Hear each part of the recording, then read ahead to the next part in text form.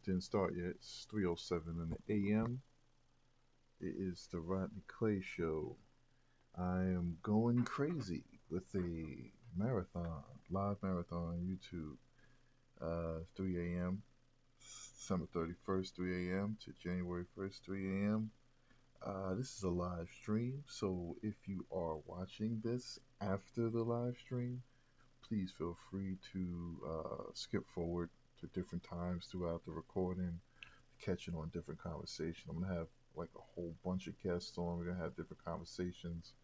This is the 3 a.m. part though. This is where it's like nice and dark and cold and creepy, and I'm by myself. But later on, when the sun comes up, we get other people here. We will get the show popping. Till then, I'll just be showing different clips of videos and things going on at current events. Give my own little spin on it, and just doing my insomniac thing that I do. It's 3 a.m. Let's do this.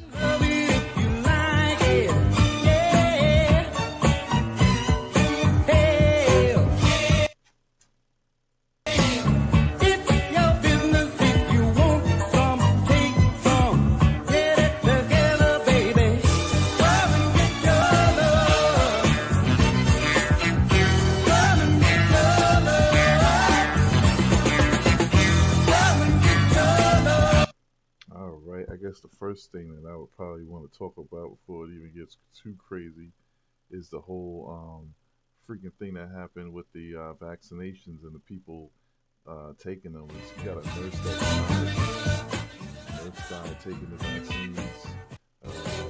Two nurses died not taking the vaccines. There was one nurse that her face is frozen. I'm gonna pull that up and show it. Stand by. Like I said, this is a live broadcast, but if you're tuning in and it's over, then just skip forward into different parts of the show, because this is a marathon, 3 a.m. to 3 a.m. We're bringing in a new year. So I'm gonna pull up some of that footage I was talking about with the nurse with the paralyzed face. There's a whole bunch of stuff going on. You got stimulus checks. We got some Bitcoin is at like 30,000. It's like it's a so good times. So one thing at a time though. Welcome, it's the Rodney Clay Show, doing a 24-hour marathon, 3 a.m. 3 a.m. Again, if you're tuning in and this is after the live, this is being streamed live. But if you're tuning in after it's been streamed live, just skip forward into the track and see if you can find some interesting conversation. We're gonna get it jumping.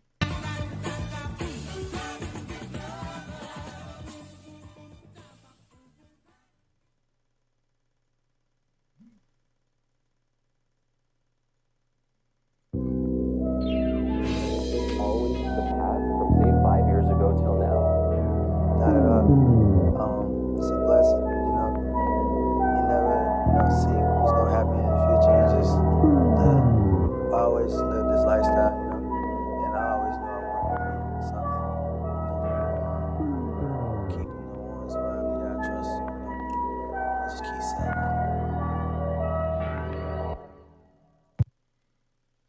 Again, this is the Rodney Clay Show live broadcast, 3 a.m. to 3 a.m., bringing in the new year. It's December 31st, 3:11 a.m. is the time right now. If you are watching this and it is not being streamed live anymore, and you just want to hear how the day went, how the whole marathon went, just please feel free to skip forward a little bit and find something that you might like. Right now, I'm about to pull up some footage of the nurse who took the vaccine and had her face sort of stopped. She had the Bell's palsy going on. I'm gonna have some footage of the nurse who died from the vaccine and some other stories about the vaccine as far as the MRC5 ingredient that's in it, which is a fetus of Caucasian male's lungs, 14-week-old fetus of a white, a Caucasian male lung babies from lungs from a 14-week-old fetus. It's inside of the vaccine, so that's interesting too. I'm gonna definitely have some people come in and say their take on it. They already agreed to come on, but it is 3 o'clock in the morning right now, so If you're on now, you're on with me. I'm gonna pop up the Zoom number too, where you can join in and call in. But let me pull this data up for you. Stand tight. Was this always the path from, say, 5 years ago till now? Not at all. It's a blessing, you know. You never, see what's gonna happen in the future. You just I always live this lifestyle, and I always knew I wanted to reach something. Keeping the ones around me that I trust, and just keep selling.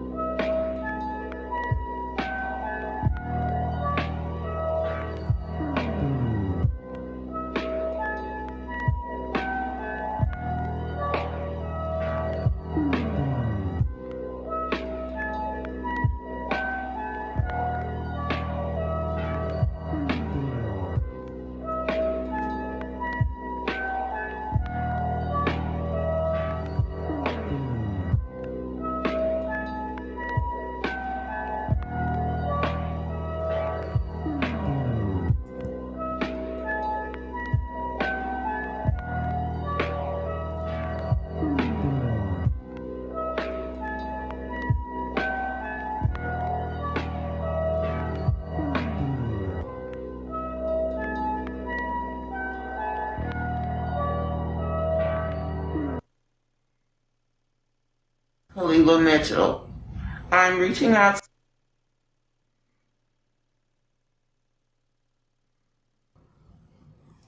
Hi, I am a registered nurse in Nashville, Tennessee, and my name is Kalila Mitchell.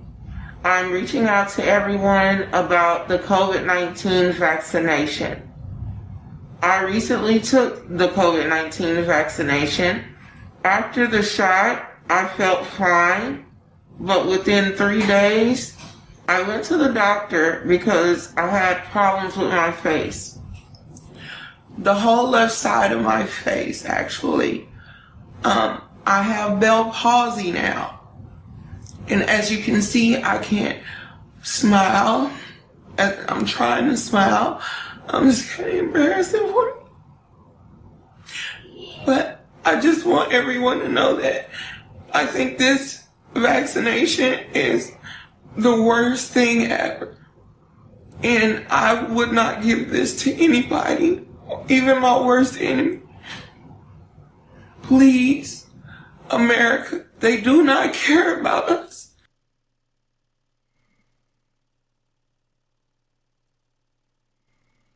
Yeah, so that was really tough to see out there. Scary even. So I don't know what really happened from it. I guess we'll find out. So, all you scared to death Negroes,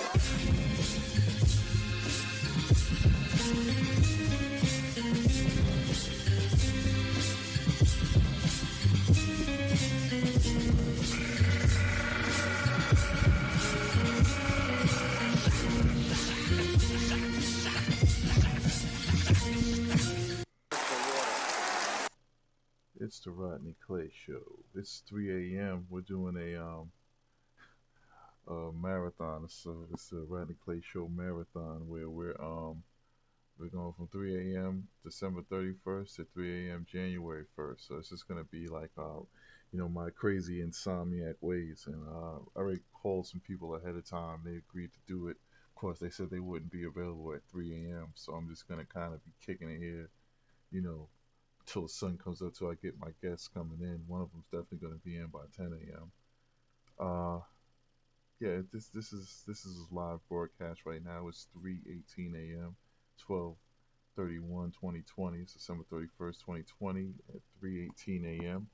Again, if you're getting this after the live broadcast, please feel free to skip forward where you can see. You can hear the different conversations, different things we're going to be talking about. A lot of current events going on. We're going to talk about some stimulus checks and everything like that. I'm just going to get everything in order. It's the Rodney Clay Show.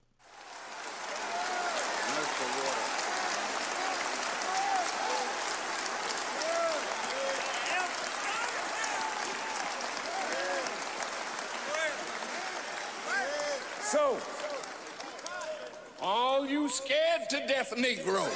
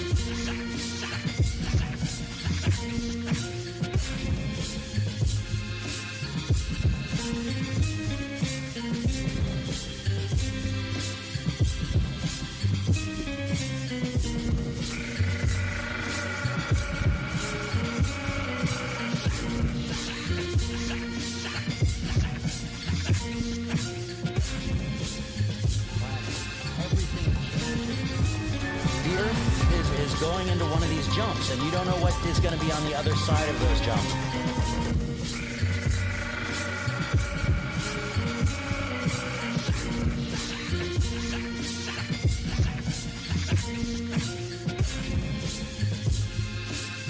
We're talking about our people in the Caribbean, in the little island that my mother is from.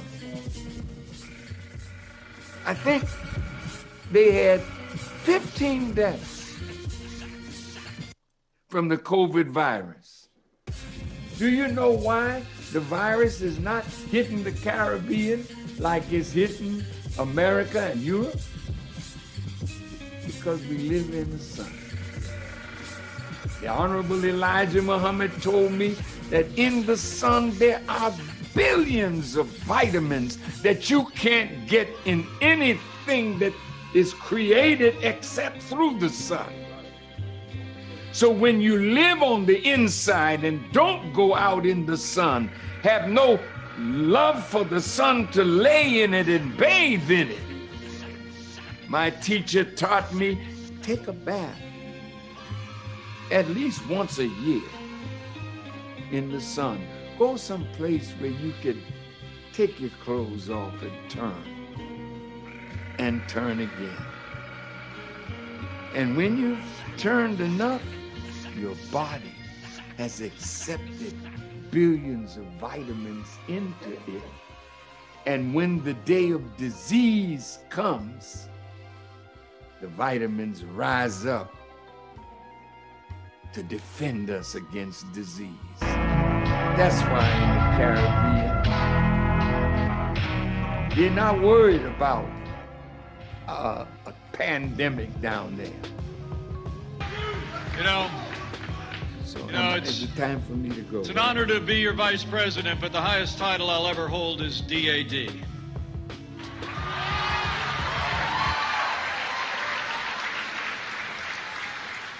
And as your vice president and as the proud father of a United States Marine, I couldn't be more proud to serve alongside a president who cares so deeply about the men and women of our armed forces. President Trump has actually signed the largest increases in our national defense since the days of Ronald Reagan. We're finally giving our soldiers, sailors, airmen, Marines, Coast Guard, and Space Force the support they deserve to defend this nation. True.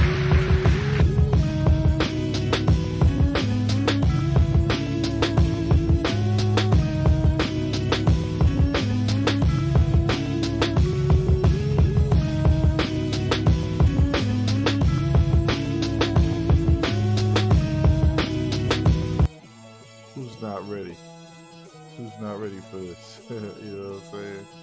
It's ridiculous what we got going on in the world today, but you know, we're gonna make it better.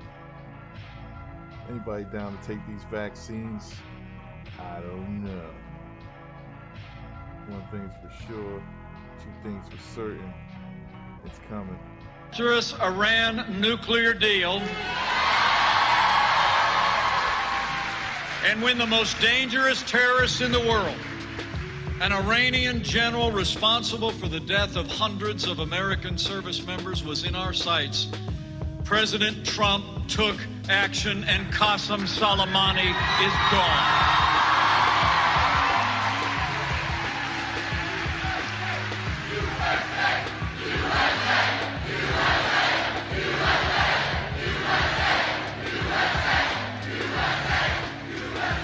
So we've stood up to our enemies, but we've stood with our most cherished ally as never before. Yeah, it's a lot going on, man.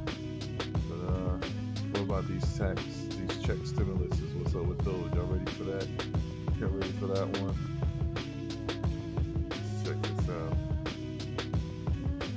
Mitch McConnell will even get it up for votes. If it does get up for votes, you know, that could be today, it could be tomorrow, it could be next week. We don't know. If it does actually go up for votes, then it would need 2/3 to be passed as well. But the way that the Republicans were currently voting, the majority of the Republicans were voting no against the $2,000 stimulus checks. 44 Republicans voted in favor of the $2,000 stimulus checks. 130 Republicans opposed it. They voted against the $2,000 stimulus checks. Again, the House of Representatives, they passed it just a few minutes ago. They passed the $2,000 stimulus checks, 275 to 134. The count was 231 Democrats voting yes, 2 Democrats voting no. 44 Republicans voting yes, 130 Republicans voting no. 2 independents voting no.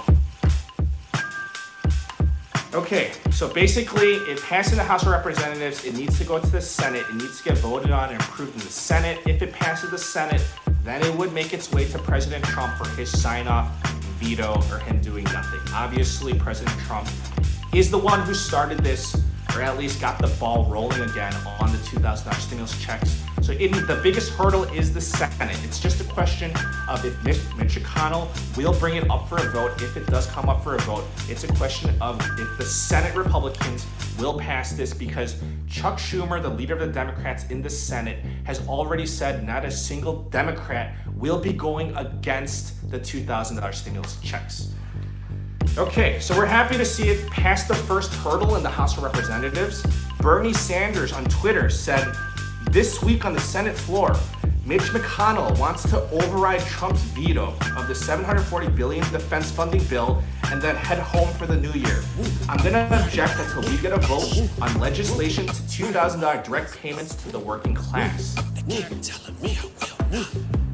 Craig Kaplan, the C-SPAN reporter, said 2 House Democrats voted no to increase direct payments to $2,000. Departing 8-term Representative Dan Lipinski of Illinois. Yeah, 3 a.m., 3:28 a.m., 12/31, 2020. We're doing a 3 a.m. to 3 a.m. marathon, bringing in the new year. Right now, I'm doing it by myself till my guests wake up in the morning and come on. So, this is live. If you're getting it when it's not live, just skip through until you get to where we had the guests or some other stuff going on. All in the meantime, I'm just putting up different current events and things that's going on, and just different tracking things. But skip forward and get on some of the guests on the show. If you're on live right now, I'm gonna try to keep it interesting for you. Good looking. It's 3 a.m.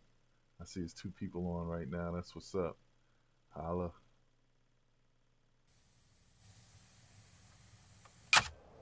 Woo, I'm black ambition.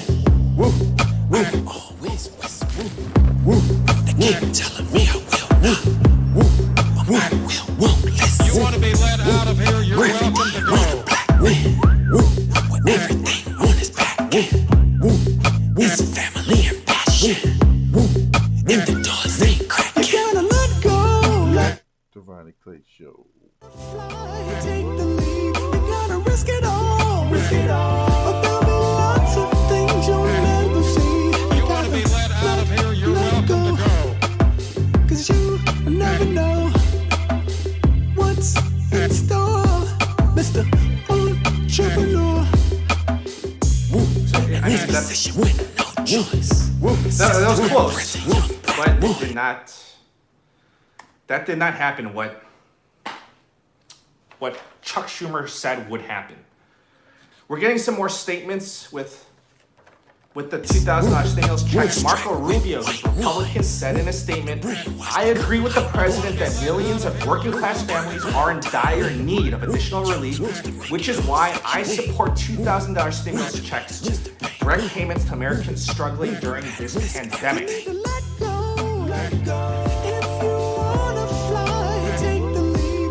Regarding the stimulus checks going out, this is the $600 stimulus checks.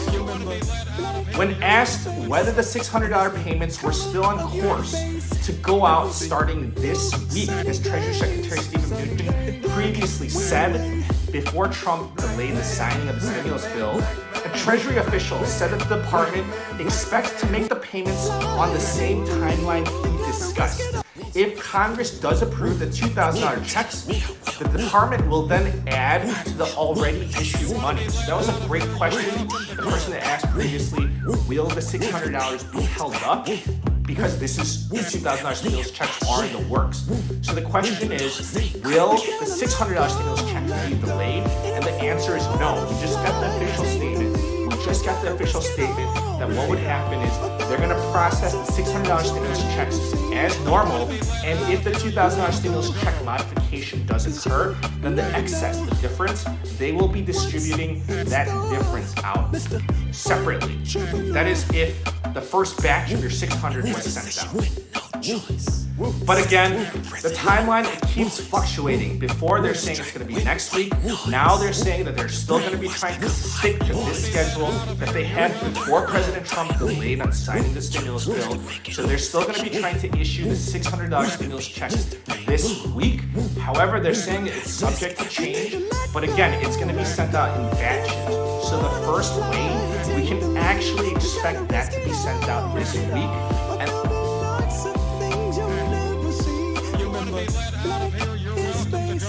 And it's the color of your face. There would be no sunny days. Sunny days. Black went away. 3:32 a.m. Black man, black man, black man, black man, black man, black man, black man, black man, black man, black man, black man. 3:32 2 a.m. They got vaccines going on, giving people Bell's palsy. People are dying from it. It's a real thing. We got another distraction going on with the stimulus check, and then even though you're getting the money, it might be 2,000. So pay attention to a whole bunch of other stuff instead of what's going on. They trying to get you vaccinated, bro. That's what they doing. Black man, black man, black man, black man, black man, black man, black man, black man, black man, black man, black man, black man. You want to be let out of here? You're out. Let me get Donnie in on that. You're right to keep that going. It's a really important point that doesn't get enough attention, because as egregious as his conduct is, he, in many ways, is no longer the story now. But on January 20th, I think he has an even harder time making himself the story. And Donnie, I think the story, what we've been focused on since Election Day, are all the accomplices, all the Black man, black man, black man, black man, black man, black man, black man, black man. The Rodney Clay Show.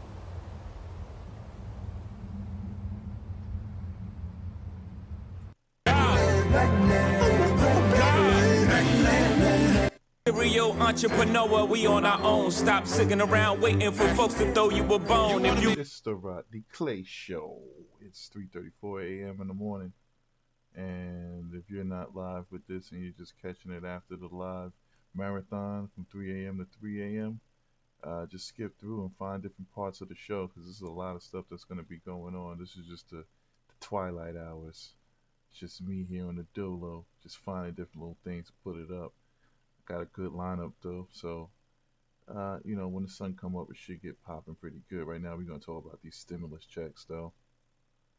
Well, as of a few minutes ago, they are voting against President Trump's veto about the National Defense Bill. So the House of Representatives, they've already taken care of the $2,000 stimulus checks. It's passed, and that's it. Okay, so let me look at the comments, answer any questions. Sunny days, black went away. Tony Harville is asking, is the $600 locked in? The $600 is a sure thing. It's locked in.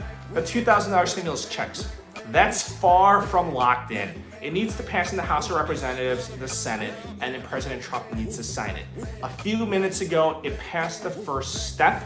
It passed in the House of Representatives, the $2,000 stimulus checks. If you remember, in the House of Representatives, they tried to do it the unanimous consent style. It failed on Christmas Eve. So then now, today on Monday, they brought it up for a full vote where everyone needs to vote, and it passed in the House of Representatives. They're gonna try to do the same thing. Next step is in the Senate, unanimous consent. Very unlikely, highly unlikely that it will receive unanimous consent. Do we have so you can already consider that one off the table. We're speeding? So Do it's I gonna need to clap or currently. anything?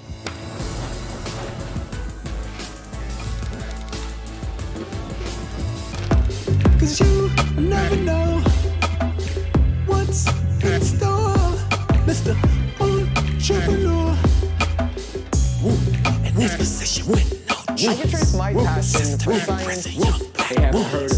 Like a smack when 1980s. No, not brainwash become Point number 2, your daughters are going to have different temperaments. They may end up at some point shutting the door and only speaking in one syllable over dinner, and you can't take it personally. That's very hard to do, because you're used to them cuddling you and loving you and all that, and then suddenly, sometimes if they're not talking to you, you feel hurt and spurned. It's the Rodney Clay Show. We're doing it live. It's 3:36 a.m. December 31st, 2020, bringing in the new year, 3 a.m. to 3 a.m. If you're not catching this live right now, feel free to skip forward to other parts of the show. We got 24 hours going. But they come out of it. Of course, it may take 5 years before they come out of it, but they do eventually come out of it. All right? I hope those tips help. Next. Amala ran for president of the world. This one right here is... Can we go back field? They actually have a question for you that I'm gonna let them ask right now. Mr. Obama,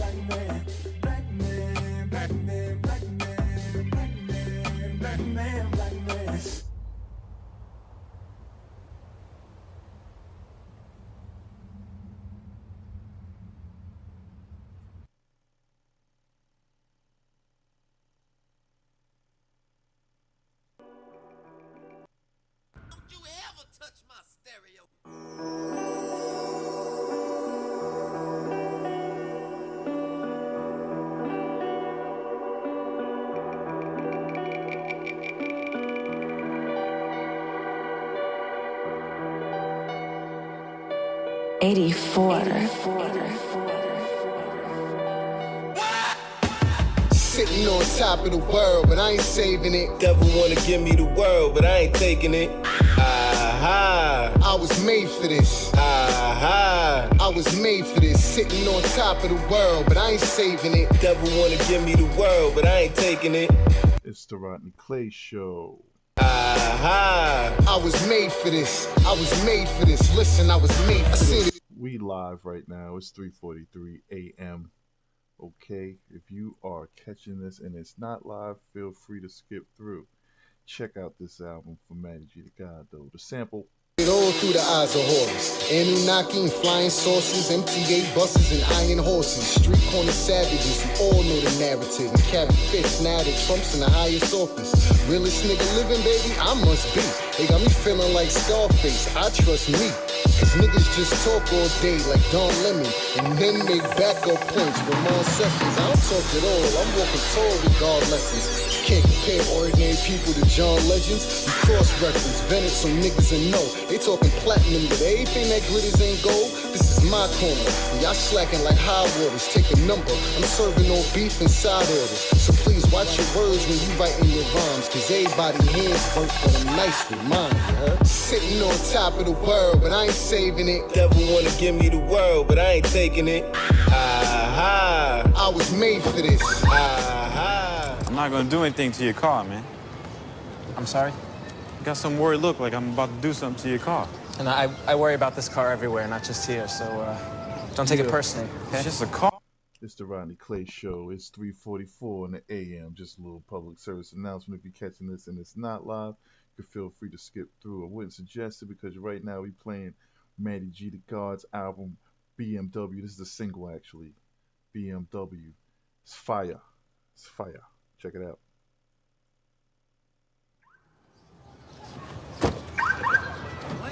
I'm not gonna do anything to your car, man. I'm sorry? You got some worried look like I'm about to do something to your car. And I worry about this car everywhere, not just here, so don't take it personally, okay? The Rodney Clay Show. No, it's not just a car. It's a BMW. Oh. Because anybody who knows that company knows that it's more than just a car. Oh, anybody who knows anything about that company, so I wouldn't know anything like that, right? Not what I meant. Knowledge to God, like the wise men trying to follow the stars. Niggas hear some fly shit and wanna borrow my bars. The price of fame is the cost of sleep. And talk is cheap when the wrong move or the wrong do to knock you off your feet. I'm from an era where these rappers couldn't walk the street. These niggas broke, can't rhyme, plus they soft and sweet. Pit bull off the leash. And how we play, nah, my niggas can't miss a day. It's like we lost a week. I was just a kid from Queens with big dreams of dope fiends and triple beams. Started with a nigga green, focused on the little things. Knowing the cash rules. Now I'm in the bitches with tattoos and nipple rings. My mind states the I-8, but something that drives safely out here boosting the crime rate. I broke nights getting it in. Maddie the new breed. Real niggas never hate, they just gon' salute me. Last thing I knew about BMW, they used to make these plane engines when they first started. A guy by the name of Franz Pop started it all. I like that name. He made this one engine before 1920. 6 miles up. It started.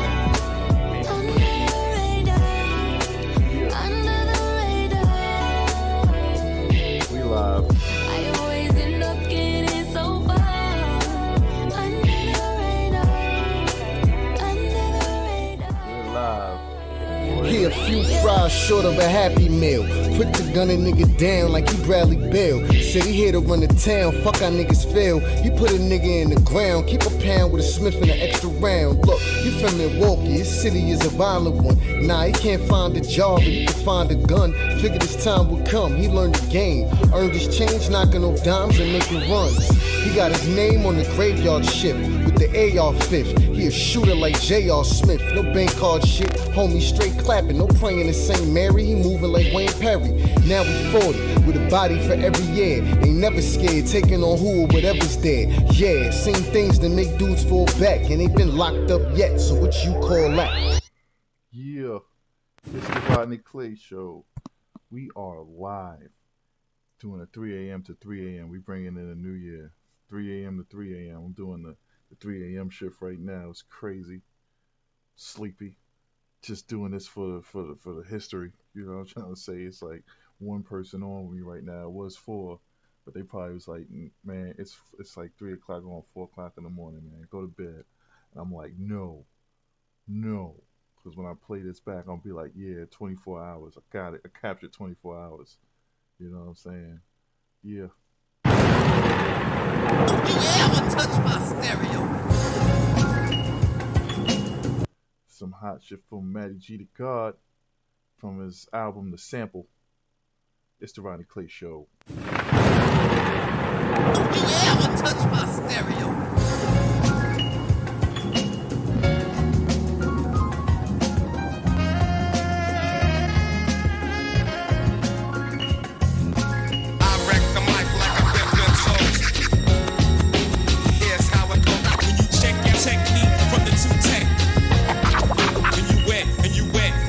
I'm not a star, I just rap good. I don't roll with an entourage, I use a backwood, one of a kind, hard to find. I tend to think that, can't compare the bars to mine. It's like the drink champs, waiting till the stars align and step to us. I'm married to the game, my God, till death do us. I'm charged up, bars up, no bench pressing. Blue cheese on the Carsten Louis, this French dressing on my toes like it's ballet. Matty the OG, park your shit like a valet. That niggas know me, low key with the high grade weed from OT. Do my dirt by my lonely, guard the code lead, back to basics. No statements or affidavits. Catch me if you can, like the gingerbread man. He talking out of their ass, and me, I'm on a paper chase till I'm walking out with the bag like I was Jake the Snake. I wreck the mic like a good toast. Here's how it goes. When you check out the technique from the 2-tech. When you wet, when you wet, it's like half man, half amazing. Here's how it goes. When you check out the technique from the 2-tech. When you wet, when you wet. I'm the modern day Marvin Gaye. I put in words was hard to say. Told you I'm the one like Penny Hardaway. It's the Rodney Clay Show. Yeah. I'm going to have Matty G the God on a little later on today, too, so it should work out good. We can talk about his album. It's got a lot of classics out there. You know what I'm saying? It's 3 a.m. We live. Beat after beat. The Rodney Clay Show.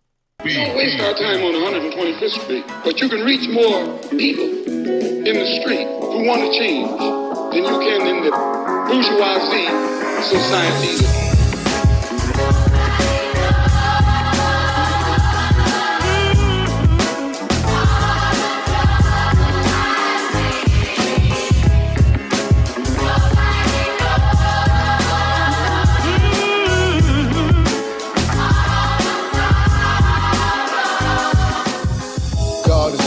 Well, love is blind, and I ain't tryna play you, but that niggas break bread with the same people that hate you. I ain't out of touch, you niggas is out your mind, draw the line. Crackers raw Petey to pay Paul, they came out swinging. You ready to play ball? It's apartheid, the dark side, corporate lies. Waving the white flag, our souls got price tags. Pray for a brighter day. The slave that got away, they in special ed thinking they got it made. Never met Eminem, but listen, I'm not afraid to tell you the truth and show you the proof. And I'm a beast when I go in the booth. Never sleep, I'm deep with the black thoughts, so I'm close to my roots. I live with mental visions, premonitions, intuition, trying to find a way out the system. Yeah, we doing it. 3 a.m. Delirious and no coffee. The Rodney Clay Show. We doing 3 a.m. to 3 a.m.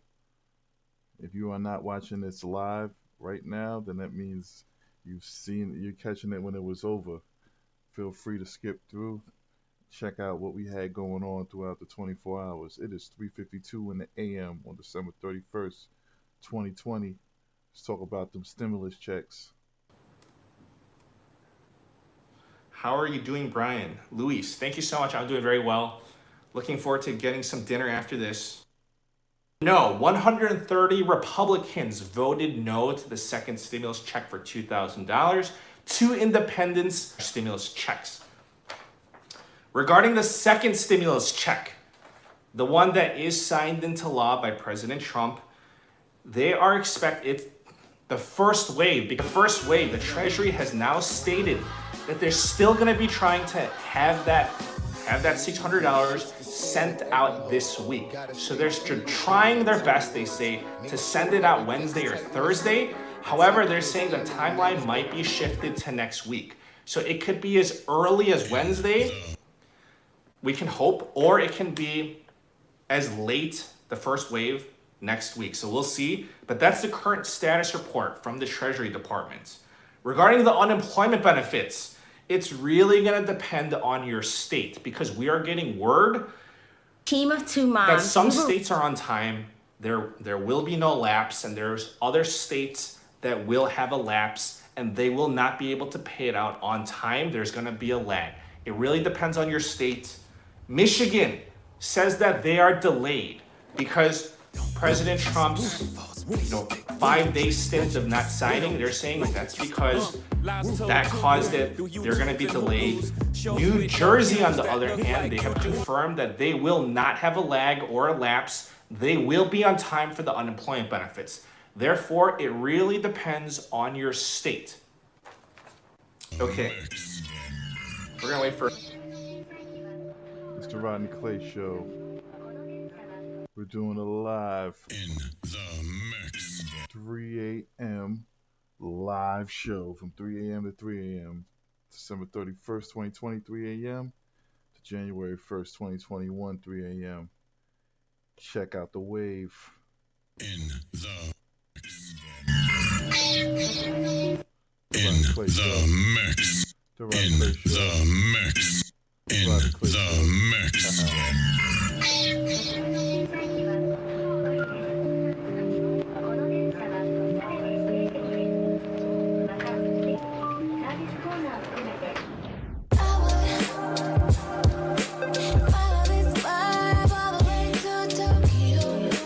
The Rodney Clay Show. We live. It's going on 4 a.m. Wake up, wake up, wake up, wake up.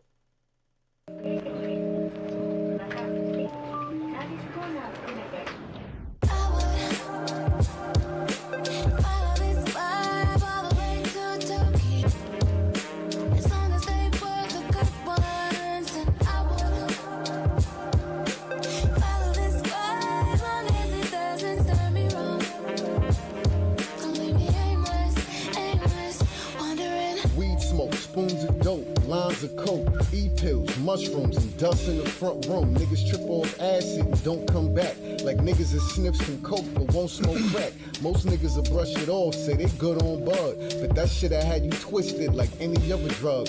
Oxys, Percocets, crystal meth. White boys pop Vicodins, they chew them shits like vitamins. Your brain ain't on drugs, you got drugs on the brain. Do anything to get it, everybody's addicted. Blasted half the time, try and make it longer. Fuck a natural high, I need something stronger. Y'all call it abuse, this is self-medication. The road to meditation, get high and start levitating. My destination, out of this world, out of my mind. Keep pushing it, you running out of time like.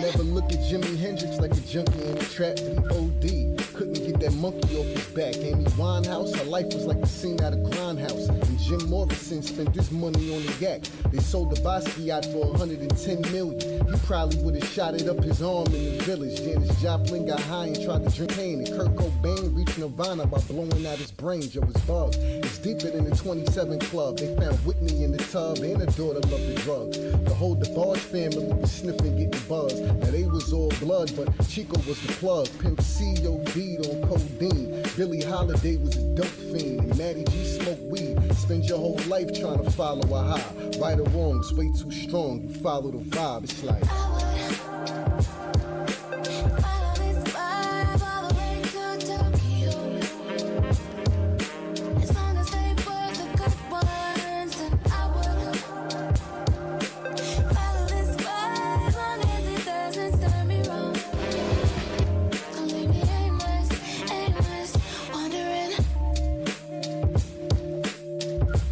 Rodney Clay Show, we live. That's the way we do it, yeah, no job. You could bust a move, but I won't cry. Even I cry, I said, what the fuck up with the why? Yeah, 3 a.m. vibes.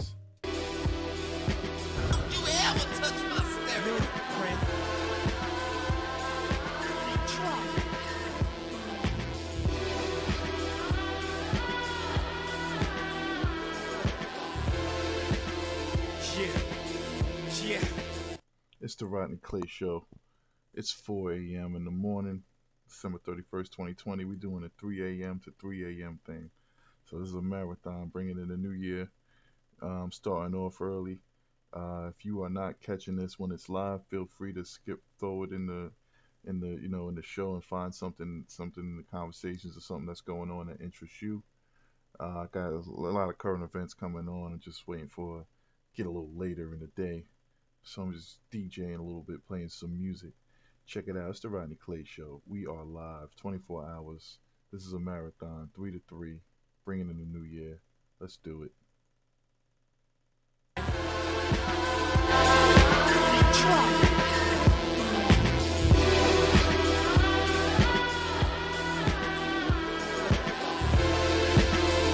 Yeah.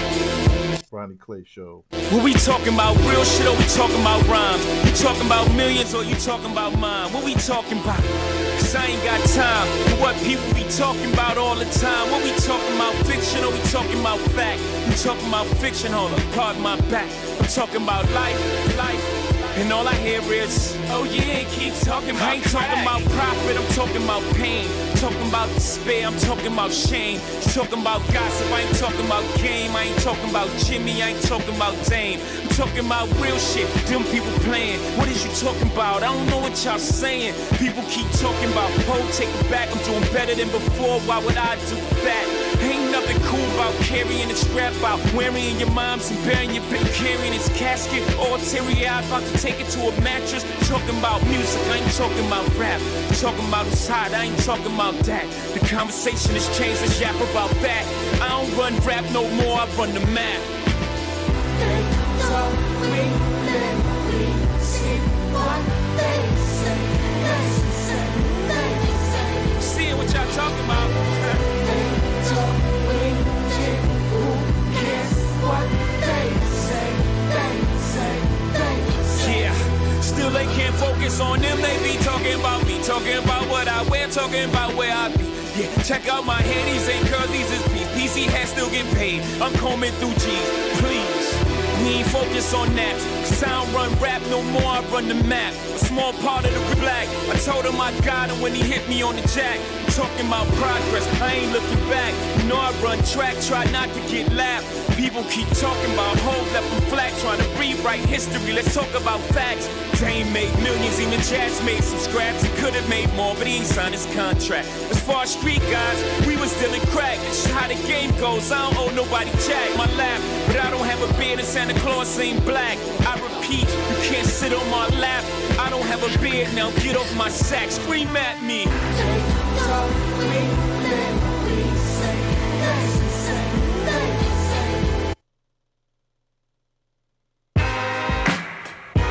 Thank you very much for coming out this evening. It's the Rodney Clay Show. We are live. It is 4:01 a.m. December 31st, 2020. We're bringing in a new year. We started at 3 from December 31st, 3 a.m. to January 1st, 3 a.m. 24-hour marathon. We're right here. Let's do it. It's got a lot of stuff lined up for you throughout the day. We're letting the sun come up and everything good like that. If you're not catching this live, feel free to skip forward a little bit and catch different parts of the show that grabs at you. Sit tight. We're in for the long haul. It's the Rodney Clay Show. And that is no reason to treat me like I'm somehow from out of heaven. Heaven knows that I've made my mistakes. That God, what a guy, as I say my grace. Who would have thought by making birds migrate? For the winter I'll be fly all summer, might I say. Thank you, thank you, thank you. You're fuck too kind. Hold your applause. This is your song, not mine. Thank you, thank you, thank you. You're fuck too kind. Do me a favor, don't do me no favors. I'll handle mine. Hold me, baby. We are really high tonight. We tipped the waiter $100 to keep the ice colder, right? We the last ones to keep the wise guys cold alive. If I can't live by my word, then I'd much rather just how my suit is stitched. I'm cut from a different cloth, I'm just who the shoe fits. For the color of money like a Tom Cruise flips. If I put 8 balls in corners without using pool sticks. Beautiful music when champagne flutes click. Beautiful women sipping through rouge lips. Danger approaches, we're like, wait, who's this? Let us say you some trouble, son. What size suit you is? This way after the Ruger shoots through a few clips. You can live. We appreciate the target practices. We'll be sure to send flower baskets, kid. Thank you, thank you, thank you. You're far too kind. Hold your applause. This is your song, not mine. Thank you, thank you, thank you. You're far too kind. Do me a favor, don't do me no favors. I'll handle mine.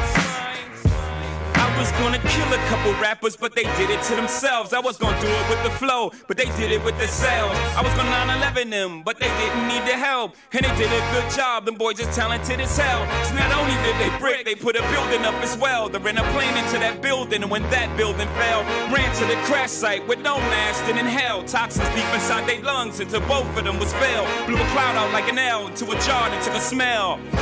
Cause they heard the secondhand smoke kills. Niggas thought they was ill, found out they was ill. And it's like you know exactly how I wanted you to feel. I got a million ways to get it. Choose one. It's the Rodney Clay Show, 4 o'clock in the morning. We're doing it 3 a.m. to 3 a.m., bringing in the new year. We already started, we're an hour in. I'm just getting it going until the sun come up. I got some guests coming on. We got some brokers, some stockbrokers. We got some cryptocurrency people. We got some nurses. You know, we got I got a psych. I got 24 hours though, so we're doing 3 a.m. to 3 a.m. Just keeping it warmed up right now. If you are not catching this when it's live, please feel free to skip through and see if you catch something that see if you can find something that catches your interest. It is the Rodney Clay Show. One. Choose one.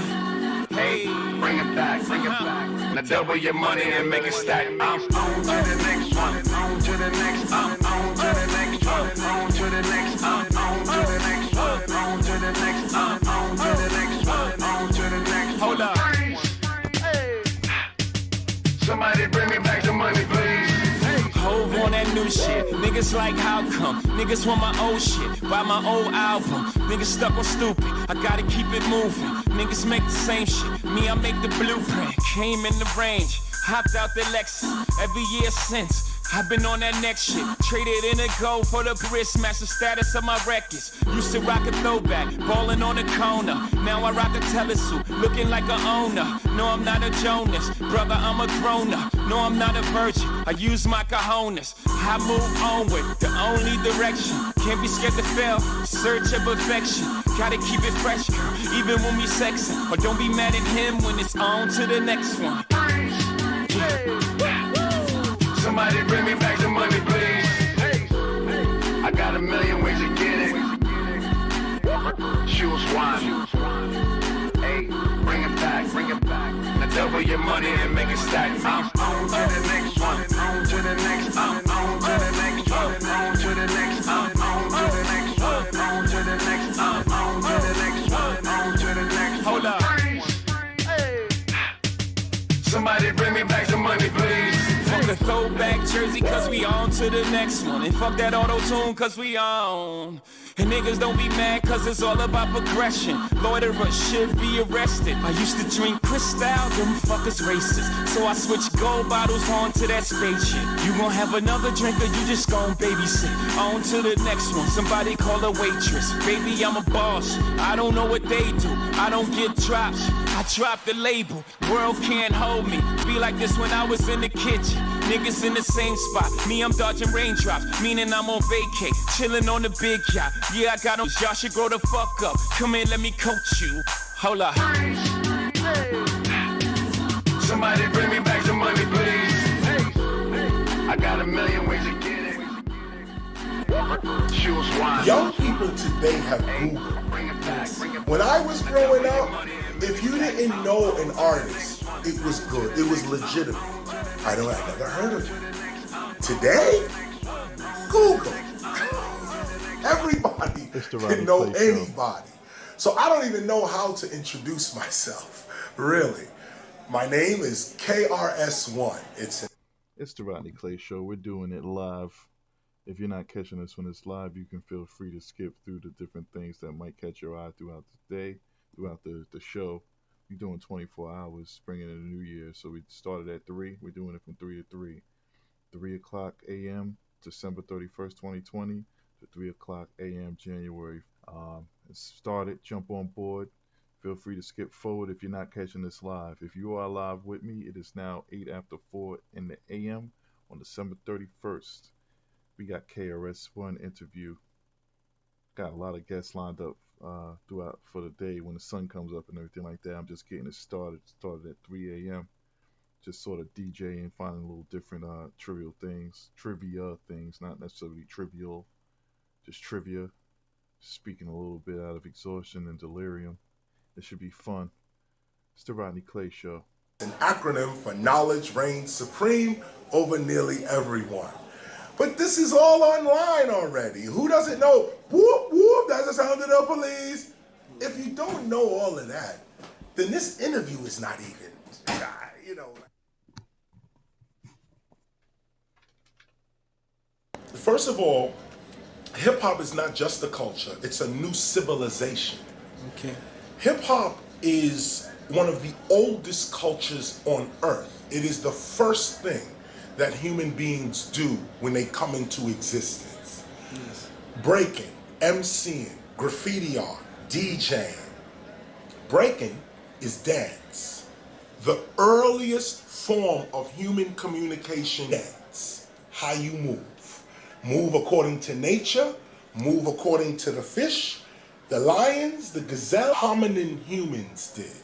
Yes. This is early human, Neanderthals, Rhodesia man, Australopithecus, early hominin human. The reason most sociologists don't regard hip-hop as a culture. It's the Rodney Clay Show. We are live. We are live. It's 10 after 4 in the a.m. If you are not receiving this live, feel free to skip ahead and find something that might catch your interest. Right now, we're doing the KRS-One. Got a lot of guests lined up today. So, we're doing from a 3 a.m. to a 3 a.m. So, we got some time. Check it out. It's the Rodney Clay Show. It's because they don't respect you. Okay. That's the issue, or me. They don't respect us as people. Any culture, you could say the fans that went to see the Miami Heat play basketball, that's a culture. Politics in Washington, D.C., I guess, where I'm from, that's a culture. Now, those will be called subcultures, meaning you have blacks, whites, Asians, indigenous cultures all coming together to say be online. Everybody's online, so there's an online culture. There's an online subculture. Anytime groups of humans come together for one thing, they form culture. Now that's the textbook. I don't know the sociologists that can't see that. They're ignorant, not us. They are. That's a subculture. Hip hop is a civilization. Now let me go back. Breaking. First things that human beings do is dance. Next thing human beings do is utter. This is MCing, not language. This is before language. This is before organized language, before all that. That is called MCing. Sociologists only know rap, which is the commercial version of MCing. Their knowledge is small, not ours. We are MCs. EMCEEIN, MCing, spelled just like that. EMCEEIN, MCing. And the reason we spell it like that, and DJing, and writing like that, is because we call these expressions of ours elements. These are the elements. Breaking, MCing, graffiti, or DJing, these are elements. So whenever you write elements, at least the Chemical Society of the world writes their elements as penicillin, mucin. It goes on with the way you spell chemical elements. Now most people look at breaking, MCing, and graffiti art and DJing and says, oh, just some black kids dancing. That's their prejudice. If we just look at facts, we call our expression elements.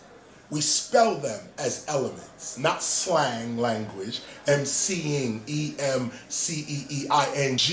So because we say MC, we purposely leave the G off because the G doesn't exist. We're talking about elements. The elements are what we're talking about. Now let's come back. Breaking. First things human do, dance. Second things human do, utter. Beatboxing. Music with your body. That's ancient. Before, go to the great Buddha in Asia. The sign language, the hand movements of the Buddha, each have significance into the mind of the person watching. If the Buddha does this, it means one thing. If the Buddha does that, it means something else. So when you see women dancing like this, and they do it like the women in India and Asia, and they dancing like this, they're speaking. Sign language was the first language. Before human beings could speak, we spoke in sign language. We hit body, the head, we spoke like this, utter, and used our hands. That's emceeing and beatboxing. Beatboxing is a form of emceeing. Graffiti art. Today it's called graffiti art. But anywhere you go in the world, graffiti art is the world's oldest art. Again, hominin humans. In Toulouse, France, they found stenciled human hands, which they call graffiti, by the way. 32,000 years old. It's the Rodney Clay Show. We are live. If you are not watching this live, feel free to skip forward and find something that catches your attention. Right now, we're doing KRS little time, checking out some lectures and interviews with KRS-One. We're live. We're doing 3 a.m. to 3 a.m., bringing in a new year. So, yes. So, check it out. It's the Rodney Clay Show. This is early. This is before modern man. This is before Homo sapiens. This is, hip-hop is before all of that. This is hominin humans doing graffiti. What is graffiti? My self-expression in art on a wall. The earliest form of graffiti, berry juice in the mouth, blow it onto the cave wall so you see my hand, and check it out. They blew it. They didn't draw. They didn't pick up a pen and write this stuff. No, they put juice in their mouth and spit it onto the wall so they make an impression with their hands. This is known science. This is science all over the world. The earliest writing, the earliest human writing ever is graffiti. It's called graffiti by anthropologists, archaeologists, sociologists. Go from there to what is called rock art. Rock art is the oldest form of art. We call it black books and we write no stuff, but ancient humans wrote on rocks, trees. No human on earth writes like this naturally. This is social indoctrination to write like this. If you give a baby a pen or any writing material, a child, any writing material, they'll go right to the wall. Yes. No human, if you give them a pencil, a young kid, you give them a pencil, they're going to go like this. Show me a table. They're going to take the pen and out of their own natural self, they're going to go right to a wall and start writing the wall. And the first thing they're going to write is their name. This is known all over the world. It doesn't matter what sociologists think. We have higher knowledge. They need to learn before opening their mouth. Now the last thing, DJing. Cutting, mixing, scratching. Woo! First of all, I just get excited talking about hip-hop. DJing is not turntables and the technology. That's not DJing. Serato is not DJing. Technique, not beatboxing, not DJing. Cutting, mixing, scratching, that's DJing. What the human does to technology is DJing. Technology can never tell the human how to DJ. Never. That's something else. If you talk about hip hop DJing, DEEJAYIN. Yes. DJing, cutting, mixing, scratching. Invented by Grandmaster Flash and progressed by Grand Wizard Theodore. Cutting, mixing, scratching. Now, look at these elements of early human, early hominin. Dance, utterance, self-expression through art, cutting, mixing, scratching, which, by the way, to an early hominin, when you cut or mix something, like for instance, scratching will give you fire. Cutting is like when you get an animal, or you hunting animals, or you are looking through trees, you cutting herbs and things like that. Early humans, the cutters, were called stonemasons. Starts with stone. Cut, cut, cut. That activity is what we are doing today. It's what we do. When we hear that shik, shik, shik, when early humans did that, shik, shik, shik, woof, fire came up. Or they ripped off a hide. Somebody's skin got pulled off because they're cutting it with a thing. Mixing, the blending of things that don't supposed to blend.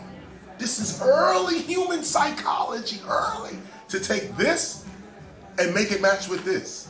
How do you do that? It's called high intelligence.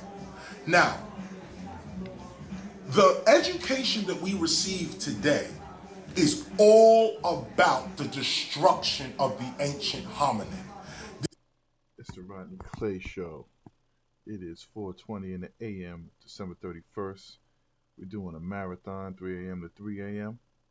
So started at 3, hour and 21 minutes in. It's 4:21 a.m. at December 31st, 2020. We are live. If you are not watching this live, feel free to skip ahead and find something that may catch your interest. I got some guests lined up to come in all throughout the day, all throughout this 24-hour period.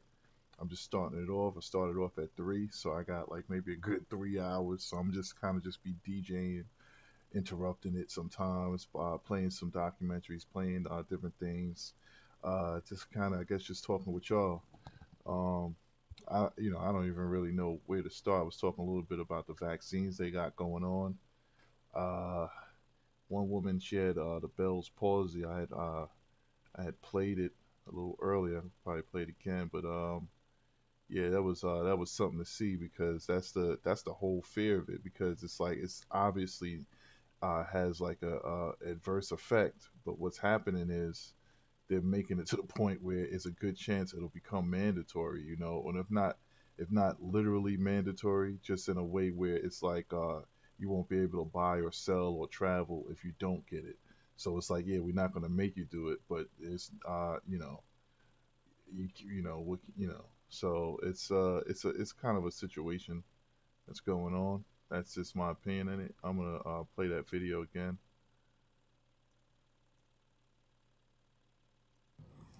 Hi, I am a registered nurse in Nashville, Tennessee, and my name is Kalila Mitchell. I'm reaching out to everyone about the COVID-19 vaccination. I recently took the COVID-19 vaccination. After the shot, I felt fine, but within 3 days, I went to the doctor because I had problems with my face. The whole left side of my face, actually. I have Bell palsy now. And as you can see, I can't smile. I'm trying to smile. I'm just kind of embarrassing for it. But I just want everyone to know that I think this vaccination is the worst thing ever. And I would not give this to anybody, even my worst enemy. Please, America, they do not care about us. Do not take this vaccination. Yeah, so that was that's kind of scary. Hi, I am a registered nurse in Nashville, Tennessee, and my name is Kalila Mitchell. So her name is Kalila Mitchell, and she took the vaccine. She's a nurse, so again, it has that kind of vibe where it's like, oh, you want to keep your job? You've been working here for 10 years, Kalila Mitchell. We appreciate you, but if you want to keep working, you're gonna have to, take this shot, and it's like, so now she takes the shot. Now she has Bell's palsy. Basically, it's a vaccine that they've created within 8 months. So there's going to be adverse reactions to different people. So it's just a scary situation because it's something that they're claiming to be, a big deal. But it's like, here, this one was a nurse and so. But anyway, it's the Rodney Clay Show. We're doing a 3 a.m. to 3 a.m., which means we started off 3 a.m. December 31st, 2020 at 3 a.m. and we're going to January 1st, 2021, 3 a.m. So, it's a marathon of sorts. I got a lot of guests that's lined up to come on, when the sun comes up later on in the day and everything like that. But I was just like, yeah, I want to do this marathon. So I couldn't get in at 3 o'clock. Somebody might come on at 6. But I was like, I still just want to start at 3, like, you know what I'm saying? And just like, you know what I'm saying? So that's basically why you have me sitting here. And I'm just kind of basically DJing, burning time. I can show up some videos and, pretty soon be opening up the, where you can call in, we could talk, or you can, you can just build, you could show, whatever you might have going on. I know we got a couple of gamers on here, artists, so it's a lot of possibilities, but we on the air, definitely we gonna jump on, so it's the Rodney Clay Show. We're gonna jump back into KRS-One. This is why we can't find, this is why hip-hop's true history has not been written down yet or even properly researched. Because hip-hop's history is not the history of rap music. That's why they think it's not a culture, because they say, oh, rap is a music genre. It's not a culture.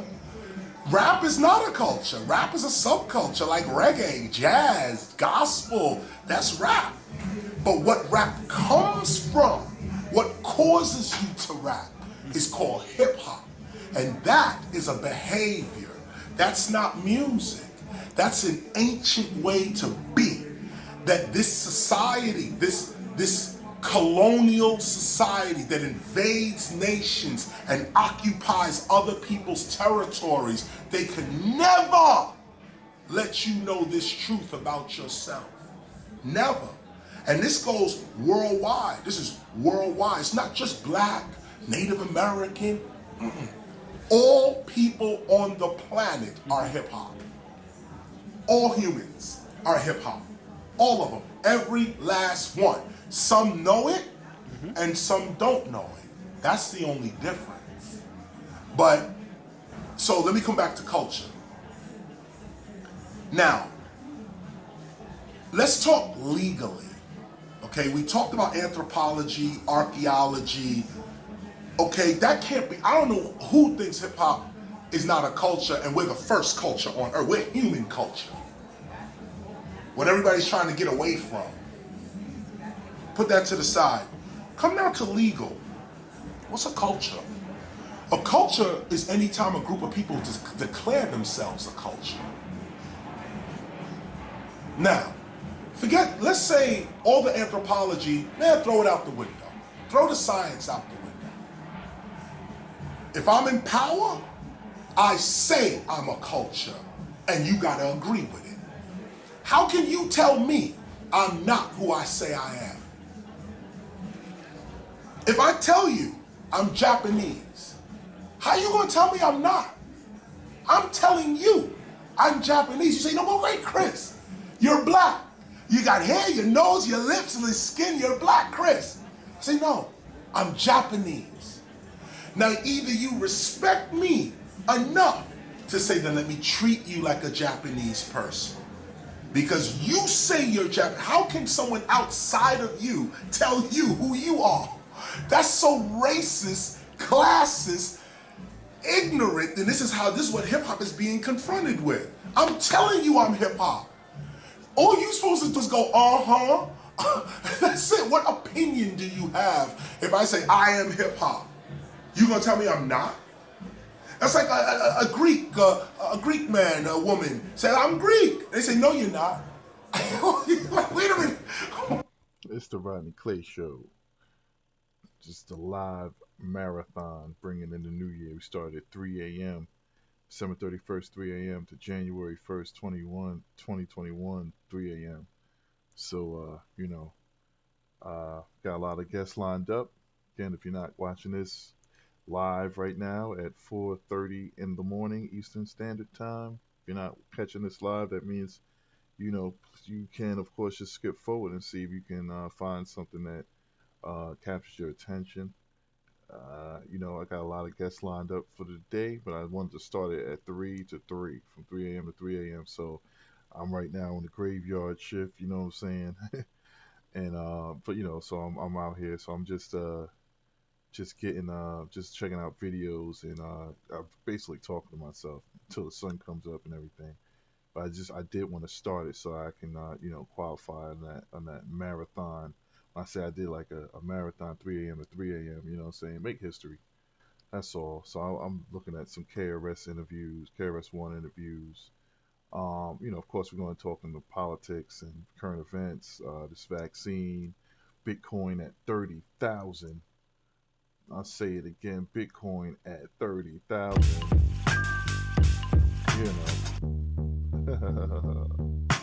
It's beautiful. So thanks for tuning in. If you're tuning in, I want y'all to be able to come in on the Zoom so that you can be able to talk too. I'm gonna post the meeting ID for that. I'm just gonna let the sun come up though. I'm just basically just burning some time and throwing some culture in on the waves. You know what I'm saying? So it's the Rodney Clay Show. It's 4:31 a.m. on December 31st, 2020, bringing in the new year all the way to January 1st, 2021, 3 a.m. It's the Rodney Clay Show. Let's go. What the fuck what y'all think about me and my wife?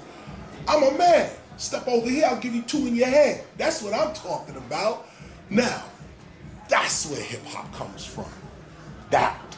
And that's what we're missing. Because now everyone regards hip hop as mainstream and MTV, and that's little boy stuff.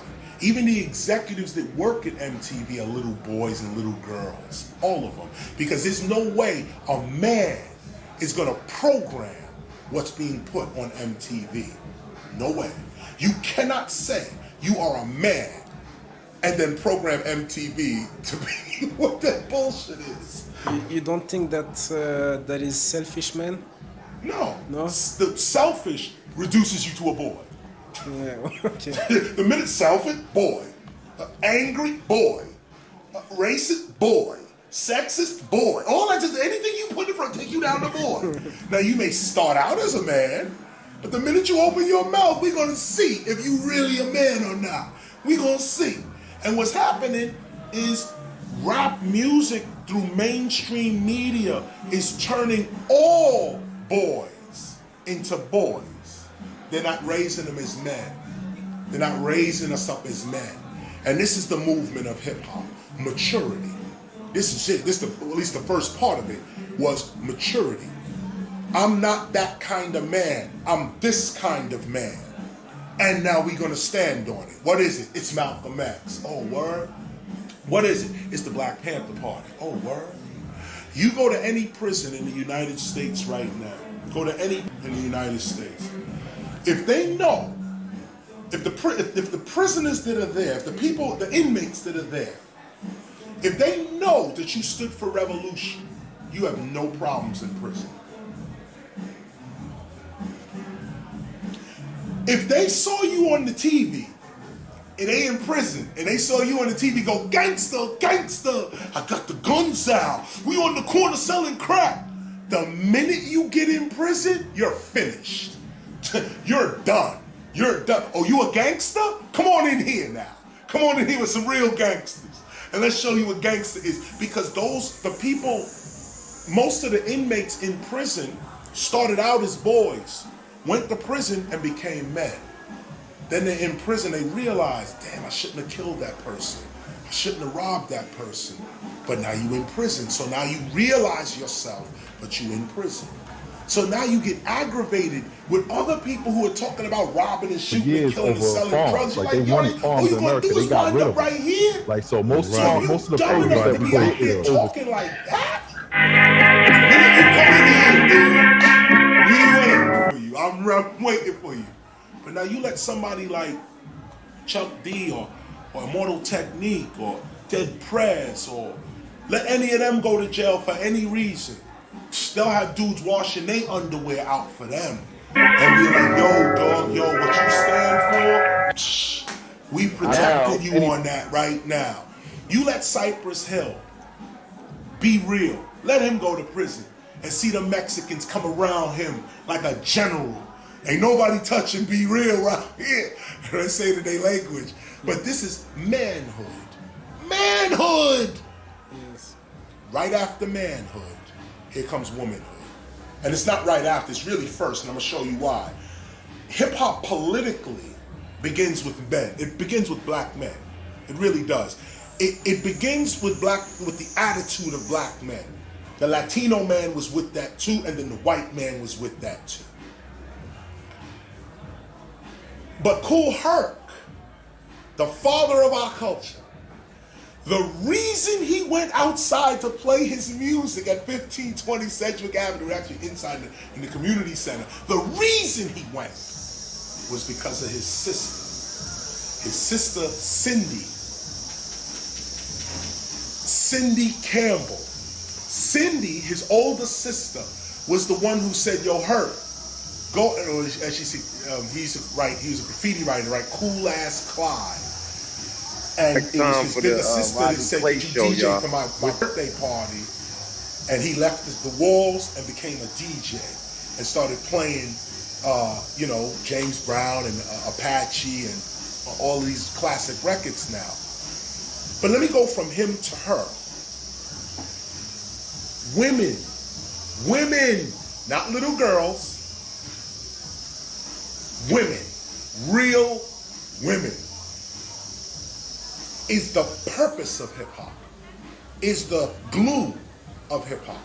It's the glue of it. Men are the outward appearance of hip hop, black men. Behind them is all kinds of women. Start with Cindy, with Kool Herc. And Pebbly Pooh, first female MC, who was with Kool Herc. Over to Sha Rock, who was with Funky 4+. I'm not going to do anything to your car, man. I'm sorry? Got some worried look like I'm about to do something to your car.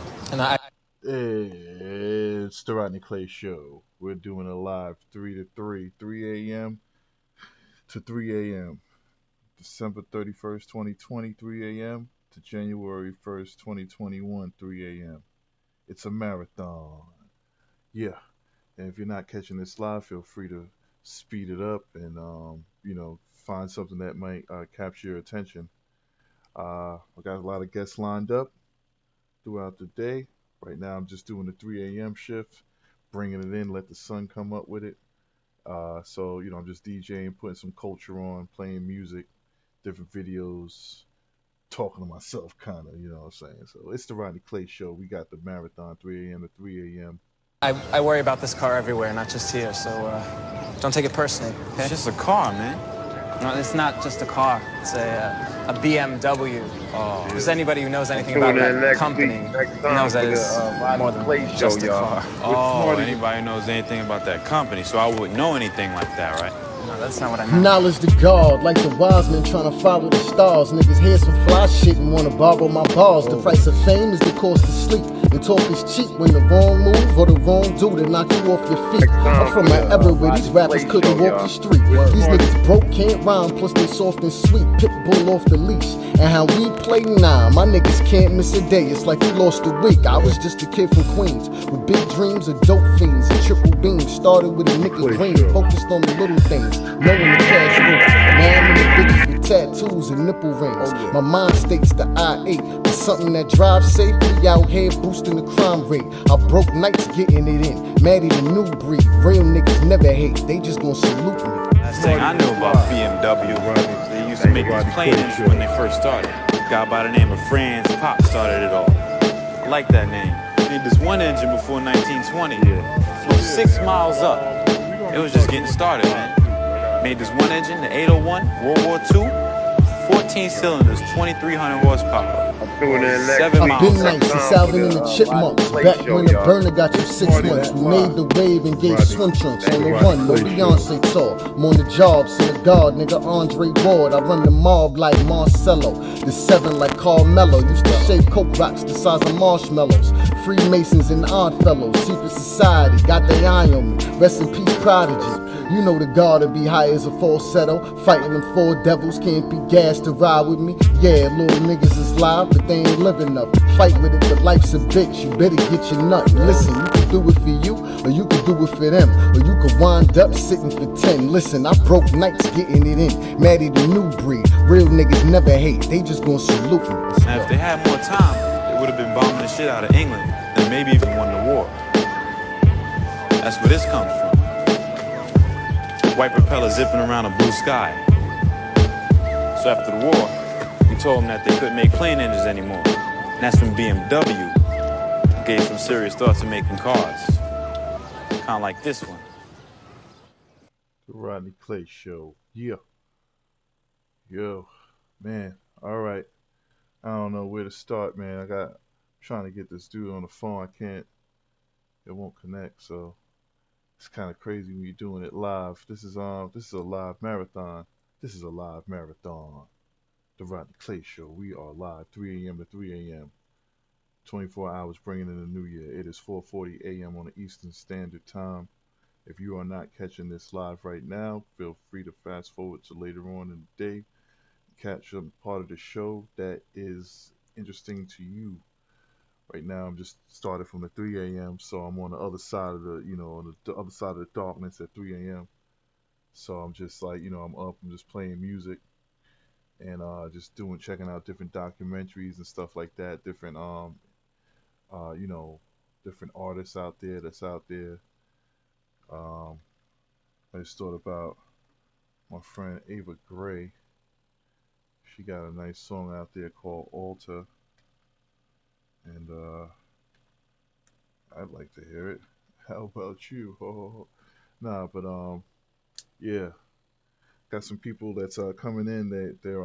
They started a trust fund, and I got it written down. I don't even want to spoil it like that. Ava Gray. It's the Rodney Clay Show.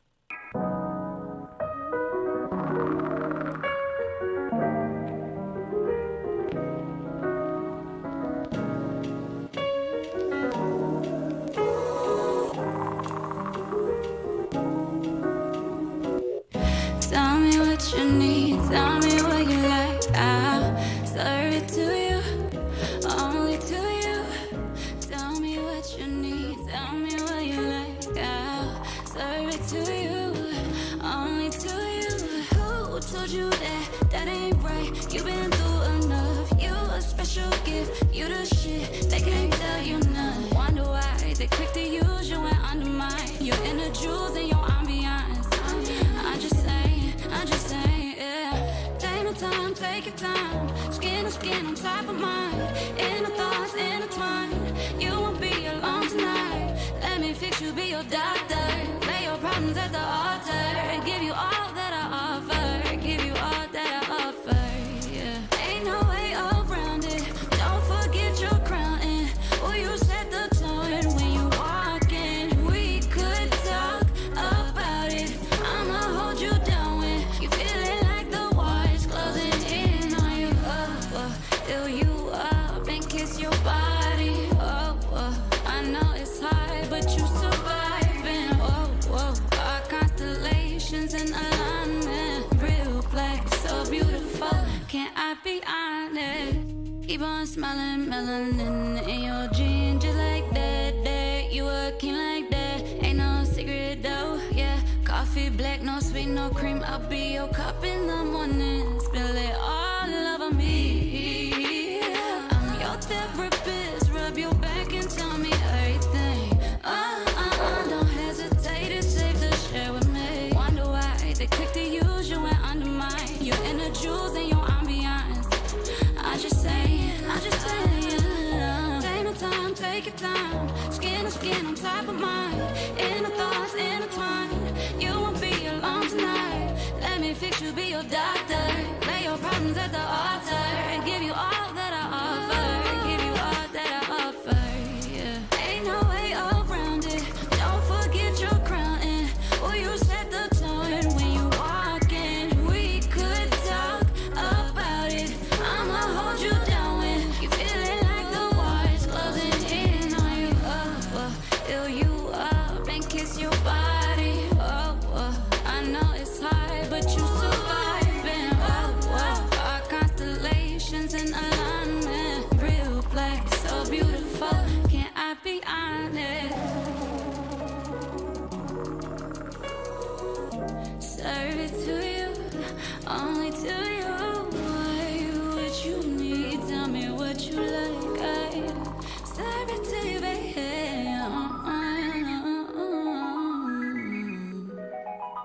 Yeah. You know what I'm saying? I was checking out this report talking about scientists made a human pig. It's the Rodney Clay Show.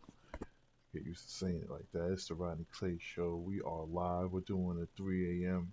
to 3 a.m. It's December 31st, 2020, 3 a.m. to January 1st, 2021, 3 a.m.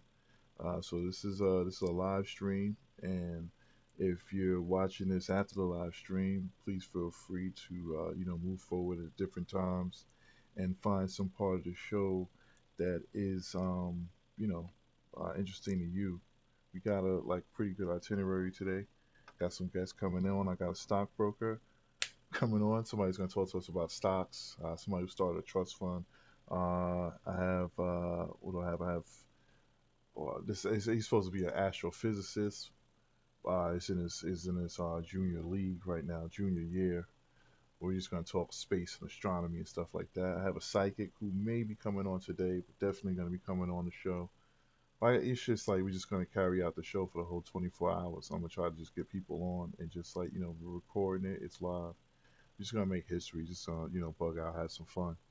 But I wanted to get into this article where somebody's talking about, scientists have taken a pig and mixed it with a human, and see if I can get that picture up. There it is right there. Yeah, they got there's a so I'm gonna read that article because it's pretty disgusting what they did. If you see that picture, it's looks like a human, but it's a pig. So here we go. This is what the article is saying. Let me it says scientists announced this week that they successfully created the first human-pig hybrid, a living pig embryo with some human characteristics. National Geographic reports the disturbing new experiment involved pig embryos injected with human cells. So this is it's pretty disgusting. Let's see. Jun Woo, a lead study author, told National Geographic that the researchers created 186 latter stage pig human embryos that survived until removed from the womb. We estimate each had about 1 in 100,000 human cells. This experiment is only the first stage, and a fully developed pig human, scientists say, is a long way away. Which, alright, so it says a fully developed chimera with human tissue can be used to study human disease and the differences in organs and different species. Concerns have been expressed over the ethics of this experiment and anxiety over what animals with human brains mean to society. The idea of an animal being born composing of human cells creates some feelings that need to be addressed. Not everything that science can do, we should do. We are not living in a niche lab we live with other people, and society needs to decide what can be done. Our next challenge is to improve efficiency and guide the human cells into forming a particular organ in pigs. So yeah, so you see the picture there. There's this a pig with a human body. It's got like hands. It's got like human eyes. I mean, it's got like a lot of strong human characteristics to it, and but it's a pig. So that's pretty freaking gross, in my opinion. Uh, I don't know. There's a whole bunch of other stuff we're gonna be talking about and stuff like that. I'm just gonna get some people on. Just holding it down till the sun comes up. So I started at 3, so 3 to 3. December 31st, 2020, 3 a.m. to January 1st, 2021, 3 a.m. And we just getting started. Got a nice lineup for you. This is a live broadcast at 50 minutes after 4. If you are not seeing this live stream, if this is not live, then please feel free to skip further on into the show during the day and find a part that, that interests you. All right. It's the Rodney Clay Show.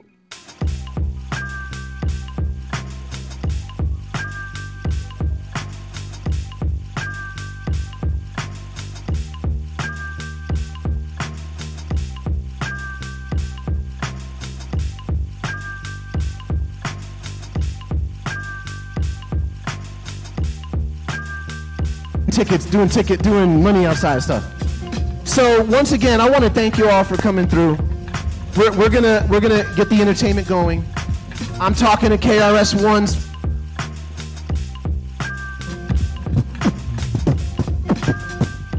to his manager. She's been texting me like, "Hey, we're on the way. We're almost there." Their estimated arrival time is 7. He was supposed to be on the stage at 6, but this is hip hop. Even if it's a lecture, so hopefully you have some patience. You can wait till 7. My wall for the rest of my life after that statement. That went right on the wall. Because you see Barack Obama today, or then, you see Jesse Jackson, okay? They are the fruits of her.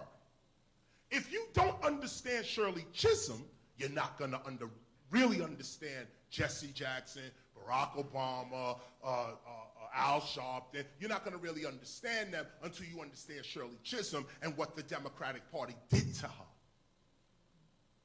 They didn't want women leading. I mention this piece right here because when hip-hop comes in, we're changing the whole game now. 7, 8 years old, Kool Herc comes out. He's playing his music. There's a guy called Timmy Tim, another guy and a female named Pebbly Pooh, and there were others. But this is the first time we heard females rocking the mic. Pebbly Pooh, she was vicious, great. Pebbly Pooh, she did her thing. I'm 7, 8 years old. Next time for the Rodney Clay Show, y'all. With Smarty McFly. But women that MC were more ruthless than the dudes. We don't get this much. Well, now it's coming back a little bit now. But back in the day, there's not no conscious rap going on here either. What it was called was reality rap. That what's going on my block is exactly what I'm gonna rap about. This was the original concept. We had no conception of being on the radio. We knew we would never be on the radio. We're rapping in the park. We're in a park. On daily. I'm tuning in next week, next time for the Rodney Clay Show, y'all. With Smarty McFly for the Rodney Clay Show. No conception of where you can go, what you can do, where you just being you. We going out to the park. 1520 Sedgwick Avenue, right there, Kool Herc coming out. We hearing rap, we hearing all this stuff. We seeing people breaking, and back then also, just so you know, Bruce Lee was huge. Bruce Lee, Wu-Tang takes their whole thing from that. They're preserving a piece of hip-hop's history that very few people talk about in these hip-hop history books. The Asian community was huge, specifically Chinese, and Bruce Lee specifically. the guy that gave us the confidence to be hip hop. No one speaks about Bruce Lee anymore. I'll tune in next week, next time for the Rodney Clay Show, y'all. They don't know. This is what caused us to say, y'all.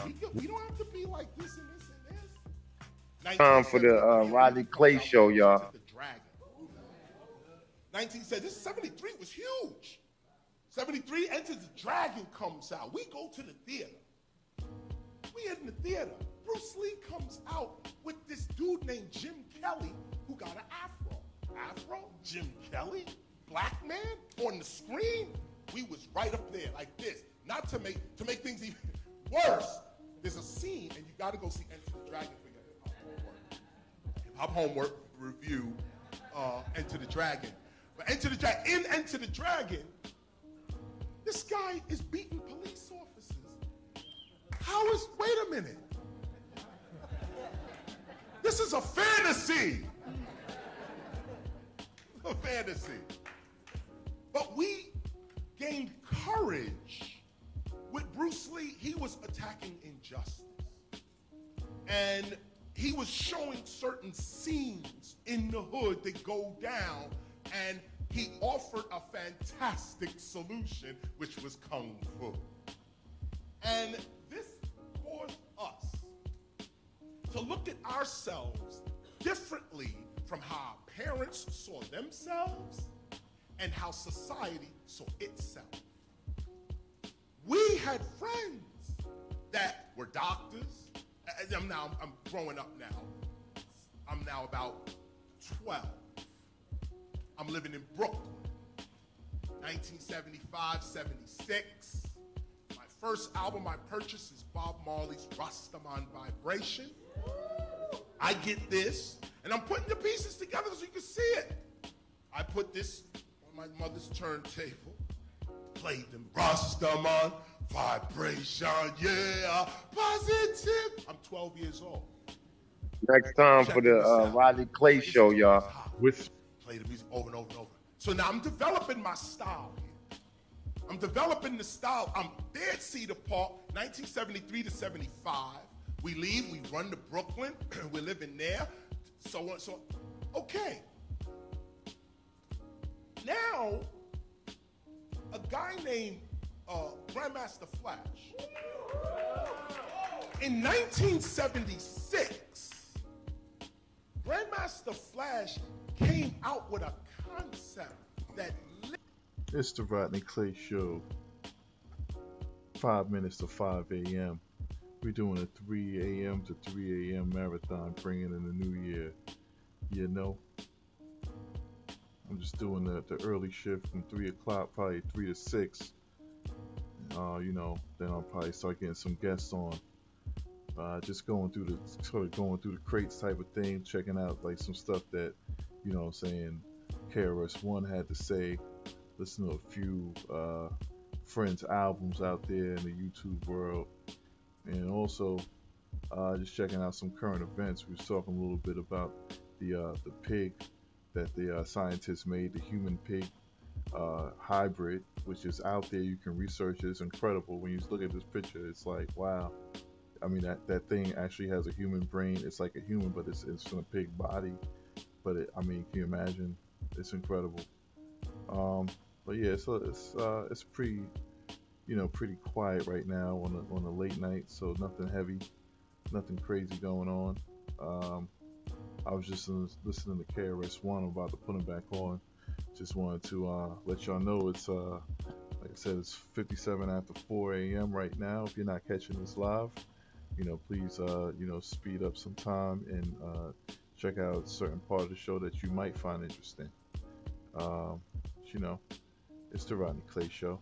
The Rodney Clay Show, y'all. With Smart. You know, we're going to take it back and listen to KRS-One. Yeah. Literally changed the world. No one talks about this. Why? The Rodney Clay Show, y'all. Scholarship. You see, this is the difference between hip-hop scholarship and the nonsense. We got all that. Here's the difference. This guy named Grandmaster Flash. First his name was DJ Flash, Flash Gordon. Now remember, I'm still talking about my development here in hip hop, but here comes Flash Gordon. We in the street in the park. Every Friday and Saturday, the park would jam, boom, boom, boom, boom, boom, and we would all perform our rhymes, b-boy, break, this, that, and the other for about 2 hours, and then the cops would come and break up the whole thing. And they kind of kept it real with us too. I can't front, because there was a thing called the Police Athletic League, PAL, back in the days, and they were trying to really do something with us kids with this thing called PAL, Police Athletic League. It started out as a sports thing, and it was working. It was working. Families were sending their kids to the precinct to play basketball, to play baseball. Cops were coming out, playing with the kids. This was the Bronx community. There wasn't much police corruption in the Bronx. Everybody knew everybody, but that formed another kind of corruption. See, when everybody know everybody, there's no real law. It's all disgrace. It's all you marry son, so I'm gonna let you go ahead and slide with that gun in your waist. What? Oh, you Billy's child. So I was just playing golf with Billy. So just go ahead with that. This is where the corruption comes in. Not so much just with police. Police was trying to help us. I know that sounds crazy, right?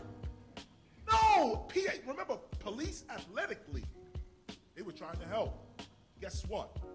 The cops that were trying to help us got fired. Just want to make that clear in hip hop's history. Go further, the church. Ministers were pouring out, teaching us the word of God. It's the Rodney Clay Show. We live. It's 5 a.m. December 31st, 2020. We started at 3 a.m. We're going to stay on till 3 a.m. January 1st, 2021.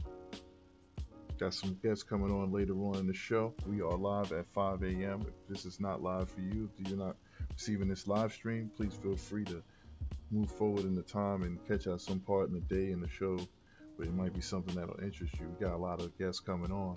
Right now, I've just picked it up from the 3 a.m. I'm just, digging in the crates, playing some music, checking out some of the classics. Right now, we got KRS-One going on. Check it out. It's the Rodney Clay Show. Showing us these are real ministers.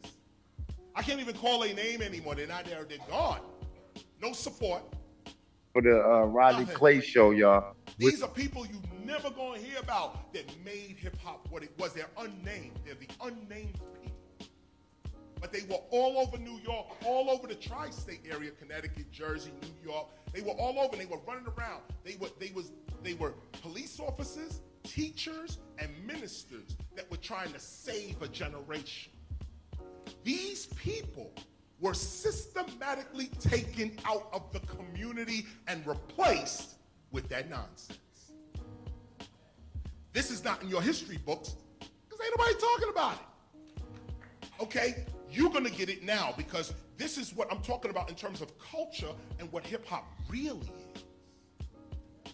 Hip-hop is a culture, not a music. So when you discuss hip-hop, you're discussing the lives of real people. What happened to our whole community? In our community, everybody is everything. We have lawyers, doctors, police officers, architects, thieves, criminals, drug dealers, in the whole community. Everybody know everybody. Don't front. Everybody know everybody. But there was a rule. If you was a graffiti writer, you don't write on churches. If somebody catch you writing on the church, other graffiti writers will beat your ass. No. You a graffiti writer, you don't write on private property. That was a rule. You said we write on public property. And there's a rule. There was a rule to that. There was an ethic to that. There was an ethic to that. My point to bring this up, before I get to this, my point to bring this up is first I want you to understand, in hip-hop is one family. And we have everybody in the culture. Everybody. If hip hop would unite itself, we'd solve all the problems in the United States. Listen to what I just said. If hip hop would unite itself, we got a government. If hip hop would unite itself, every profession in the United States would be united too. This is a simple thing, but we live in a society based on competition and not cooperation. So when you live in a society that is based on competition, unity is impossible. If unity is impossible, order is impossible. If order is impossible, law is impossible. So here we are now, growing up, 1980. Wait. 1976, go back, Grandmaster Flash. Here we are growing up, 1976, Grandmaster Flash. And here I am again, trying to figure myself out, trying to do, what am I, MC, this, that, blah. We get the cassettes of the Furious Five. Rodney Clay Show, y'all.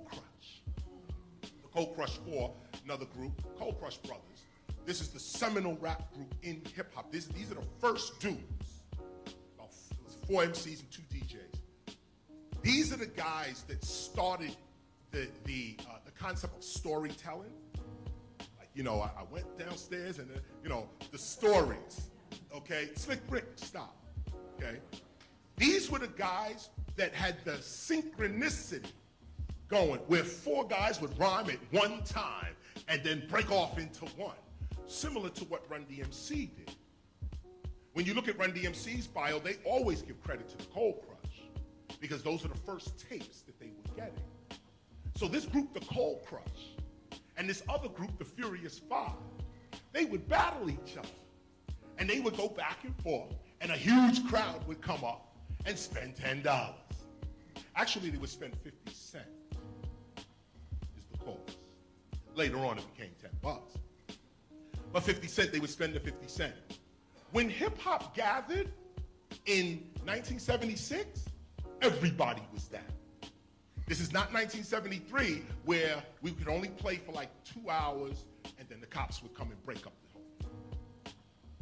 And let me also add this to the history. We were illegal, though. Okay, let me say this. The DJ would go to the pole, the light pole. Okay, you know the light in the street? It's the Rodney Clay Show. We are live 3 to 3, 3 a.m. to 3 a.m. Bringing in the new year. You know? Just got the early shift for 3 a.m. Got some guests that be coming on throughout the day.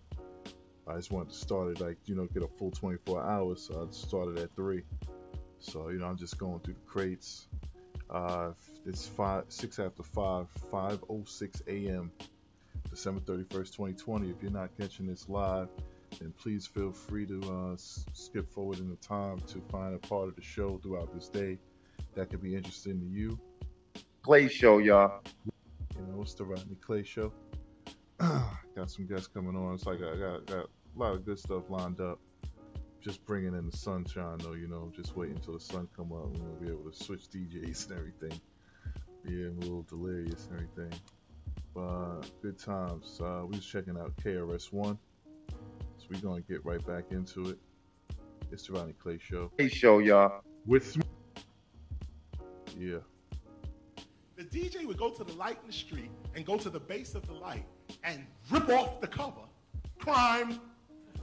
Then take the fuse out of the street light and put they used to have these light bulb things. The Clay Show, y'all. Module. You screw it in the light, and it had 2 outlets and another light bulb. We would take that and put it into the city light. That would be the power. The power would come up. We plug all our stuff in, and we start jamming. The cops would come by like, "Are y'all crazy?" Huge people outside, everybody jamming, and we taking city power. I want you to see this, because this is the real of it. You You got a community of people trying to grow up and express themselves, and as we do that, we're breaking laws. You see, this is a tough thing to say, really, to young people as well. This is not nothing to brag about. Next time for the Rodney Clay Show, y'all. With Smarty McFly. Not drug dealing and guns and all that. Nah, simple little things. Ignorance, like you don't even know. Look, I'm just going to go ahead and take this power right quick. Nobody going to lie. I'm just going to go. This is it. We used to go to the train yard, trying to express ourselves. You write on the train, that's a crime. Here we are writing on the train. Big top to bottoms. All on the side of the train. It got so crazy that Mayor Koch, the mayor at the time, declared a war on graffiti in New York. It was the biggest war in New York. Graffiti artists were writing "Dump Koch" on the side of trains. The train would ride across the whole city with "Dump Koch," the mayor, on the train. He sent out a task force. He tried to clean things up. They changed the whole trains. And New York City actually praised the graffiti writers because of graffiti writing on the old trains, New York got new trains. And these new trains, you couldn't write on them. Although my man Cope, too, he did his thing. However, you couldn't write on those. You couldn't write on the trains. So here's what I'm saying. What I'm saying is that to be yourself, there are consequences.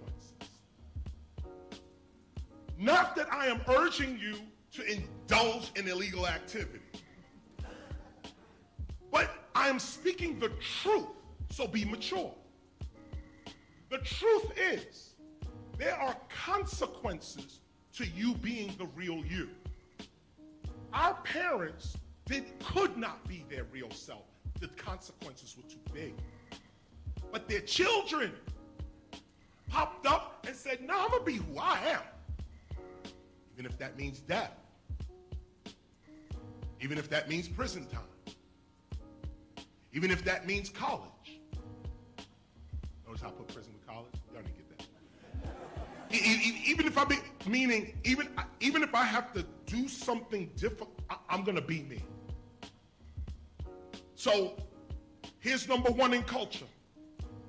Do you have the courage to be you? This is hip hop.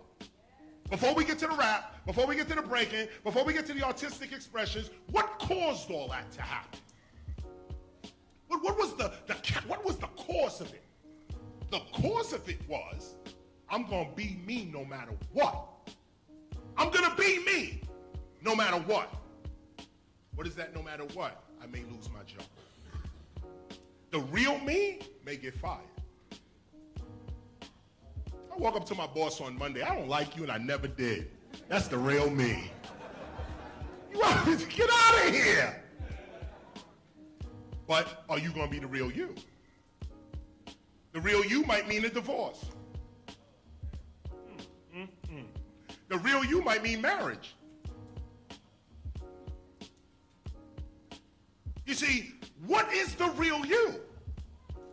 And whenever you get to the real you, you're going to notice that you're going to have some courage to be that person.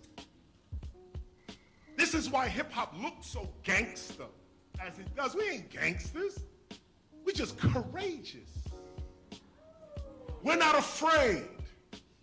That's the issue. We're not afraid. But fearlessness can get you hurt. Be clear. Be clear. Fear is in nature for a reason. It protects you from harm. Those that are fearless go right up against harm with no problem. I don't know if that's wise. I don't know if that's smart. But it's the truth. It's the truth. It's time for the Rodney Clay Show, y'all. To be you. Now, after you get through that hurdle, I am going to be me. It may mean I'm going to get kicked out of my house and I'm going to live homeless. It may mean I'm going to have to do this. But I'm going to be me. After you make that decision, here now the second piece, the hip-hop 1977, 78. Here's now what starts to happen. These little kids who were 7 and 8 and 12 and 13, who said, I'm going to be who I'm going to be. This is me. I'm going to be me no matter what the consequences are. Those 12-year-olds and 13-year-olds that said that, first of all, they had no money, no education, no family hookup, no inheritance, nothing. We're sitting outside, me and my man, and I'm just a figure. I'm using myself as an example of millions of people. So it's me and my man, right? We sitting out on the stoop. We chilling. And this is how hip-hop begins. This is the point. We chilling. I say, yo, spit a rhyme. He says, yo, I'll keep on bringing this, singing it to your ears, or ringing this, steaming. I say, yo, that shit was corny. It's time for the Rodney Clay Show, y'all. Now let me show you what's happening here. We broke in the street with nothing. Broke in the street with nothing. Two broke dudes standing here. One says, I'll keep on bringing and singing it to your ears, or ringing. Somebody else goes, that's corny. Now both of us remain in poverty. This is how we started. Here's the other side. I'll keep on bringing and singing it to your ears, or ringing. Yo, that was the greatest rhyme I ever heard. Say it again. I'll keep on bringing and singing it to your ears, or ringing. Yo, that's the crazy right there. Yo, listen. That right there, we need to record. Yo, you are the greatest. Now, look what just happened. Now we both broke. We both ain't got no money. But because I acknowledged my brother, he gets value from my complimenting him. It's time for the Rodney Clay Show, y'all. We both ain't got nothing. But he expressed himself, and I acknowledged it as something great. He expressed, I said it was great. He expressed, I said it was great. The news didn't say it was great. The radio didn't say it was. Nobody even heard us. We're sitting down with no money, nothing. I acknowledge my brother, and I say, yo, you're great. That rhyme was hot. Now I'm standing next to somebody who's great. Why? Because I told him he was great. It's time for the Rodney Clay Show, y'all. With Smarty McFly. He's sitting there. We sitting there right here. We sitting there. Yo, you great, man. I think you need to, now here's how it go. So now the both of us get up off the stoop. I'm walking with greatness. So I'm walking with my man right here. We meet somebody else. Walk up on somebody. Say, yo, spit that raw. I'll keep on bringing this, singing it to your ears, or ring.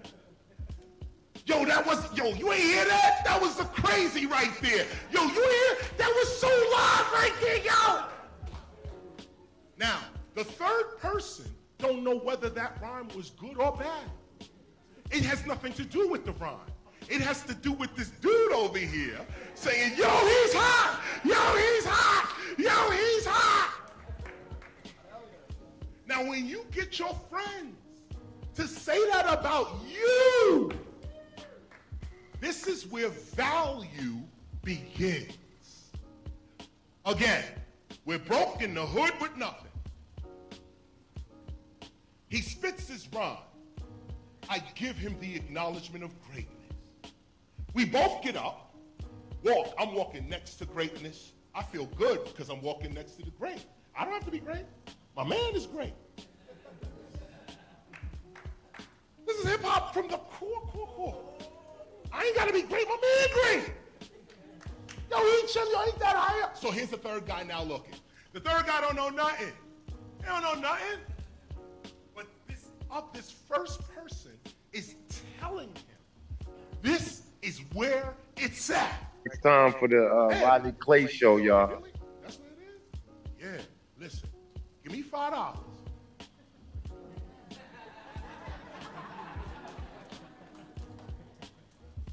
This is how it started. So, now, the dude saying this is great, he go around the hood collecting $5. Believe this? The $5 was the tape. It was a cassette. Some of the young people might not understand what I'm talking about. there was another module for music. And it went into a cassette record. Oh, man. This is back with rotary phones. Look, listen. The point is that we used to get the cassette. So we got the cassette, we put the cassette in, play the cassette. Well, let me go back a little bit, because I want to give you the math of this, so that you fully understand. So back to the story. So I get $5 from this dude. He gives me the $5. Why? Because I said, this dude is great. Now, next week, he going to be rocking right out here in the park. You want a front row seat? I'll make the tape for you right now. You want it? Yeah, give me $5. He give you the $5. Now, the two brokers, y'all both broke with nothing. Now you got $5 because you say he was great.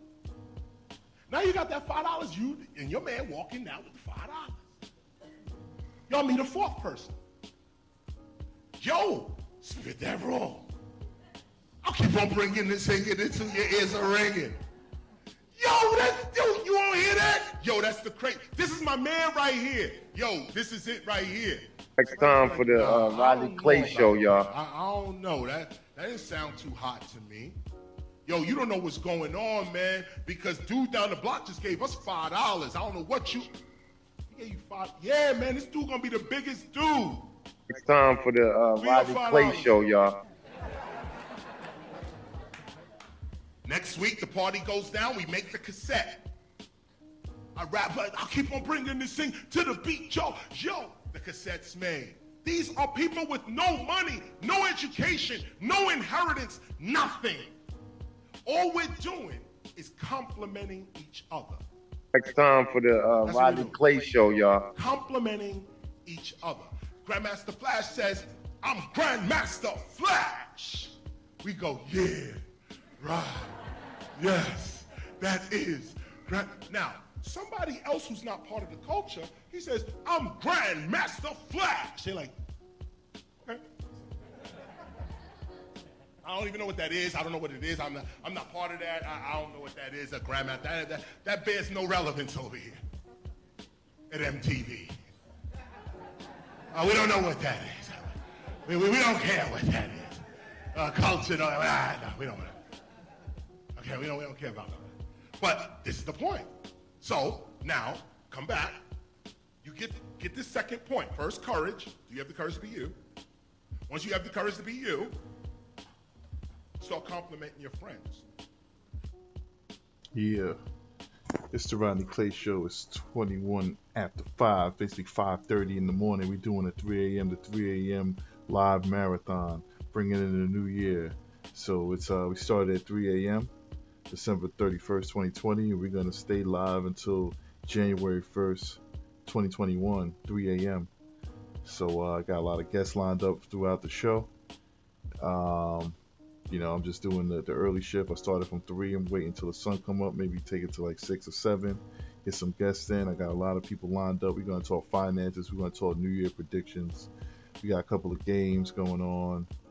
A lot of stuff lined up. It's a good time. You know, I'm just DJing, playing some classics, digging in the crates. That was an interview with KRS-One. It was kind of dope. He was breaking down the history of hip hop and everything. So yeah, just you know, just kick it. If this is it's 5:30 a.m.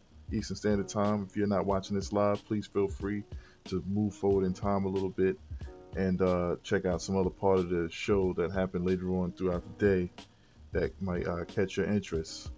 It's the Rodney Clay Show, 3 a.m. marathon. I got a million ways to get it. Choose one. Next time for the Rodney Clay Show, y'all. With Smarty McFly. Rodney.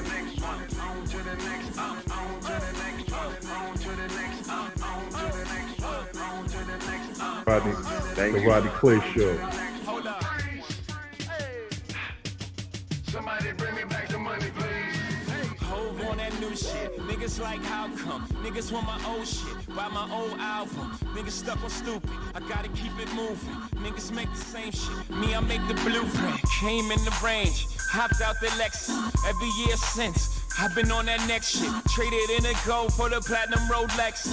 Now a nigga wrist match the status of my records. Used to rock a throwback, ballin' on the corner. Now I rock a telesuit, looking like Next a time owner. for the No, I'm not a Rodney Clay Jonas. Show, y'all. Brother, I'm a grown-up. No, I'm not a virgin. I use my cojones. I move onward, the only direction. Can't be scared to fail. Search of perfection. Gotta keep it fresh, girl, even when we sexin'. Or don't be mad at him when it's on Next to the time next for the Rodney Clay Show, y'all. With Smarty McFly. Somebody bring me back the money, please. And the Rodney Clay Show. I got a million ways to get it. Choose one. Hey, bring it back, bring it back. Now double your money and make it stack. Time for the Rodney Clay Show, y'all.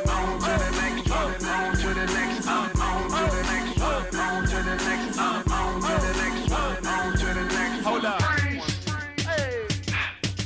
Somebody bring me back the money, please. Fuck a throwback jersey, cause we on to the next one. And fuck that auto-tune, cause we on. And niggas don't be mad, cause it's all about progression. Loiterers should be arrested. I used to drink Cristal, them fuckers racist. So I switched gold bottles on to that spaceship. You gon' have another drink or you just gon' babysit. On to the next one, somebody call a waitress. Baby, I'm a boss, I don't know what they do. I don't get drops, I drop the label. World can't hold me, too much Yeah. Smarty McFly, you're on. What's happening, bro? That's what's goody, bro. That's what's goody. When we're doing a 3 a.m. to 3 a.m. Marathon, bringing in the new year. I've been going live since 3 a.m. Wow, I just heard that. Yeah, how's everything with you, bro? Not bad. Just zoning, going coast to coast. Yeah. You said what? Say again. I was checking out coast to coast. Yeah. Oh, word. What they talking about? I got some stuff to talk about too, man. You heard about the pig, the hybrid pig thing that they got going on? I didn't hear about this. Oh, okay. I'm gonna post it. I'm gonna read it to you too. I'm gonna show you the picture of it real quick. Let me do a share screen. It's the Rodney Clay Show. Got my man Smarty McFly in here. Smarty McFly. I gotta get sound music for you, man. What's good? My man Smarty McFly. Time for the Rodney Clay Show, y'all. With Smarty McFly. You know what I'm saying? Yeah, bro. But I'm gonna try to pull this up. Look at the What a surprise! I was thinking about it like, damn, it is 5 o'clock, but he said he was going on at 3 a.m. I was up. Yeah, man. I'm going 3 a.m. December 31st, 2020, 3 a.m. to January 1st, 2021, 3 a.m. So it's a 24-hour. You know, I pulled up some lectures. I had an interview with KRS-One going on. You know, That's but cool. that's just like to burn the time until I can get into the day where I'm gonna have some interviews going on. The interview with KRS-One is just to burn time? Oh no, I wasn't interviewing him. Somebody else was interviewing him. That would be the highlight. That would be the highlight right there. I'm out of it. I was watching some documentary of the secrets behind the Wizard of Oz. Oh yeah. Oh, with the like sacrifices and stuff. Yeah, all that crazy shit. Yeah. I think I gotta adjust myself. You ever watched it with the Pink Floyd?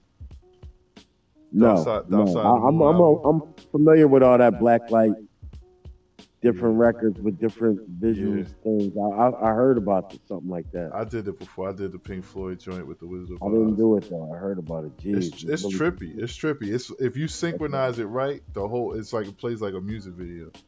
I'd be glad to know stuff like that.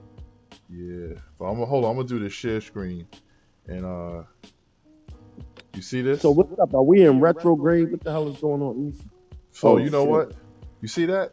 Scientists create human pig hybrid for organ transplants.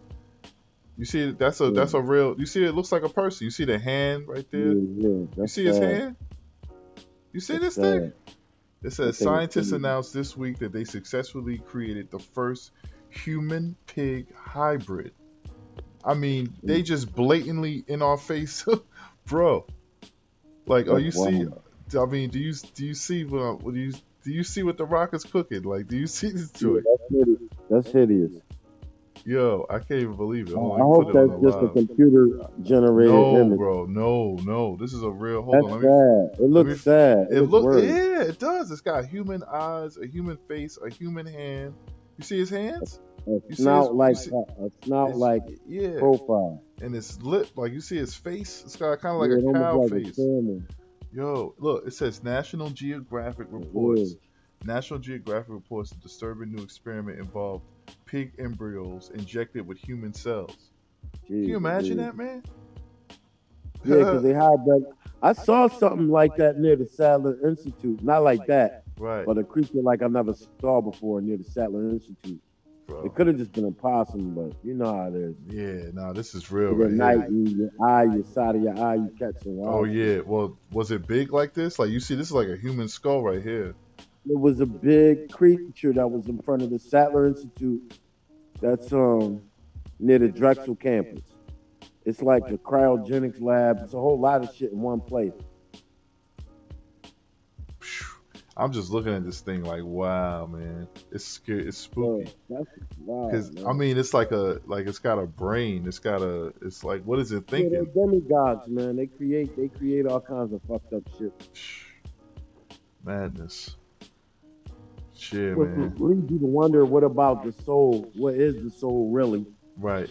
Because that thing is trapped and it's been brought here. It's like if it's some kind of intelligence, because you can see its eyes. It's like it's very alert. It's not like, glazed over or like, it's very alert at what's going on. Looking thing. Yeah, and it's got a hand. It's resting on its hand. Yeah, that's wild. Yo, yeah.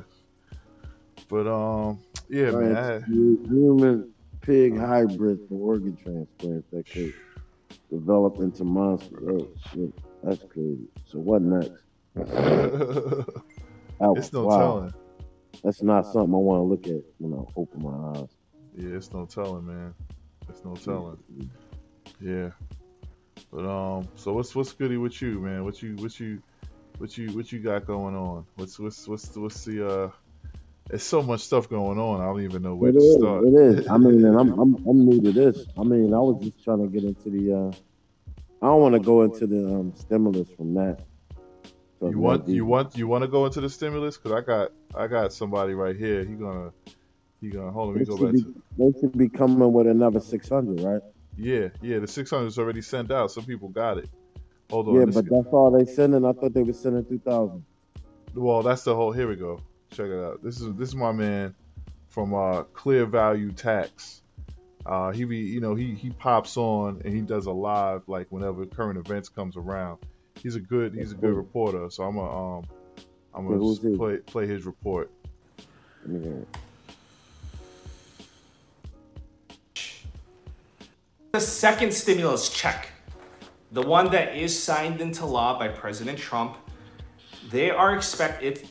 The first wave, because this is going to be coming in batches, in waves, the first wave, the Treasury has now stated that they're still going to be trying to have that $600 sent out this week. So they're trying their best, they say, to send it out Wednesday or Thursday. However, they're saying the timeline might be shifted to next week. So it could be as early as Wednesday, we can hope, or it can be as late, the first wave, next week. So we'll see. But that's the current status report from the Treasury Department. Regarding the unemployment benefits, it's really going to depend on your state, because we are getting word that some states are on time. There will be no lapse, and there's other states that will have a lapse and they will not be able to pay it out on time. There's going to be a lag. It really depends on your state. Michigan says that they are delayed because President Trump's 5-day stint of not signing, they're saying that's because that caused it. They're going to be delayed. New Jersey, on the other hand, they have confirmed that they will not have a lag or a lapse. They will be on time for the unemployment benefits. Therefore, it really depends on your state. Okay. We're going to wait for a few more people to join. receive it, but this will not slow down the $600 stimulus check. The unanimous consent style, it failed on Christmas Eve. So then now, today on Monday, they brought it up for a full vote where everyone needs to vote, and it passed in the House of Representatives. They're gonna try to do the same thing. Next step is in the Senate, unanimous consent. Very unlikely, highly unlikely that it will receive unanimous consent. So you can already consider that one off the table. So it's currently in the Senate. That's where the $2,000 stimulus checks are. The $600 is a sure thing. Now we're working on trying to get to $2,000.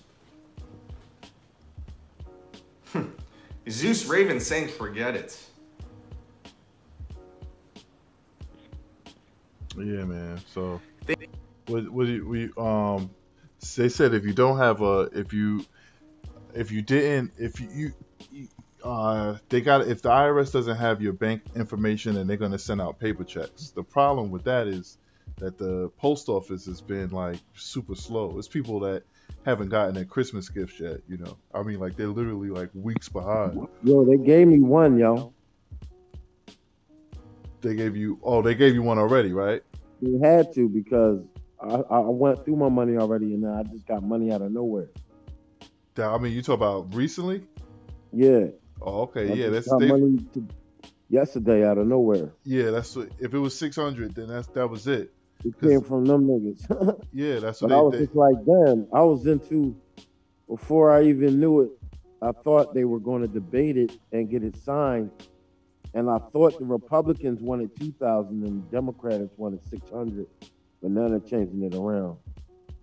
Yeah, they push it for the 2,000, but they're saying that if they're saying that the 600 is a guarantee. So if they do vote on it's all fiat currency. Of course. I know what they're trying to do. But they have to appease us to some degree, but right. Well, they gotta keep the economy going. If everything's shut down and people don't got, it'll just lead to a civil war situation. I mean, people get hungry. People are savages anyway, man. That's what made religion kind of good, because it's like sadly they are. Yeah, that makes sense. People That's are what savages. makes religion. The world does need religion. They do. It does.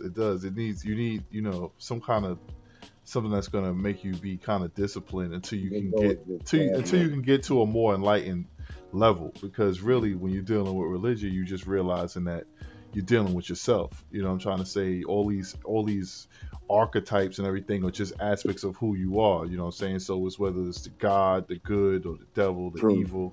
It's all within you. You know what I'm trying to say? I bet they can't explain that human hybrid though. Bro, that thing, man. See them try to explain that. That was it's scary to even see that, man. Like just looking at that thing, man. That thing was wild. It's just scary. It's scary looking, man. He's got like a hand. It's like his face is resting on like a bent hand, like those are like fingers by his cheek. You see it? You wonder, can it reason? That's what I'm saying. When you look at it, it looks like because they just basically made it for body parts. You know what I'm trying to say? Like it's just like it's a hand there, so they can, what I'm saying, it's got cells and DNA, but especially like its internal organs. Well, imagine. They know how to do the Petri dish thing now. Oh yeah, bro. When I see stuff like this, I know without a shadow of a doubt they got clone humans. They got all types of. Oh man, I'm thankful for you though, brother, because at this time of the day, to be thinking this sharp and accurate in this time of the morning, I wasn't even expecting. Right. Like, you know what? Yesterday I waved them off because I was in a room full of people. Right. I was trying to get deep, but it's like we were watching I forgot what we were watching, some like corny James Bond movie, like the new James Bond. New James Bond, like who's that with not with what's that guy's name? Some character. I don't know. They're about to make her a black woman too. They're really fucking up my James Bond. I'm a James Bond dude. Me too. I'm kind of like Pierce Brosnan generation. Like that was my yeah. He was one of my favorites. Yeah, Sean Connery, of course, but Sean Connery, of course. But like, if I had to have a new one, I'm Pierce Brosnan. I think he was the. Yeah, me too. He played a. Damn, who the hell was he? I can't remember, but he was Remington Steele. He had a TV show. Oh yeah. He was like Bond on that. I wanted him to be Bond for a long time. Mm-hmm. Yeah, they need to get him back in there. Yeah, he's in another movie now where he's a My favorite one was Roger Moore, but like I think Pierce Brosnan. No, he's in a movie with Jackie Chan. That movie I think it's called The Foreigner or something like that. That joint is hot, man. Yeah, Jackie was my man too. Yeah, it was a good movie. Jackie Chan went off. Statham is my man too. But yeah, you were saying something though. About the James Bond shit.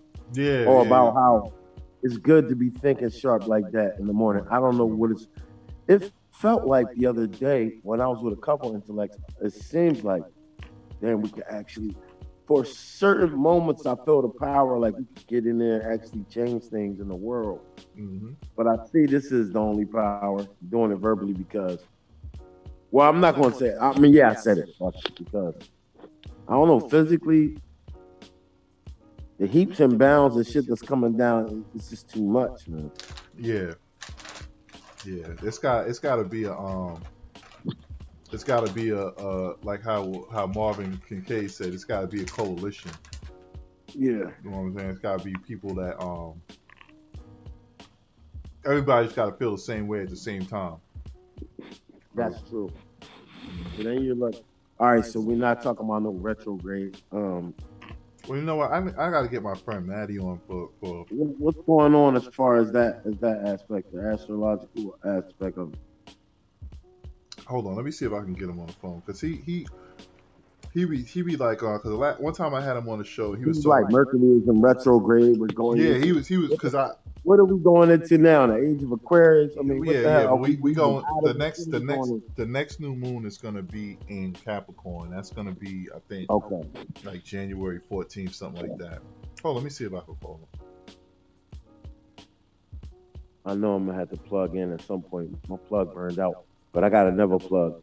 That means I gotta go to the hallway. Yeah. Well, I mean, we up for 24 hours, so. I don't want to wake them the fuck up. I don't know if I'm gonna be up for 24 hours. Nah, yeah, me neither. I don't know either. Well, like I know I'm gonna have to wake up at some point. I didn't go back to sleep, which I normally do at this time. Mm-hmm. But I said, let me take on something different.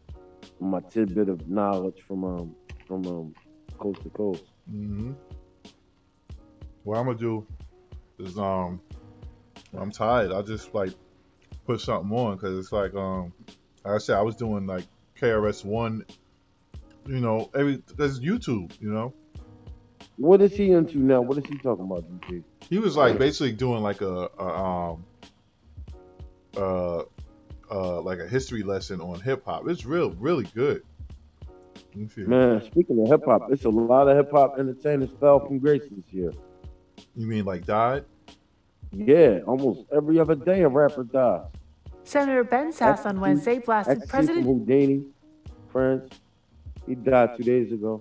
Who? Ecstasy from Houdini, friends. Oh, word? Yeah. I didn't know that. The Freaks Come Out at Night. They had a lot of hits. Yeah. He died. They said he was 56. That's big of a puzzle to me. I'm 47. Right. I was a kid when he came out. But now I'm thinking about it, I was like, damn, I felt like I was like 6 years old when he came. How old was I when he came out?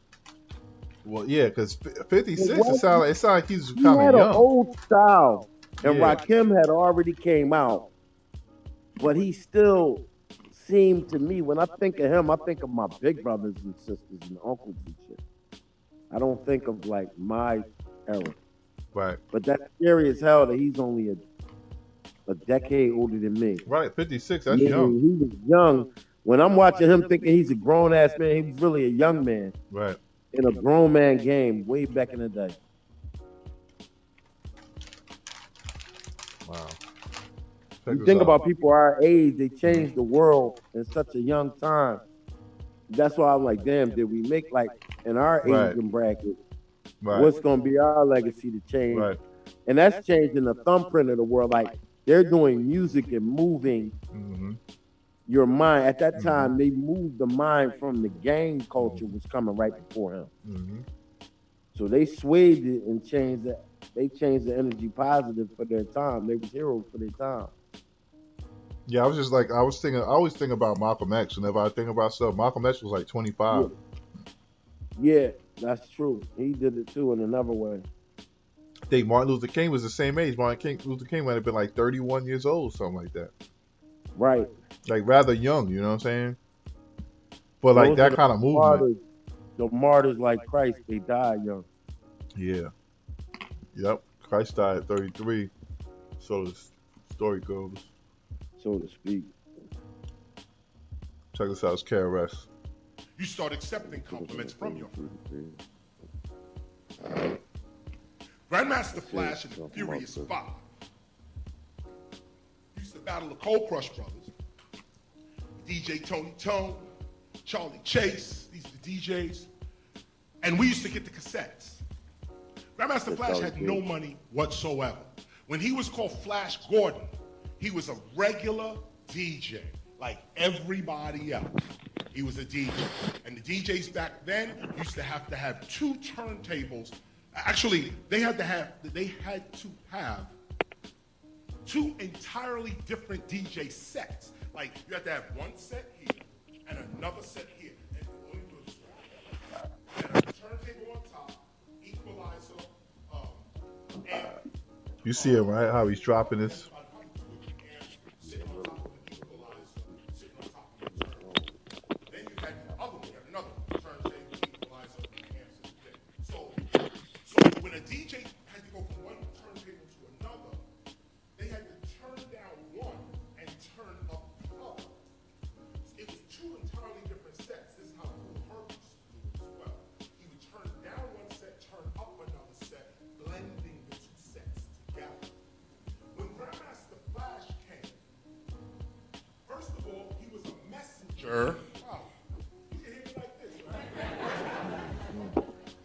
Do I need this mic for the camera though? Yeah. Okay, I probably do. So Grandmaster Flash used to work at a place called Crantex Fabrics. Crantex Fabrics. It's the Rodney Clay Show. It's 5:46 a.m. in the morning. If you're catching this right now, that means it's live. If you're not catching a live stream, that means it's already recorded, and you can skip through different parts of the show throughout the day that might catch your attention.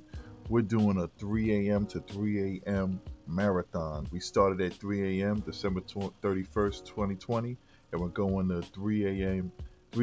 January 1st, 2021. So we getting it in. I got my man right now, my man Smarty McFly. Smarty, how's it going, bro?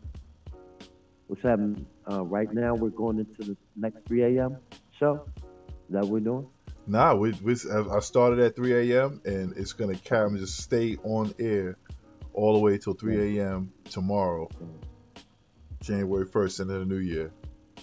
I'm gonna have people on the show. They're gonna tell me their New Year's resolutions, New Year's predictions.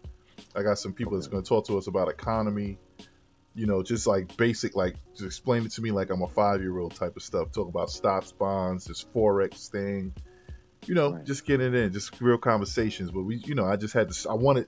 I had it all planned for the day, but I just wanted to. I was like, let me just start at 3 a.m. and just push it all the way to 3 a.m. again, just for to make history. Like, why not? We're quarantined. You know what I'm saying? You better have a lot of Starbucks, buddy. The Rodney Clay Show, y'all. With Smarty McFly. For the Rodney Clay Show.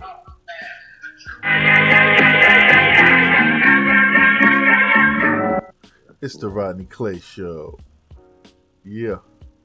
All right. So what I've been doing just to burn time, I was just playing like some classics. You gotta run it back to me because I didn't hear I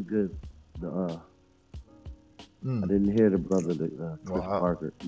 You gotta tell me what he said. I'll put it right here for you. Next to me, Music that'll be all. Thank you.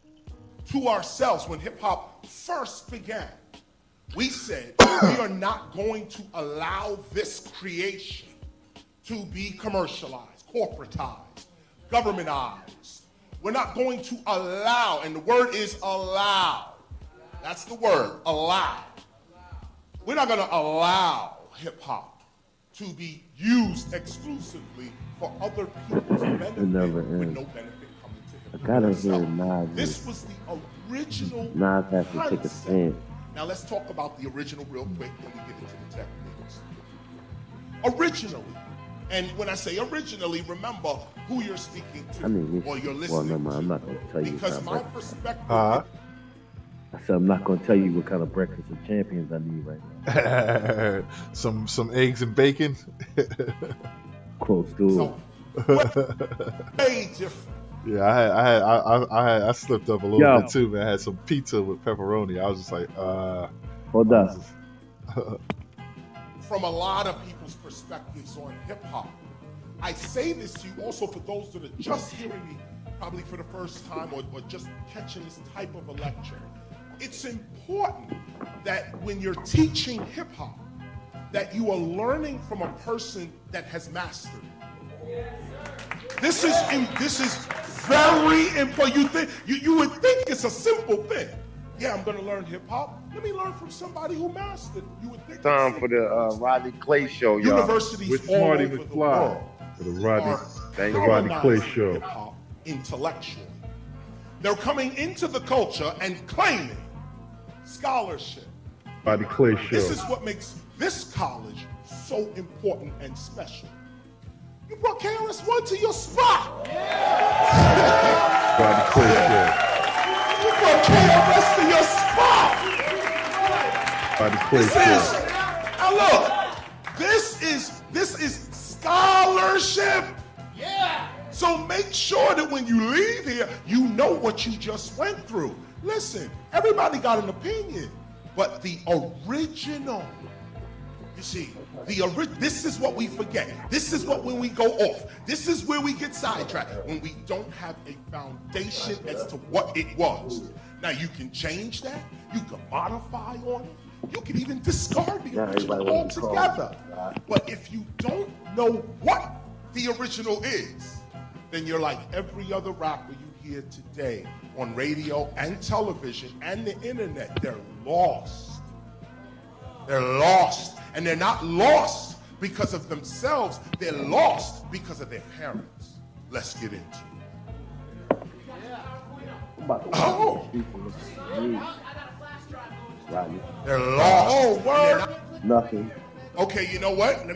Good. Okay, you got it on two sides. Okay. So let me just finish this point. Oh, thank you. You see, I'm running out, right? So I stretch this part about originality, authenticity, and scholarship. Because after this lecture, you're going to hear others talk about hip hop. Some people have degrees in journalism. And they say, because I have a degree in journalism, I can teach hip hop. Hey, Rodney. Because I have a musicology degree, I It's can not doing no good. because I have a math, because I'm a doctor, because I have a law It's not degree, coming. You can't hear it. I was just asking you to reiterate some of the points he made. What is he speaking on? He's basically just breaking down the whole history of hip hop. He's just like from he was basically saying how how it started with his friend. They're sitting on a curb, disenfranchised, but somebody just spit like a fly rhyme, and then it was good. Could I make this show controversial? Yeah. If I will. Yeah, go for it. Going into the morning, that's a beautiful scene. We're about to go into that scene in about an hour. Yep. For Philly. All right. So this is my Philly to New York connection. I'm from Gun Hill Road. My family from Gun Hill Road in the Bronx. You mean? And I'm speaking on somebody from Prospect Park. Well, I don't know where he's from, but KRS-One, man, he did 2 violations for me. One, he don't want to speak on what happened with Africa Bambaataa and the child molestation. And children abductions and child molestation and child abuse is something we don't tolerate.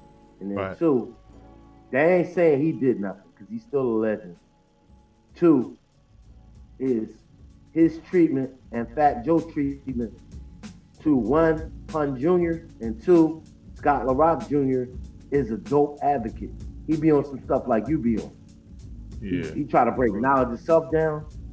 He tries to actually bring a cure instead of just talking shit to his community. And that's what I want to know about KRS-One. Is he addressing them dudes? Nah, he. Scott LaRock Jr. is dope on Instagram. He's dope, fam. He got conscious. He's bringing his people together.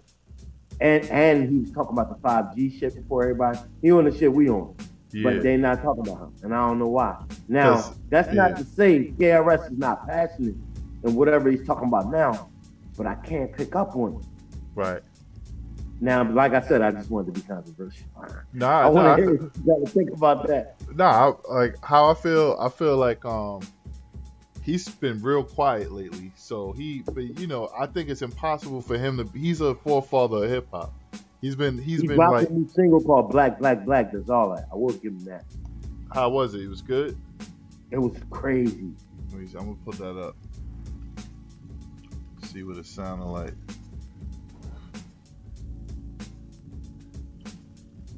It's typical KRS. I just don't know what happened to BDP. And I don't know what's up with him, man. You said it's called Black? It's called KRS. Oh, Triple Black. I got Black. I can see it right here. I just don't know what's up with him as far as like Nelly and just different things he decides to do. It's like, dude, you're an old man. When are you going like? Don't be afraid. Don't be ashamed. We want black power. We want black power. We want black power. We want black power. We want black power. We want black power. We want black power. That's right. That's what we want. Black power. We don't have to be ashamed of it. This is not a regular, this is that boom, blah, blah, blah. Some they call it secular, I just call it black, black, black. Marcus Garvey, Book Mendati, bring that army, black, black, black. Malcolm X and Kwame Ture, this is where I'm at. Well, so he answered your question. It's like, where's he at? Where's KRS-One at? You know? What you think? This joint is the KRS I remember. Yeah, he sound like he's I'm not saying he's supposed to take care of children. Now, don't get me wrong. Right. But I'm just saying, as young as hip hop is, how the hell are we going to sit there and watch it get turned into the blues? Well, you know, that's what he was talking about at that lecture. Hip hop than these dudes out here. Yeah. That lecture, though, I was playing his lecture. He was talking about it. My nephew, King Fendi, I got a lot of nephews that's in the hip hop, Joey, producers and rappers. Just putting them out there. Yeah. They do their own thing, but they definitely are thinkers out there. Innovators. Next real time for artists. the Rodney Clay Show, y'all. We With trained Smarty them, man. McFly. I mean, they trained themselves. Like,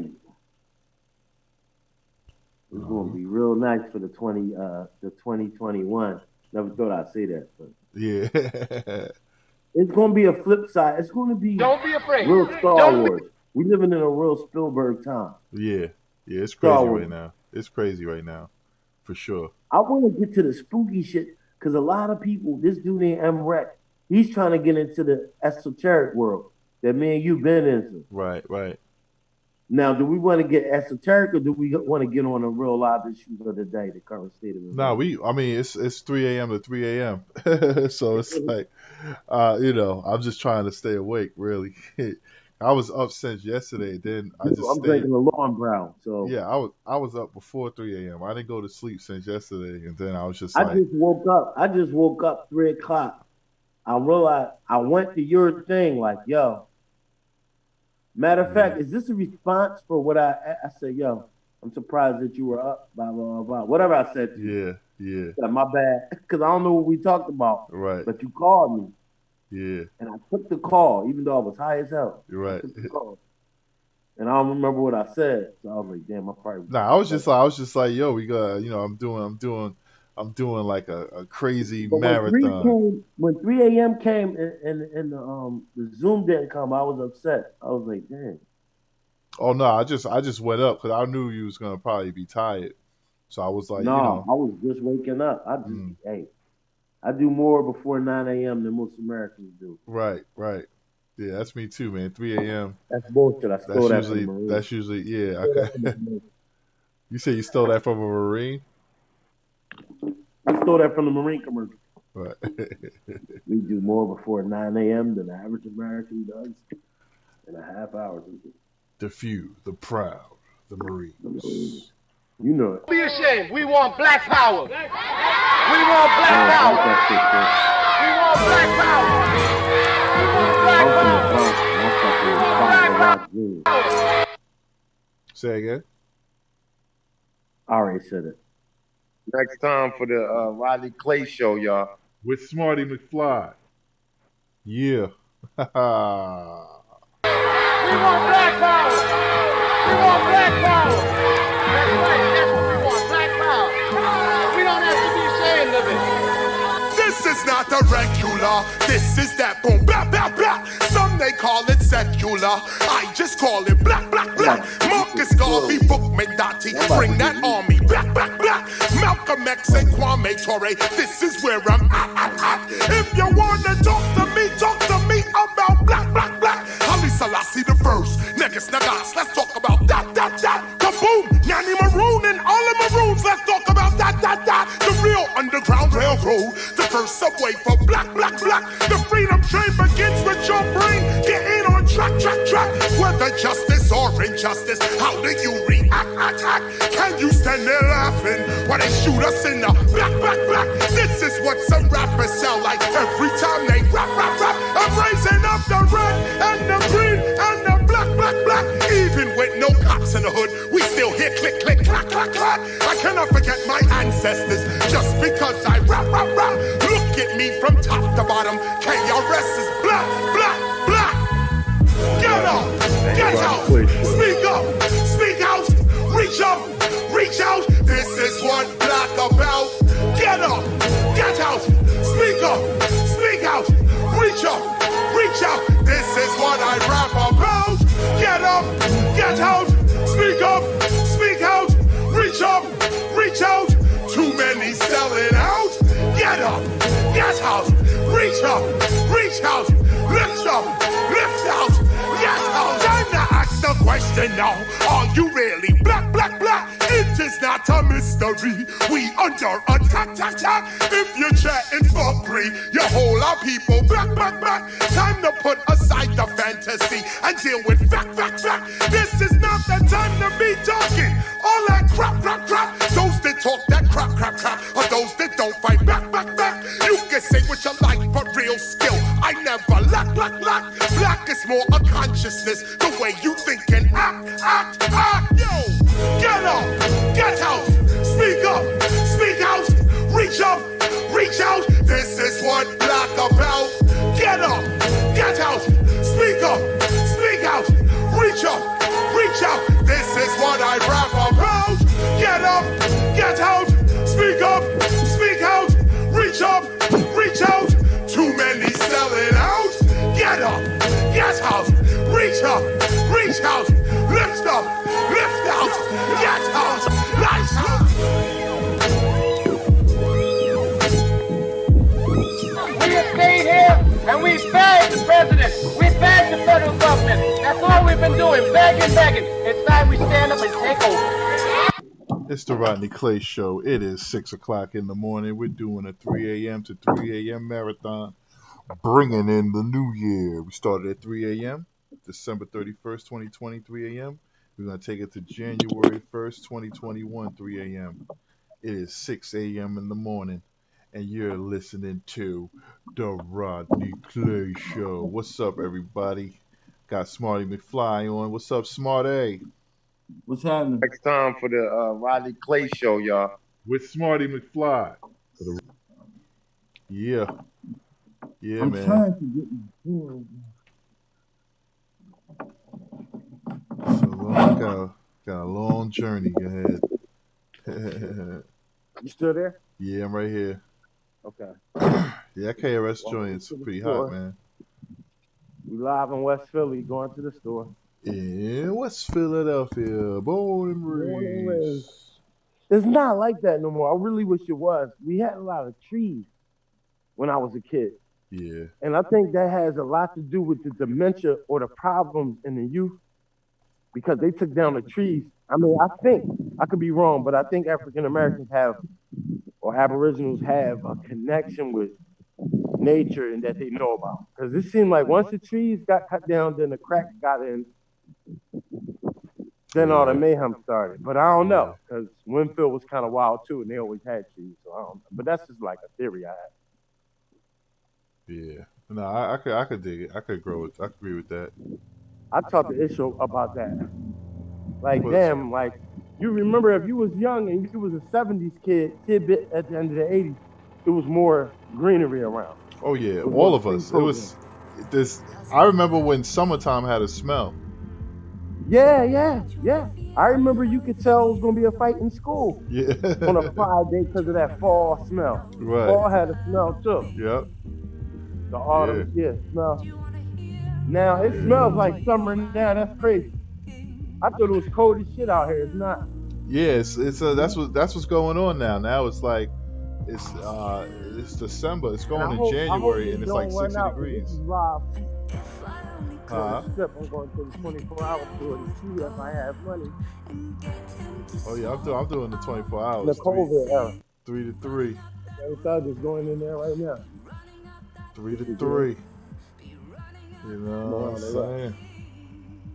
Yeah, man. It's all good. I'm gonna wait for this motherfucker. I mean, I ain't gonna call him that. Wait for this gentleman to get out of the store.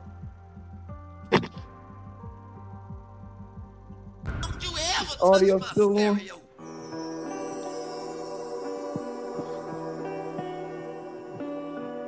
It's the Rodney Clay Show. We live 6:05 in the AM. 3 a.m. to 3 a.m. Marathon. 84. The Rodney Clay Show. Sitting on top of the world, but I ain't saving it. Devil wanna give me the world, but I ain't taking it.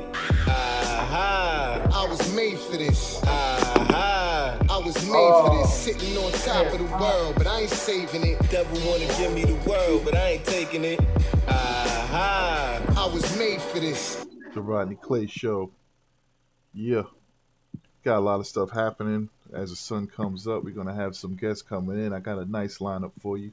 Got my man Smarty McFly on. This is live. We are at 6:06 a.m. Eastern Standard Time. If you are not catching this live stream because it's recorded already, feel free to push forward in time and catch a part of the show that happens later on in the day that interests you. It's the Rodney Clay Show. Whole bunch of stuff to talk about. The vaccines. Man, the stimulus check. So much stuff going on. We got some organized thoughts coming together. We just letting the day start up, and we here for you. It's the New Year's. Happy New Year coming up. Happy New Year. Happy New Year.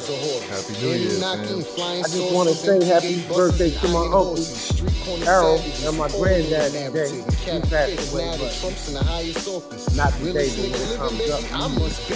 They got me feeling like Scarface. I trust me. Yeah, so basically I have to go return another tour. And I'm basically wondering when are any UFO disclosures coming out of this. I know you got the warp thing, but you also got the Space Force shit. The Space Force just a bunch of bullshit that Trump is pulling out, or is Space Force really about finding out what's underneath phenomenon? And the weird way that I'm feeling, everybody keeps saying black people gonna get power. I don't know about that. Yeah. We already got it. Some information coming through. Right, we already got it.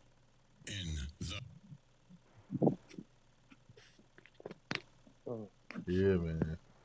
Damn, they dropped the car. Yeah. Yeah, so I don't know, man. It's the Rodney Clay Show. We are live, man. Started at 3 o'clock. It's already been 3 hours. I'm feeling it. I can't wait for the day to start where I can start interviewing people and like keep my mind focused because I'm like drifting. I'm about to put something on. But you know, it's the Rodney Clay Show. We are live once again. I tried to call my man Storms, Alpha Storms, freestyler, Free Mind speaker. To the show tonight, he ain't come on. But it's still, remember, the So I day's gotta just put him out starting. there. He's my weed man. He's my weed man. I Yeah. gotta put him out. The show, Just the because day, you didn't come on the show, dude, the day's could have been just. a part of history. Nah, I bet you he might come on today. The day's just starting, man. We have somebody just drop in. Just drop in and say, just for like 30 seconds, say Happy New Year, say what their resolution is and their New Year prediction. That's My basically what it resolution is. is to get to, because I listen to Sad Guru and a lot of the gurus and the yogas. It's just to get through every second, because every second is really your life. There's a lot of things that upset me, but I never really went through them personally, so I just gotta get through it. Yeah, man. I'm writing this down. Resolution. Prediction. Yeah, man. It's the Rodney Clay Show. We are live 3 a.m. to 3 a.m. into the new year. Right. Let's get There's it. a lot going on at this time. Oh, yeah. It's time for the Rodney Clay Show, y'all. Nice and With dewy Smarty out here. McFly. Yeah, I'm trying to bro. hurry up and beat this 2-minute timestamp. 2 minutes for what? Oh, what, you coming back from the store? No, I'm going to the store. No, I'm just trying to beat this 2-minute timestamp until my battery runs out. When I come back, it maybe already ran out. So I'm gonna try to talk about as much potent things as I can. Mm-hmm. As I Rodney Clay Show. on the Rodney Clay Show, venturing in The Rodney Clay Show. urbanized areas. I might argue that this girl already, man. She's the loudness in the world. God damn. I ain't even hit a Clay Show yet. So,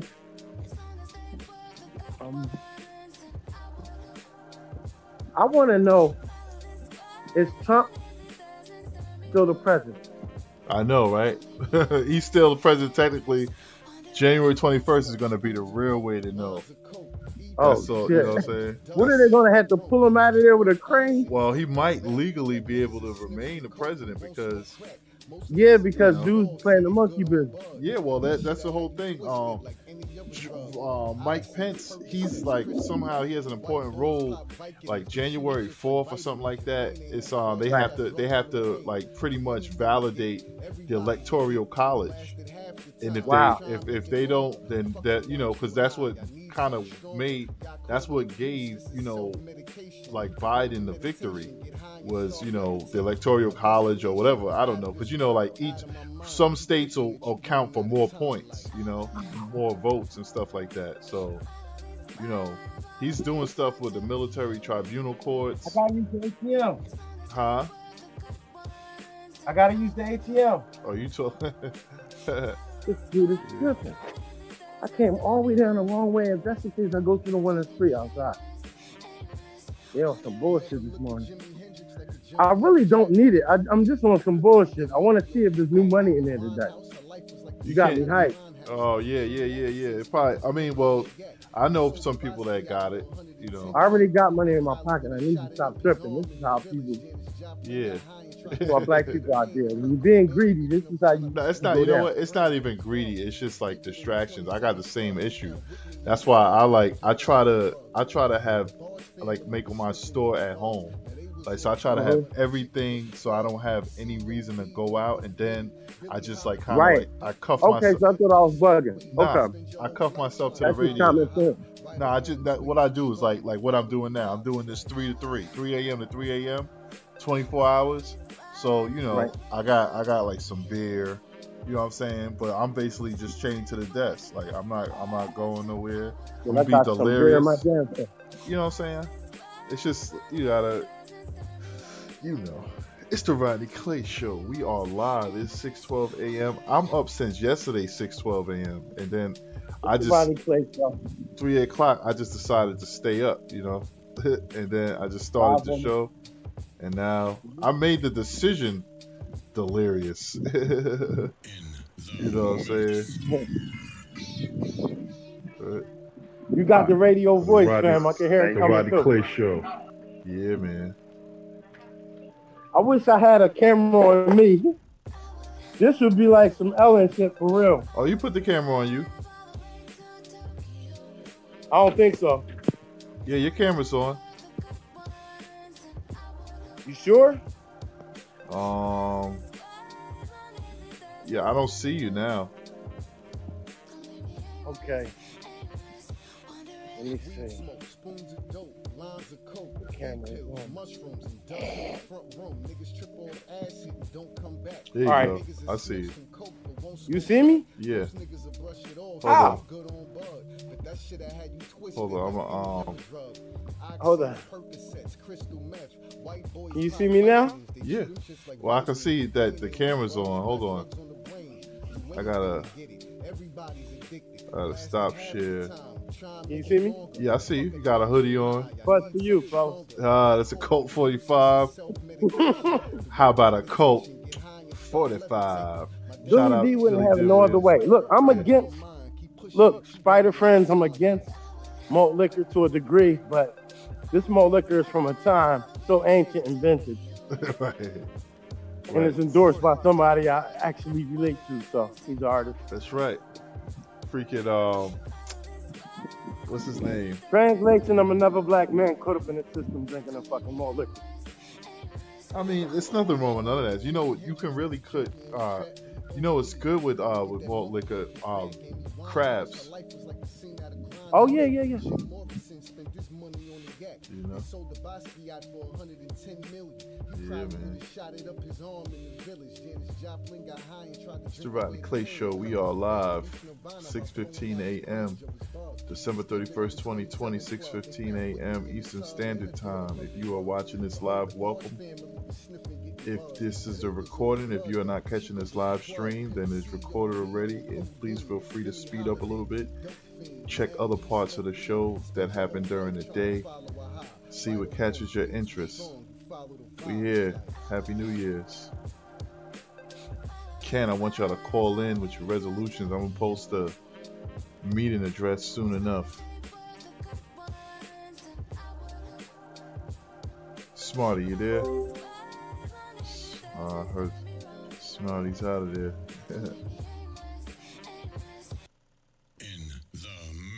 It's the Rodney Clay Show. All right, for the Rodney Clay Show.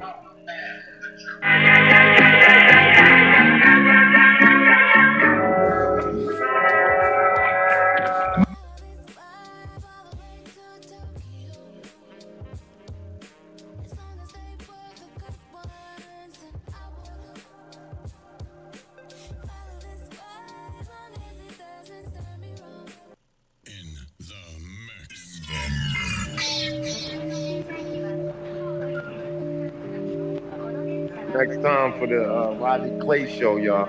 With Smarty McFly. For the Rodney Clay Show.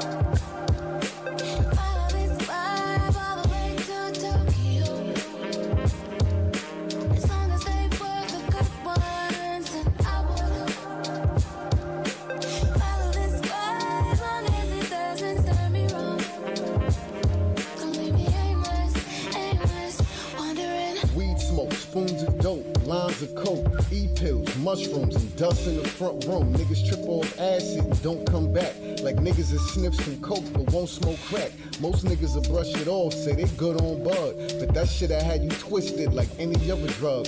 Oxys, Percocets, crystal meth. White boys pop Vicodins, they chew them shits like vitamins. Your brain ain't on drugs, you got drugs on the brain. Do anything to get it, everybody's addicted. Blasted half the time, try and make it longer. Fuck a natural high, I need something stronger. Y'all call it abuse, this is self-medication. The road to meditation, get high and start levitating.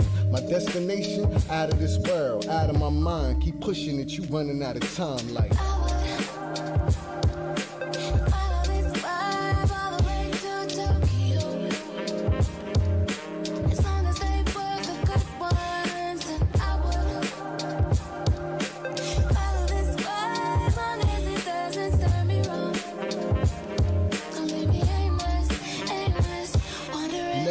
Jimi Hendrix like that monkey off his back. Amy Winehouse, her life was like the scene out of Grindhouse. And Jim Morrison spent this money on the yak. They sold the Basquiat for $110 million. He probably would have shot it up his arm in the village. Janis Joplin got high and tried to drink away the pain. And Kurt Cobain reached Nirvana by blowing out his brain. Joe was bugged. It's deeper than the 27 Club. They had Whitney in the tub and a daughter with a drug.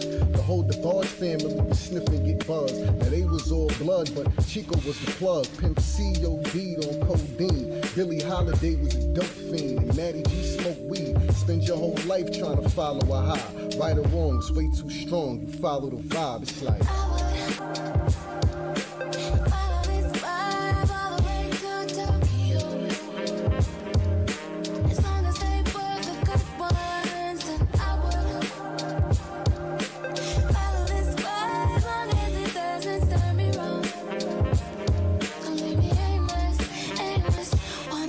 Next time for the Rodney Clay Show, y'all. With Smarty McFly.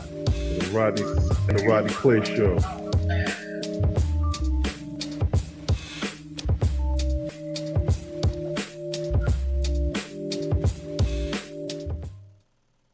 The Rodney Clay Show.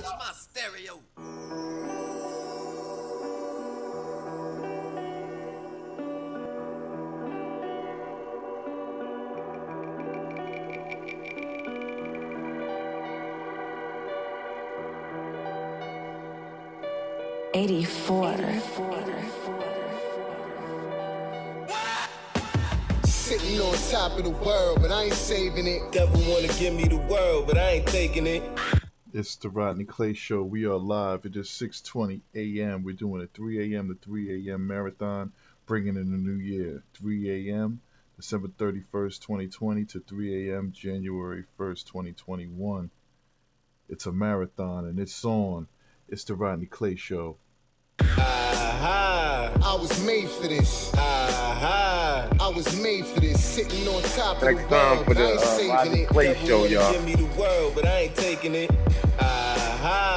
I was made for this. I was made for this. Listen, I was made for this. I seen it all through the eyes of horrors. Anunnaki and flying saucers, MTA buses and iron horses. Street corner savages who all know the narrative and carry fists now that Trump's in the highest office. Realest nigga living, baby, I must be.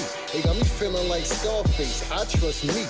Cause niggas just talk all day like Don Lemon and then make backup points with more sessions. I don't talk at all. I'm walking tall with God lessons. Can't compare ordinary people to John Legends. You cross-reference, vented some niggas and know. They talking platinum, but everything that glitters ain't gold. This is my corner. And y'all slacking like high waters. Take a number. I'm serving all beef and side orders. So please watch your words when you writing your rhymes. Cause everybody hands work, but I'm nice with mine, you heard? Sitting on top of the world, but I ain't saying it. Devil wanna give me the world, but I ain't taking it.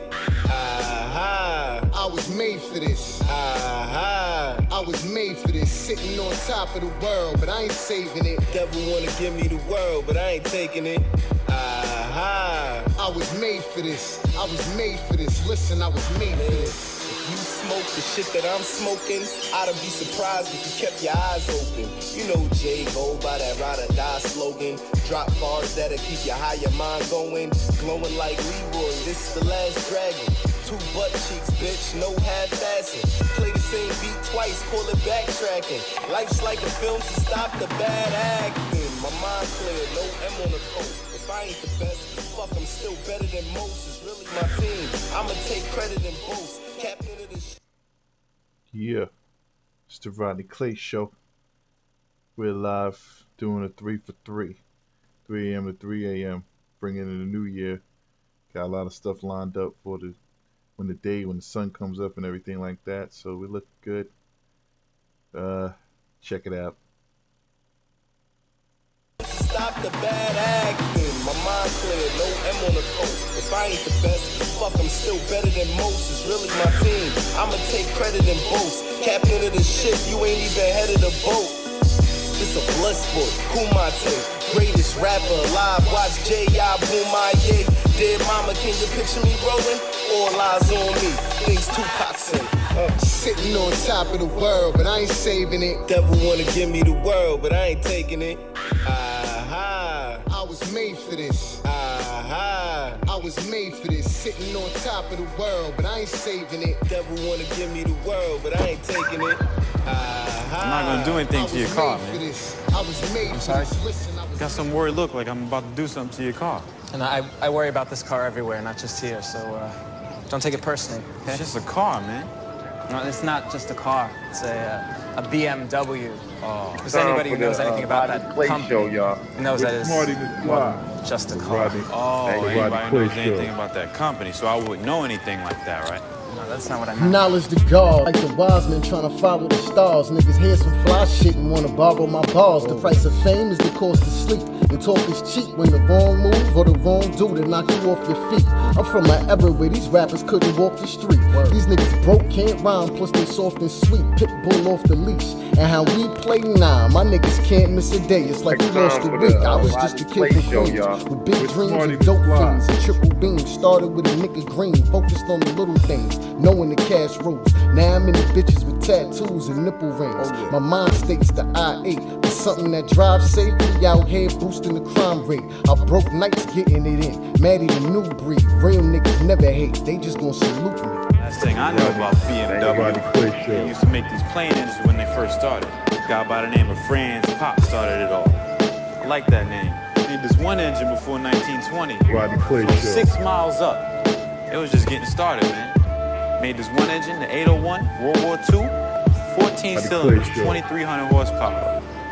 7 miles I've been nice since Alvin and the Chipmunks. Back when the burner got you 6 months. We made the wave and gave swim trunks on the run. No Beyonce tour. I'm on the job, so the guard, nigga Andre Ward. I run the mob like Marcello. The 7 like Carmelo. Used to shave coke rocks the size of marshmallows. Freemasons and Oddfellows. Secret society, got their eye on me. Rest in peace, Prodigy. You know the guard to be high as a false self. Fighting them 4 devils, can't be gassed to ride with me. Yeah, little niggas is live, but they ain't living up. Fight with it, but life's a bitch. You better get your nut. Listen, you can do it for you, or you can do it for them. Or you could wind up sitting for 10. Listen, I broke nights getting it in. Maddie the new breed. Real niggas never hate, they just gon' salute me. Now, if they had more time, they would have been bombing the shit out of England, and maybe even won the war. That's where this comes from.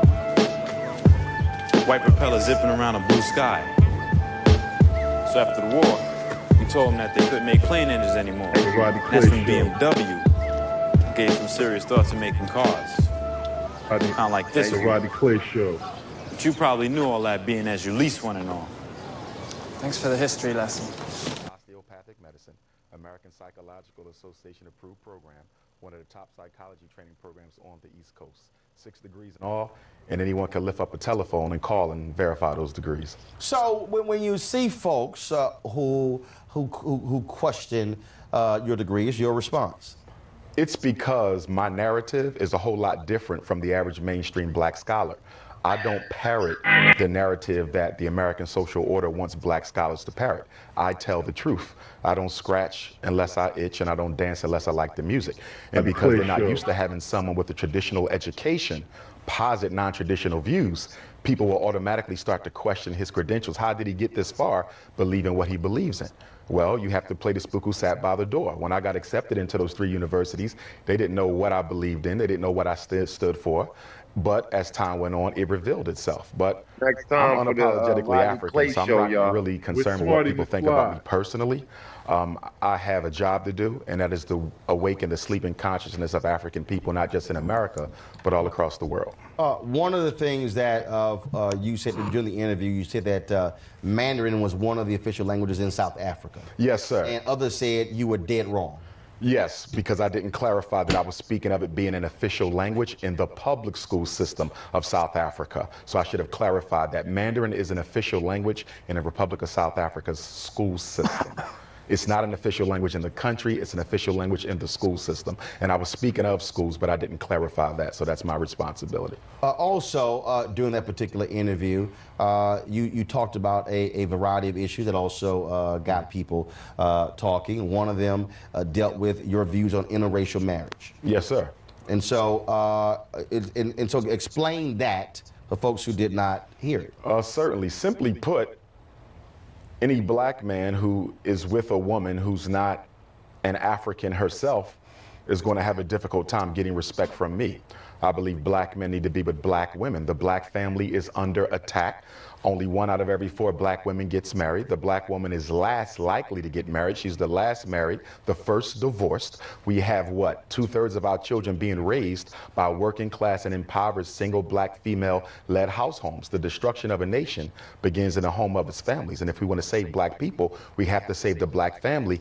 And in order to do that, black men have to commit themselves to black women. So when you talk about not getting your respect, so if that's the case, you're saying President Barack Obama to get your respect because his dad married a white woman? Oh, not at all. Would Harry Belafonte? Not at all. I want to be very clear about something. As Pan-Africanists, the product of an interracial union is an African. I have heroes who are biracial. Some of the grandfathers of Pan-Africanism were of mixed racial ancestry.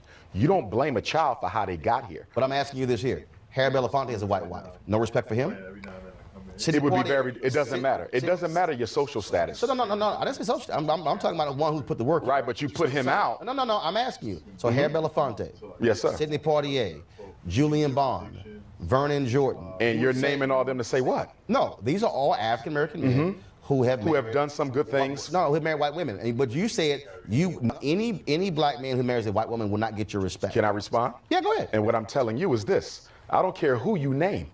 I don't care how much work you did for black people. Your greatest commitment to black people is being committed to a black woman. It is still a contradiction. No matter how much you think you did for the struggle, if you really were concerned with black people, you would have committed yourself to a black woman. So it doesn't matter how successful they are. It doesn't matter how great you may claim them to be. At the end of the day, you didn't think enough about your own people to marry a woman who looks like you. Frederick Douglass. Yes, sir. An ancestor of mine. So when you say ancestor, what does that mean? Let me break it down. Because again, some have said you tried to claim that you are a descendant of Frederick Douglass. Okay, so let's deal with that. So hold on one second. Here's a statement from the family. Let me go ahead and read this, please. The family of Frederick Douglass has received numerous inquiries about Umar Johnson questioning his relationship to Frederick Douglass. There have also been questions about his legitimacy of his PhD and the handling of the donations he's received for his school that he is promoting. We can tell you with 100% certainty that he is not a descendant of Frederick Douglass. With that being said, Mr. Johnson is very careful not to bill himself as a descendant, but he doesn't correct people when they refer to him in this way. He calls himself a blood relative, which is a nebulous reference designed to make people think he is a descendant. We have researched his explanation of being a blood relative to the great abolitionist. Some of the information he provides is accurate, but an extremely important piece of his explanation with regards to a documented relative of Frederick Douglass is false.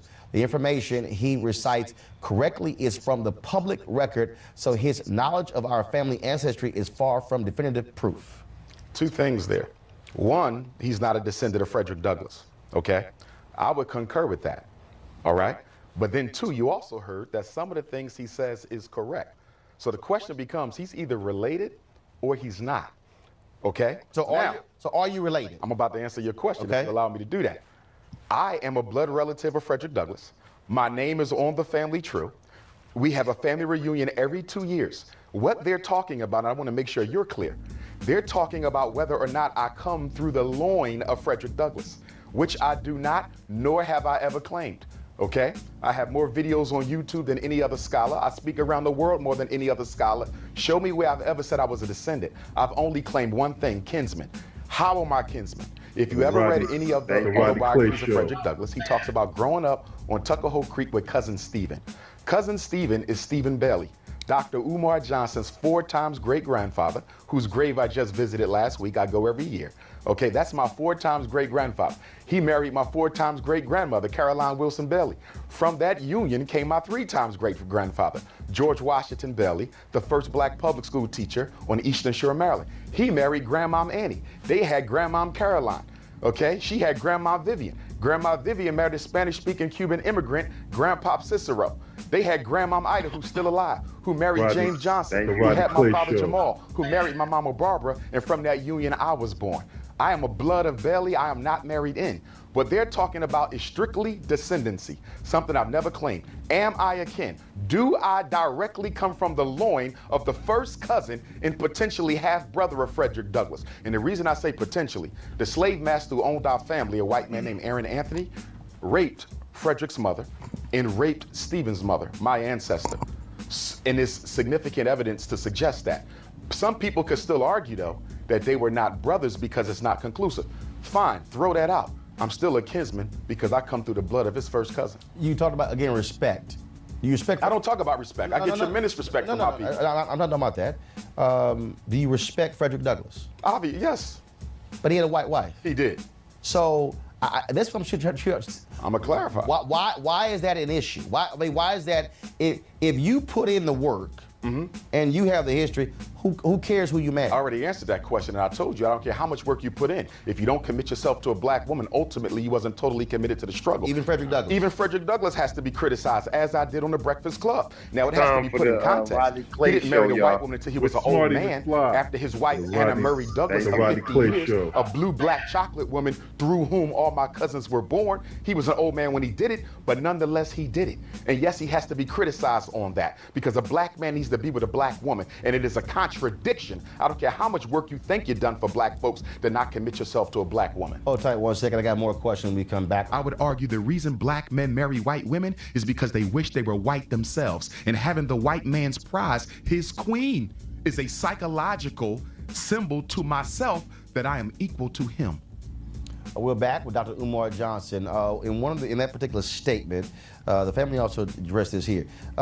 You talked about taking over the buildings or the land of a black school that was shut down. Yes, sir. HBCU St. Paul's College. And you were raising money for it. First of all, how much money has been raised, and what's the status of that project? Well, St. Paul's has been sold. Approximately 3 to 5 months ago, I was told by the auction company in charge of the sale that it was been sold to a developer. So how much money was raised? What the people gave? All kinds of people gave. How much was raised, and what's the status of that? $700,000, and the status is we're still looking for a school, and the status is my start date for FDMG will be 8/21/18, or if at all, it may be delayed to 8/21/19, which is the anniversary of the Nat Turner. You're saying looking for a school. Why not start a charter school? I mean, you can start a school. Because charter schools are owned by the state, and I'm a Pan-Africanist. I believe what is to be done for black people must be done by black people. Why do I want a charter school? So you want a private school? Exactly, independent school. Lauren. So the question of interracial marriage, Yes, I mean, ma'am. come on, man. You're too smart for this. We got 43. Smart for what? We got 43 million black people in this country. And that we got means over what? 190 million white people. You're gonna sit here and say that if a black person, a white person get married, a black person, a white person get married, one can't understand the other person's struggle. You've seen Tim Wise, right? You've seen Reverend Wallace. You've seen white people who understand racism very well. That doesn't mean they're going to do anything about it. The other thing that is obviously true is they understand racism when you see things like the murder of Medgar Evers, like the murder of Martin Luther King. They understand racism And just what fine. did they do about it? They understand us gaining just fine, and that's why murder happened. Based on what? So the idea that somehow a white person can't understand our struggle, I no could way. care less what they understand. I'm asking you, what have they done systematically He already to told you improve that. the opportunities He of already white folks? told you He that. did not tell me that. Yes, you did tell He tell did you not that. tell me that. You're going to tell me that guys like Tim Wise and Reverend Wallace don't understand What about race in Tim America? Wise? They don't understand race in America? He articulates racism, So but what has he done to there are no white systematically people that understand race in eliminate it? America? There's not a white person in There's no white America. people understand race in America. There's not a white person. Them going to Eugene. There's not a white person in America who has ever worked to systematically eliminate the white privilege that they benefit from vis-a-vis your oppression. You're lying. Heavy stuff. It's the Rodney Clay Show, 6:37 a.m. If you're catching this live, what's up? If you're not catching this, that means you can speed forward in time on this thing and see how it went throughout the rest of the show and the rest of the day. If you catch something that interests you, got some guests coming up. Should be a good time. It's time for the Rodney Clay Show, y'all. With Smarty McFly. For the Rodney Clay Show. People in America. Eugene. We're not going to go there. We're not. I haven't called me a liar, and you're cool. Well, it's a fact that Watch you're how lying. you talk It's to a me, fact and that watch you're how I lying. talk It's to a you. fact that you're lying. I understand you. To say that. No, everybody, 1 second. Several things I don't allow. I don't allow the N-word. I don't allow coon. We can talk to one another and disagree, but I do not use racial epithets against black people. That's fine, but he called me a liar. No. So the language needs to be watched on both Racial sides. epithets will not be used on this show. And that's fine. By anybody. But how we talk to each other needs you to can be say up. whatever you want, but no racial epithets will be used on this show about black people to black people. Eugene, your question. So, from your paradigm, from your perspective, Civil Rights Act isn't an act of white folk stepping up on behalf of black folk. Current criminal justice reform legislation movement isn't a current act of white folk stepping up on behalf of black folk. Folk that funded the civil rights movement in the 50s and 60s isn't an act of white folk stepping up on behalf of black folk. I'm sorry, as an American, because I define myself as an American, an African American. I'm sure you do. I live in a country that moves forward together. And I say that as a Republican. We move forward together. Yes, we have individual struggle. Yes, we have struggles. Yes, we have. Yes, no. Yes, we have. We have systematic disproportionality. Finish in 15 seconds. We have systematic struggles, and together as a country, moving forward to defeat those struggles. Really? So, based on what you said, I want you to give me examples of white folk, not individuals, but systematically. Excuse me. Why can't they be individuals? I know you can't wait to finish them, but let me finish. 1 second answer. Can I finish? Go. Okay, I'm going. Okay? You cannot name anything systematically done ever in this country by white people to equal the playing field for black folks. The Civil Rights Act, Congress literally sits behind us. The Civil Rights Act, the Voting Rights Act. Are you Both aware? of them. Are you aware? Hey, can Both of them. White people are proud of you, son. Scott Bolden. Real quick. I think the terminology and the narrative being used is a little misleading, not from you, but from this dialogue right here. Okay. You know, it's one thing to sympathize with the struggle. It's another one to empathize with the struggle. Very different. When you talk about marriage being a political choice, and that one of the arguments that you made that I tend to agree with is that if you don't marry a black woman, then she can never support and comfort and value your day-to-day struggle as a black man. That being said, I do think that the level of the rhetoric that you use in regard to your Pan-Africanism is difficult for many of us, quote, in the mainstream to get our arms around. But this issue about black men and white women in the civil rights struggle is not a new discussion. My mother was a civil rights activist in Chicago, and she would often complain privately that, one, you can't sleep white and talk black, if you will. And that's always been in the American struggle, African-American struggle with ourselves. Yes, sir. The other thing is that we struggle with our own psychology about self-love and otherwise. And if we can get our arms around that does make sense. Okay. But you would have to say that you know 190 million people. But you're being too... One second. You would have to claim that. Individuals don't matter. You'd have to claim No, that. go ahead and respond. Go ahead. And I agree with my brother's Scott. comments. Brother Scott. He brought up the Civil Rights Bill. But what he did not talk about in relation to the Civil Rights Bill is there were two words included in that bill that ultimately served to take away from black people what that bill was intended to deliver. They added gender and they added sexual orientation. And as a result of that, white women and homosexuals have been able to strip black America from the intended gains of the Civil Rights Act. So there was still racism in that bill if you will study that history. But Umar, your question was, has anyone black ever systematically done, has anyone white ever systematically done anything? Systematically. Systematically. America. So LBJ would be the answer for that, No, I want because you to that's get- the government. No, I don't think you That's heard a the question. systematic move. No, you didn't hear the question. No, you did not. No, Yeah, I you did. didn't. Yeah, I You're did. so quick to defend white Yeah, folks that you're not listening. No, I'm not trying to I defend literally white have folks. 45 seconds, so restate the question and give an answer. You got 45 seconds. Let's get an answer. The question was, what has white America done? Right. Not individuals. Systematically, you won't even let me finish. Yeah, because You're that in love with white folks, you won't even let me finish. Point on everything. Finish literally 20 seconds. There is no bigger system than the 20 seconds, I'll finish. The US And in 20 government is seconds, I would say that the panel that you have here, who are extremely intelligent, do not represent the everyday black man and woman struggles, and then because of that, they can articulate. And you represent 43.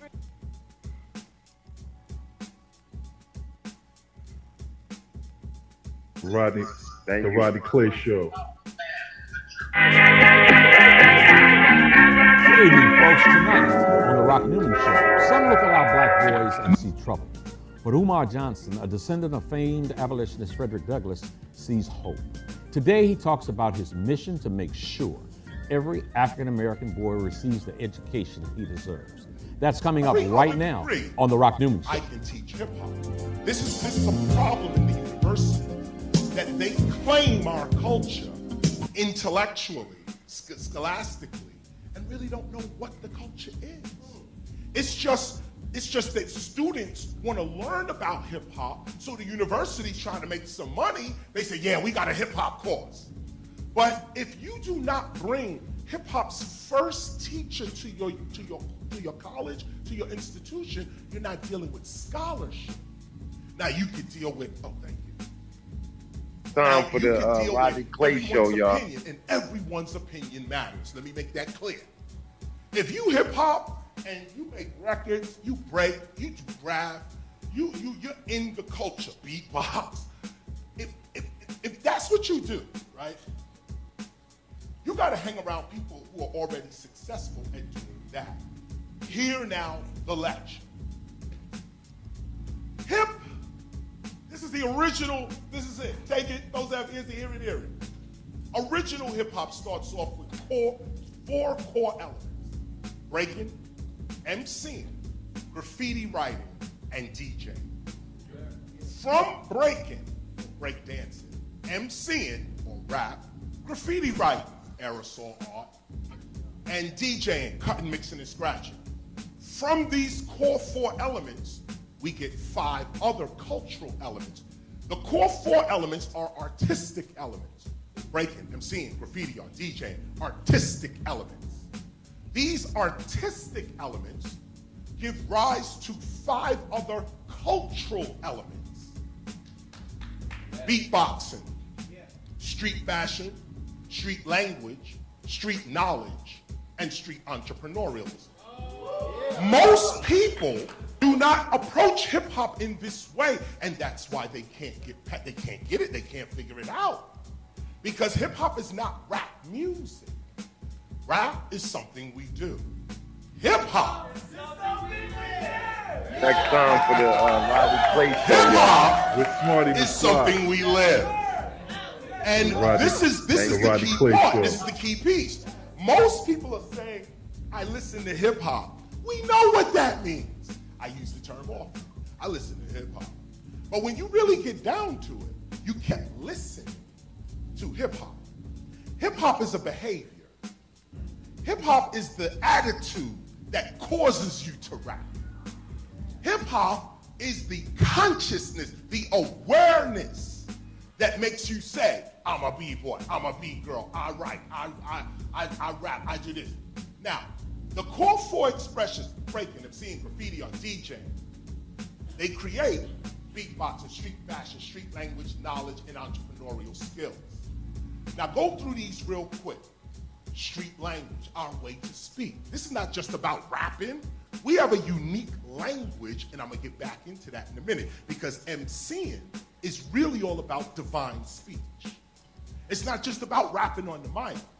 Rapping and, or should I say, rhythmically rhyming in spoken word was the original prayer. Your Bible, your Quran, your Torah were all rapped. All of them, rapped. You're not supposed to read the Bible, you're supposed to rap it.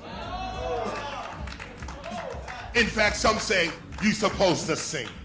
It's time for the Rodney Clay Show, y'all. Same thing with the Quran, they still sing the Quran out. Same thing with the Torah. Same thing with the Bhagavad Gita and the Upanishads. And all spiritual texts begin like this. Okay? The Ayurveda medicine out of Ayurveda medicine, Hindu philosophy, medicine, out of the Upanishads, Ayurveda medicine. The first written form of Ayurveda medicine was in rhyme. In fact, before it was written down, it was rhymed first. Imagine a rhyme that expresses the healing of all nature. This is, and those that know, or should I say, those that don't know about this word, the Upanishads, these words, look them up real quick. But you'll see that hip hop, and I mentioned this, breaking, MCing, graffiti, DJing, these are ancient techniques. And you have to ask yourself, say for instance, if you a b-boy, b-girl, say I dance. The one thing you gotta ask yourself is, well, who were the dancers that came before me? Meaning, and not to give homage or this and that, but when you realize, this is hip hop coming to you now, when you realize that the history that you are taught, I'm giving African American history. We supposed to come off a slave ship in 1619, Jamestown, Virginia, and 20 naggers were sold off of a slave ship. Now this is proven to be a lie, of course, just so you know. But this is what's being taught to all African American youth as their history. Now you could go through Mexican history, Native American history, European history. You could go through all of it. We're all being lied to. Everybody getting a fake history. Hip hop comes and says, we ain't gotta get rid of your Christopher Columbus history. We ain't gotta get rid of that. We're just going to redefine ourselves. This is point number one. The redefinition of oneself. 1973, we were 8 and 9 years old. I'll show you this in a minute. 1973, we was 8 and 9 years old. One of the reasons you listen to KRS-One right now is because when Kool Herc in 1973 brought his turntable system, he had a huge sound system, it was called the Herculoids. And his name was Kool Herc, the system was the Herculoids. He would bring this huge system out. When he did that in 73, I was 8 years old, my brother Kenny was 7. We lived across the street from him. When he came outside, first cutting up Apache and James Brown and Sly and the Family Stone and all of these records, we were amazed. We were 8 and 7 when hip hop started for us. Not teenagers yet, not grown folk yet, no. We was 7 and 8. And we were the older ones. Others, B-boys, B-girls, graffiti writers, MCs, DJs, they were 5 and 6. Go slow, real quick. They were 5 and 6.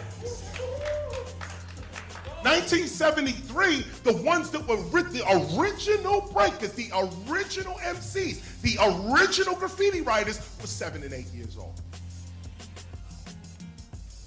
Okay? Now, we're 7 and 8 years old, 1973. Malcolm X is fresh on our mind. He died in 1965. Dr. Martin Luther King was assassinated in 1968. Here we are in 1973.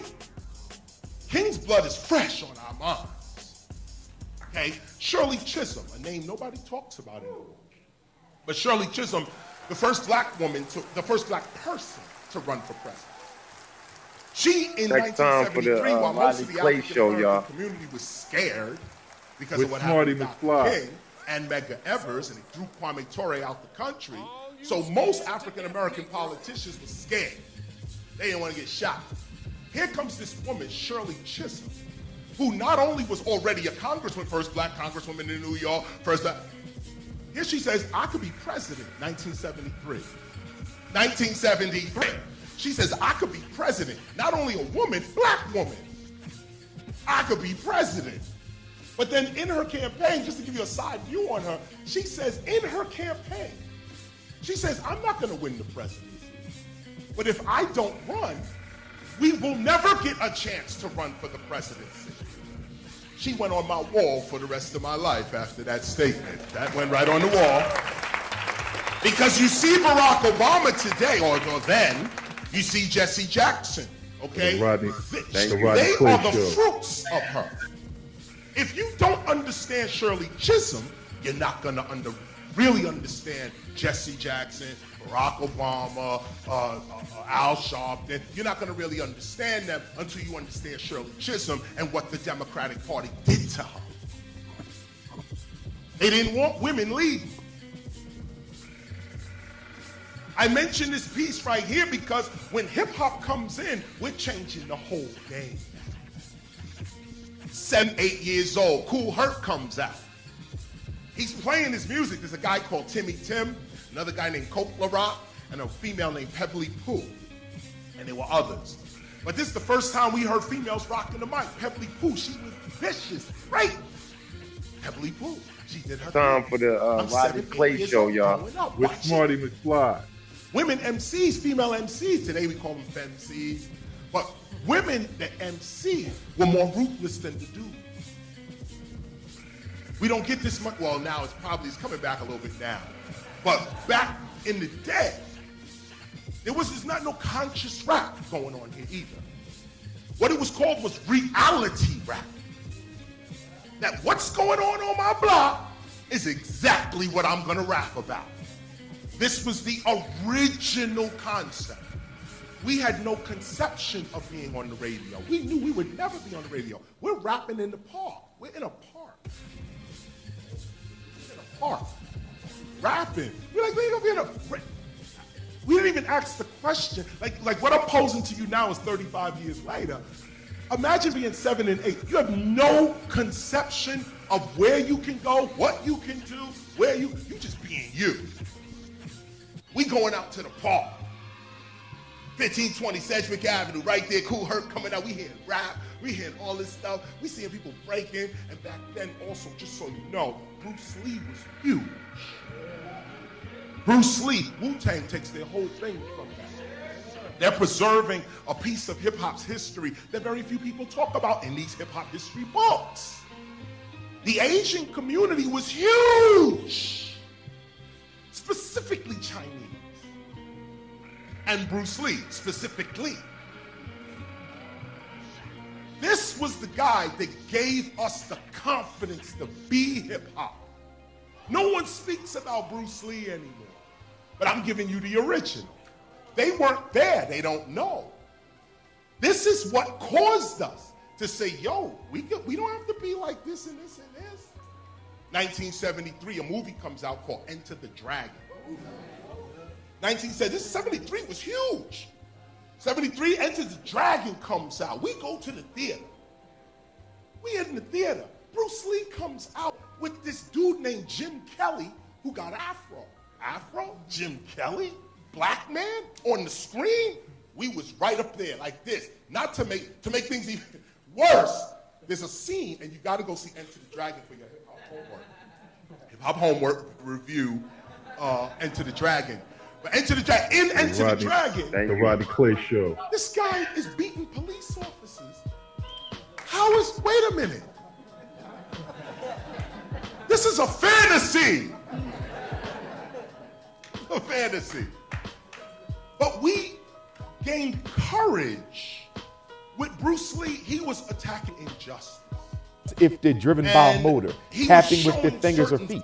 What child do you know doesn't do this? I do it as an adult. And from a conspiracy perspective, that's done on purpose. Because the more general the criteria, the easier it is to diagnose, the more children get prescribed medicine.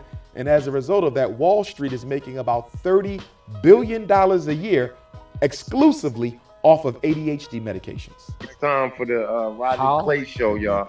With Smarty McFly. Education. I think education. Parents need to know what ADHD is. They need to know what the side effects are. No one's telling them about these drugs. The Metadates, the Adderalls, the Concertas, the Ritalins, the Cyclers. No one's giving them the side effects. No one's telling them about how this can affect organ function, how it can affect growth and development, how it can cause permanent physical illnesses, diabetes, tic disorders, psychosis, extreme weight loss, extreme weight gain.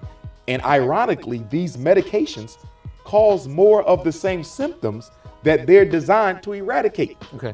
Right now you're speaking primarily about African American boys. Yes. You see the proliferation of drugs in school kids, it seems, across races. Yes.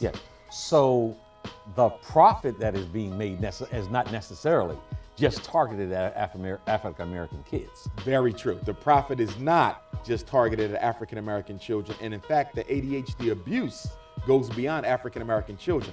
However, there is a overrepresentation. Disproportionality is the issue. African American boys are more likely to be diagnosed with ADHD than European American boys they're more likely to be given a higher a higher prescription, okay? Whereas a white kid might get 3 milligrams of Ritalin, the black kid might get 10.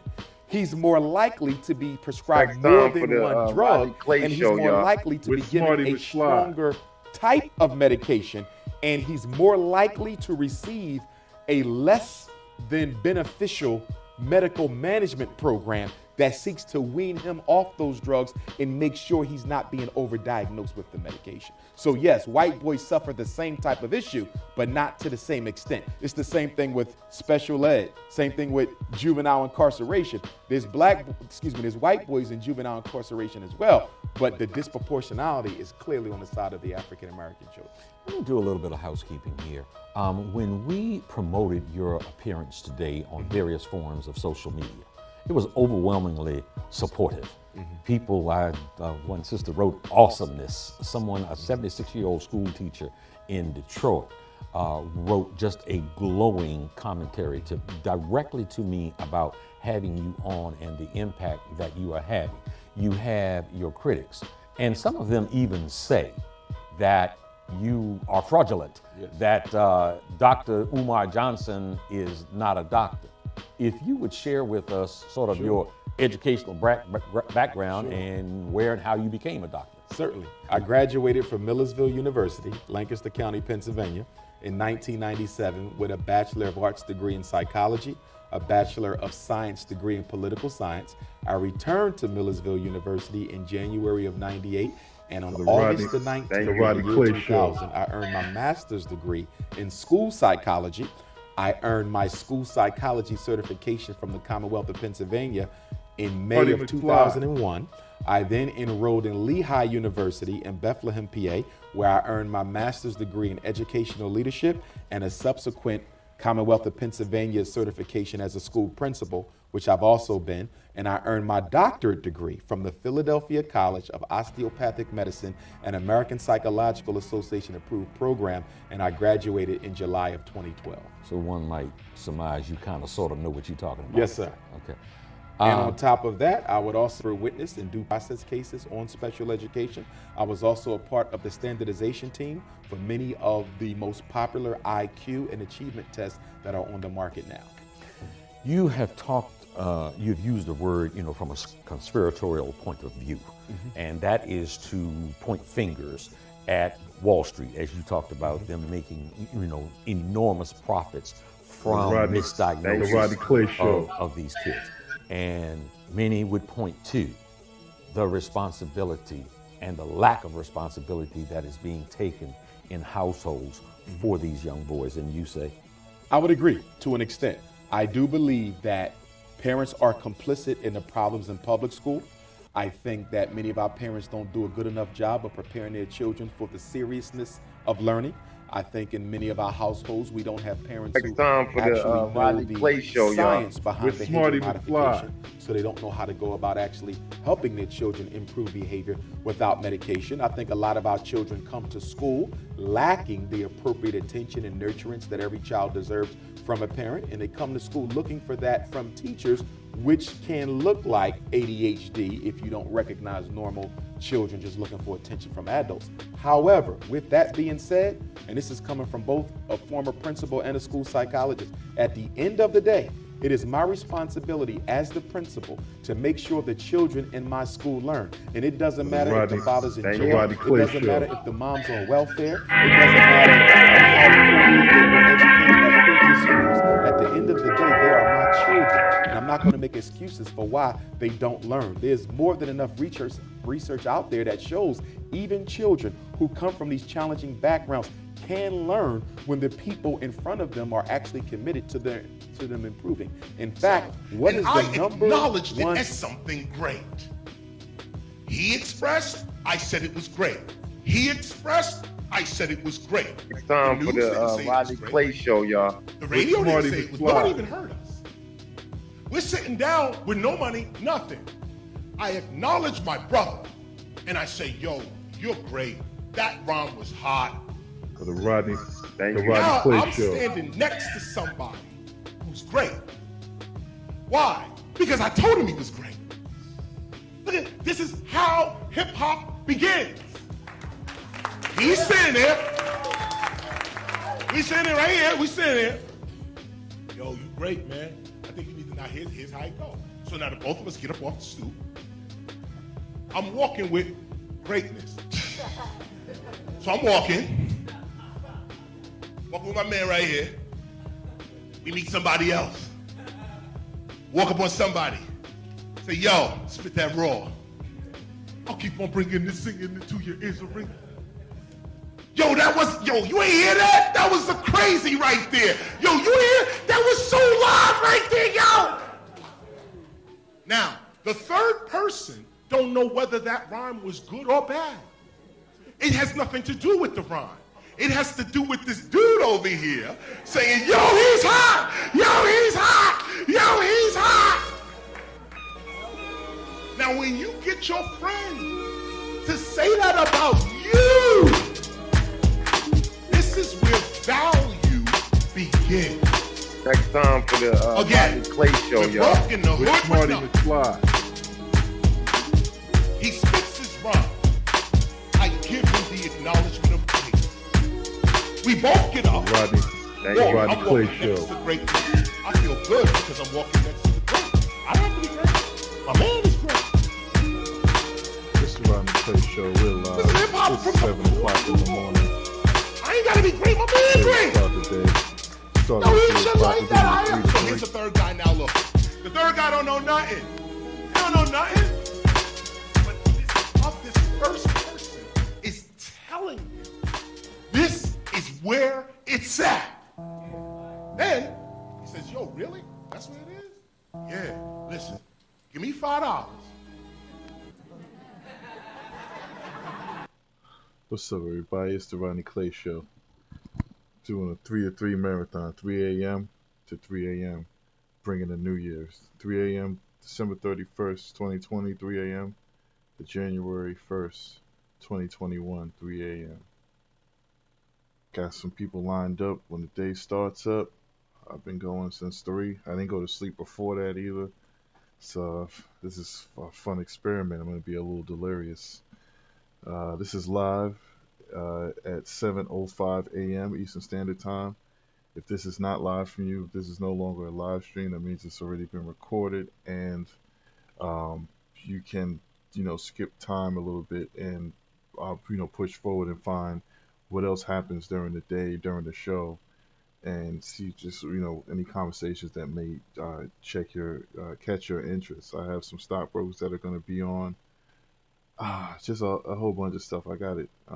So right now, while we're waiting for the day to start, I'm doing this live. I've been playing some, just like kind of like a DJ in different interviews and documentaries and things with some of the greats. You were just listening to KRS-One. I also had some Umar Johnson. I mean, we got a whole bunch of people. I was going to get some Malcolm X on there. Also, I wanted to get some Elton John too, because he's kind of a powerful activist on the low too. But either way, it's the Rodney Clay Show. Let's keep it moving.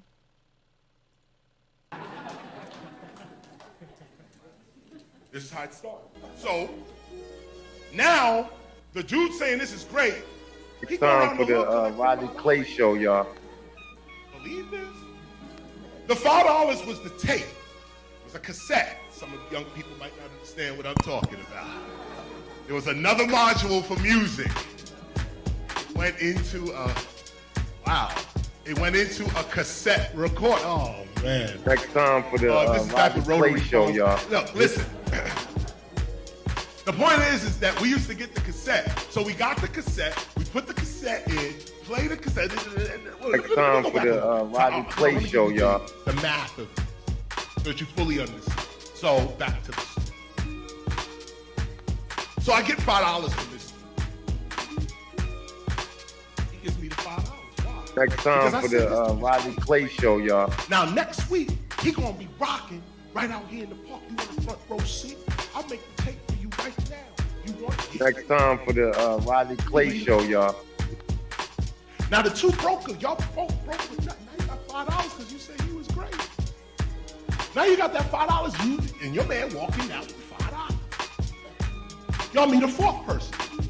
time for the Rodney Clay Show, y'all. Wrong. I'll keep on bringing this thing until your ears are ringing. Yo, you don't hear that? Yo, that's the crazy. This is my man right here. Yo, this is it right here. Rodney Clay Show, y'all. I don't know about that. I don't know. That didn't sound too hot to me. Yo, you don't know what's going on, man, because dude down the block just gave us $5. I don't know what you... Next time for the Rodney yeah, Clay man, Show, you y'all. gonna be the biggest dude. Where your $5 at? Next week, the party goes down, we make the cassette. I rap, but I'll keep on bringing this thing to the beat, yo, the cassettes, Next man. time for the These are Rodney people with Clay no Show, money, y'all. no education, no inheritance.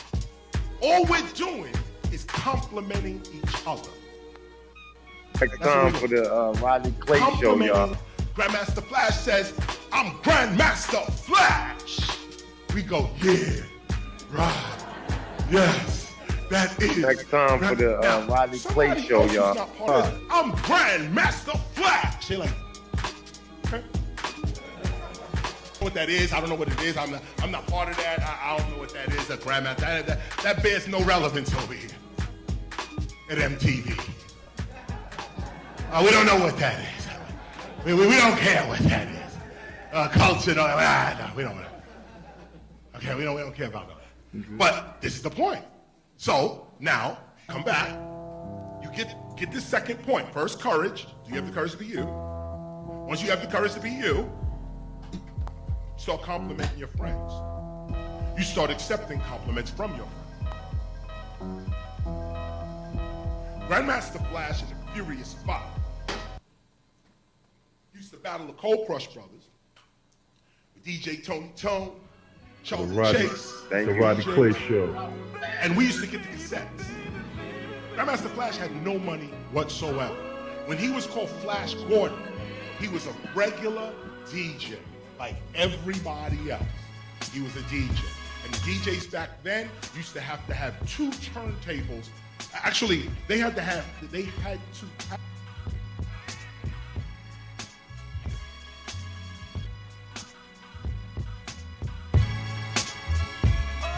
It's the Rodney Clay Show, 7:10 a.m. Yeah. If this is not live for you, if this is not a live stream, that means you can skip forward a little bit and see how the rest of the day went. We got a lot of people that's going to be coming on. Check out some of the conversations we're going to be having. Should be dope. Meanwhile, check out the Dilla. J Dilla.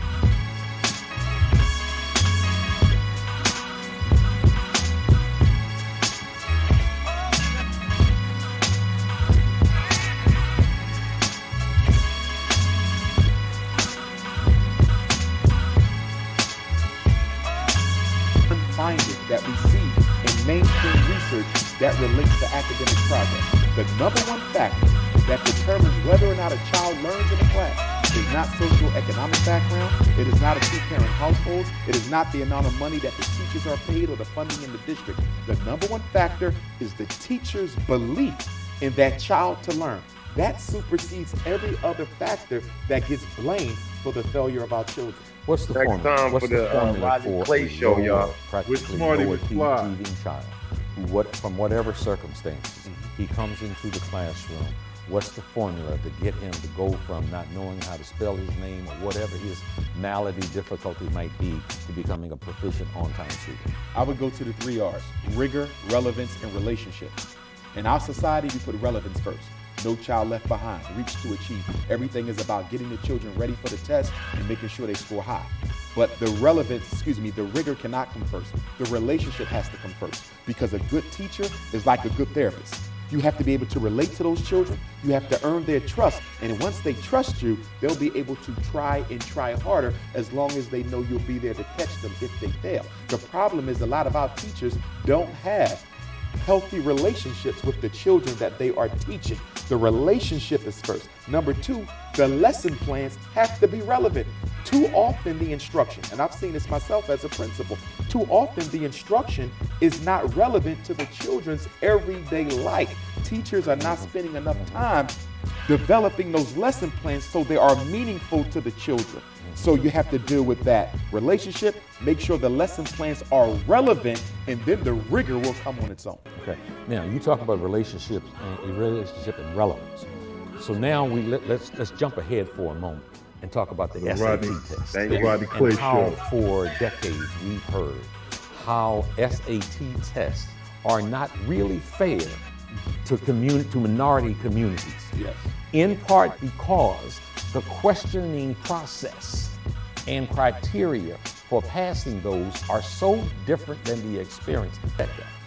Well, number one, we have to understand that the SAT test, which was designed by Carl Brigham, a member of the American Eugenics Society, and a racist. He's the father of the SAT test. See, when you deal with testing in general, you got to keep in mind why testing is so big in America. The purpose of testing in America is to give a scientific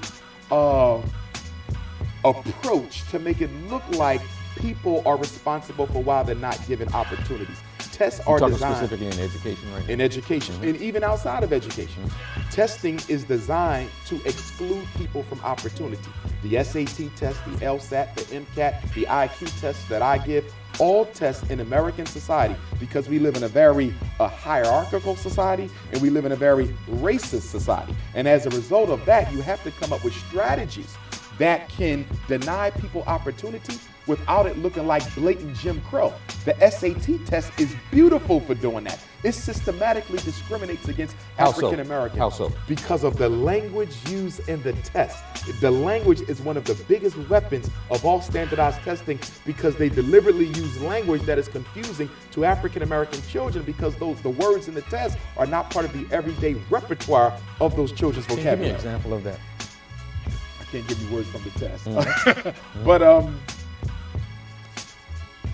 let's say, I can't use words from the test. Not encyclopedia, that's common. Elated. Okay. Elated is a synonym for happy. Mm-hmm. So when asking a question, instead of saying, what about this particular situation would make the protagonist happy about what happened, they'll say, what made the protagonist elated about what happened? And now the child is totally thrown off because they've never heard the word elated. The parent has never used it. The teacher has never used it. And for the first time the word shows up is in the test. They get the answer wrong.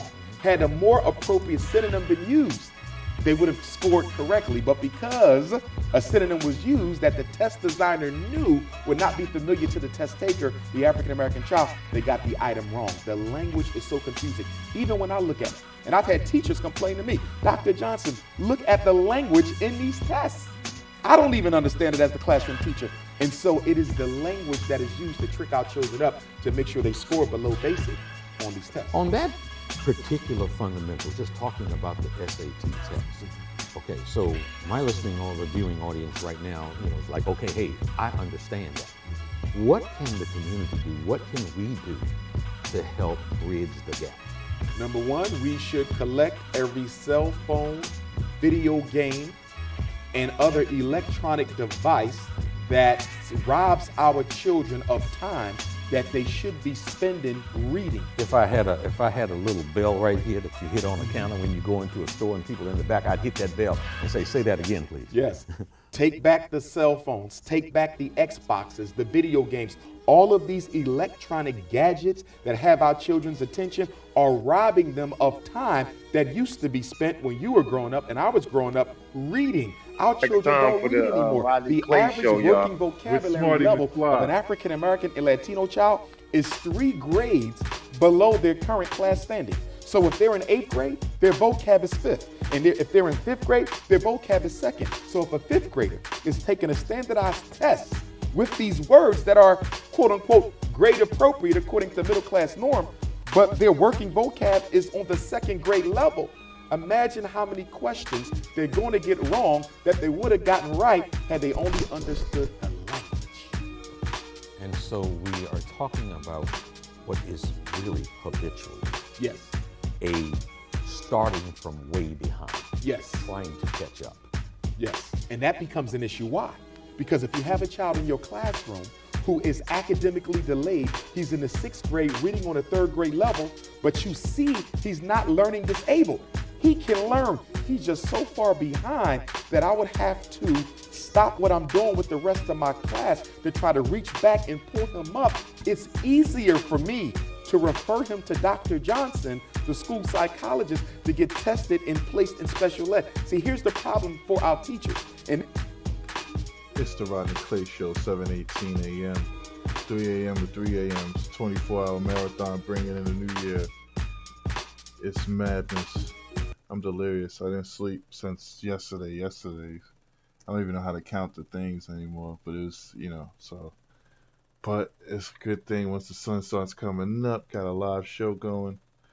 Got a stockbroker, got some good stuff. I definitely want to take a nap. But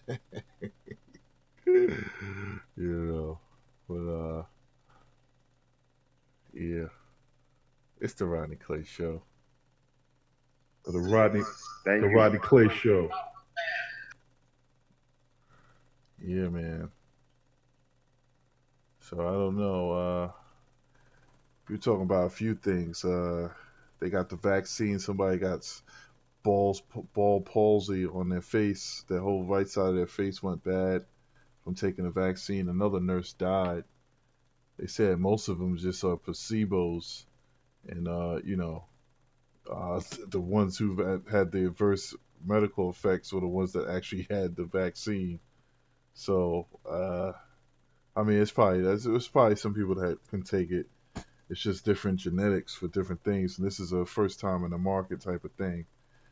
Bitcoin's hit 30,000 at one point, and scientists are cloning human embryo pigs. It's disgusting. Let me post up the picture. It's really something nasty to see. It's here we go. Look at that. National Geographic. I'll read out what it says. It says, scientists announced this week that they successfully created the first human-pig hybrid, a living pig embryo with some human characteristics. You see it's got like hands, his face is leaning like on his hands. National Geographic reports this disturbing new experiment involving pig embryos injected with human cells. Researchers at Salk Institute for Biological Studies in La Jolla, California, said they implanted the living pig human embryos in adult pigs' wombs and allowed them to grow between 3 and 4 weeks. Later, the scientists said they removed the creatures, which then died, and studied them. So if you want to believe that, it's just pretty disgusting when you look at that thing. It's scary more than disgusting. It's a pig human, and it's real. They're really making it, so that's incredible.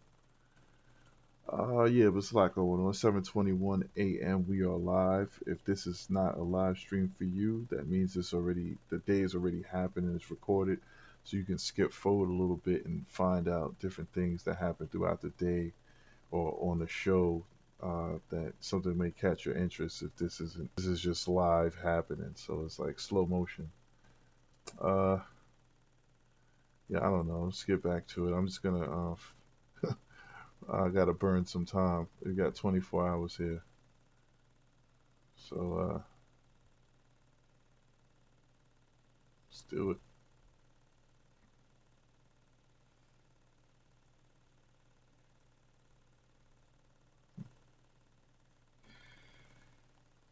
All right, we got some dead air. That's always fun.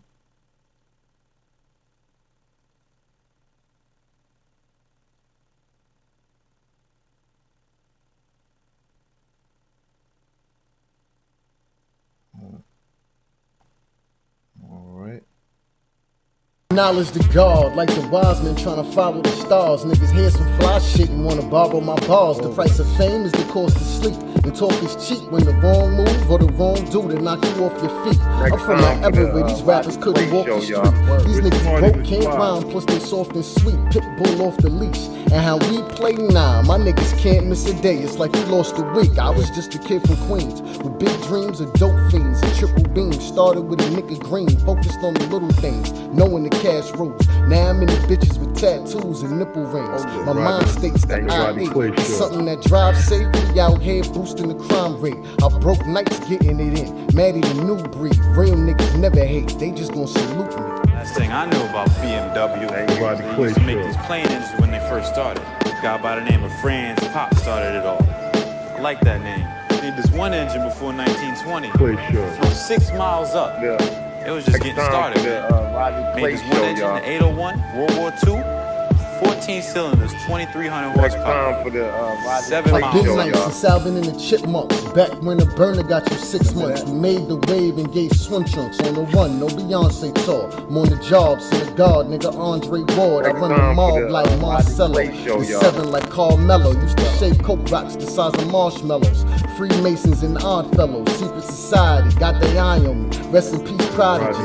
You know the guard will be high as a falsetto. Fighting them 4 devils, can't be gassed to ride with me. Yeah, little niggas is live, but they ain't living up. Fight with it, but life's a bitch. You better get your nut. Listen, you can do it for you, or you can do it for them. Or you can wind up sitting for 10. Listen, I broke nights getting it in. Maddie the new breed. Real niggas never hate, they just gonna salute me. And if they had more time, they would have been bombing the shit out of England.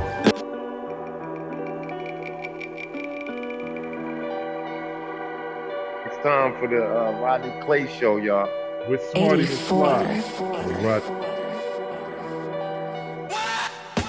Sitting on top of the world, but I ain't saving it. Devil wanna give me the world, but I ain't taking it. I was made for this. I was made for this. Sitting on top of the world, but I ain't saving it. Devil wanna give me the world, but I ain't taking it. I was made for this. I was made for this. Listen, I was made. I seen it all through the eyes of horrors. Anunnaki and flying saucers, MTA buses and iron horses. Time for the Rodney Clay Show, y'all. Narrative and catfish. Now that Trump's in the highest office.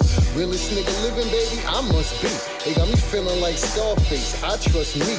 Cause niggas just talk all day like Don Lemon and then make backup points from all sessions. I don't talk at all. I'm walking tall regardless.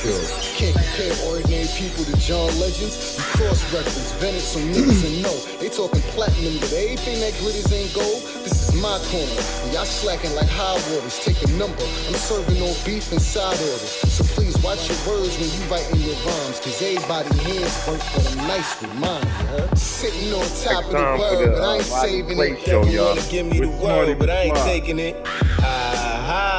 I was made for this. I was made for this. Sitting on top of the world, but I ain't saving it. Devil wanna give me the world, but I ain't taking it. I was made for this. I was made for this. Listen, I was made for this. Smoke the shit that I'm smoking. I was made for this. Sitting on kept your eyes open. You know J. Go by that ride or die slogan. Drop bars that'll keep your higher mind going. Glowing like Leroy. This is the last dragon. 2 butt cheeks, bitch, no half-assing. Play the same beat twice, call it backtracking. Life's like a film, so stop the bad acting. My mind clear, no M on the coat. If I ain't the best, fuck, I'm still better than most. It's really my team, I'ma take credit and boast. Captain of the ship, you ain't even head of the boat. This a blood sport, Kumate. Greatest rapper alive, watch J.I. Boomaye. Dead mama, can you picture me rolling? All eyes on me, things Tupac said. Sitting on top of the world, but I ain't saving it. Devil wanna give me the world, but I ain't taking it. I was made for this. I was made for this. Sitting on top of the world, but I ain't saving it. Devil wanna give me the world, but I ain't taking it. I was made for this. I was made for this. Listen, I was made for this. Time for the Rodney Clay Show, y'all. With Smarty McFly.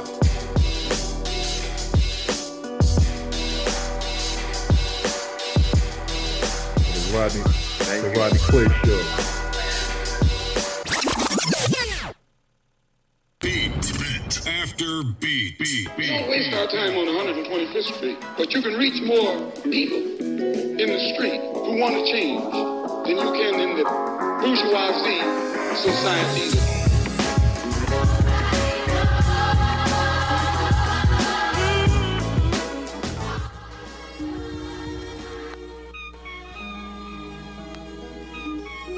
It's the Rodney Clay Show, 7:27 a.m. Eastern Standard Time, 3 a.m. to 3 a.m. marathon.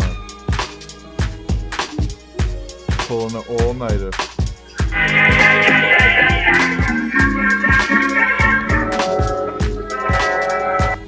It's the Rodney Clay Show.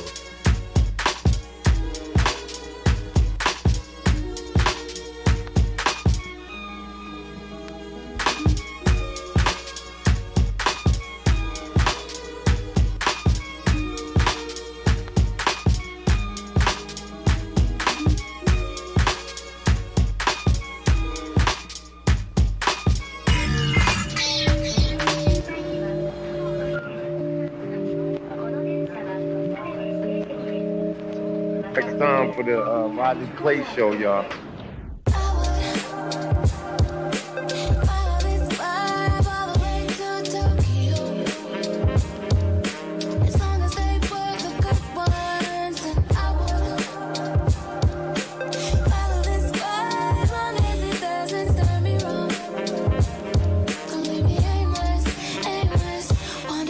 Weed smoke, spoons of dope, lines of coke, E-pills, mushrooms, and dust in the front room. Niggas trip off acid and don't come back.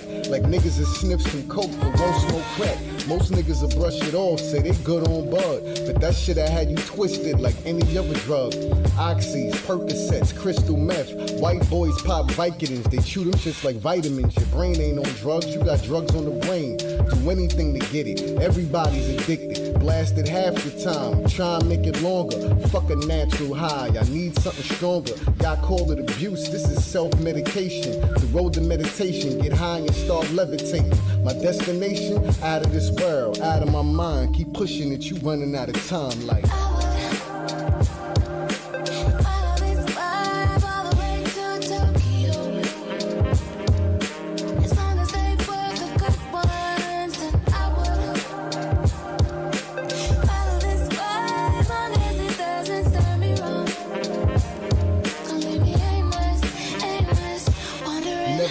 Jimi Hendrix like a junkie in the trap, he OD. Couldn't get that monkey off his back. Amy Winehouse, her life was like a scene out of Grindhouse. And Jim Morrison spent this money on the yak. They sold the Basquiat for 110 million. He probably would have shot it up his arm in the village. Janis Joplin got high and tried to drink away the pain. And Kurt Cobain reached Nirvana by blowing out his brains. Yo, it's bugged. It's deeper than the 27 Club. They found Whitney in the tub and her daughter loved the drugs. The whole DeBarge family was sniffing, getting buzzed. Now they was all blood, but Chico was the plug. Pimp C OD'd on codeine. Billie Holiday was a dope fiend. And Matty G smoked weed. Spend your whole life trying to follow a high. Right or wrong, it's way too strong. You follow the vibe, it's like.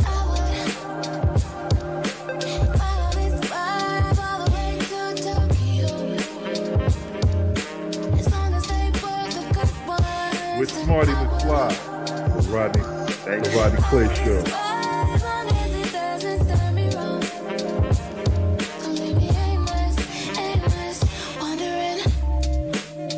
Time for the Rodney Clay Show, y'all.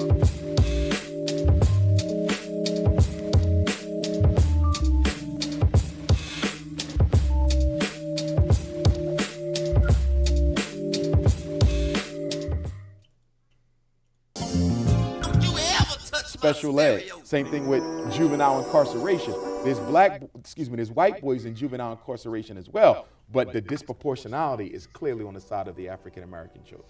Let me do a little bit of housekeeping here. When we promoted your appearance today on various forms of social media, it was overwhelmingly supportive. Next time for the Rodney Clay Show, y'all. With Smarty McFly. A 76-year-old school teacher in Detroit wrote just a glowing commentary directly to me about having you on and the impact that you are having. You have your critics, and some of them even say that you are fraudulent, that Dr. Umar Johnson is not a doctor. if you would share with us sort of your educational background and where and how you became a doctor. Certainly. I graduated from Millersville University, Lancaster County, Pennsylvania, in 1997 with a Bachelor of Arts degree in psychology, a Bachelor of Science degree in political science. I returned to Millersville University in January of '98, and on August the 19th of the year 2000, I earned my master's degree in school psychology. I earned my school psychology certification from the Commonwealth of Pennsylvania in May of 2001. I then enrolled in Lehigh University in Bethlehem, PA, where I earned my master's degree in educational leadership and a subsequent Commonwealth of Pennsylvania certification as a school principal, which I've also been, and I earned my doctorate degree from the Philadelphia College of Osteopathic Medicine, an American Psychological Association approved program, and I graduated in July of 2012. So one might surmise you kind of sort of know what you're talking about. Yes, sir. Okay. And on top of that, I would also say that I've been an expert witness in due process cases on special education. It's the Rodney Clay Show, 7:33 a.m. Eastern Time, doing it 3 to 3, 3 a.m. to 3 a.m. December 21st, 2020, 3 a.m. to January 1st, 2021, 3 a.m. It's a 24-hour marathon. I didn't sleep before this even happened. I'm truly delirious. This is going to be great. I got a good lineup for the day. I gotta wait till everybody gets up, but I already got in touch with a few people. I'm gonna have people calling. Also, gonna talk about New Year's predictions and New Year's resolutions. Looks like I got a couple people on right now. I'm gonna go ahead and post up the Zoom number. The Zoom ID that so you can call in and then you can talk on here, and definitely throughout the day I want people to be able to call in and just say New Year's resolutions, give their shout outs, definitely make some predictions on what you see happening for the 2021. What's that looking like? That's pretty exciting. I don't know. I'm burning some time until the day really fully starts. So I'm just playing some Dr. Umar Johnson real quick. Somebody who kind of fell off. I shouldn't say he fell off, but it's like what happened to him. He had a school that he was doing. So we're gonna see what he's talking about. I was also a part of the standardization team for many of the most popular IQ and achievement tests that are on the market now. You have talked, you've used the word, from a conspiratorial point of view, and that is to point fingers at Wall Street, as you talked about them making, enormous profits from misdiagnosis of these kids. And many would point to the responsibility and the lack of responsibility that is being taken in households for these young boys. And you say? I would agree to an extent. I do believe that parents are complicit in the problems in public school. I think that many of our parents don't do a good enough job of preparing their children for the seriousness of learning. I think in many of our households, we don't have parents who actually know the science behind behavior modification, so they don't know how to go about actually helping their children improve behavior without medication. I think a lot of our children come to school lacking the appropriate attention and nurturance that every child deserves from a parent, and they come to school looking for that from teachers, which can look like ADHD if you don't recognize normal children just looking for attention from adults. However, with that being said, and this is coming from both a former principal and a school psychologist, at the end of the day, it is my responsibility as the principal to make sure the children in my school learn. And it doesn't matter if the father's in jail. It doesn't matter if the mom's on welfare. It doesn't matter how poorly they were educated at previous schools. At the end of the day, they are my children. And I'm not going to make excuses for why they don't learn. There's more than enough research out there that shows even children who come from these challenging backgrounds can learn when the people in front of them are actually committed to them improving. In fact, what is the number one finding that we see in mainstream research that relates to academic progress? The number one factor that determines whether or not a child learns in the class is not socioeconomic background, it is not a two-parent household, it is not the amount of money that the teachers are paid or the funding in the district. The number one factor is the teacher's belief in that child to learn. That supersedes every other factor that gets blamed for the failure of our children. What's the formula? What's the formula for a low or practically no achieving child who, from whatever circumstance, he comes into the classroom? What's the formula to get him to go from not knowing how to spell his name or whatever his malady, difficulty might be, to becoming a proficient on-time student? I would go to the 3 R's: rigor, relevance, and relationships. In our society, we put relevance first. No child left behind, reach to achieve. Everything is about getting the children ready for the test and making sure they score high.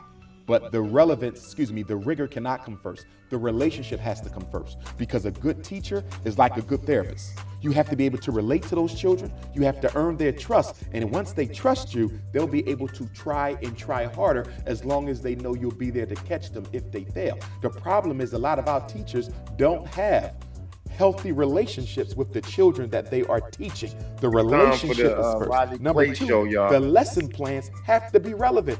Too often the instruction, and I've seen this myself as a principal, too often the instruction is not relevant to the children's everyday life. Teachers are not spending enough time developing those lesson plans so they are meaningful to the children. So you have to deal with that relationship, make sure the lesson plans are relevant, and then the rigor will come on its own. Okay. Now you talk about relationships and relevance. So now let's jump ahead for a moment and talk about the SAT test. Yes. And how for decades we've heard how SAT tests are not really fair to minority communities. Yes. In part because the questioning process and criteria for passing those are so different than the experience. How do we bridge that gap? Well, number 1, we have to understand that the SAT test, which was designed by Carl Brigham, a member of the American Eugenics Society, and a racist. He's the father of the SAT test. See, when you deal with testing in general, you got to keep in mind why testing is so big in America. The purpose of testing in America is to give a scientific approach to make it look like people are responsible for why they're not given opportunities. Tests are designed specifically in education, right? In education, and even outside of education. Testing is designed to exclude people from opportunity. The SAT test, the LSAT, the MCAT, the IQ tests that I give, all tests in American society, because we live in a very hierarchical society, and we live in a very racist society. And as a result of that, you have to come up with strategies that can deny people opportunity without it looking like blatant Jim Crow. The SAT test is beautiful for doing that. It systematically discriminates against African Americans. How so? Because of the language used in the test. The language is one of the biggest weapons of all standardized testing, because they deliberately use language that is confusing to African American children, because the words in the test are not part of the everyday repertoire of those children's vocabulary. Can you give me an example of that? I can't give you words from the test. But let's say It's the Rodney Clay Show, 7:41 a.m. Eastern Standard Time, December 31st, 2020. Started at 3 a.m. December 31st. We're going to 3 a.m. January 1st, into the new year. When the day starts, we're gonna have a good few couple of guests come on. I want you to come on to the Zoom. I'm gonna post that channel now. What you gotta do to sign in. Now you can be able to talk. Yeah, won't keep it up too long, because we're not ready for that part of the day.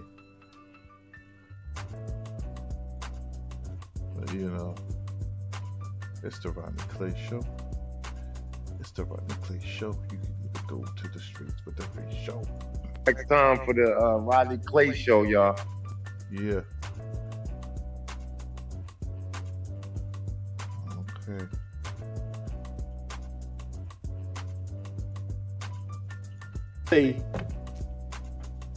I can't use words from the test. Not encyclopedia, that's common. Elated. Okay. Elated is a synonym for happy. So when asking a question, instead of saying, what about this particular situation would make the protagonist happy? Come on in to the Zoom channel if you see it on your screen and you want to jump on, say anything, talk about anything. Now's the time. We get 7:42 on the AM on the East Coast. See, I got 7 people. It's been flushing. It went 7, 10, 5. I'm saying I got 3. It's all good. Y'all are up in the morning. Welcome, welcome. Rodney Clay Show. With Smarty McFly. With Smarty Rodney, McFly. The Rodney Clay Show. Yeah. Okay, I see somebody's trying to. Next time for the Rodney Clay Show, y'all. With Smarty McFly. For the Rodney Clay Show.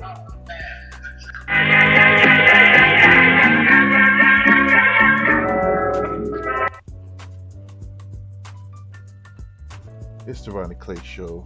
We are live. 7:43 on the AM on the East Coast. We're doing a 3 in the morning to 3 in the morning. Bringing the New Year. So we started 3 in the morning this morning, December 31st, 2020. We're going to go to 3 in the morning, January 1st, 2021. It's a marathon. Let's see if we can do it. We're going to do it. It's going to be done.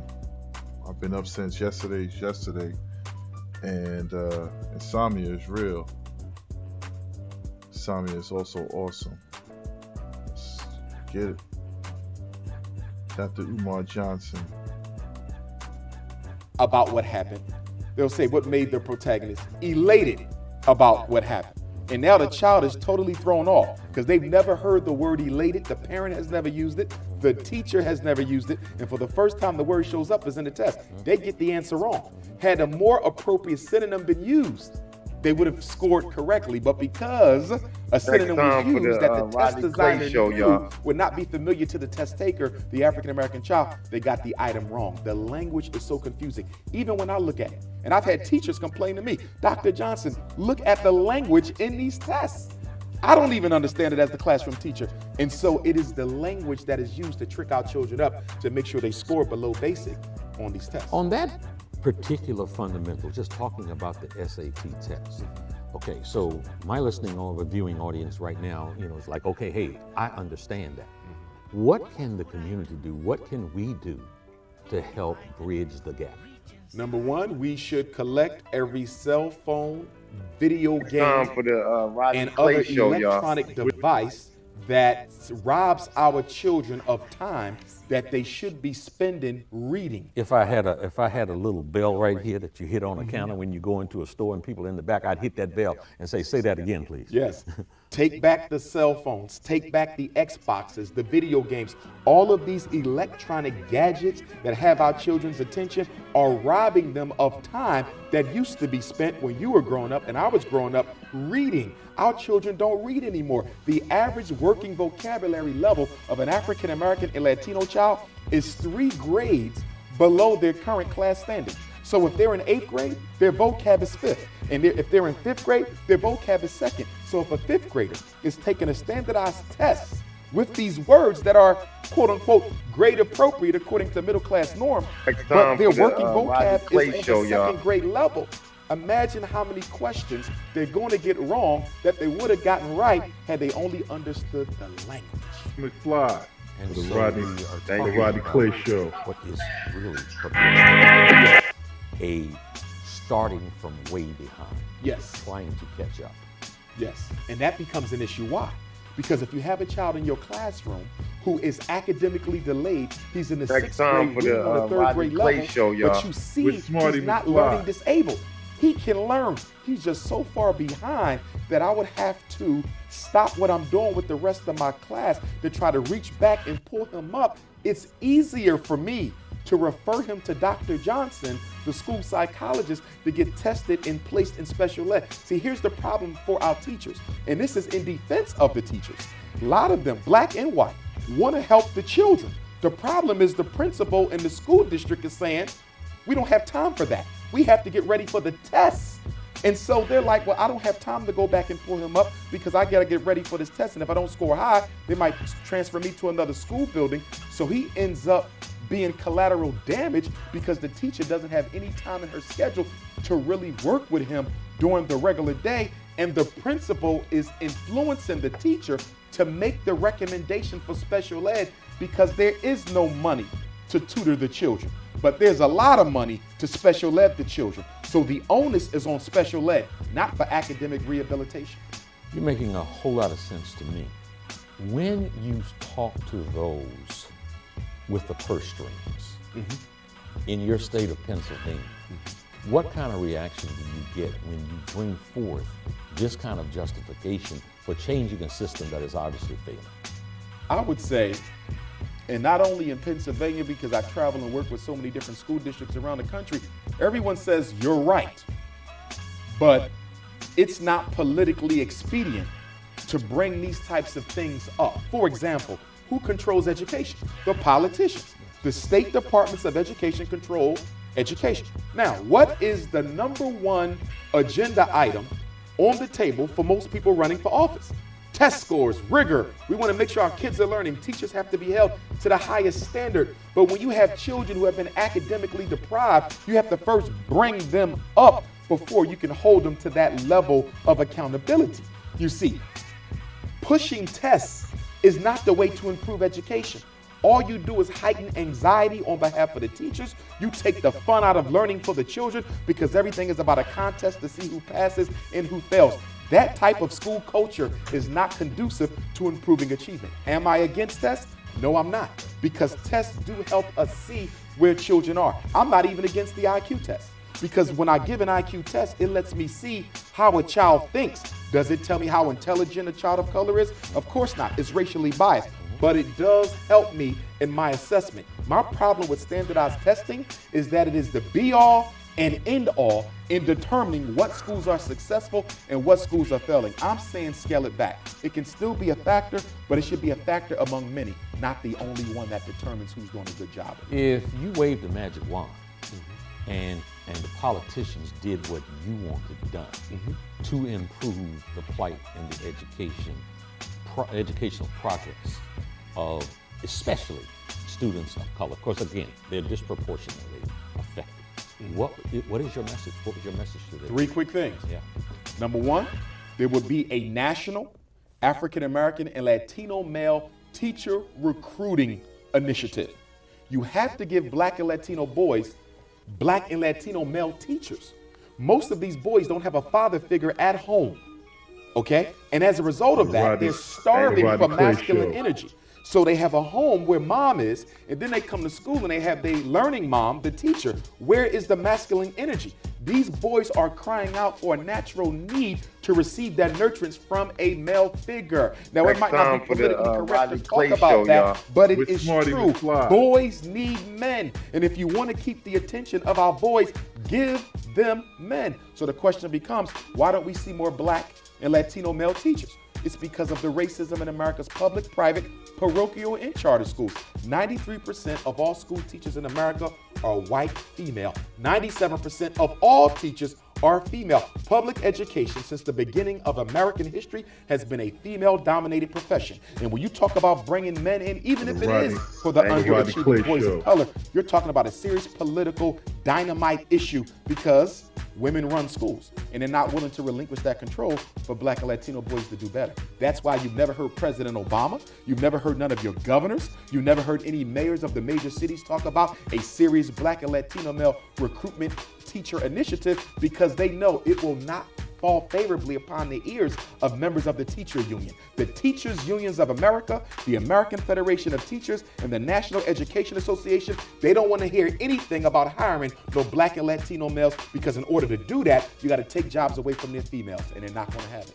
That's #1. #2, I would order an audit of all children in special education in America. There will be an independent review board of school psychologists and educators that will review every child's folder in special ed to see whether they belong there in the first place. Because most children in special ed, Black or white, do not need it. They are there because the teacher didn't try hard enough, or the previous teacher didn't do a good enough job, or the parents weren't putting in their effort at home. Now, when I'm talking about this, I'm talking about the 4 biggest disabilities: the learning disability, mild mental retardation, emotional disturbance, and ADHD for other health impairment. I'm not talking about autism, speech and language, deafness. Those are real disabilities. Those children need special ed.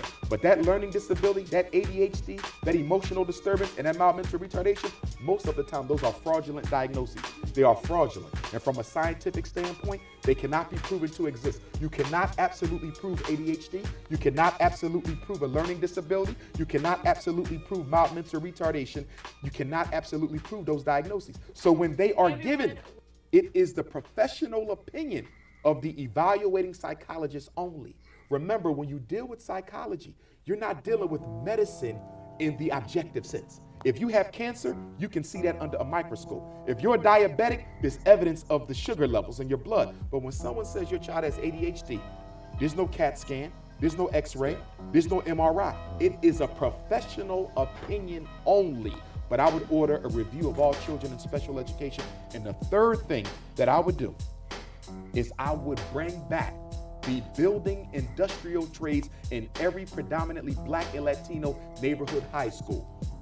Barbering, auto body, plumbing, electric, carpentry, HVAC, computer networking. Beginning in the 1970s, they stripped these programs out of the Black and Latino community, which meant everybody had to go to college, which is not a solution for us because we have over 2 million college-educated African-American and Latinos in our community who cannot find work. So if the solution for our children is going to college, that's no solution at all, because the only thing you're guaranteed in college is debt to the banks for the rest of your life. Everyone doesn't want to go to college, nor does everyone need to go to college. What happened to using your hands to earn a living? My grandfather, he was a butcher. Him and my grandmother, they lived comfortably, quite well in Philadelphia. He didn't need a college degree. I have friends who are electricians and plumbers and carpenters. They do better than me economically, quite comfortable lives. They didn't have to go to college. Why are we sending all of our boys and girls to college? It's because they stripped our communities of the industrial trades and they gave control of building trade to the white labor unions that dominate construction to this day. If you look at the construction sites going up in Washington, D.C., it's either European American labor, Mexican labor, illegal immigrant labor, hardly any African American or Latinos on those forces. Why? Because they don't have the training. They don't have the certifications. They were denied that in high school. 50 years ago, 40 years ago, you can graduate from high school certified as a plumber, electrician, carpenter, and go into work. What happened to that? That's why we have so many African American and Latino boys going to jail, because the economic opportunity has been stripped from their neighborhood and no one's talking about it. And I was told by a high-ranking member of the School Reform Commission of the School District of Philadelphia, I don't want to call the person's name, a couple years ago, I was told by this person, the reason why we cannot put the programs back into the high school, the building trades, is because the unions of Philadelphia do not want it. And as I travel the country, I find it to be true everywhere. The white labor unions have a monopoly on the building contracts, and they don't want the high schools preparing Black children. This way, everyone has to go to the union for training and to get a job, and it equals more and more mass incarceration. Next time for the Rodney Clay Show, y'all. Lengthy but powerful answer. It's Smarty McFly. That was an impressive answer. Thank you for that. Where you have, I mentioned earlier in the program that you've inspired people and you've upset folks. And some of the words that you've used and the philosophy that you have put forth that have so upset folks was talking about the how the proliferation of the Rodney Clay Show. Yes. And the root causes of that. Yes. Could you please tackle that for me? And I'm glad you brought that up, because my position on black male feminization has often been distorted as well as exaggerated by a lot of media outlets. Number one, the Rodney Clay Show. Fact number one, up until 1974, homosexuality was a mental illness in American Smarty society. McFly. If you get a copy of the Diagnostic and Statistical Manual of mental disorders. That's the Bible of The all Rodney, diagnoses. the Rodney It's Clay in there. Show. Same-sex attraction is a mental illness. I have a copy of it. It was changed in 1974 show, y'all. at an annual With Smarty conference of the McFly. American The Psychiatric Rodney- Association. the Rodney And Clay in the Show. position paper, which I had, it clearly said that the removal of homosexuality from the diagnostic Rodney- manual the Rodney was Clay not Show. done because we have sufficient evidence to prove that this is a biologically innate personality. Next time for the It says Rodney Clay we didn't Show, do this y'all. because we had proof that people are born this way. It was done for political reasons. In my own personal opinion, what I've studied, With Smarty homosexuality was deregulated so that the LGBT movement could trump the black civil rights movement as the primary non-white issue in America. And it's already happened.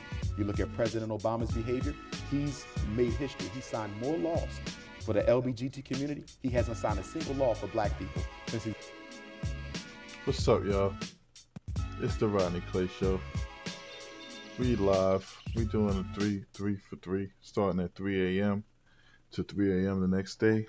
We're gonna bring in a new year. Start at 3 a.m. today, December 21st, 2020, and we're gonna stream live to 3 a.m.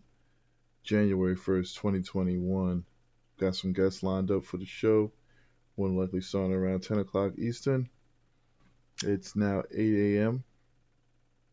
It's December 31st, 2020. And we're just going to be live and live streaming all the way into the new year at 3 a.m. Figure I've thought up some horoscopes for everybody. Let that rock through. Here we go. Welcome back to my channel. If you're new here, welcome. In this video, we are getting into the astrology of January 2021 and discussing the major events that will happen in January and how they will affect us on a personal level as well as a collective level. We kick off the major events in January with Venus moving into Capricorn on January 8th, where it will stay for the entire month until February 1st. This puts the focus on long-term investments, how we spend money, and how we spend money in a disciplined and restrictive way that saves us money over time. The next event is the new moon in Capricorn on January 13th. This brings to light energy that is relevant to how we influence the outcome of our lives, how we have power in our lives, how we distribute that power in our lives, and more importantly, how we have discipline in our lives.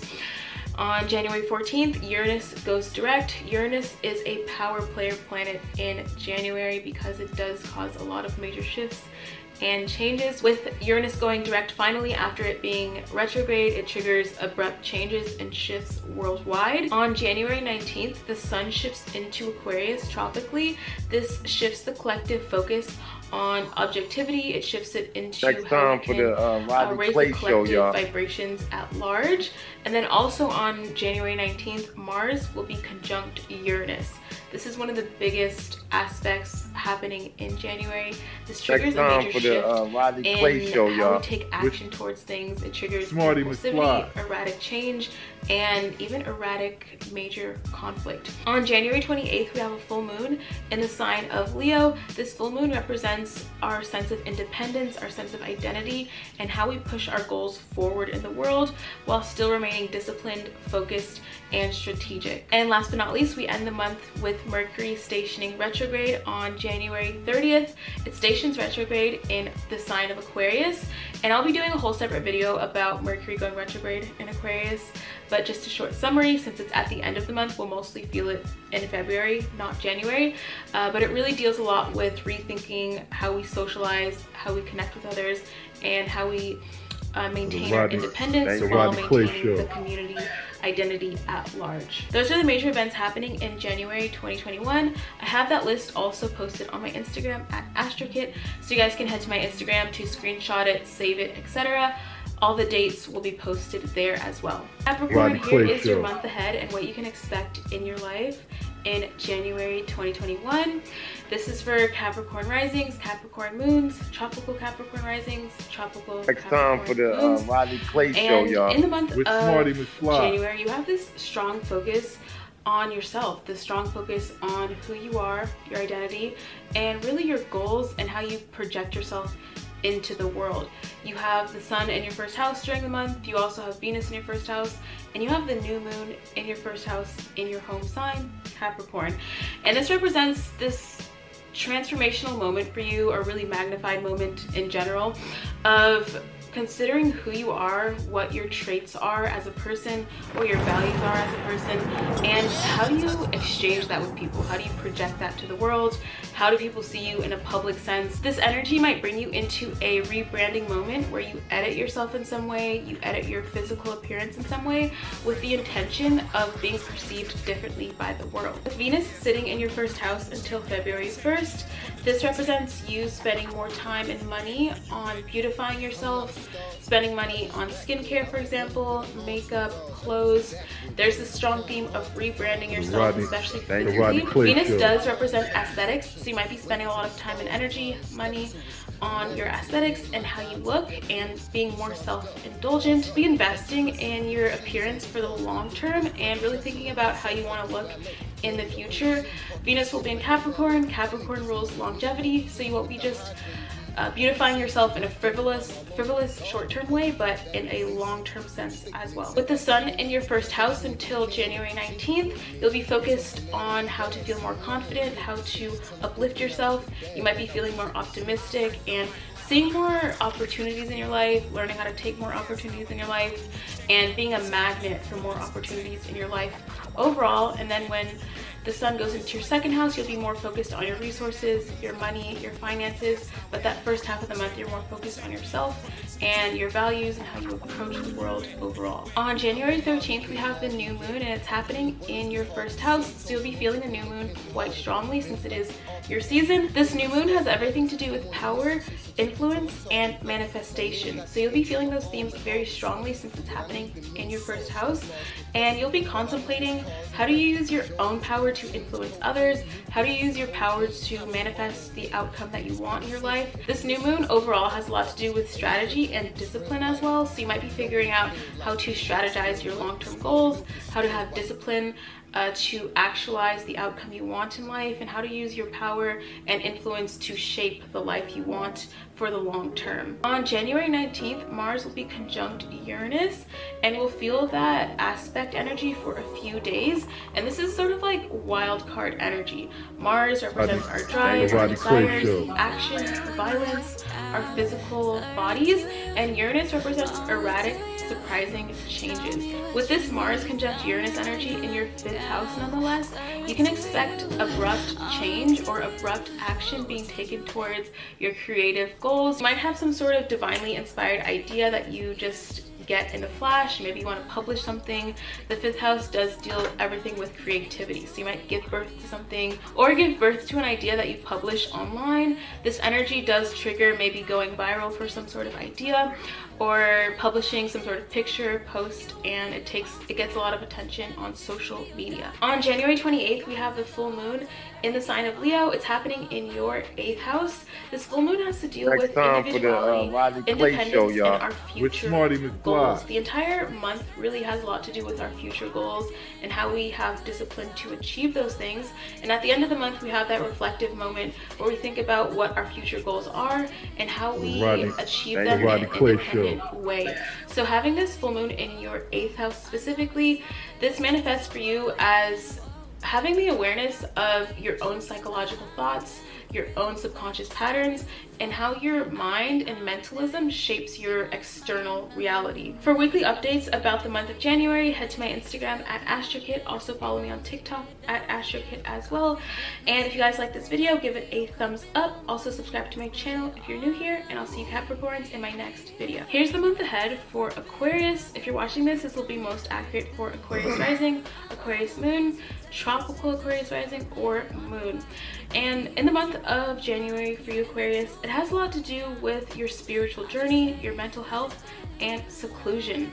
During this month, you'll have the sun in your 12th house until January 19th. You'll also have Venus in your 12th house during the month until February 1st. So with the sun in your 12th house during this month, you'll find yourself more focused on your own subconscious awareness, your subconscious patterns, being aware of the past as well, and learning how to integrate your spirituality into your daily routine. With Venus in your 12th house especially, you might find a lot of comfort or pleasure in seclusion. So you might go on retreats, go on hikes, do things that are solitary, but it brings you some sort of spiritual satisfaction, or you find some sort of beauty with the seclusion that you do have. During this time period, you might be also really invested in research and gaining knowledge, especially on spiritual topics like astrology, tarot, numerology, and even occult topics. On January 19th, we have the new moon in Capricorn. It'll be in your 12th house again,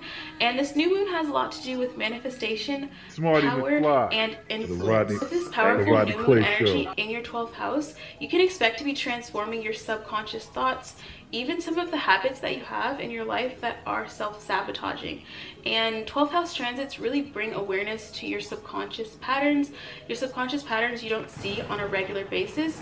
So this new moon represents for you really bringing to light everything that's naturally hidden within your subconscious mind, and potentially transforming what no longer works for you, potentially transforming what no longer aligns with your long-term goals. Any habits that are self-sabotaging, you will be cutting them off or transforming them with the new moon on the 13th. On January 19th, Mars will be conjunct Uranus. We'll feel that aspect transit for a few days, and Mars represents our desires, our physical body, our impulses. Uranus represents abrupt change. So with this transit, this conjunction is happening in your TheRodneyClayShow, y'all. home, so you can expect abrupt change or major even surprise when it comes to your home life, your family life. It's something that is very much like wild card energy. You can't really predict anything with Uranus because it is that unpredictable energy. Having it conjunct Mars represents impulsive or unpredictable actions. So you might take unpredictable or abrupt actions when it comes to your home life. Some people might be moving homes abruptly, changing their home abruptly. Something relating to your home life might change abruptly. And it's also a cautionary time for driving as well.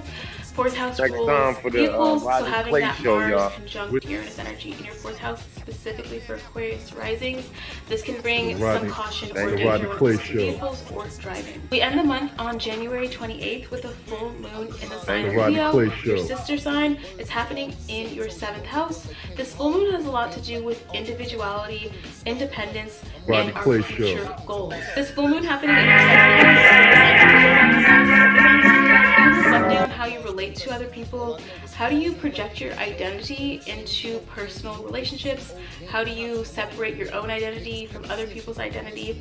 It has a lot to do with identity for you, Aquarius, and how you relate to people. After all the subconscious programming you do throughout the month, in January, on the 28th, with this full moon in your 7th house, you have a full circle moment of considering how you have reshaped your mind and how you can share that new mindset with new people, how you can project that new energy you've created while you were in isolation, and how you can share it with others. And more importantly, considering how you relate to others based on this newfound mindset you developed throughout January. For weekly updates about the month of January, follow me on Instagram at AstroKit, also on TikTok at AstroKit. Like this video if you found it helpful. Also subscribe to my channel if you're new, and I'll see you Aquarius in my next video. Here's what Pisces can expect in the month of January. This will be more accurate for Pisces risings and Pisces moons, more specifically tropical Pisces risings, tropical Pisces moons. Knows that it's more than just a car. Oh, anybody knows anything about that company, so I wouldn't know anything like that, right? No, that's not what I mean. Knowledge to God, like the wise men trying to follow the stars. Niggas hear some fly shit and wanna borrow my bars. The price of fame is the cost of sleep. With Smarty McFly. The reason I haven't I'm from my everywhere. These rappers couldn't walk the street. These niggas broke, can't rhyme, plus they soft and sweet. And how we play now, my niggas can't miss a day. It's like we lost a week. I was just a kid from Queens with big dreams of dope fiends and triple beams. Started with a nigga green, focused on the little things, knowing the cash rules. Now I'm in the bitches with tattoos and nipple rings. My mind states the I-8 is something that drives safely out here, boosting the crime rate. I broke nights getting it in. Maddie the new breed. Real niggas never hate, they just gonna salute me. TheRodneyClayShow. They used to make these plane engines when they first started. A guy by the name of Franz Pop started it all. like that name. Made this one engine before 1920. Next time for the 6 miles Rodney up. Clay Show, That y'all. was just getting started, man. Made this one engine, the 801, World War II, 14 cylinders, 2,300 horsepower. 7 I've miles been up. nice since Alvin and the Chipmunks. Back when the burner got you 6 months. We made the wave and gave swim trunks on the run. No Beyonce tour. I'm on the job, so the guard, nigga Andre Ward. I run the mob like Marcello. The 7 like Carmelo. Used to shave coke rocks the size of marshmallows. Freemasons and Oddfellows. Secret Society got their eye on me. Rest in peace, Prodigy. Next time for the Rodney Clay Show, y'all. Fighting them 4 devils, can't be gassed to ride with me. Yeah, little niggas is live, but they ain't living up. Fight with it, but life's a bitch. You better get your nut. Listen, you can do it for you, or you can do it for them, or you could wind up sitting for 10. Listen, I broke nights getting it in. Maddie the new breed. Real niggas never hate, they just gonna salute me. This is the most layman way possible. So I've taken my time to study and put together a concept. It's of the Rodney making Clay you Show. understand We're live. It's this, alright? 8:13 So first things a.m. first now. We have 12 zodiac Shout out signs, to everybody who's alright, on right now. which everybody should If be you don't familiar know, I'm with doing their a 3 own, a.m. right? to 3 Which I a.m. will still mention. Now we have What 12 that zodiac means signs, and these 12 zodiac signs is all I possess started 12. at 3 a.m. this morning, 12/31/2020, and I'm going to stay a live stream 24 hours to 3 a.m. tomorrow, which would be January 1st, 2021, 3 a.m. So it's going to be a 24-hour thing. I got a show, got some people lined up later on in the show. We're just starting. I was up since 3, just sort of like playing documentaries, different people's albums, just talking. We got some hybrid animals here. Let me show y'all some of that, what they got going on. Scientists have just created a hybrid pig and human. That's it right there, if you can see it. It's scary, really. It's not even disgusting. I don't know if it translated yet to you guys online. I just posted it up. But yeah, it's some scary stuff going on. And I mean, I don't know what to make of it. Bitcoin went up to almost 30,000, and I don't know. Let's see what we got lined up. I got some stockbrokers lined up for us today. I got some real estate agents lined up. I got some people. I want people to make predictions. I'm going to try to get the psychic on today. I was trying to do like a whole show with like an interview. I could probably still slide some in with that, but I wanted to get some New Year's predictions. I don't know. It's not too much going on right now. Early in the morning, I'll be checking the news feeds and everything, see if anything new's coming on. A lot of people there probably already got your stimulus checks. So yeah, it's looking pretty good. This guy here, he's did astrology for all the zodiac signs. Let's see what he's talking about. I kind of made a mistake by arranging it this way, right? I went Aries to Taurus to Gemini to Cancer. I'm meant to go Aries to Taurus to Gemini to Cancer. All right, you feel me? So that's the mistake I made. All right, so it doesn't change the explanation anyways. The explanation still hits at the nail. I just wanted to let you know in case there's someone there who's already like, oh, he didn't get it right. All right, that's just a mistake, and it doesn't really change anything. The only thing it would change is the position of the seasons, but it doesn't change anything as regarding to what I've said. Back to the video. The Rodney Clay Show. I hope y'all can see that clearly. Now, so I'll just take it on. So this is Aries, right? And this is Pisces here. Remember, Pisces, it ends in Pisces. So I'm going to be taking it all the way here. So we're going clockwise. Now, so Next time for the Rodney Clay Show, Aries, y'all. we have Taurus. I guess Taurus is good. After Taurus, we have this is March. So this is March to It's the April, Rodney April Clay to Show. May, We're Tuesday, live, May to June, 8:16 a.m. Gemini, all right. June. I tried to put in somebody who was going to be like talking about, because he had like the picture of Thoth or Tahuti, and so I thought it was like he's got the Eye of Ra and everything, so I thought it was going to be a little different. But this other woman that I had here, what's her name, Astro Kit on YouTube, she did this horoscope signs for everybody for the year, so I'm gonna just keep her going. She was saying some pretty good stuff. She seems like she's pretty organized in what to do. So check out what she's saying. During the month of January, you have this strong focus on socializing with your sun in the 11th house until the 19th, and Next Venus time sitting for the in your Rodney 11th Clay house Show, the y'all. entire month. You have a strong urge to share your identity with other people. You have a strong urge to share your ideas with other people. You might find a lot of harmonious exchange of ideas, of artistic, creative ideas, especially with your social groups, especially online. The sun will be lighting up your 11th house from now until January 19th. During that chunk of time, you might find intense focus or awareness on your future goals, your long-term goals. What is the vision you have for your life? And with Venus especially pairing with the sun in your 11th house starting on the 8th, lasting until February 1st, you find yourself investing a lot of money, time, and energy into whatever your future goals are. With Venus in your 11th house during the month, you might find yourself investing in online commerce, investing in your own business on the internet, and you might even make new friends on social media. On January 13th, there is a new moon in the sign of Capricorn. This new moon is happening in your 11th house. This new moon has a lot to do with power, influence, and manifestation. This new moon for you, Pisces, prompts you to take control over your future, over the outcome of your future, and manifest your goals for the long term. With all of this energy happening in the sign of Capricorn, Capricorn is all about longevity and legacy. This new moon profoundly impacts how you shape your legacy, how you shape your goals, and specifically it shapes how you influence people around you, how you influence the masses. You might find yourself having some sort of viral moment in January, since 11th house does rule social media, especially around the time of the new moon. You might say something, do something, post something that does go viral on social media that influences a lot of people around you. This new moon energy prompts you to consider how you can use that power, that influence you do have over other people, how you can monetize it, how you can use it for your leverage to achieve your long-term vision and goals for your life. On January 19th, we have the Mars-Uranus conjunction. This is the wild card moment of the month where anything can really happen.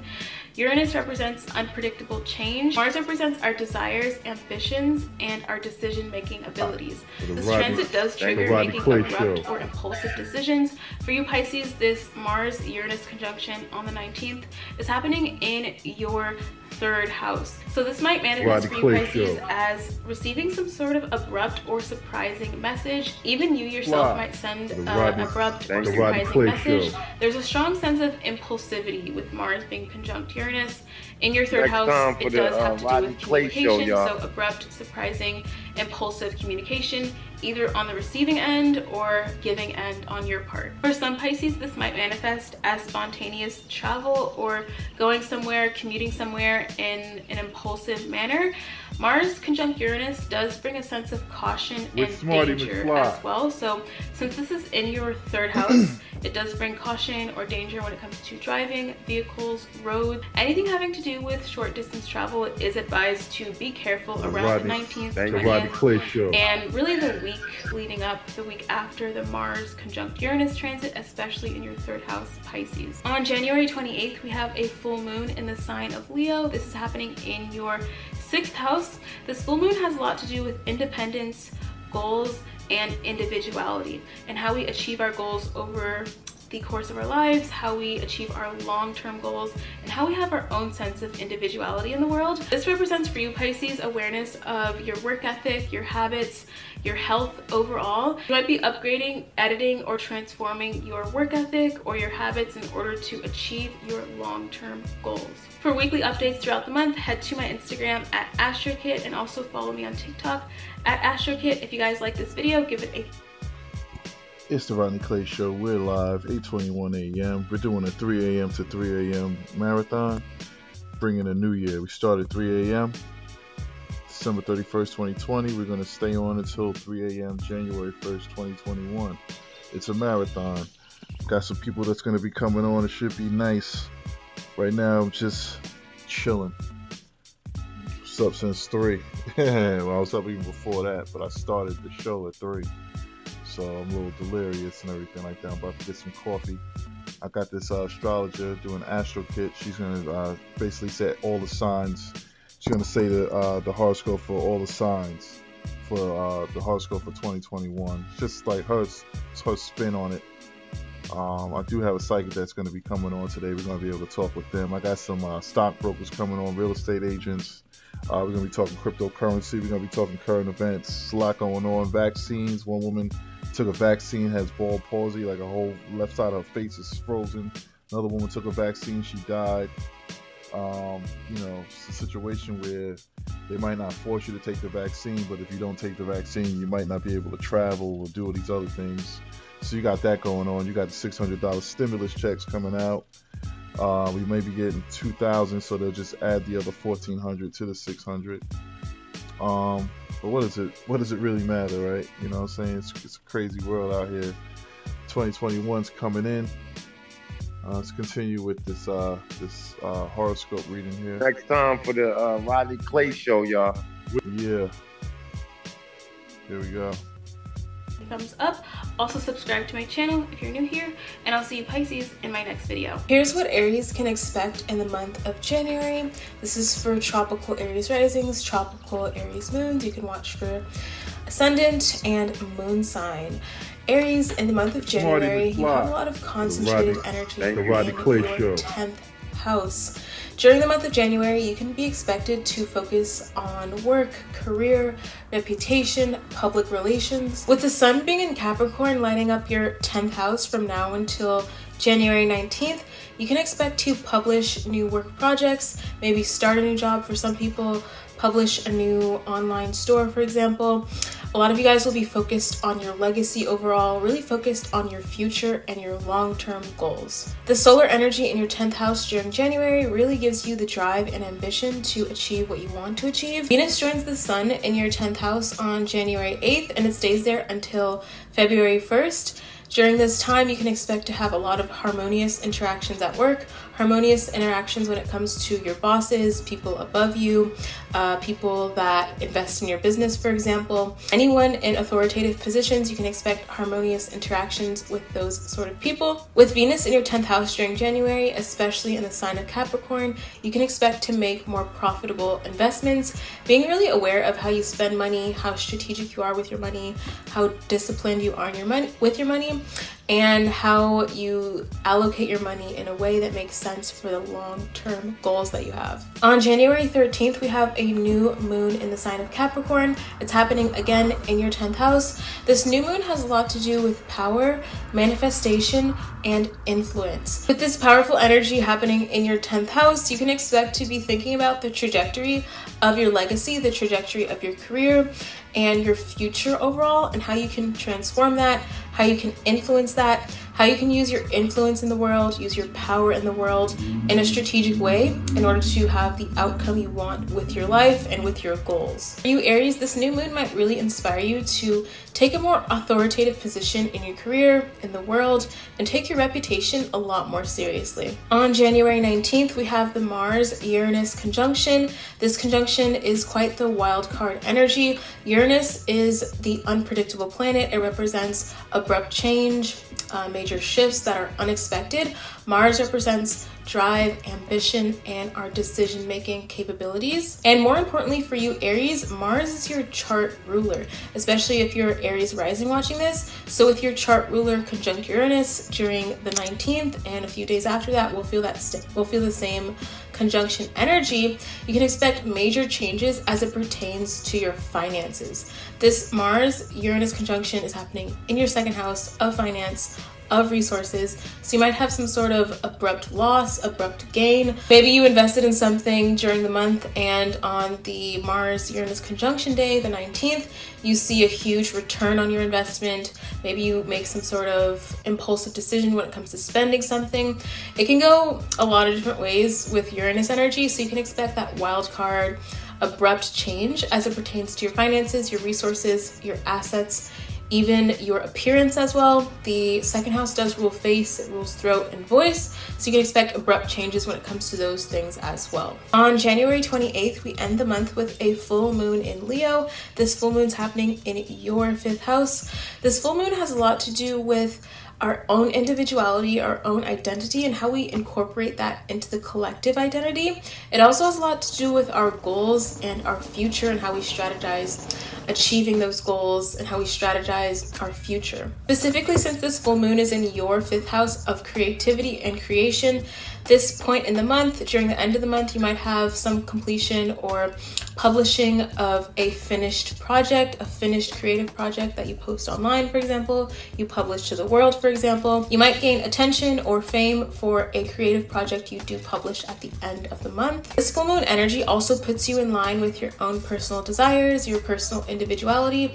and focusing on how you can manifest your own personal desires and manifest the identity you have for yourself onto a world stage. For weekly updates throughout January, head to my Instagram at AstroKit. Also follow me on TikTok at AstroKit, and give this video a thumbs up if you found it helpful, and subscribe to my channel if you haven't already, and I'll see you Aries in my next video. Here's what the month of January has in store for you Taurus watching this, specifically tropical Taurus rising or Taurus moon. During the month of January for you Taurus, you can expect themes relating to travel, expansion, spirituality, and higher levels of consciousness. The sun in Capricorn will be lighting up your 9th house from now until January 19th. During this chunk of time, you can expect to be focused on spirituality, gaining knowledge. Maybe you are traveling during this time. For some Taurus, during this time, you might even be really focused on education, specifically university, high school. Maybe you're working on exams, working on getting into certain programs, or even online courses. Venus joins the sun in your 9th house on January 8th. It stays there until February 1st. During that time, you might find a lot of pleasure and enjoyment when it comes to eating foreign foods, learning foreign languages, investing your time and energy in learning about different cultures, or learning different languages. For a lot of Taurus, during the month of January, you can really expect to be finding a lot of pleasure in gaining knowledge. The new moon in Capricorn happens in your 9th house on January 19th. This new moon has a lot to do with power, influence, and manifestation.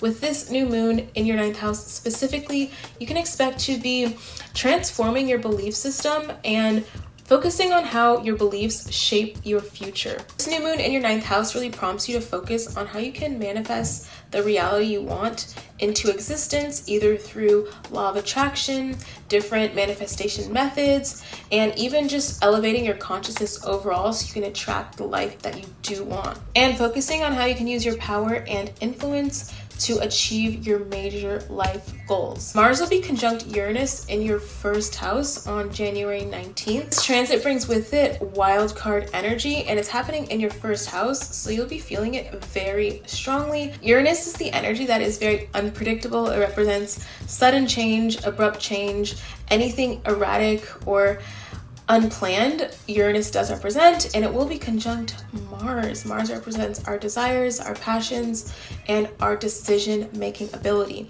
So with Mars conjunct Uranus on the 19th, and we'll feel it a few days after the 19th as well, you specifically, Taurus, might be feeling very impulsive. You might make impulsive decisions. You might do something impulsive with your appearance, like change your hair, chop your hair off, abruptly change how you look is definitely something that might happen with this transit in your 1st house of appearance. This Mars conjunct Uranus energy might also trigger a sense of shifts in partnerships as well. This energy can be a little bit dangerous and unpredictable. It's even hard to predict what will happen just from looking at the astrology of it. So it is cautioned or advised to be more careful with this transit for specifically Taurus rising, since it's happening in your 1st house. Just being more aware of your physical body and physical surroundings, because there's more danger or more accidents that are prone when Mars goes conjunct Uranus in your 1st house. We end the month on January 28th with a full moon in Leo. This full moon's happening in your 4th house. This full moon has a lot to do with how we think about and plan our future ahead of us, especially our long-term goals. With it being in the sign of Leo, it does have to do with our own individuality and how we project and shape our individuality based on the collective energy around us. With this energy concentrated in your 4th house of home and family, during this full moon, you might be really focused on your lineage, your ancestry, and your legacy moving forward, and figuring out how you can shape your legacy, how you can make your family proud, so to speak, or how you can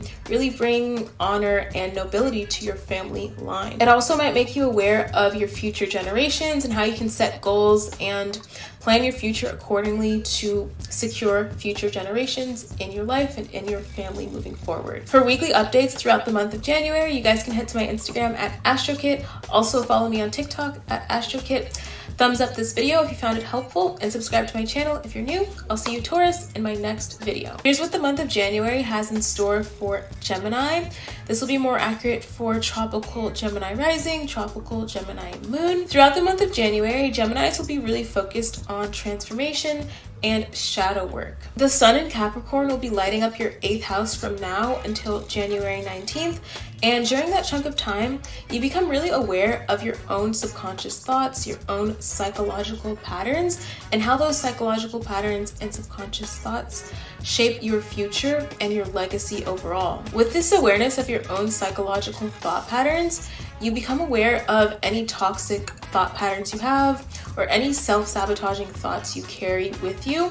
And during January, you will be inspired and motivated to transform those thoughts, break those patterns, break those habits in order to liberate your mind, to move forward with your goals in a more clear-sighted way instead of a way that is blocked or has obstacles mentally. Venus joins the sun in your 8th house on January 8th and stays in your 8th house until February 1st. With Venus in Capricorn in your 8th house, you find favor or harmony when it comes to making long-term investments. You might find favor or gain when it comes to other people's money. You might be given money in January through inheritance, through insurance checks. You might gain money through other people and make profitable long-term investments on your own behalf. Venus in your 8th house in January also triggers a sense of intimacy, increased intimacy with partnerships, and finding a lot of pleasure when it comes to your intimate bonds with your partner or with people in your life. The new moon in Capricorn shakes up your 8th house on January 13th. With this powerful new moon energy in your 8th house, it does inspire you to change your thoughts completely, change your mind completely, and change your mind from the psychological perspective.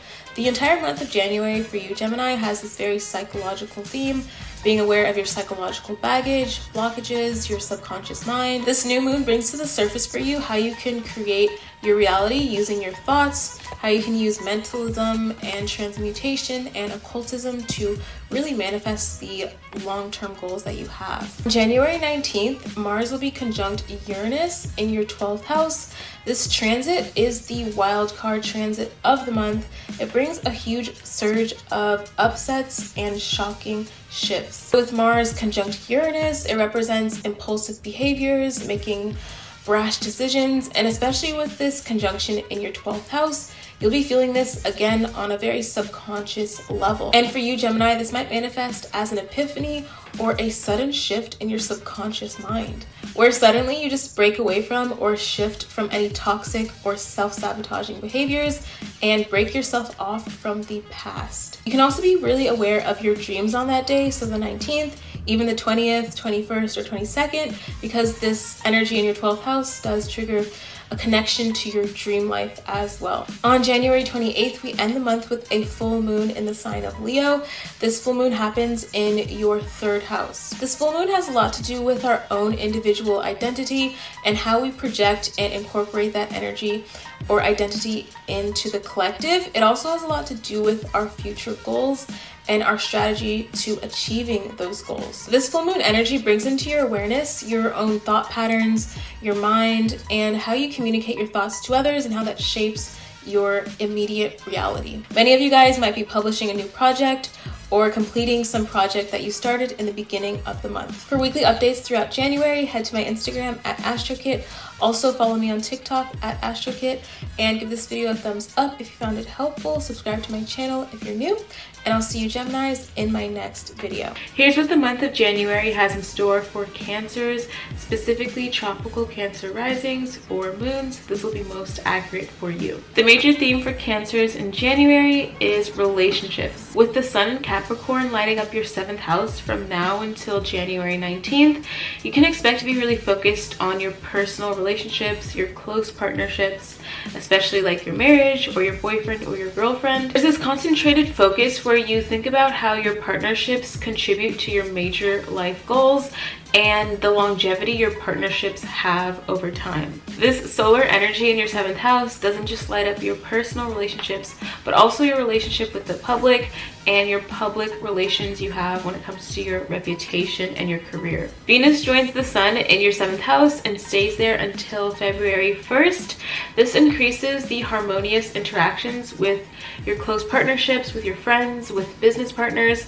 A lot of you guys might get into new partnerships professionally, especially when it comes to contracts and new business relations overall. Having the sun and Venus in your 7th house during January is very beneficial and favorable for networking and making new business contacts. The new moon in Capricorn lights up your 7th house on January 13th. This new moon energy is all about power, manifestation, and influence. With this pivotal new moon energy lighting up your 7th house, you'll be inspired to use your influence and power when it comes to your partnerships and reflecting on how you can leverage your own influence in order to create the partnerships you want. This new moon will inspire you to align yourself with individuals who help you accomplish your long-term goals. It also brings to light how you can have influence on other people and influence the people around you. Mars conjunct Uranus and Taurus on January 19th creates a shocking change worldwide. The planet Mars conjunct Uranus creates a wildcard energy, seeing that Uranus represents unpredictability, Mars represents desires, ambitions, and actions. So for you specifically, Cancer, you can expect abrupt change or shift within your social circles. This might even cause you to take impulsive action when it comes to your social networking, maybe internet as well. You can post something very impulsively. You can post something and maybe it goes viral. There's this really unpredictable energy with Uranus conjunct Mars in your 11th house especially. It does bring a certain tempo of danger, so you do have to be cautious and aware of what you post on the internet and how you interact with people during that time. We cap off the month with a full moon in the sign of Leo on January 28th. This full moon happens in your 2nd house. This full moon has everything to do with identity, individuality, and how we relate to the collective at large. It also has a lot to do with how we strategize our long-term goals. How this impacts Cancer specifically is that it's happening in your 2nd house of finance and resources, as well as values. So this is a time where you reflect on how your long-term goals align with your present values. You might transform or change your values in order to achieve your long-term goals. And you also establish within yourself your own values and what is more authentic to your own identity, so that you can relate to people more authentically or collaborate with people and become aware of how your personal identity fits into the collective identities around you based on this value system you develop with this full moon reflective energy. For more updates throughout the month of January, head to my Instagram at AstroKit. Also follow me on TikTok at AstroKit. Give this video a thumbs up if you found it helpful. Subscribe to my channel if you're new, and I'll see you Cancers in my next video. Here's what the month of January has in store for Leos, specifically tropical Leo risings or moons. The month of January for you, Leo, has a lot to do with health, healing, diet, and routine. With the sun in Capricorn lighting up your 6th house from now until January 19th, you might find yourself very focused on your everyday routine, your habits, your diet, and what you do every day to be productive and how that contributes to your long-term goals. During the month of January, you feel more committed to disciplining yourself, disciplining your habits, your diet, and being more productive in your daily life and especially in your work life. On a day-to-day basis, you can expect to feel more focused on your work projects, also feel more inspired to overcome obstacles, and be more inspired overall to solve your problems and face them head on. Venus entering Capricorn will join the sun in your 6th house on January 8th, and Venus will stay in your 6th house until February 1st. With this Venusian energy lighting up your 6th house, you can expect to have more harmony when it comes to your daily routine, more harmony between you and your coworkers. You might also be investing a lot of time in self-care, and self-care as it comes to specifically skincare, yoga, health practices, meditation routines, and anything that brings you harmony overall. You'll be investing time into that and finding a lot of pleasure in those sort of activities. Venus transiting your 6th house also gives you a bit of a sweet tooth, or you might have trouble managing junk food or the amount of junk food you do eat during January. The new moon in Capricorn lights up your 6th house yet again on January 13th. This new moon has a lot to do with inspiration, manifestation, influence, and power. New moon for you specifically, Leo, brings awareness to your everyday routine and how that routine contributes to your long-term success. This energy might inspire you to sharpen up your work ethic, have a more disciplined routine, disciplined work ethic, be more persistent, and especially throughout the rest of 2021 when it comes to achieving your long-term goals. Mars conjunct Uranus and Taurus electrifies your 10th house on January 19th. The planet Mars conjunct the planet Uranus represents the ultimate wild card energy. Uranus represents unpredictable change.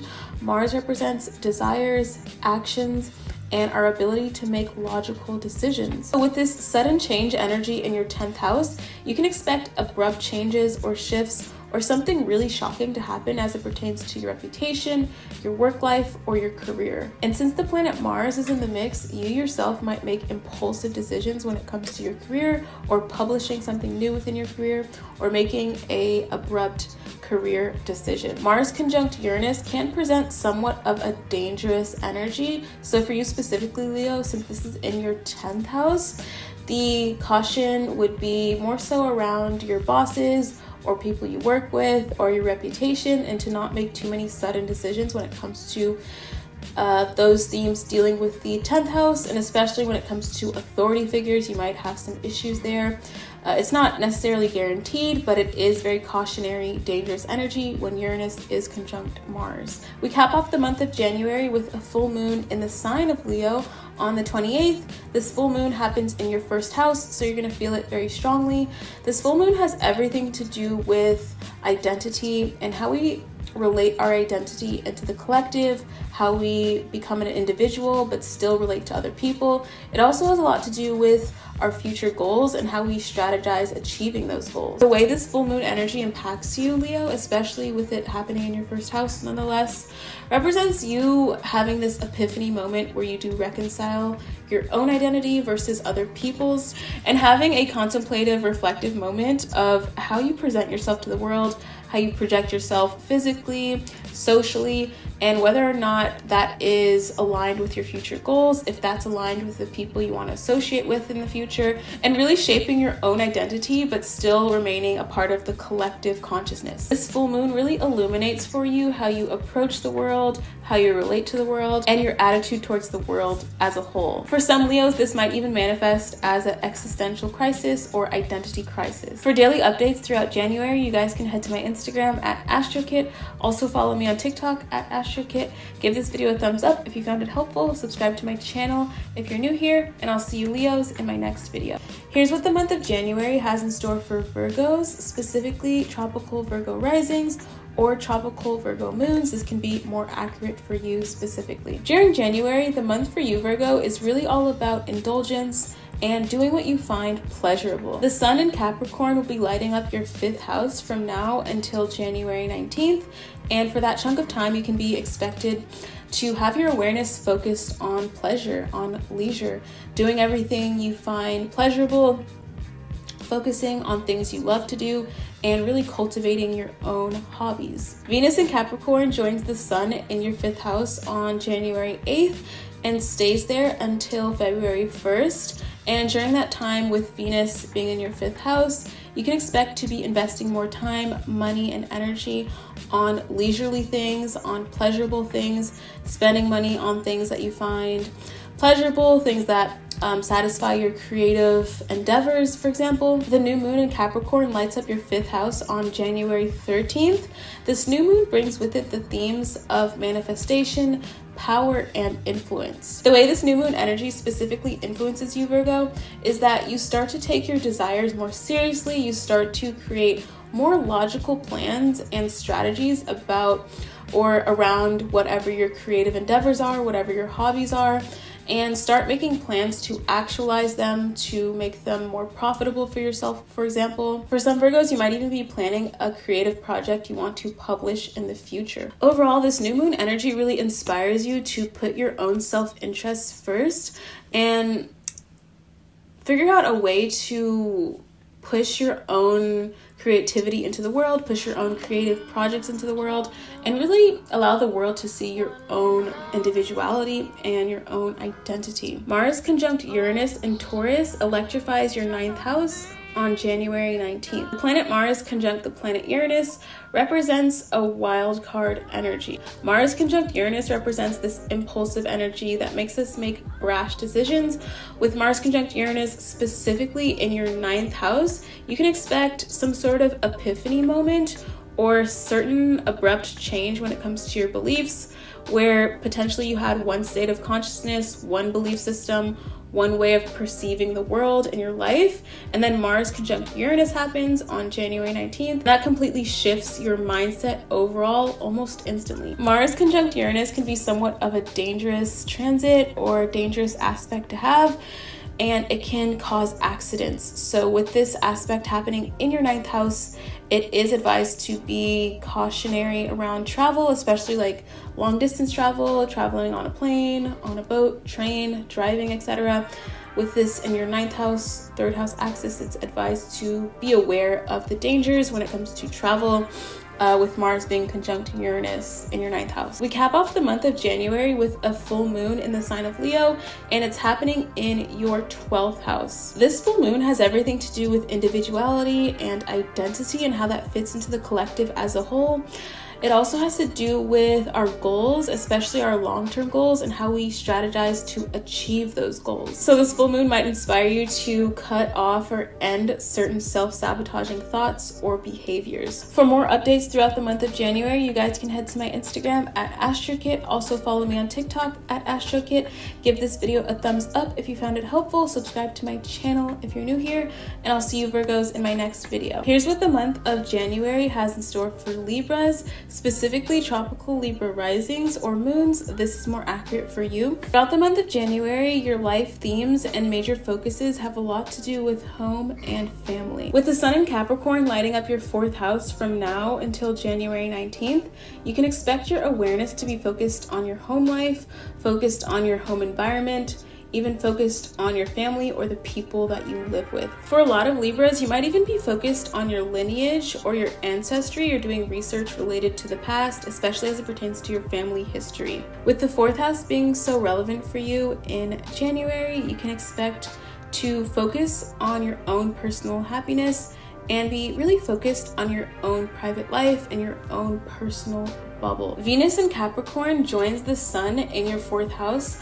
on January 8th and stays there until February 1st. Venus in your 4th house during this time brings a sense of harmony within your family life, your family unit. It brings a sense of beauty and luxury to your home life and your home environment. So you might be even beautifying your home, renovating your home, decorating your home, and really just beautifying and adding luxury to your private life and your home environment. The new moon in Capricorn lights up your 4th house on January 13th. This new moon has a lot to do with manifestation, power, and influence. With this pivotal new moon energy impacting your 4th house, you can expect to feel inspired to build some sort of strategy to maintain your family's legacy. With the density of Capricorn energy during this time, the major theme here is longevity and making decisions that contribute to your long-term goals, especially as it pertains to your career, your home life, and your family life. And for some Libras, you can be making a plan or strategy to relocate, to build a family, or just in general, metaphorically, somehow do something that does help your family directly or indirectly. Mars conjunct Uranus electrifies your 8th house on January 19th. Planet of Mars will be conjunct the planet Uranus. Uranus has everything to do with abrupt, sudden change. Mars has everything to do with desires, ambitions, and how we take action towards things. This Mars conjunct Uranus transit is the ultimate wildcard moment in January,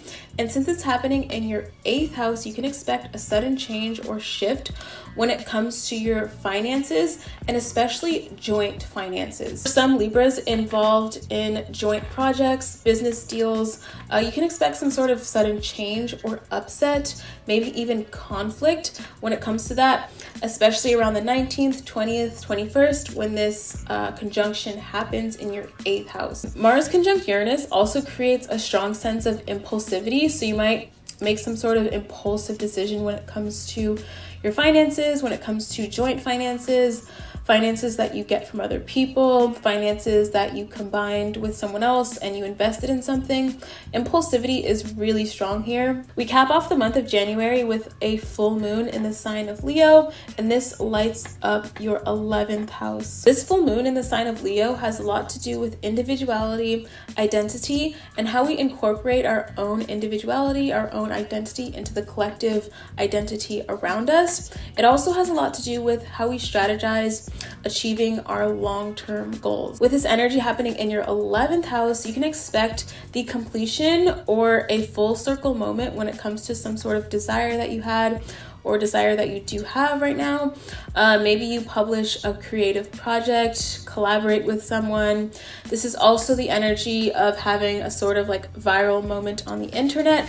So you can expect a creative project, if you publish it, to get a lot of attention online. But generally, this full moon makes you really aware of your long-term desires and how you align with those around you, how you network with people who are your allies, and the kind of people you want to associate with to help you achieve your long-term goals. For more updates throughout January, you guys can head to my Instagram at AstroKit. Also follow me on TikTok at AstroKit. Give this video a thumbs up if you found it helpful, and subscribe to my channel if you're new, and I'll see you Libras in my next video. Scorpios can expect in January, specifically tropical Scorpio rising or moon. This is more accurate for you. In January, you might find yourself very focused on communication, media, and your immediate surroundings. The sun in Capricorn lights up your 3rd house from now until January 19th. And during that chunk of time with the sun in your 3rd house, you can expect to have your awareness on how you communicate with those around you, have a strong awareness on media, especially social media, focusing on your interactions, and also how you publish your thoughts online. During this time, you might also feel very inspired to boldly pursue new goals or projects. Venus in Capricorn joins the sun in your 3rd house on January 8th and stays there until February 1st. With Venus in your 3rd house during this chunk of time, you can expect more harmony between peers, more harmony when it comes to communication, how you publish your ideas, even your creative endeavors overall. The new moon in Capricorn on January 13th also lights up your 3rd house. This new moon has everything to do with power, influence, and manifestation. This new moon energy in your 3rd house inspires you to transform how you communicate with people and how you communicate your ideas to the world. During this new moon energy, you might realize that your words have power, your ideas have power, and more importantly, your words and ideas have influence over others. And with that influence and power with your words, you realize how you can manifest what you want into existence and how you can manifest your long-term goals. 3rd house is also relevant to projects, especially work projects and new skills. So a lot of Scorpios might be initiating new skills during this time. You might be initiating new work projects. 3rd house does give you that energy and inspires you to feel very bold and courageous overall. So you might have a lot of courage and take a lot of initiative when it comes to publishing work projects. Mars conjunct Uranus electrifies your 7th house on January 19th. Mars conjunct Uranus is the wild card aspect and transit of the month. Uranus is the planet that represents unpredictability and sudden, abrupt change. Mars has to do with desire, ambition, and how we take action towards things. Since this conjunction of Mars and Uranus on the 19th is happening in your 7th house of partnership, you can expect sudden or abrupt change when it comes to your partnerships. For example, a sudden breakup, a sudden message sent to your partner, or your partner sends you a sudden message. Any sort of suddenness or abrupt change is expected with Mars conjunct Uranus, and especially with it happening in your 7th house, it can lead to arguments, breakups, or any sudden shift at all. This energy is naturally quite dangerous. This transit can be a little bit dangerous. So the advice and caution for you, Scorpio, specifically would be to be aware of the decisions and the things you say when it comes to partnerships, and you're more prone to impulsive decisions in partnerships at this time.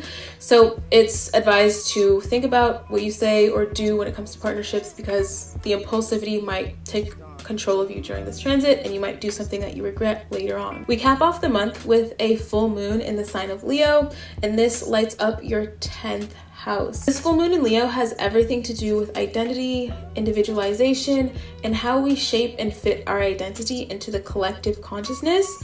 This full moon also has a lot to deal with how we strategize our long-term goals. What this full moon illuminates for you, Scorpio, is your legacy, your future goals, what you want your life to look like. Having this full moon in your 10th house places the awareness of your future, what you plan to achieve long term, and not just long term in terms of like 2021, but years ahead, 5 years ahead, 10 years ahead, and concentrating on what you want your legacy to be, what you want your brand to be, your career to be, your reputation to be.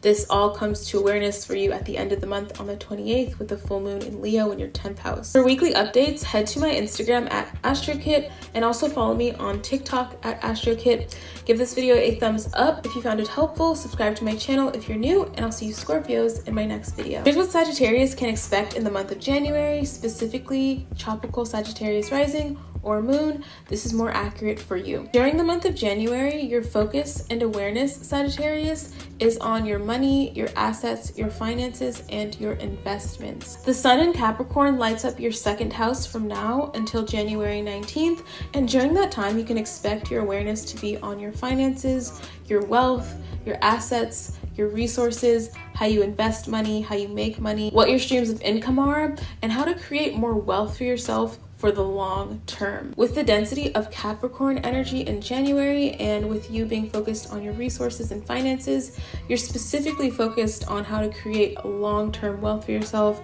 and strategize how to create financial goals for yourself that results in more income over the long term, since Capricorn has everything to do with longevity. Venus in Capricorn joins your sun in the 2nd house on January 8th and stays there until February 1st. With Venus in Capricorn in your 2nd house, you can expect more harmonious exchange and harmonious endeavors when it comes to money and finances. For a lot of Sagittarius, this can be a favorable time for making investments and strategizing your funds and resources for the long term. On the other side of this Venetian coin, Venus does deal with indulgence, pleasure, and leisure.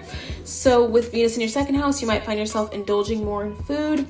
2nd house deals with what we put in our mouths, so you might indulge more in food, spend more money on food, and besides being focused on money, you might be really focused on material gain, material wealth, spending more money on pleasurable activities, leisure activities, or just materialism overall, and even food as well. The new moon in Capricorn also lights up your 2nd house on July 13th, and this new moon has everything to do with power, transformation, manifestation, and influence. For Sagittarius, this manifests as you gaining control over your finances and becoming aware of how you can influence your future financial destiny, how you can manifest what you want into existence, and how you can create a material world for yourself that is secure and makes sense for now as well as in the future. Pluto is involved with this new moon energy, so transformation is strong here, even though it is a new moon.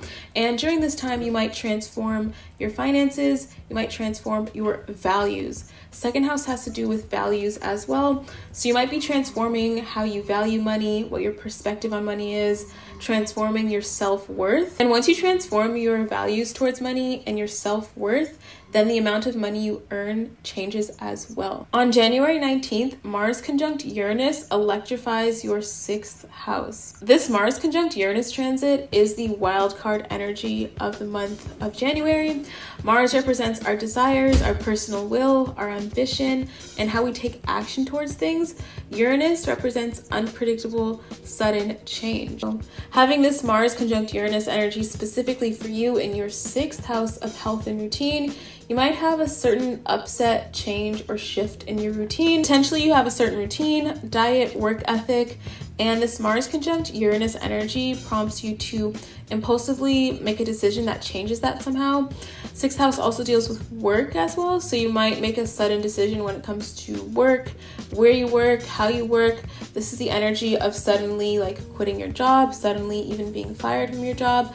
The manifestations are plenty with this transit, but it does take on the theme either way of sudden change or erratic change that you really didn't plan. Mars conjunct Uranus also carries a dangerous energy with it, and the advice or the caution you have to take with it being in your 6th house has to do with health. So sudden changes are definitely in the stars here, but also sudden changes as it pertains to health for Sagittarius risings, like a sudden health scare, a sudden health shift, a sudden health loss. There's a lot of manifestations, but health and sudden shifts are definitely a caution for Sagittarius rising people. 6th house also represents pets, so the caution also spreads over to your pets as well, and being aware of your pets during that time, just to protect them from any sudden upsets, sudden changes, or sudden losses when it comes to your pets' lives as well. We cap off January with a full moon in the sign of Leo on January 28th.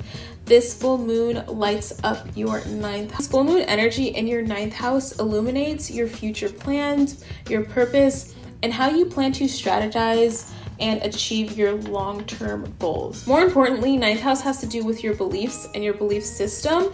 So during this full moon, you might have an awareness moment or reflection moment of what your beliefs are and how you incorporate those beliefs into your future plans. That transformative energy you experience with the new moon on the 13th does deal with transforming your values, and so with this full moon you have that full circle moment where you transform your beliefs, which is very tied to your value system as well. So your morals and your beliefs are very strong here in January, and transforming them in order to achieve your long-term goals and achieve your future plans based on these new sets of morals and values you do develop and cultivate in January. For weekly updates, you guys can head to my Instagram at AstroKit, and also follow me on TikTok at AstroKit, and like this video if you found it helpful. Subscribe to my channel if you're new, and I'll see you Sagittarius in my next video.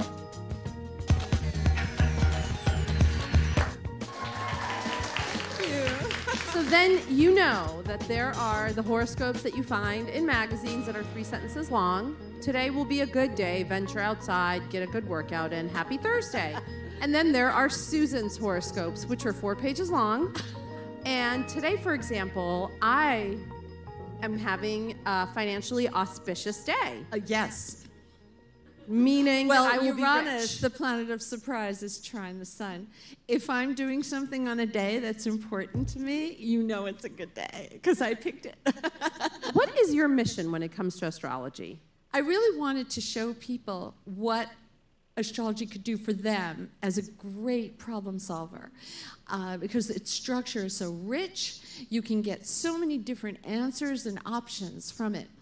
And when Time Incorporated came to me and said, would you write a column for us? I went up there and I met the 3 men in suits and then the editor. And they said, we want something short for women every day. I'm like, no, we are Time Warner. We must be big. We must be long. We must have a whole site. And they're looking at me like, really? I said, I can't change the world at 35 words per sign. Yeah. And I really want to do that. My mom, when I was little, told me that you'll start by writing. I asked her, what will I be when I grow up? And I said, nobody writes in our family. She said, you're going to write, and we're going to work on your grammar. My mother was an astrologer, but we never had people over the house. She believed in constant study, a little Gemini.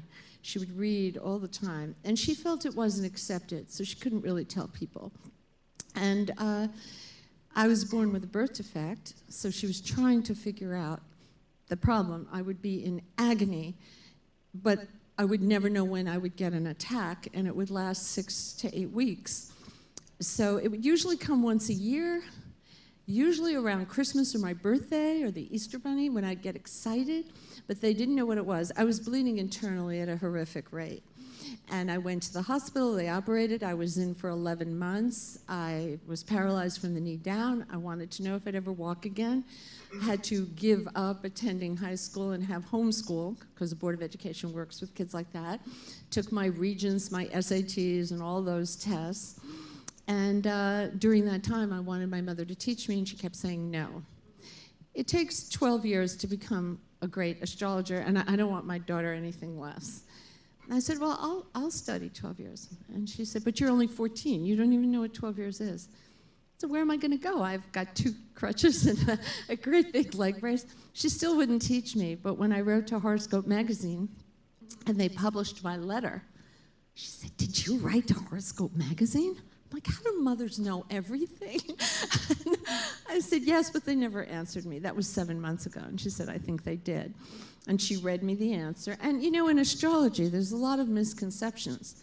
And that was actually my next question for you. Nothing is definite. I can't tell you you're going to have a skateboarding accident tomorrow. I mean, it's not like I could say, you know, I would rather you didn't do extreme sports on this day, but nothing is definite. So that magazine editor did an assessment, great family support, fabulous doctor, good aspects to the 6th house of health. And so when she got done, my mother said, see, it looks good. I said, I didn't understand those words, so you have to teach me those. She said, why? You have your answer. I went like this. And she goes, oh no, you're going to check the editor-in-chief. I'm like, yes, yes. So she said, you will never stop. And that's when she taught me. She taught me really well, because I write for 10 magazines in the world. I just joined In Style. Congratulations, I know. I'm excited about that. Well, how do you go about it? Like, talk to me about your process. Like, I'm a Capricorn. How did you write my horoscope? What I do is I make a wheel for each sign, but I do a new moon and a full moon for each sign.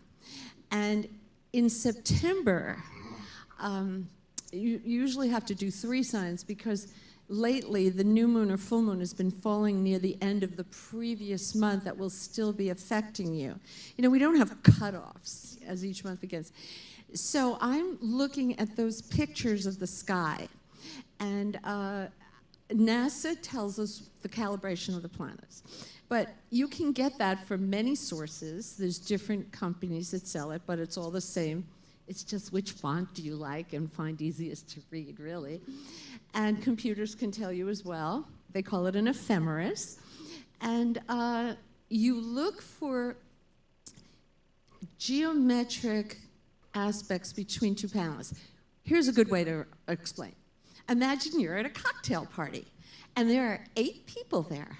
And you might see 3 together talking. You may see 2 fighting over in the corner. You may see 1 walking around by themselves, and maybe you see Venus and Mars kissing each other. I'm like, stop, stop, get a room.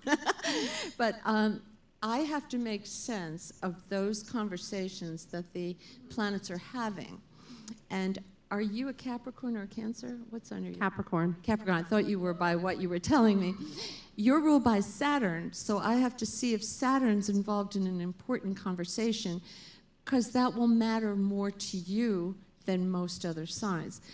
A lot of aspects are important for all of us. Like today, the sun in perfect angle to Uranus, the planet of genius and digital and all things newly invented. Because somebody said to me, how could a planet rule the internet or cell phones? Or I said, no. It's part of the script of Uranus's job is to keep inventing things. So all things that are brand new come under that. Also things that are not understood, like black holes and astrology. That comes under Uranus too. And it rules the sign of Aquarius. And so the biggest misconception with astrology is, like you said, that people think that you can say, today, do not go outside, or today, you will meet the love of your life if you go to Central I Park. could say, don't say something controversial on a certain day, because you're probably going to get yourself in hot water. But also around eclipses, it's so important for you to watch new moons and full moons, and then eclipses, which fall on either a new moon or a full moon, because it's like 3 new moons rolled into one or 3 full moons. They're very powerful. We usually only get 4 a year. They always come in pairs. And we're going to have, in September, we're going to have September 1st and September 16th.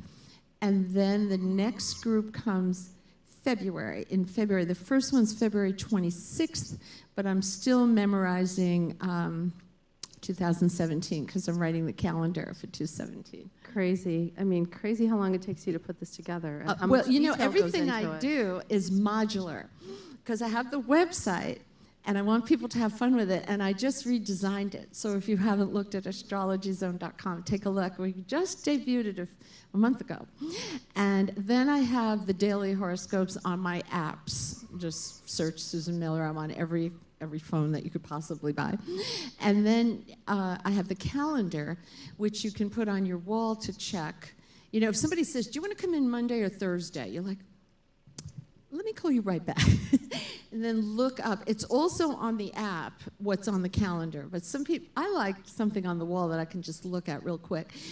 And I also have the year ahead, but I have the month ahead on the online.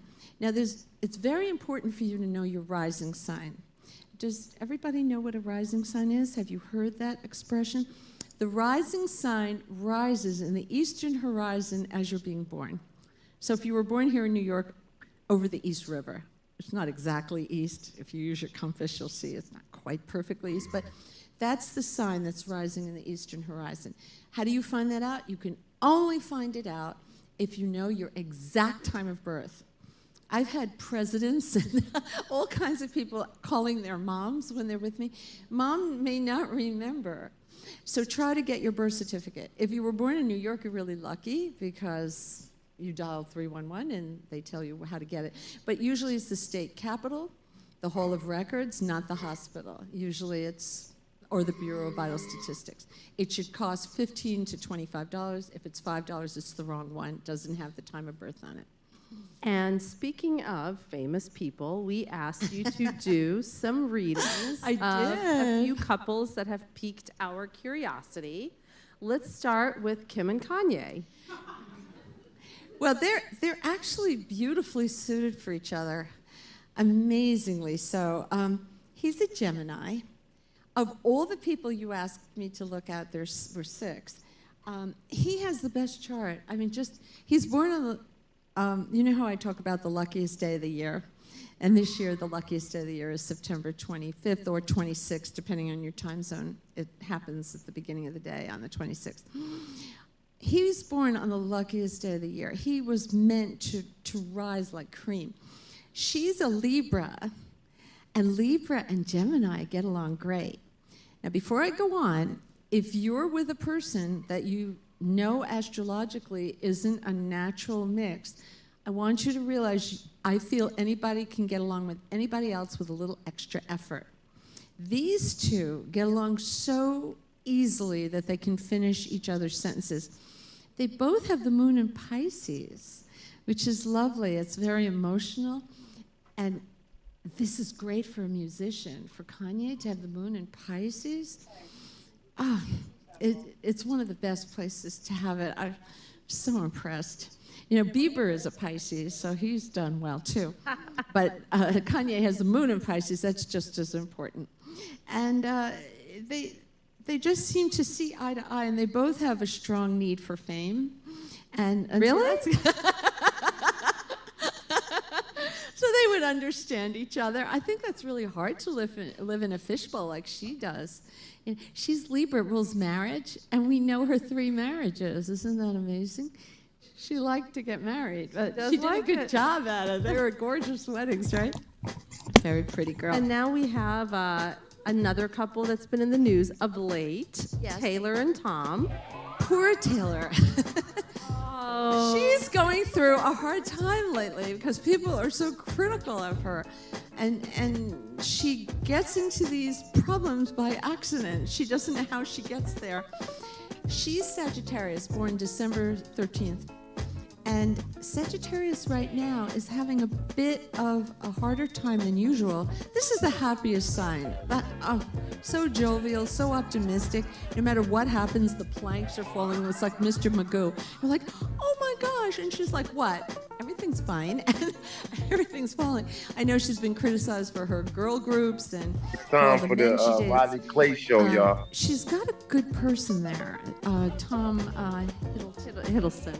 Yes, she's got a lot of planets in Capricorn, so she's going to be committing to something. So when you have, do we have Sagittarians in the audience? Yes, yes. Wonderful sign, world travelers. They that is so true. My husband was a Sagittarius. Oh my gosh, So there's nothing that like traveler. more. If you want to get him a present for the holidays, you get him either a ticket or a piece of luggage, or if you can't afford that for a friend, you get a passport. That is case the or total something. truth. They love to travel, and she does too. So she has to be sure that the person she marries doesn't kind of lock her down. He is in Aries, I believe. No, he's Aquarius. Very good for her. Actually, very good for her. The thing is, Sag doesn't like to get married. It's called the bachelor sign. So they usually put it off for a while, you know? Again, very true in my experience. Yes, they like to wait. And, but she's got a crowd of planets. I don't know if you can see where my thumb is here. That's Capricorn, and that's where Saturn is heading on December 19th of 2017. So all these planets are going to be touched by Saturn, and that's going to give her a longing for roots. So I don't think that you'll see any change right now. I think they'll just enjoy each other. If she said, come on over to my house, and she has a pretty loft, I've heard, I'd come over there and say, just enjoy each other. Don't analyze it, just have fun. I think as girls, we tend to analyze things a little too much, you know, so just, this should be the sweetest part, you know, of the life. You know. And now Gigi and Zane. Well, Gigi is a very sensuous Taurus. She's born April 23rd, and her One Direction friend, Zayn. Former One Direction. Oh yeah, that's right. He's out on his own now. He's a solo artist. Well, actually, he, you know, a lot of people have done well doing that. And he has a lot of planets in Capricorn, just like Taylor does. But the good part about his Capricorn lineup is that they blend well with Gigi's. They're very young. Very.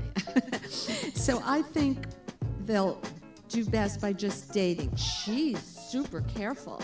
It's time for the Rodney Clay Show, y'all. You are careful before you commit when you have Saturn conjunct Venus. And but it does show she has Pluto in the house of marriage, so she'll marry someone powerful and successful. So she's on the right track, but of course it helps when you're a swimsuit model, right? You know, it does. I mean, I think if I were telling her about her career, veer toward television instead of the movies. You know, any kind of TV series or, you know, made-for-television movie, that would do well for her. Because she has 3 planets, let's see, 3 planets in Aquarius. No, 2 planets, sorry, that's the part of fortune. Women would like her. She would, just like Taylor has such luck with women, so will Gigi. So, Hello, no, they everyone. should keep going out. I wish their planets were a little tighter. Right now, they're a little into their careers, and they're going to be separated. Anna here, and welcome back to my channel. More importantly, welcome to my Astro community. So in today's video, I'm going to With tell Smarty you the McFly physical traits for the of Rodney, each the zodiac. Rodney Clay Show. This video is super fun because after you watch it, you can like see people and meet people you haven't met before and guess their Next sign time for the based on their Rodney physical Clay appearance. Show, y'all. And more importantly, you'll be able to know if you look like your sign or not. Okay, so I'm just gonna get right into the video. Now this video really applies to your rising sign mainly. If you guys don't know your rising sign yet, go ahead and calculate it. I have a birth chart calculator, physical traits of each zodiac sign. And this video is super fun because after you watch it, you can like see people and meet people you haven't met before and guess their sign based on their physical traits. I don't know, they're just very square almost. And then on top of the reason behind this, so basically Aries rules the head. Each zodiac sign kind of is associated with a different part of your body. So Aries, you rule the head, which makes sense because Aries, you start the zodiac. You're known for being very headstrong. And I feel like Aries is really known for doing things head first. So with you guys, like I said, you can have a big head. But the thing about Aries people's heads, I feel like they have like a square head, like a square forehead. Like it's one thing to have a big head or big forehead, like I have a big head and big forehead, but with Aries specifically, you might have a forehead that's like, you have like very defined brows or very like almost like straight across brows. And I'll put some pictures on the screen of some Aries rising people or Aries sun people that really exemplify this trait. Off the top of my head, I think I can think of Emma Watson, Rihanna, and if you think about their foreheads, they're just very like angular. I don't know how to explain it. I don't know, they're just very square almost. And then on top of that, in terms of your head shape, it's like you might have like a square forehead or low brows or defined brows or really thick brows. Next time for the Rodney Clay Show, y'all. Diamond shaped chin. So the way your head is shaped is kind of like almost like this. Like you might have a very defined bone structure. Like you might have a chin that's like almost a little bit pointy, and then you just kind of have this very defined forehead. So yeah, basically Aries people, especially Aries rising, you might have a big forehead or a big head or kind of like a pointier chin. Also, what I will say about Aries is that they usually tend to be kind of physically fit. I feel like Aries people aren't afraid to show their body, and as an Aries, you might have a naturally nice body. Like, you might be one of those people who don't work out that much, but you have a nice body anyway. So physically, you might appear as someone with a big head or a square forehead, defined brows, pointy chin, and you might have a naturally nice body. Okay, so let's talk about Taurus. Okay, so Taurus, now this one is one of the more obvious ones, especially like Taurus rising or Taurus sun. You guys tend to have a very broad nose or maybe even a flat nose. And this is my personal observation, but what I've noticed is that you guys might have broad shoulders as well. Or you might even have like a very strong jawline or just kind of strong jaw structure. But I will say the main thing overall is the nose, especially like the wideness of it. Most Taurus people, Taurus risings, they just have a flatter nose. It's not really pointy. Like I've never seen a Taurus with a very pointy nose. It's mostly very flat or very wide. And I'll put some examples on the screen of some Taurus rising people, or Taurus people in general. But I also feel like you have this very sensual look about you. Like, I don't know, I feel like your face is just so relaxed. I don't know how to explain it. I feel like Taurus, you don't have a very like, I don't know, it's just very unbothered type of facial energy, I guess. And also, I don't know if you guys can see my cat, he's right here. Hey, Ollie. Okay, but yeah, Taurus rising, you guys might have like, I feel like kind of like a squarer jaw. I don't know how to explain it, but I'll put some pictures on the screen so you guys can see. So basically you guys you might have a wide nose or a flat nose, or you might have like a combination of both. And then you can kind of have like a square kind of jawline. And then you also might have this very sensual look about you, like a very unbothered, very kind of almost dreamy like type of facial disposition. Okay, so let's talk about Gemini appearance. So with Gemini appearance, I feel like the most noticeable thing, especially with Gemini rising, is they have a very youthful appearance. Like Gemini rising, if you're watching this, you might be the type of person where it's like you look way younger than you actually are, or people always think you're like a child, or people think you're a teenager, even if you're like an adult. And then also you're under the influence of Mercury, so Mercury might give you kind of daintier features. I feel like with Gemini facial structure, you might have like a smaller nose, or you might have like a cleft chin. What is it called? Like a handsome chin. And then also your chin might be a little bit square, and then you might just have smaller eyes. It depends on the person, obviously, but like I said, you could have a very dainty facial structure because Mercury is like your planetary ruler. So yeah, you can look youthful, you can have daintier features. Also with Geminis, I've noticed you guys can have kind of like a messy, like you might have messy hair, or your style might change a lot. I feel like with Gemini rising people, or Geminis in general, they might change their appearance a lot, or they might change their clothes. Like you can never really pinpoint or box in this type of style they have, or for the Rodney Clay Show, y'all. And with Gemini rising or with Gemini Smarty in general, McFly. I feel like you can really notice their energy more than their appearance. Like the energy of a Gemini rising person is very, very playful, it's very youthful. So I feel like that's one of the biggest indicators of like Gemini energy, is just like this playfulness, this youthfulness. They look very youthful as well. They have dainty features, very defined chin. Okay, so let's talk about Cancer appearance. Okay, so with Cancer appearance, first things first, of course you guys are ruled by the moon, so a lot of you guys might have a very round face. You might have a very, it might not be like literally super round, but it's just a little bit more full. Like I feel like with Cancer placements, they have like, especially Cancer rising, you have like a fuller, you might have full cheeks, you might have a full jawline, but overall you have a rounded face, The Rodney Clay Show. looking face. And then also you might be a little bit pale, especially with Cancer risings, even if you do have like a lot of melanin The Rodney Clay if you don't have a Show. lot of melanin, I noticed Cancer placements can be very pale looking. And that's because of course you're ruled by the moon, and the moon is just like this pale, luminescent kind of color. So I feel like a lot of Cancer placements take on that like paleness of the moon. And then another thing about you guys that I think is like really beautiful is that you also have like very round eyes. Like this roundness kind of carries throughout your face, so I feel like you have very round eyes, or they're just very like, I don't know, they're just very enticing. They're very like hypnotic almost, because they're so round, they're so full. You might have very big eyes. And if you're a Cancer rising and you're watching this, or Cancer sun, I feel like with your face, especially Cancer rising, you can't really, like you can always see their emotions in their eyes or in their face. I feel like they have a very expressive face. Like they're not the type to have the best poker face. Like you can always kind of see their emotions on their face. Okay, so yeah, I'll put some pictures on the screen of like some Cancer rising people. But like I said, overall you might have a very round face, a very full face, big cheeks, round eyes, and overall you have a very expressive face and very expressive eyes. Okay, so let's talk about Leo appearance. Okay, so with Leo, we all know Leos have usually really big hair. And especially with Leo rising, I feel like this is always the case. You might not have big hair necessarily, but you always have thick hair. You might have very long hair.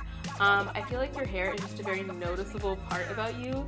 Like, you might be someone who's known for their hair. And Leo risings, if you're watching this, I feel like you might have been that baby that was born with like a lot of hair. Like your mom might always brag and be like, oh, my child had so much hair when they came out. I feel like you're really probably one of those really thick-haired babies. And yeah, really whatever texture it is, it's just naturally very nice. Like Leos have very nice hair, especially Leo rising. Leo suns too, maybe if you're a Leo stellium, but I feel like your hair is also a big part of your identity because, I mean, you've always had it your entire life. People have always noticed it. It's just very prominent. It's a prominent aspect about you. And then also, Leos are ruled by the sun.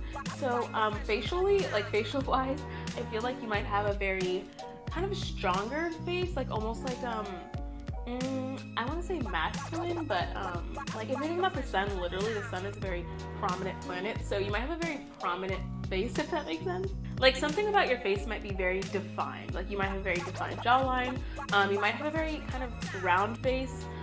Like with Leo, you might have like a big face, or you have a lot of area on your face. I don't know how to explain it, but it's sort of like you don't have a super small face. Like you see some people and they have like really like shrunken faces, but with Leos they might have a very big face, or their features are kind of spread out. And I'll put some pictures on the screen to show you guys what I'm talking about because it's kind of hard to explain. But overall with Leos, you have big hair. You might even have a big head. I notice a lot of Leos have a big head, similar with Aries kind of, but with Leo's head, they just have a big head because, I mean, they have so much hair, right? And the last thing I will say about Leo appearance, now this isn't really their physical, like facial features, but they usually have like nice style. They usually have like some type of flair about them. Like you can, whether it's their hair, their outfit, their purse, their shoes, they have something about them that's just kind of eye-catching. Like Leo risings especially are just very eye-catching type of people. But yeah, overall, a dead giveaway for Leos, Leo risings is their hair, whether it be curly, straight, wavy, anything. It's usually thick, it's usually really well groomed, and it's just really noticeable. Okay, so let's talk about Virgo appearance. Okay, so with Virgo appearance, especially Virgo rising, this is kind of similar to Gemini because you are ruled by Mercury. So when you have this Mercury influence, You might have very dainty facial features, or you might be a very petite person. It's the Rodney Clay Show. Overall, you just kind of have this dainty kind of look about your face. We are live, 9:30 a.m., doing a 3 to 3, 3 a.m. to 3 a.m., 3 a.m. December 31st, 2020, to 3 a.m. January 1st, 2021. It's a marathon. It's a 24-hour marathon. It's a 3 a.m. to 3 a.m. marathon. I am delirious, and I'm still here live with you. Yes, The Rodney Clay Show. Mind it. 5 for the Rodney Clay Show. So, we got a lot of stuff going on in the news. I just want to say that this is a live stream. If it is not live for you now, that means that it has already happened and it's been recorded, and then you have the ability to fast forward into the show and check out different conversations or things that might be going on that could be of interest to you. Again, this is the Rodney Clay Show. We're doing a little bit of your zodiac based on your physical appearance based on your zodiac. And this lady here is Astro Kid. She's pretty good. She's saying some good stuff. I'm waiting until he gets up to Sagittarius personally, because I'm a Sag. But she's up to Leo now, and she's been saying some pretty steady and accurate stuff just based on physical experiences. She was saying how Aries usually has like a big forehead, and she showed how Rihanna is Aries, and she brings up other celebrities that are popular that we know of to express each sign. So let's continue to check her out. It's the Rodney Clay Show. It's live, 9:32 a.m. Their outfit, their purse, their shoes, they have something about them that's just kind of eye-catching. Like Leo risings especially are just very eye-catching type of people. But yeah, overall, a dead giveaway for Leo risings is their hair, whether it be curly, straight, wavy, anything. It's usually thick, it's usually really well groomed, and it's just really noticeable. Okay, so let's talk about Virgo appearance. Okay, so with Virgo appearance, especially Virgo rising, this is kind of similar to Gemini because you are ruled by Mercury. So when you have this Mercury influence, you might have very dainty facial features, or you might be a very petite person. Overall, you just kind of have this dainty kind of look about your face. And really what I mean by that is that you might have maybe a small nose or a very defined jawline, but either way, your features are kind of tiny. I don't know how to explain it. I feel like it's like your face is almost like petite because a lot of Virgos can be petite themselves. So proportionately, it's like you have very tiny facial features. And of course, I noticed with Virgos, especially Virgo rising, they can have, especially Virgo rising women, they really might have this kind of innocent look about them. They have this very almost like childlike innocence about their look. And really it's because you're ruled by Mercury. So when you're ruled by Mercury, similar to Gemini risings, you kind of have this very youthful appearance. You might have a very innocent type of look about you. And it's just kind of, I don't know, it's almost like ethereal. It's very, like I said, it's just very innocent looking. And then also with Virgos, you might have a very like puckered mouth. I don't know how to explain it. It's like almost like kind of like a pouty type of mouth. I'll put some pictures on the screen. And you also might have very piercing eyes. Like you have like this look about you that's very like, I don't know how to explain it. It's like almost like very analytical. Like Virgos are naturally analytical, and I feel like your face kind of looks like that. And then also with Virgos, I feel like they have this face where it's like energetically, it looks like they're kind of always up to something. Like they might have very like small eyes, or very, their eyes are kind of like slits, and then their mouth is very pouty. So it's kind of next time for the Rodney Clay Show, y'all. Like I'm up to something type of look. But at the same time, you look very innocent. So that's kind of like your appearance. Then I touched on this a bit already, but you might be The Rodney Clay Show. Usually with Virgo placements, Virgo rising especially, you might be kind of a small person, especially if you're a woman. You might have like just kind of like smaller bones. Next time for the Rodney Clay Show, y'all. And like I said, your face kind of takes on that same kind of, like those same traits of being very tiny, very defined. You might have a small nose or small eyes. And overall, you have very dainty, very petite features. Okay, so let's talk about Libra appearance. So with Libra appearance, of course, you guys are so attractive, and Libras are just very naturally beautiful. And the reason behind this is because you guys are ruled by the scales, right? You're all about balance, you're about harmony. So when you are a Libra rising, especially, or Libra sun, what happens is that you might have a very symmetrical face. And of course, if you have a very symmetrical face, you're very beautiful. So yeah, Libra placements are really gifted because they have just natural symmetry with their face, and not just their face, they might have a very naturally symmetrical body. Like physically, they're just very symmetrical. And of course, symmetry is associated with beauty. And I've also noticed with Libra risings and maybe even Libra suns, they just have like a nice smile. These people are just so naturally attractive. I'm not even gonna like sugarcoat it. Yeah, you just naturally have this very like charisma about you. And in your face, I feel like you have a very friendly face, a very familiar face too. And it's just overall very attractive. And I just feel like you have a very pleasant face. Like something about you, you just want to like smile at you or talk to you. Like I said, you have a very friendly type of disposition and a friendly face as well. And then overall with your face structure, I feel like you might have prominent cheekbones, maybe even like a defined jawline. You also might have a more oval type of face. It's not super like small or like apple shaped. It's kind of like longer. So yeah, overall, appearance-wise, Libra risings, Libra sun, of course, you're very attractive. You have a very symmetrical face, symmetrical body, and you just have a very friendly, pleasant type of face.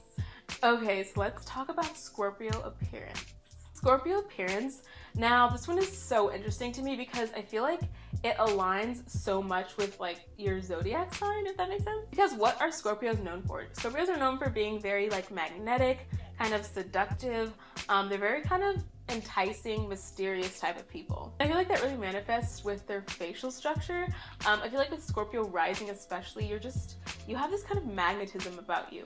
And facial wise, you have like a really great smize. Like I feel like you have this type of face that's very almost like seductive. Like it's like almost like that supermodel type of smize. And you might have dark hair or dark eyes. Scorpio is really associated with like, you know, like this darkness. Like it's associated with Pluto, and Pluto is about darkness and transformation.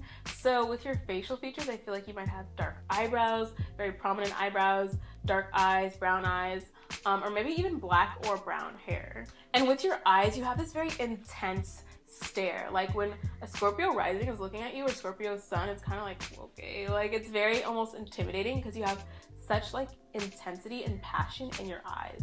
And then another thing with Scorpio, especially with like Scorpio men, I feel like they might, this isn't a drag, but you might kind of look like a bird almost. And what I mean by that is kind of like a lot of people with Scorpio rising or Scorpio sun, you might have a nose that's kind of like, it's kind of like your nostrils go upwards a little bit, and you might have like a pointier nose. So I'll put a picture on the screen of what I'm talking about of some celebrities. I think Megan Fox might have a Scorpio rising, but it's sort of like that type of facial structure or nose structure where it's like almost like a bird-like type of nose, and then your face might be very, you might have high cheekbones, so you kind of have this defined jawline, high cheekbones, and then your nose is kind of like flared upwards a bit.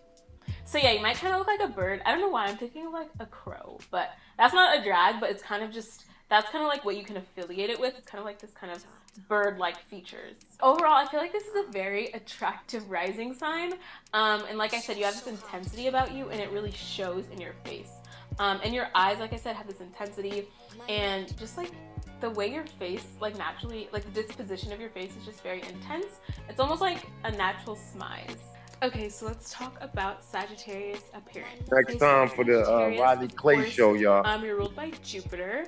So I want to talk about more so like your physical body first. Really, if you have Sagittarius sun rising, if you just have any prominent Sagittarius placements, you might have like a big butt or big thighs. And this is because Sagittarius is ruled by Jupiter. Jupiter is the planet of expansion. It's like the biggest planet, right?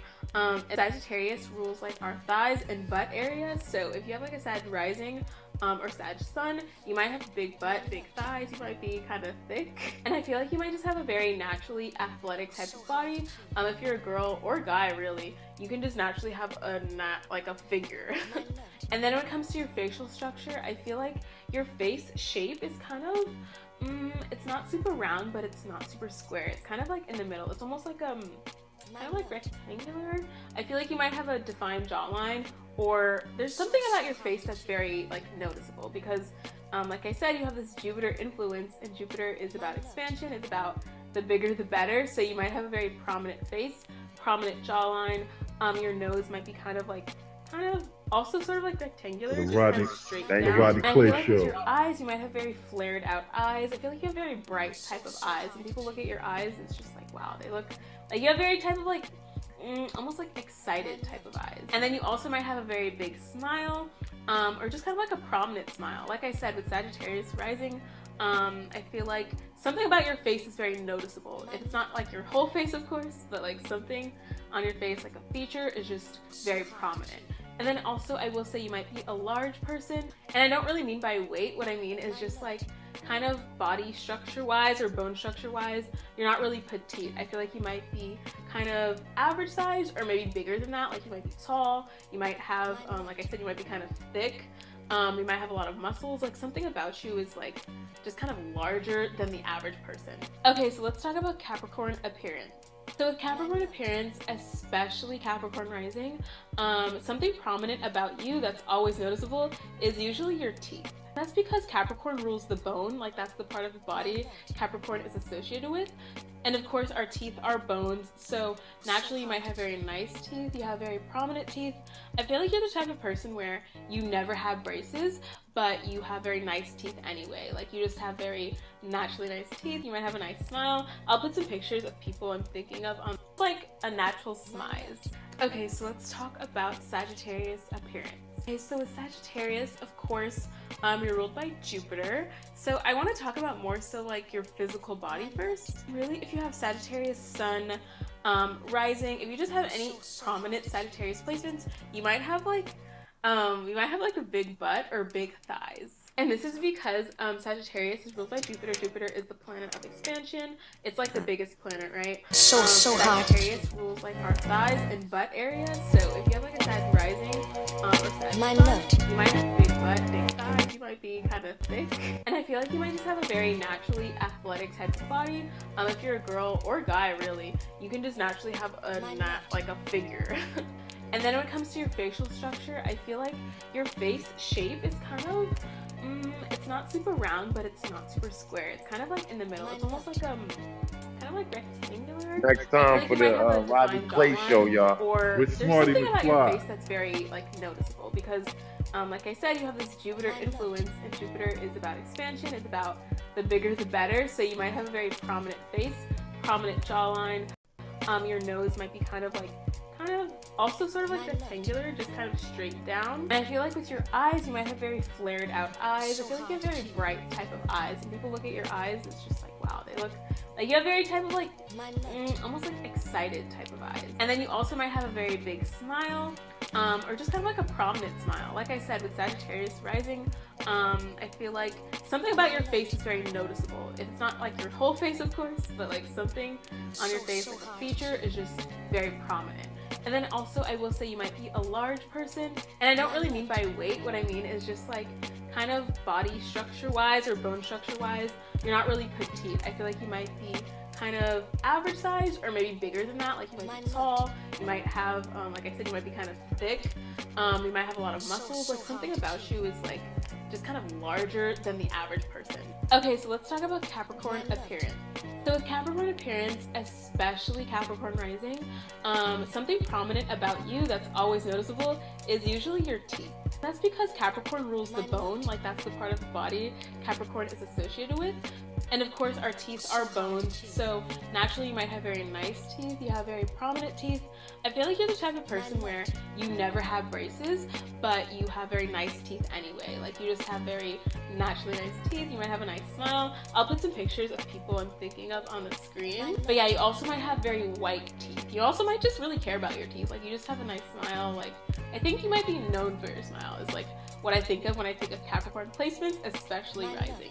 And then of course, going with this theme of bones, you might have very defined bone structure. And I feel like this is one of the most prominent things with out of all of the zodiac signs is that Capricorn placements have like really great bone structure naturally.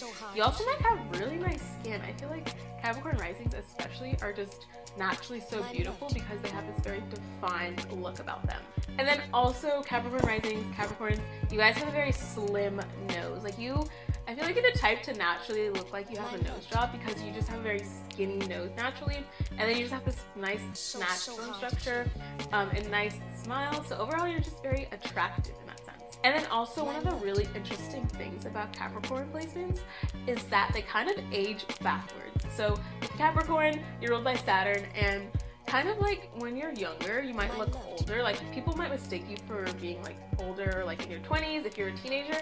But as you get older, like once you get to your 20s, people start to think you're a teenager. So it almost like flips. Like it's almost like Benjamin Button. I feel like Capricorn placements, especially Capricorn rising, you get younger, or at least you look younger as you get older. Like Capricorn placements are the definition of like getting better with age. Like you guys age so beautifully. So yeah, overall Capricorns, you might have very nice teeth, prominent teeth, white teeth, straight teeth, and then also you have a very slim nose, defined jaw structure, and like I said, you kind of age backwards. And overall with your face structure, I feel like you have a very serious type of face. Like Capricorn energy is just kind of like a serious energy, and in your face you kind of have, you might have RBF, like if you're a girl especially, you struggle with RBF. It's almost like that Mean Girls type of pouty, you know, kind of very defined type of face. Okay, so let's talk about Aquarius appearance. Okay, so with Aquarius appearance, I think one of the most noticeable thing about you guys is that you usually have a very long face. And even if it's not necessarily long, I feel like your face is kind of like oval shaped. Like it's not like heart shaped, it's not diamond shaped, it's just kind of oval-like. And then another thing is your nose. So you might have a very prominent nose. I feel like with Aquarius people, Aquarius rising especially, that's one of the first things you notice about their face. And their nose tends to be very long. It's almost like their face is very long and then their nose is very long as well. I'm thinking of Nicki Minaj. Nicki Minaj is a good example of this. I'll put a picture of her on the screen.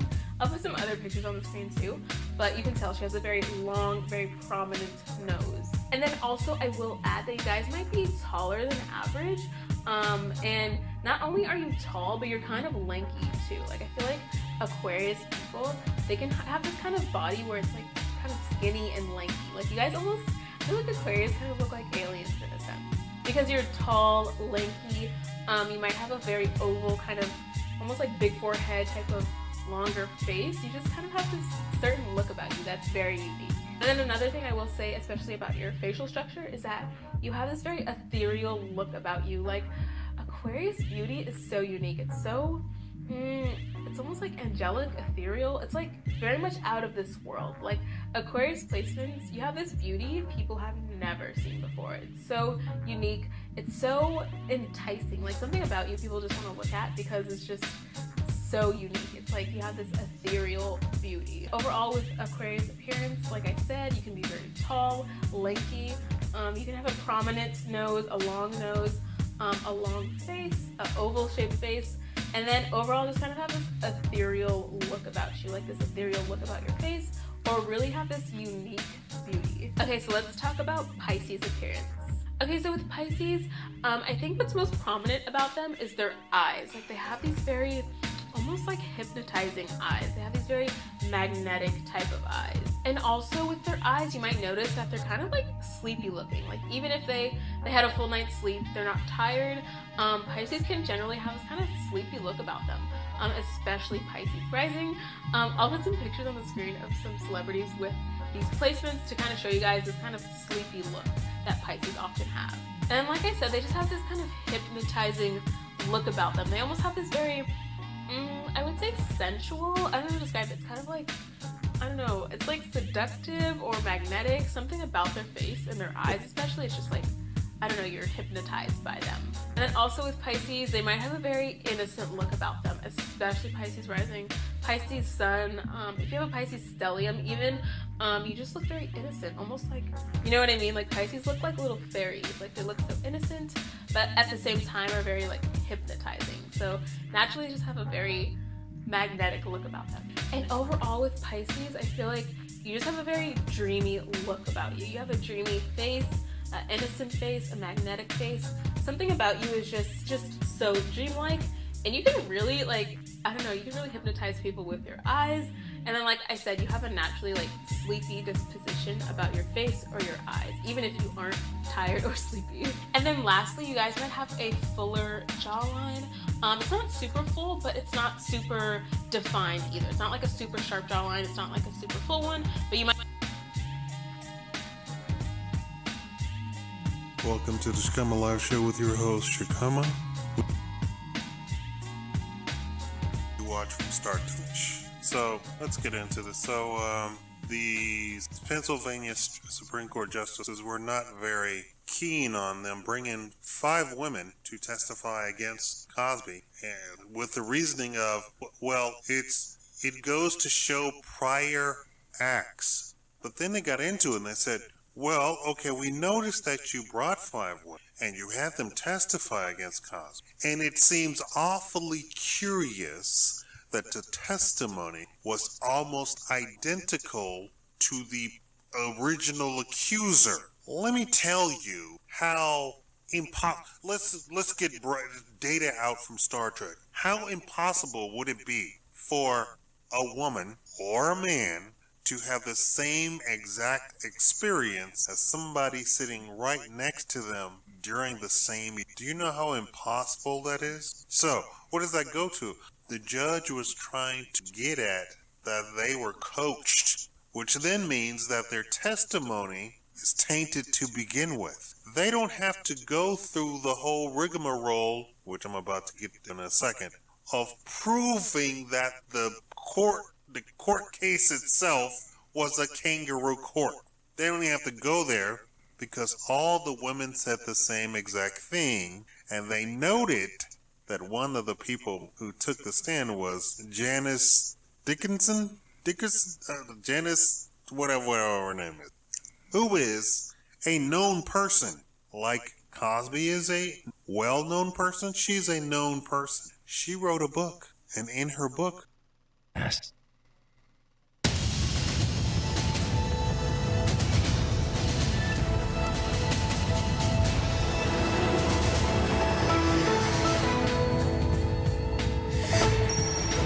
Seconds before impact, a traffic camera captures an officer walking away moments ahead of that massive Christmas Day bombing in downtown Nashville. The blast zone extending for blocks. Tonight, what we've learned about the suspect killed in the explosion, including what he told his neighbor just days before the blast, as the FBI searches for his possible motive, and the officers hailed as heroes for rushing to save lives.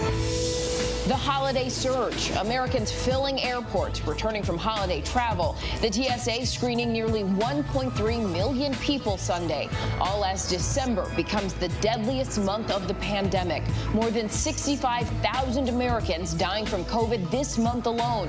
Health experts warning of a, quote, surge upon a surge upon a surge after the latest holiday gatherings, and as concerns grow over new variants of the virus emerging overseas. Relief at last. President Trump signing the $900 billion COVID relief package after keeping struggling Americans waiting for days and allowing unemployment benefits to expire this weekend. And President-elect Joe Biden is blasting the Trump administration for what he calls irresponsibility during the transition. Take the case off, that's mine. The teen wrongly accused. Disturbing video showing a woman falsely accusing a black teenager of stealing her cell phone inside a New York City hotel. His father, a prominent jazz musician, coming to his son's defense. And tonight he's speaking out, calling for charges against the woman. He's asking me, the cardinal questions. Why me, Dad? And Crocs are cool now? Once mocked as a fashion faux pas, the hottest shoe trend is all about comfort, with some big-name stars giving Crocs a boost in 2020.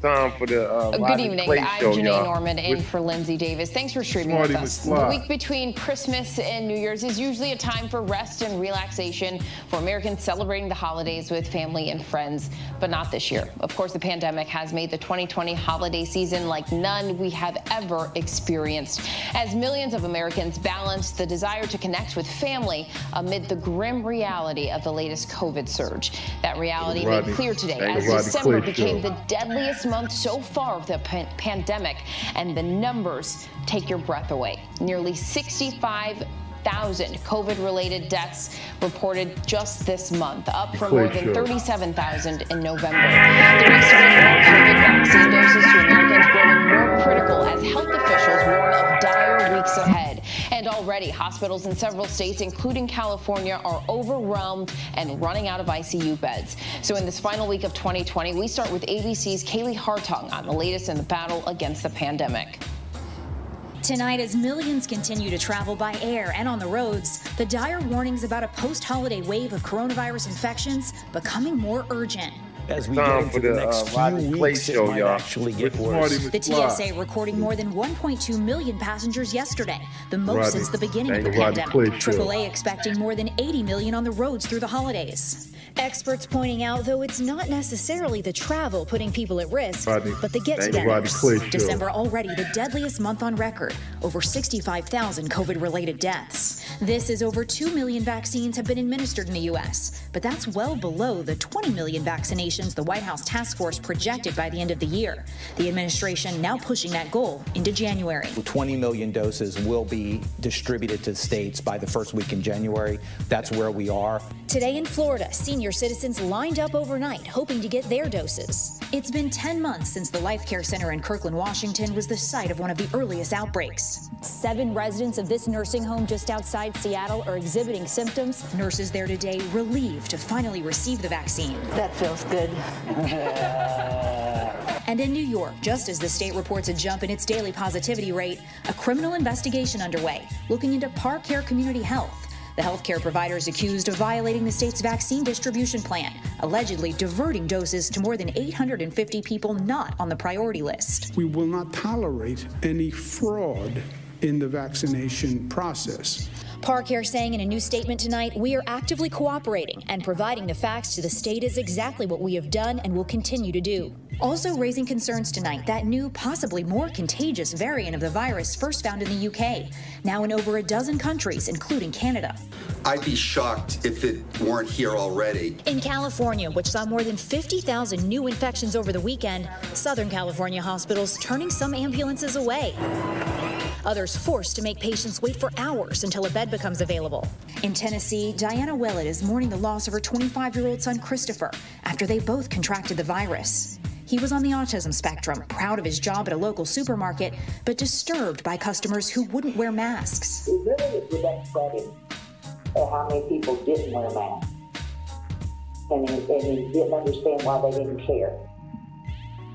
And Kaylee Hartung joins us now from California. And Kaylee, with so many Americans traveling, that's sparking those fears that the spread will only get worse in the coming weeks. California, where you are, still dealing with the post-Thanksgiving surge. So give us a sense of just how overwhelmed the system already is there. Yeah, Jeanette, you can see these surge tents behind me.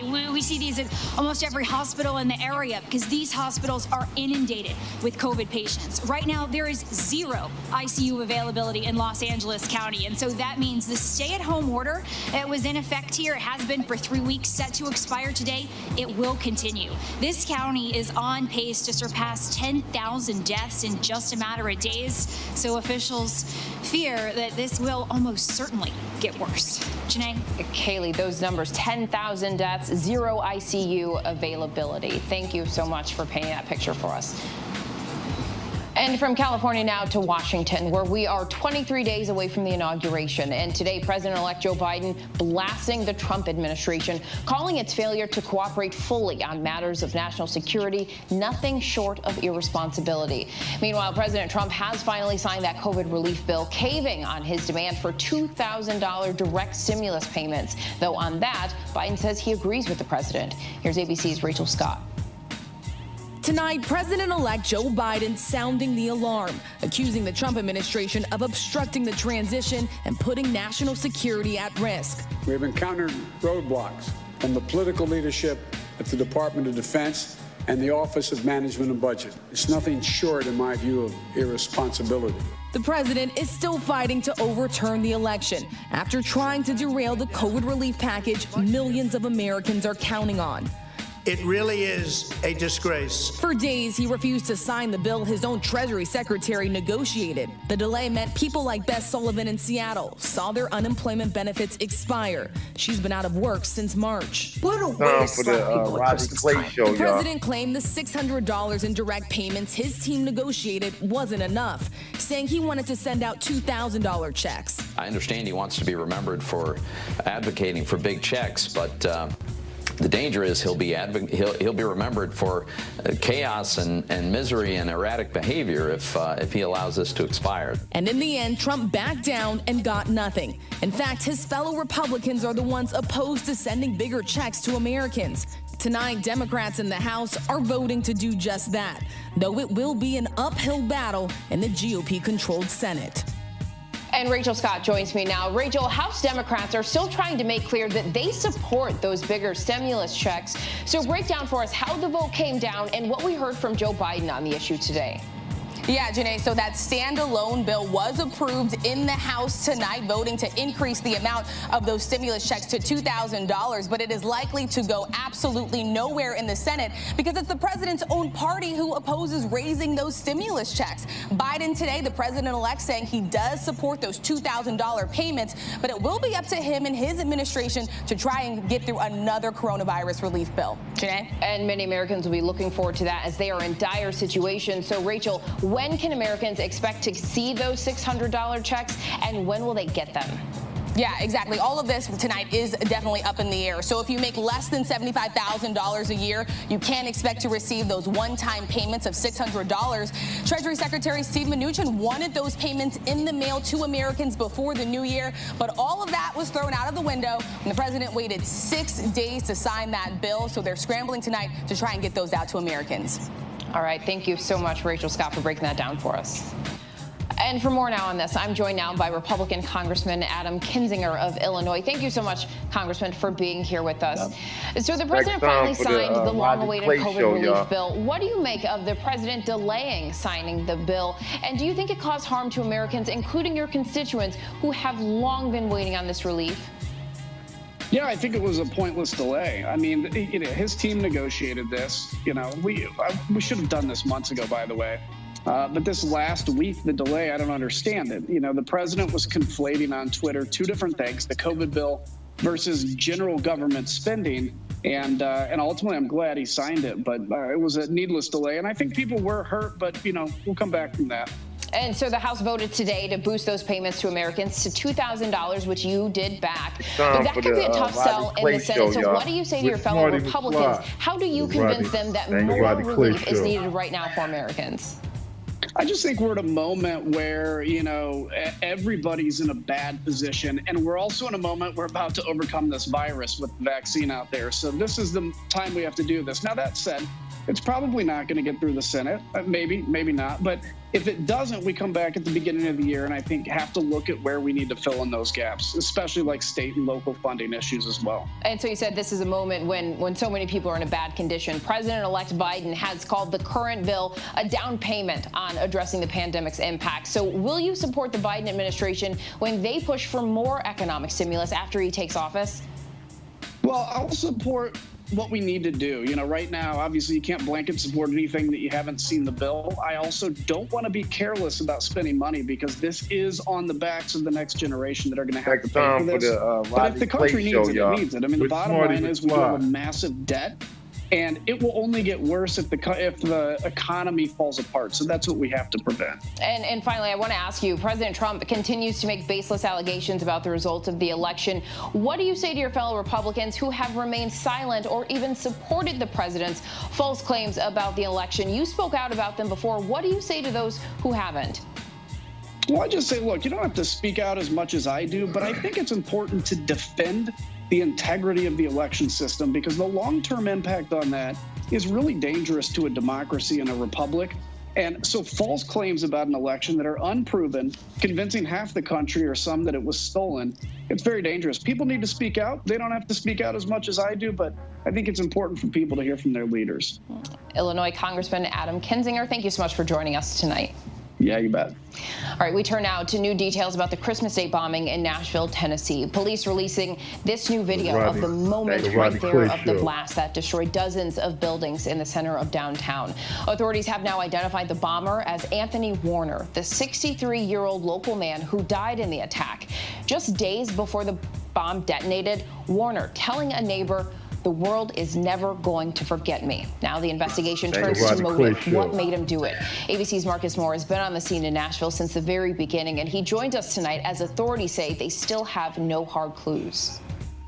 Tonight, investigators combing the scene of the Christmas Day blast in downtown Nashville say this man, Anthony Quinn Warner, blew himself up inside his RV in front of an AT&T building, but they still don't know why. He was not on our radar. Authorities using DNA evidence to determine that 63-year-old Warner died in the blast, and authorities believe he acted alone.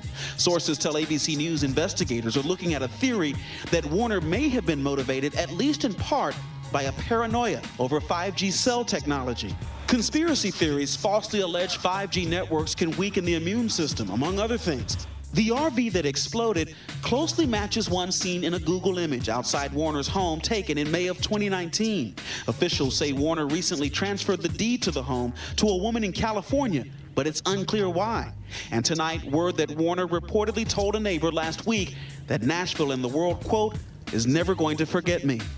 The force of the blast strong enough to collapse a building and blow out windows and doors for blocks. You can still hear the alarms going off, and you can see it looks like something you'd see from a war movie. Officers initially responded to a report of shots fired downtown early Christmas morning when they found that RV parked in front of an AT&T building broadcasting a female voice.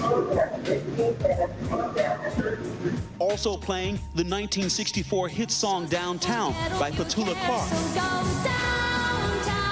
6 responding officers raced to roust residents and get them to safety before the blast knocked several of them to the ground. I saw the biggest flames I've ever seen, the biggest explosion. But no one was seriously hurt. I feel very lucky to be alive. Christmas will never be the same for any of us.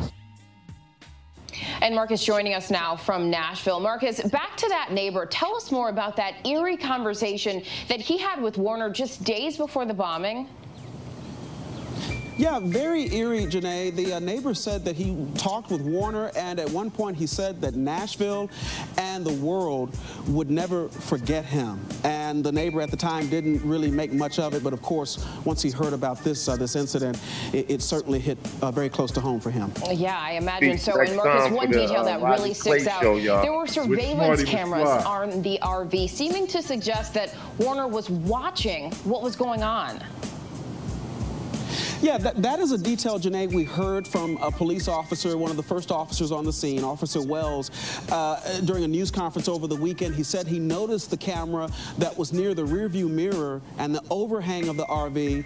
And yeah, for him, it was seemed as if they were being watched at the time, and as they were hearing that voice, that ominous countdown to the explosion that ultimately happened and devastated part of Nashville.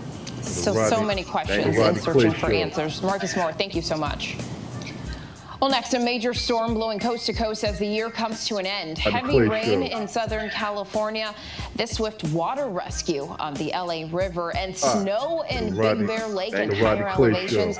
The system reaching the Northeast by New Year's Eve, and a second storm is brewing for New Year's Day. ABC's chief meteorologist Ginger Z is tracking it all. Hey, Ginger. Janae, it would not be a holiday week if we didn't have storms to talk about, so let's go ahead and get to them. And I say them because there are two that I really want to focus in on. One that's going to bring this block of snow overnight, Utah, Colorado, into early tomorrow morning. So the heaviest snow goes then from South Dakota right through Minneapolis, northeastern Iowa, southwest Wisconsin. Now, Chicago may start as snow, but watch as that warm front lifts through. It's going to change to rain. I think you'll see a rain to snow in a place like, say, Indianapolis, but it'll be so minimal it wouldn't be the snow that's a problem there. Now, talk New Year's Eve. So that's New Year's Eve morning, where that low is down near Houston, between there and Dallas. It's going to move more south to north, and as that starts to bubble north, New Year's Eve, if you're driving late or you have some potential to be on the roads by early Friday morning, Kansas City over to Chicago, Cleveland, and Toledo could see an icy mix up along that low and front, and it will be mostly rain and even strong storms from southeast to northeast. Janae? That storm making a tough end to a tough year. Our thanks to Ginger. Well, outraged tonight as a woman falsely accused a black teen of stealing her iPhone. When we return, we talked to that young man's father who caught the moment on camera and find out where his lawyer says the woman's phone turned up in the end. Plus, control of the Senate is up for grabs, and it all hinges on Georgia. Millions of dollars pouring in on both sides, but can money make a difference? And holiday coronavirus concerns, the record number of Americans traveling, and what experts say that means for the fight against COVID-19.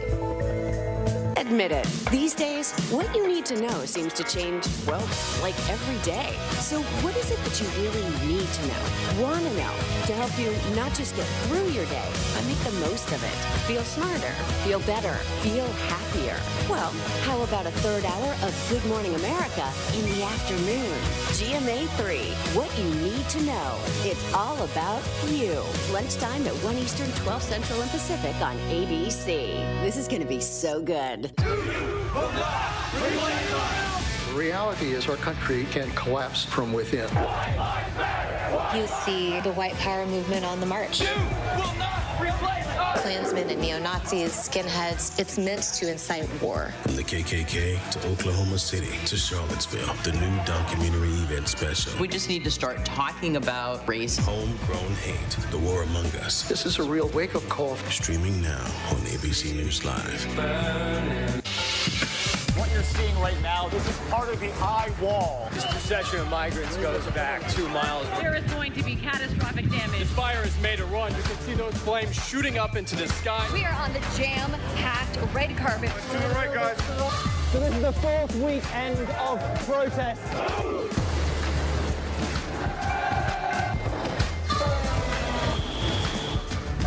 Watch ABC News on location for Facebook Watch.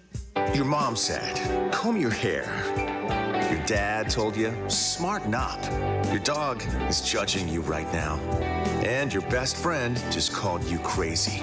We all need someone who'll pull no punches and give it to us straight. Now, imagine getting your news like that. No bull, no spin, just give it to me straight. Straightforward news, straight to the heart of the story. ABC News, straightforward. What's the most innovative daily news podcast out there to listen to every day? Well, the Edward R. Murrow Awards say it's Start Here, the daily news podcast from ABC News. Even the New York Times calls us a top news podcast worth listening to. So if you like getting behind the biggest news stories of the day, inside all the details, the backstory, and what will happen next, then listen to Start Here, the daily news podcast from ABC News. It's like no other news podcast. The family. Ben and Keon, thank you both so much for being here with us. Keon, I want to start with you. And first off, I am so sorry for this awful moment that you experienced with your son. As a mom with a son myself, I cannot imagine. Can you walk us through exactly what happened before you started recording, and what made you decide that you needed to get your camera out? Okay. Hello to you. The Rodney Clay Show. It was the day after Christmas, and my son and I were just trying to get downstairs to get something to eat.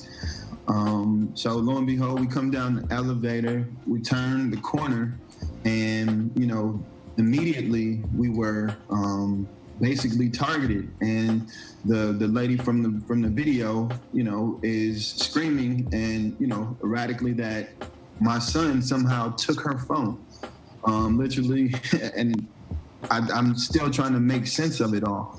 But, before it, I really didn't even think it was serious, but it got such to a point and that I said, you know what, today's day, things get crazy really quickly. Let me take out my phone, let me take out my iPhone, and I started videoing. And again, on the video, you can see that she's yelling, he has my phone, look at it, get it, let me get it. And so I was so thrown off that, that the hotel representative was basically siding with her to get my son to give her his phone. And, I just wouldn't stand for it.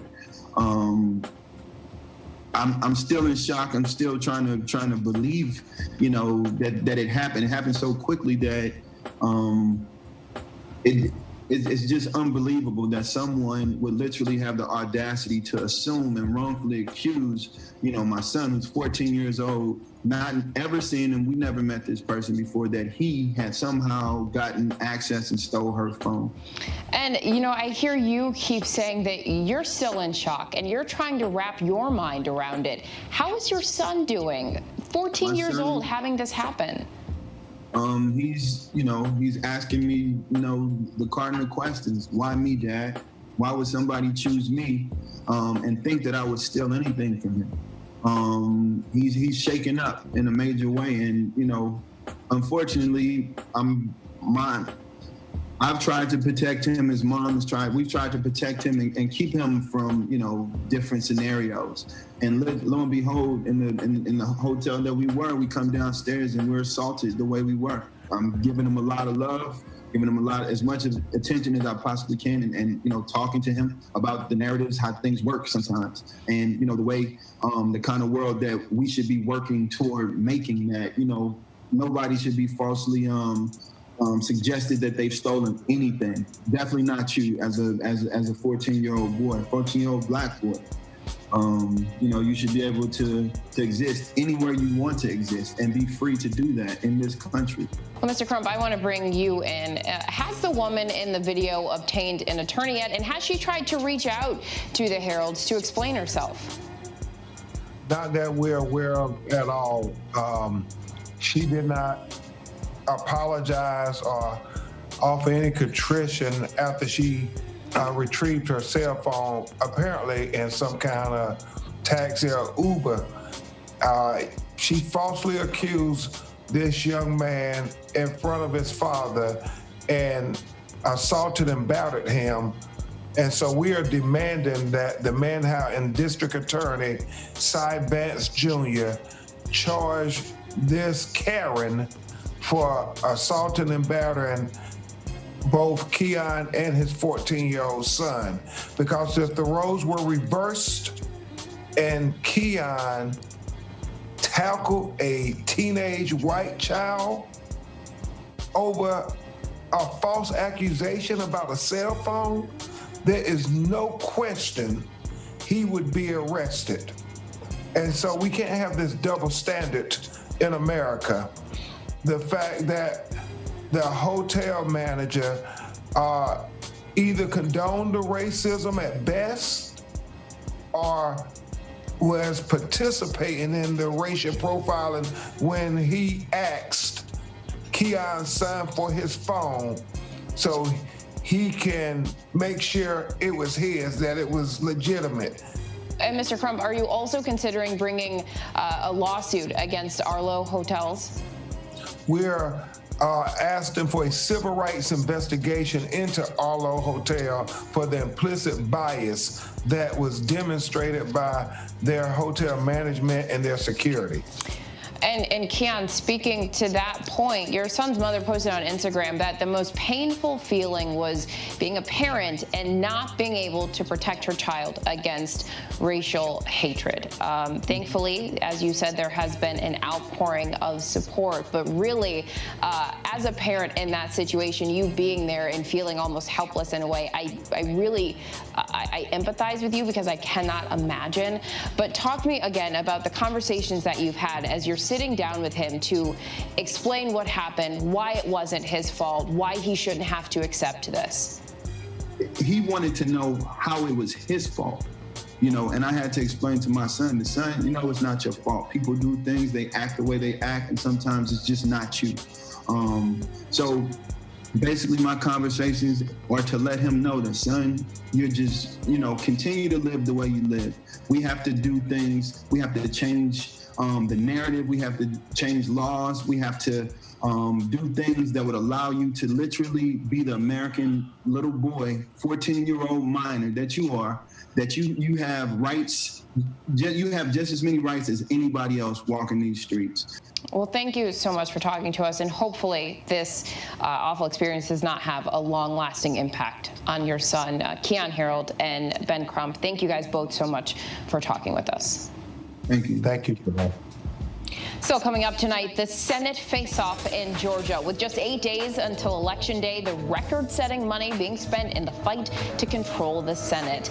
And are we bracing for a surge in the pandemic? The new numbers that have experts worried tonight. Plus, Aunt Becky is now a free woman. Lori Laughlin's tearful reunion after a 2-month stay behind bars. And our tweet of the day, singer Mark Anthony mourning the death of iconic Mexican composer and singer Armando Manzanero, tweeting, "Today the teacher leaves us, a giant talent, an admirable man who with his music and his lyrics was an inspiration for many of us." Manzanero died from complications due to COVID-19 at the age of 85. Stay with us. This is what being live is all about. This is ABC News Live, the 24/7 streaming news source from ABC News. Wow. Breaking news, live events as they happen, streaming live, non-stop, straight to you. Original, on the edge, breakthrough storytelling from ABC News, National Geographic, ESPN, all designed differently for you to stream straight to any screen whenever you want, free. And imagine the most celebrated, epic live events and moments, all playing out right before your eyes. See those flames behind me? And go deeper inside the groundbreaking exclusives from the campaign trail only ABC News gets. Watch ABC News Live right now and anytime. Streaming on Roku, Hulu, Facebook, and abcnews.com. ABC News Live. Streaming everywhere, right to you. ABC News Live. The Americans here on the ground at the Iraqi 18,000 tons. Matatas. Ismail? David. Over ground zero from Hurricane Michael. You can see just home after home. David, good to meet you. This was your view. My favorite view. Thank you very much. Yes, mornings may look different these days, but where you start your day, where you spend your mornings, where you get connected to everything that's happening. And face it, there's a whole lot happening in our world these days. Where you get all the breaking new information of the day to help you navigate through these times. That's why we're here. Good morning, sunshine. And making sure you start your day off with a smile and some sunshine. Good morning, America. Good morning, America. Good morning, America. Oh, how I love saying that. Wake me up. The world may feel out of your control, but your happiness doesn't have to be. Learn the secrets to happiness. Listen to the 10% Happier podcast, free on Apple Podcasts. ABC News honored winner for the second straight year with the Edward R. Murrow Award for Overall Excellence in Television. ABC News, America's #1 news source. This is GMA3, what you need to know. GMA3. A third hour of Good Morning America in the afternoon. It's all about you. Lunchtime on ABC. And now to the 2 Georgia runoff races that will determine which party controls the U.S. Senate. The Democrats need to win both contests to wrestle power from Republicans and secure Joe Biden's presidential agenda. So here's where these critical races stand by the numbers. With 8 days to go, over 2 million Georgians have already cast ballots, a turnout far exceeding expectations. Nearly 67,000 of these early voters skipped the November general election, a sign of strong engagement this time around. Just just 1/10 of a percentage point. That's Republican Senator David Perdue's razor-thin lead over Democrat Jon Ossoff, according to a polling average by 538. Perdue is polling at 47.9% to Ossoff's 47.8%.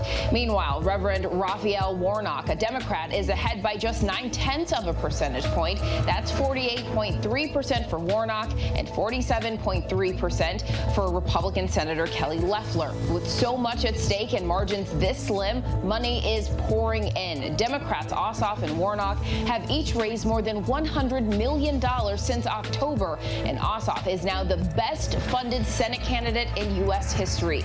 Be sure to catch our Georgia Senate race coverage right here on ABC News Live on January 5th, starting at 7 p.m. Eastern.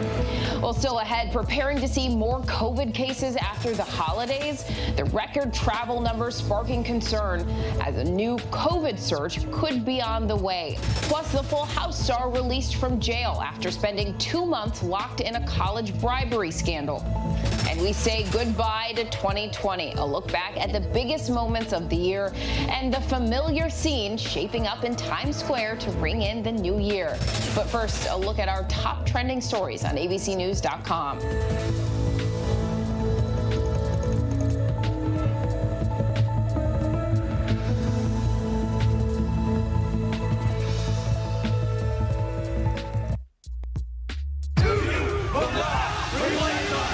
The reality is our country can collapse from within. You see the white power movement on the march. Klansmen and neo-Nazis, skinheads, it's meant to incite war. From the KKK to Oklahoma City to Charlottesville, the new documentary event special. We just need to start talking about race. Homegrown hate, the war among us. This is a real wake-up call. Streaming now on ABC News Live.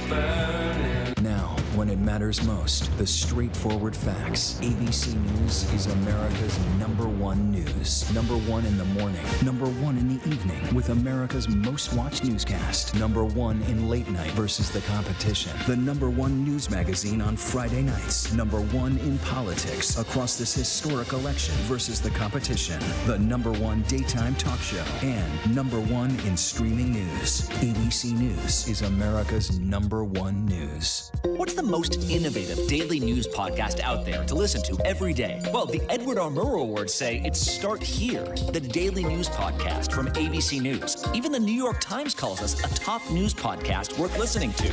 So if you like getting behind the biggest news stories of the day, inside all the details, the backstory, and what will happen next, then listen to Start Here, the daily news podcast from ABC News. It's like no other news podcast out there. Even the critics agree. Listen free on Apple Podcasts.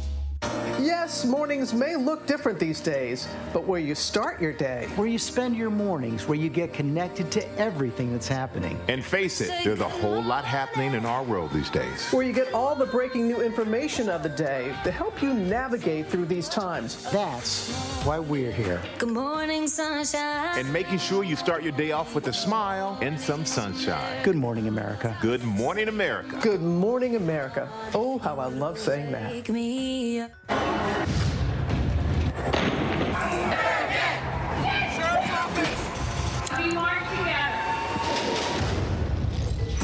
The most powerful stories of our time, anytime. Nightline. Friday nights, 9/8 Central. True crime, cinematic, real-life drama, stunning, the unthinkable. Follow the clues. The Hunt. True crime. 2020. Friday nights, 9/8 Central on ABC.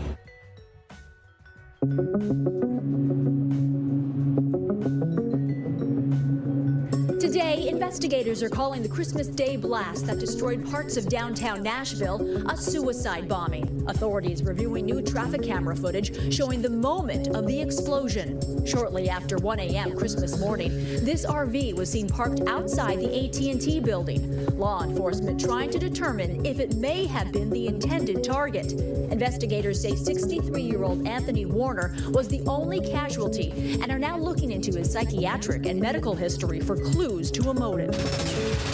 After refusing for a week, President Trump signed a massive pandemic relief package, averting a government shutdown. Shortly after Democrats and Republicans originally reached a compromise, the president shocked Capitol Hill when he indicated he would not sign. Trump claimed the deal was filled with wasteful, non-COVID-related spending. Meanwhile, the House just passed a measure to take up Trump's demand for $2,000 stimulus checks. But it's all but certain to fail in the Republican-led Senate, if it's even voted on in the Senate at all. At the same time, lawmakers from both sides of the aisle overrode President Trump's veto of the annual defense policy bill, setting up what could be the first override of his presidency.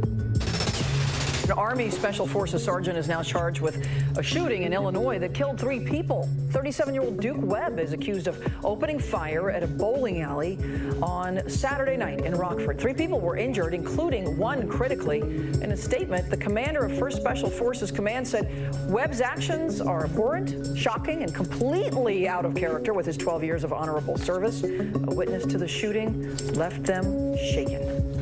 The second I saw a police officer, I knew we were going to be okay. They did their jobs and they did it well. I cannot stress that enough. They really did, and I'm thankful for them.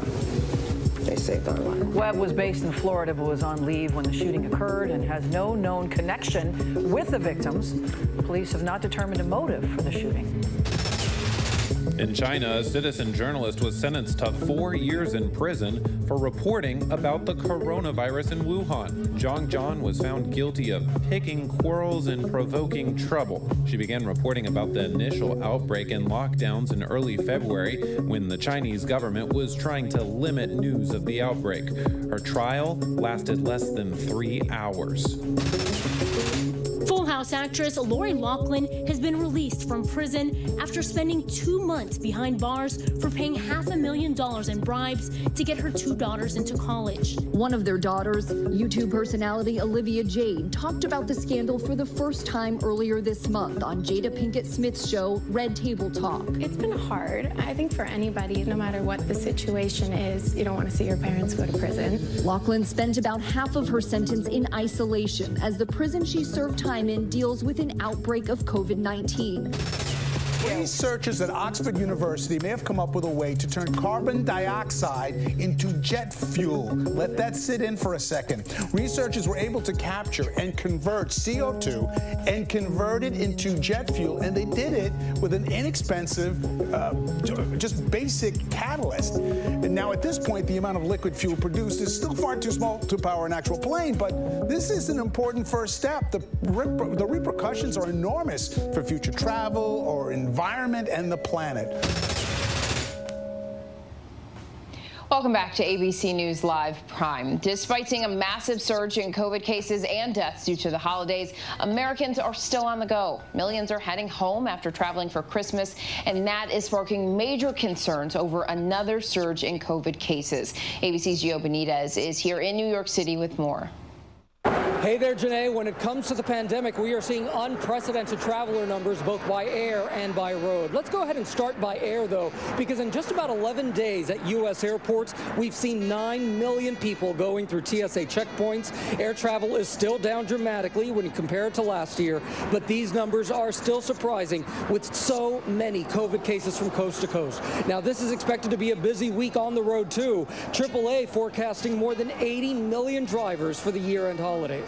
There are some peak travel times to look for. In L.A., Tuesday around 5 p.m., and in Seattle, New York, and Chicago, Wednesday between 4 and 5 p.m. But listen, it could be busy everywhere this coming Sunday, January 3rd. That is when everyone goes home. And health officials are very concerned that this could spark yet another surge with all of these travelers. Janae?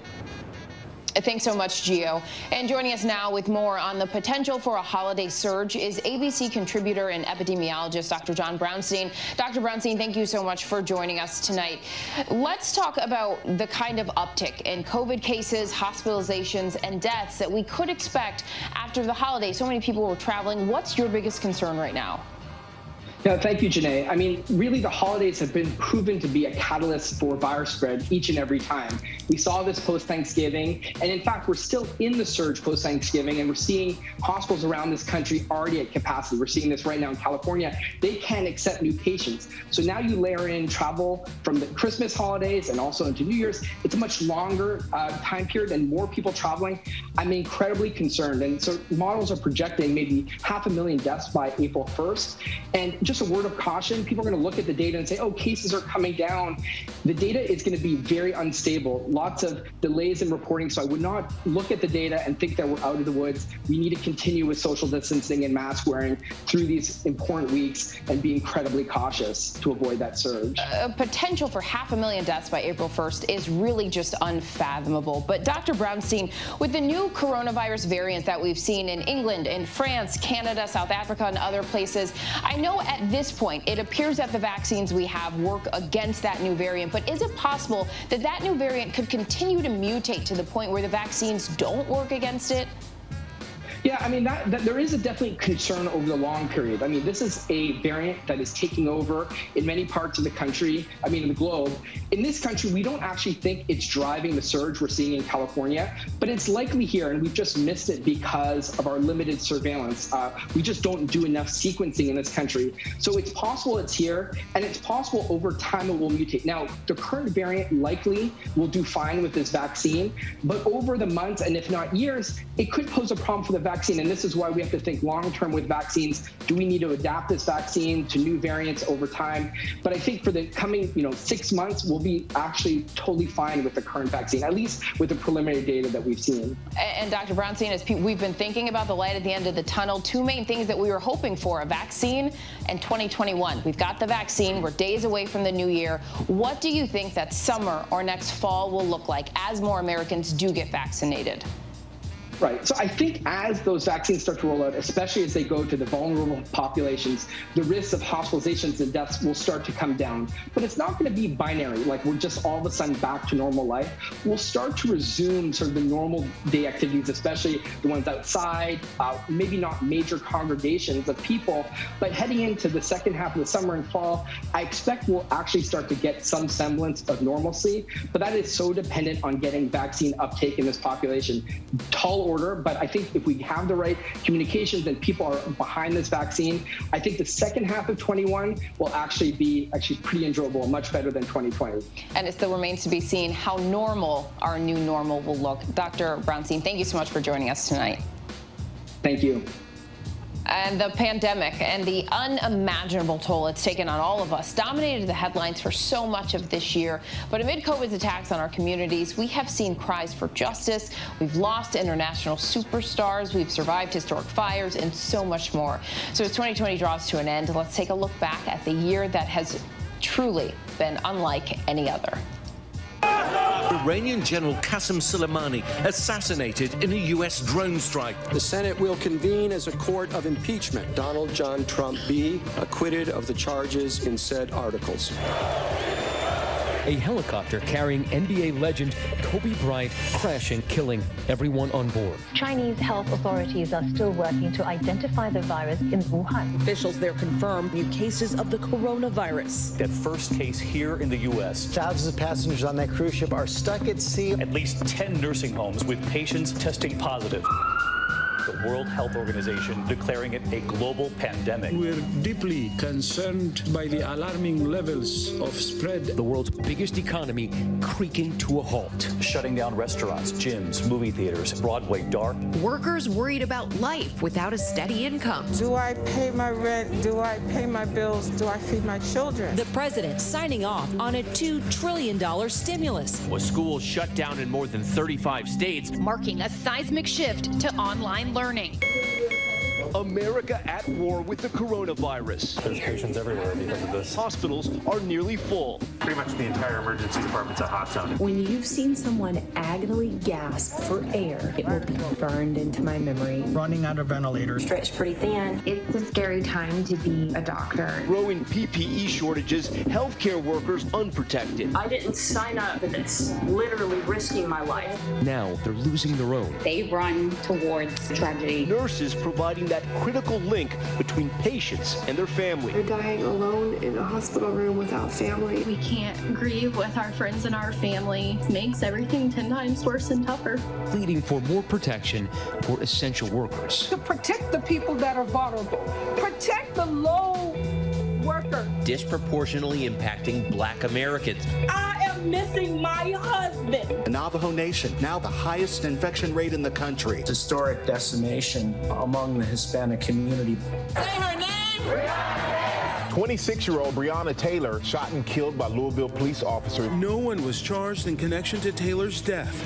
This cell phone video shows the moment when 25-year-old Ahmaud Arbery was killed. His life shouldn't have ended the way that it ended. What's his name? George Floyd! The anger and sadness over George Floyd's death seen across the nation. None of it is new, but this is the first time everybody's seeing it. He was a great father, a great husband. 27-year-old Rayshard Brooks was shot and killed by police. It didn't have to end that way. Outrage igniting in Kenosha. The anger sparked by the shooting of 29-year-old Jacob Blake. They shot my son 7 times. It is going to take a miracle for Jacob to ever walk again. Cries for justice in the wake of the death of Daniel Prude. Nobody deserves to die when they are in need. Wildfires raging in the west. Firefighters battling the fire from the air and the ground. Flames coming off of it, creating these fire whirls. This is hell and I don't know what else.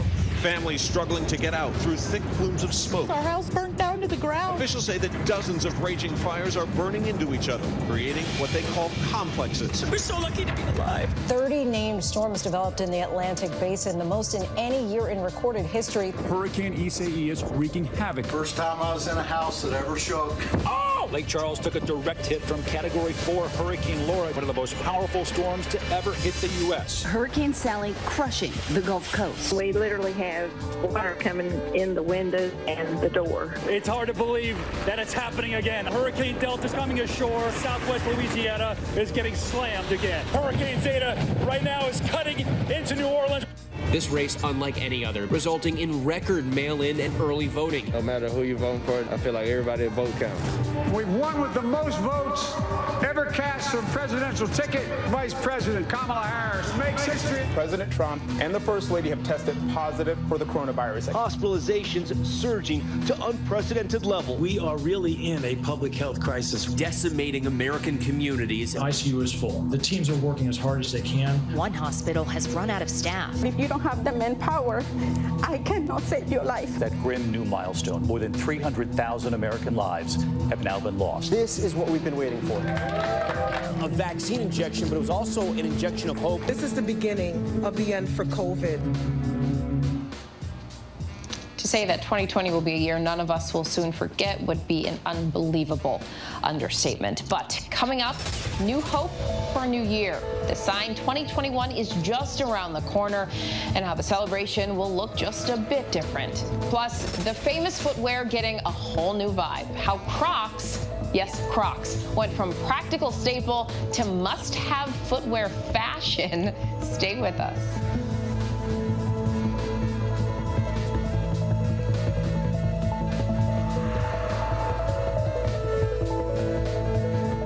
I know what happened, and I'm not guilty.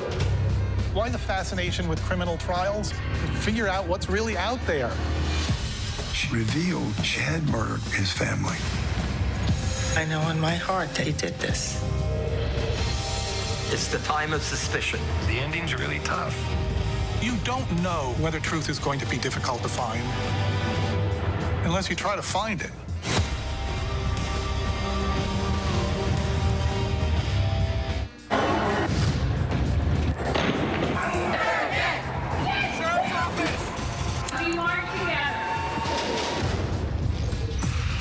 Powerful stories of our time, anytime. Nightline. Finish this sentence. 2020 has been... Now, Tuesday night on ABC. Just wait until you see the answers. 2020 is over? Wow. Tuesday night on ABC. Admit it. These days, what you need to know seems to change just about every day. What is it that you really want to know, need to know? To help you not just get through your day, but to make the most of it. Feel smarter. Feel better. Feel happier. Well, how about a third hour of Good Morning America in the afternoon? GMA 3, what you need to know. Lunchtime at 1 Eastern, 12 Central and Pacific on ABC. It's all about you. What you're seeing right now, this is part of the eye wall. This procession of migrants goes back 2 miles. There is going to be catastrophic damage. The fire has made a run. You can see those flames shooting up into the sky. We are on the jam-packed red carpet. To the right, guys. So this is the 4th weekend of protest.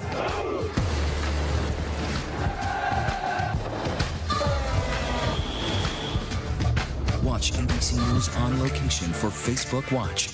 Breaking news, context, analysis. With today's extraordinary news cycle, Now is the perfect time for ABC News Live. A streaming news game changer. The time is now for ABC News Live. Get it streaming everywhere. There once was a man in a clinic. Come on in, let me see. The pets, they never did finnick. Hold your head up. Poor thing. With the doctor's steady hand, Brutus, that's it. the patients felt grand. She looks so much better. His practice was no place for a cynic. No place for a No place for a cynic. The Incredible Dr. Pole. New season Saturday, January 2nd at 9 on Nat Geo Wild. The world may feel out of your control, but your happiness doesn't have to be. Learn the secrets to happiness. Listen to the 10% Happier podcast, free on Apple Podcasts. More Americans choose ABC News, America's #1 news source.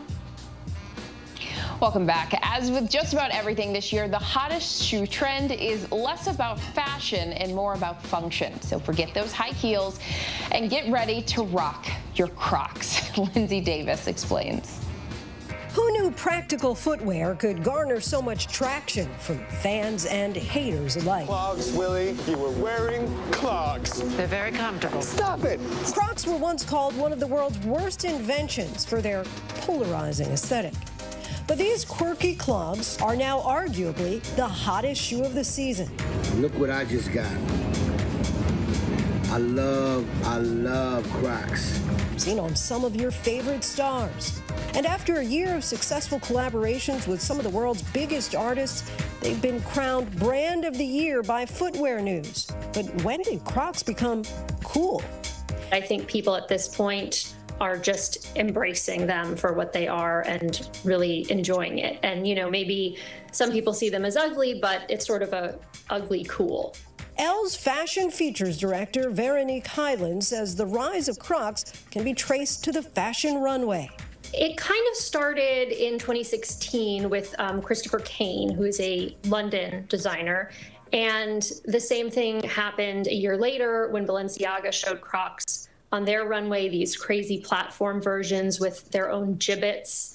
And I feel like in both cases, it was designers using this as almost a meme or something that was intentionally going to go viral and get attention. That attention trickling down from high fashion to mainstream, from tie-dyes to bling, even fur. There's no limit to self-expression with the customizable clogs. And some of music's biggest stars are getting in on all the action. Chart toppers and style icons Bad Bunny, Justin Bieber, and Post Malone all collaborating with the footwear company, each with their own Croc concoction selling out within hours of their release. Fans lucky enough to get their hands on a pair quickly flaunted their prize on social media. Music has always driven style. People are drawn to Post Malone, they're drawn to Bad Bunny, they're drawn to Justin Bieber. These are all very different style archetypes, but they are people who have a huge influence. That influence has impacted Gen Z in particular. Crocs are the 9th most popular footwear brand among teens, according to research firm Piper Sandler. The 19-year-old Rayanne Prophet is the self-professed Croc queen on TikTok. With 66 pairs to her name and counting, she's garnered more than 150,000 followers simply by sharing her unabashed love for the comfort shoe. Most of my spare money goes to Crocs, and I'm always looking for new ones. I show like new ones that I get, or like limited edition ones, or like my special stuff I have with Crocs, and they're like, oh, where do you get that? I want that. I want to be like that. Oh my God. such cool collection, like goals. Her love of Crocs even caught the eye of the brand itself. About a year ago, they followed me on TikTok, and then this year, they sent me the Justin Bieber once I came out. From graduation day to prom night, Rayanne says there's a Croc for every occasion. I wore them to prom, so I styled them with my prom dress. I wore them to like semi-formals in high school. I'll wear them to like fancy dinners or like jeans and a shirt or a skirt. Like I can style them with anything. It just depends what color you put with them to match. And if you really want to kick things up a notch, you can add flair to your Crocs. These little numbers, which are often misplaced, are called gibbets, and they are the ultimate accessory in the world of Crocs. The charms inserted into the holes of the shoe allow wearers to make a statement, from the fashionable to the whimsical, even the political. It just feels like another way to be expressive with the shoes, which is kind of fun. The Crocs craze has the company cashing in, earning a record $362 million in its third quarter alone, up nearly 16% from this time last year. The brand is on track to end the year bringing in one of the highest profits in its 18-year history. Rayanne believes all the artist collaborations have certainly helped to up Crocs' cool factor. I think musicians are making Crocs cooler because some people only have like the Crocs that they've released or only want the Crocs that they released because they're such fans of the musicians. Despite some haters hoping that Crocs will be a fleeting fad, Veronique reminds us that comfort never goes out of style. Many find once they cross over to Crocs, it's hard when you have had that kind of comfort to go back to something that is uncomfortable. And I think that people probably are not going to just go do a complete 180. I think that this is going to be part of our landscape for a while.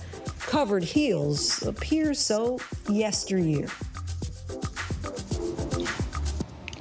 An acquired taste for some, must-have for others. I do sometimes wear my husband's bright yellow Crocs. Before we go tonight, the image of the day, a sure sign of what feels like the longest year of our lives is almost over. But let's be honest, we're all looking forward to saying goodbye to 2020. The famous ball that will drop in Times Square on New Year's Eve is now complete. Workers have now installed the final panels of Waterford crystal triangles. There won't be crowds huddled to watch the ball drop this year, but you can see it right here on ABC News Live. We will be ringing in 2021 around the world all day long. Let the countdown begin. That's our show for this hour. Stay tuned to ABC News Live for more context and analysis of the day's top stories. I'm Janae Norman in for Lindsay Davis. Thank you so much for streaming with us. Have a good night.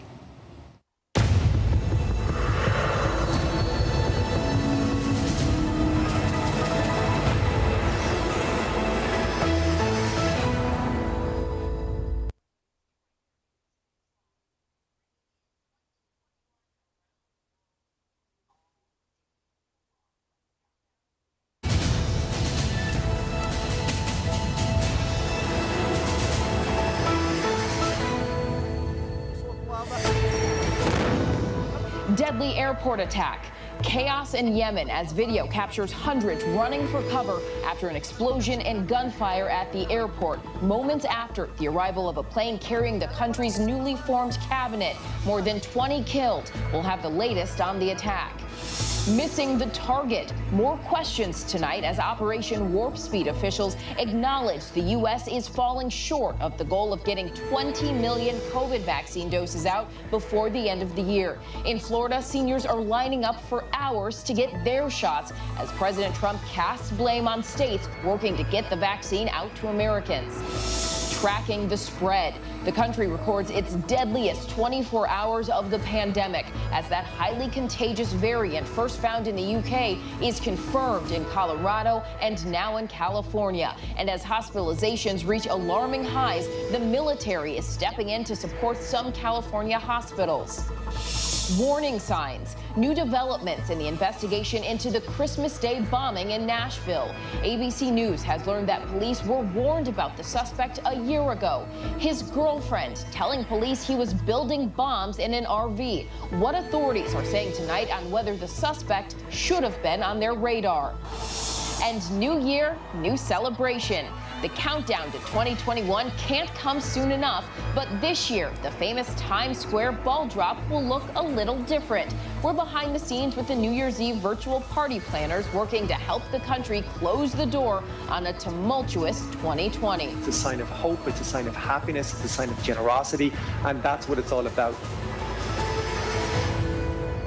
Good evening. I'm Janae Norman in for Lindsay Davis. Thank you for streaming with us tonight. As we approach the new year, we end 2020 with another grim milestone in the pandemic. The U.S. recording its deadliest day so far Tuesday. More than 3,700 U.S. lives lost to COVID-19 in just 24 hours. Now at least 341,000 American lives lost in the pandemic. And the latest CDC forecast projects we could reach as many as 424,000 deaths by January 23rd. Those sobering numbers come as that highly contagious COVID-19 variant has been confirmed here in the U.S., in Colorado, and now the latest case tonight in California as well. And finger pointing is growing over the slow rollout of the Pfizer and Moderna vaccines across the U.S. Just 2.6 million vaccine shots in arms recorded by the federal government, far short of the goal of 20 million vaccinations by the end of the year. The images in Fort Myers, Florida, tell the story. Hundreds of people, many of them high-risk seniors,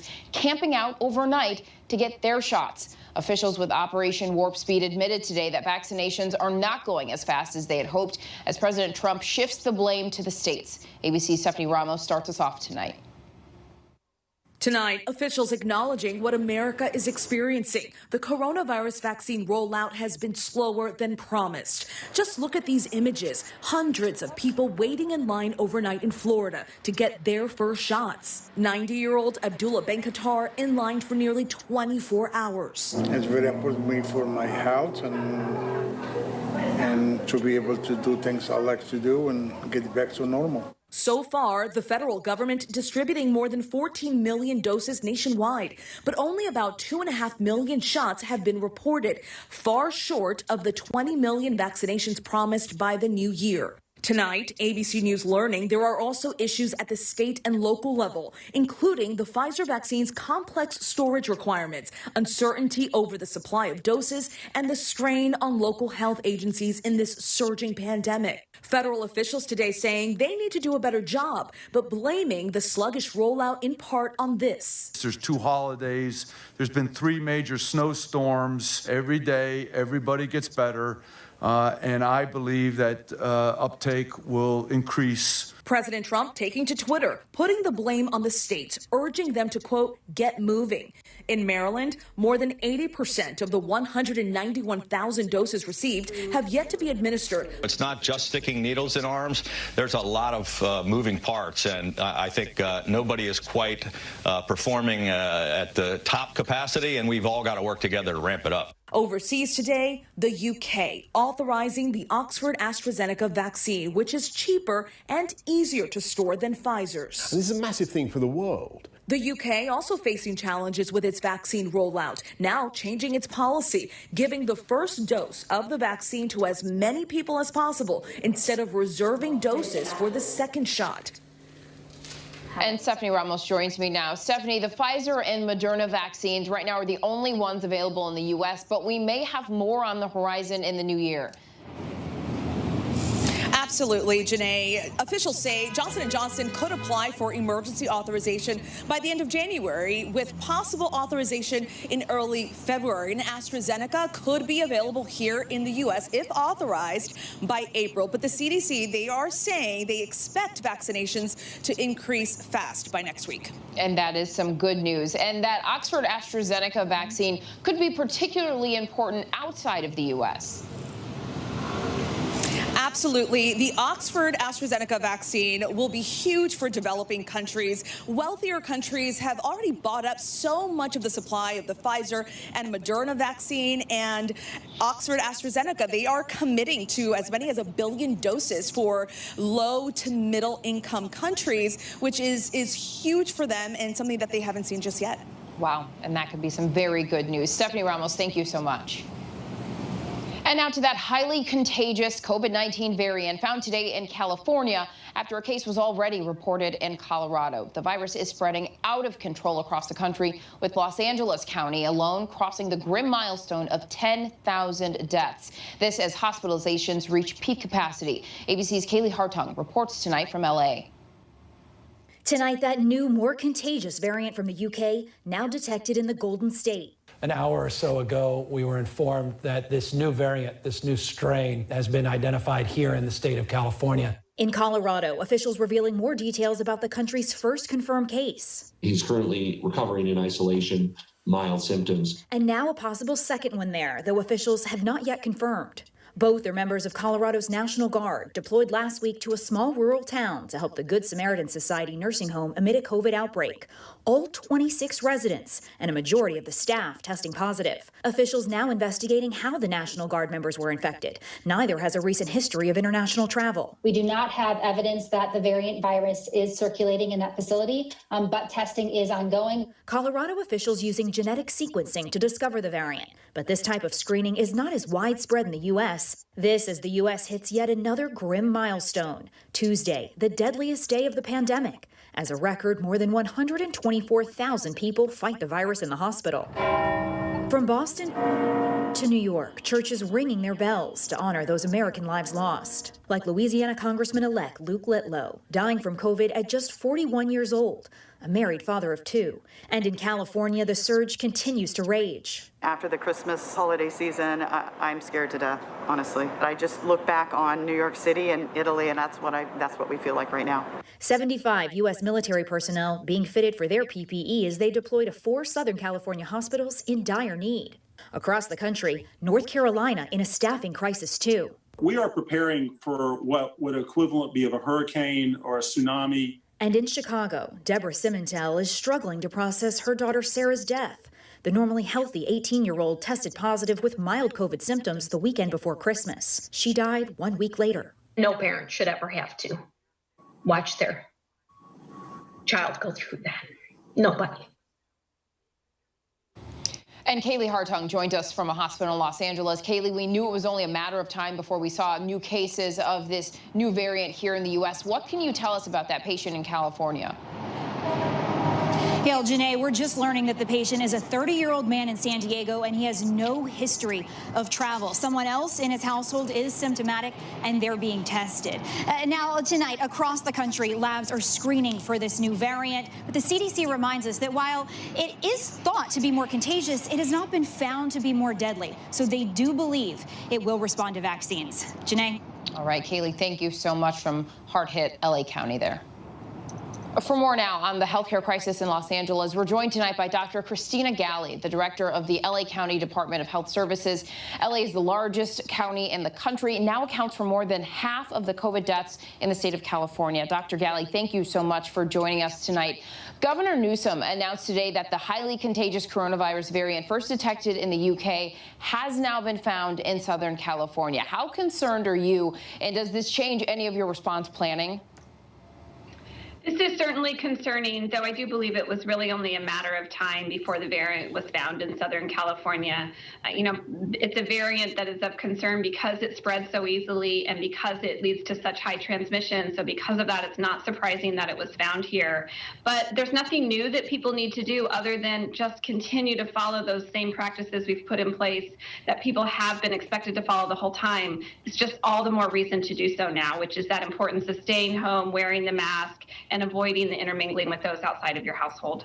And even before the aftermath of all of the holiday travel right now, we are seeing those overrun hospitals in LA that are out of ICU beds, facing oxygen shortages, and setting up treatment areas in tents, conference rooms, even in gift shops. How is this impacting the care that patients are getting, and what kind of rationing could we see potentially in the coming days and weeks?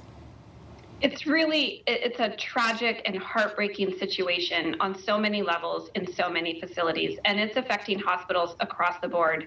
There are 70 hospitals in Los Angeles County with emergency departments, and virtually all of them are struggling with astronomically high numbers of cases of patients with COVID, and that reduces their ability to care for other patients with other conditions. As has been reported in the news, ambulances are stacking up outside of emergency departments, having long delays in offloading patients. There's been some bad outcomes with patients who can't be unloaded from ambulances in a timely manner. There's not an ability to move patients out of the emergency department upstairs into an ICU or a regular bed because there's just not sufficient numbers of those beds to have because of the overall shortage of staff. And that puts everybody's life at risk.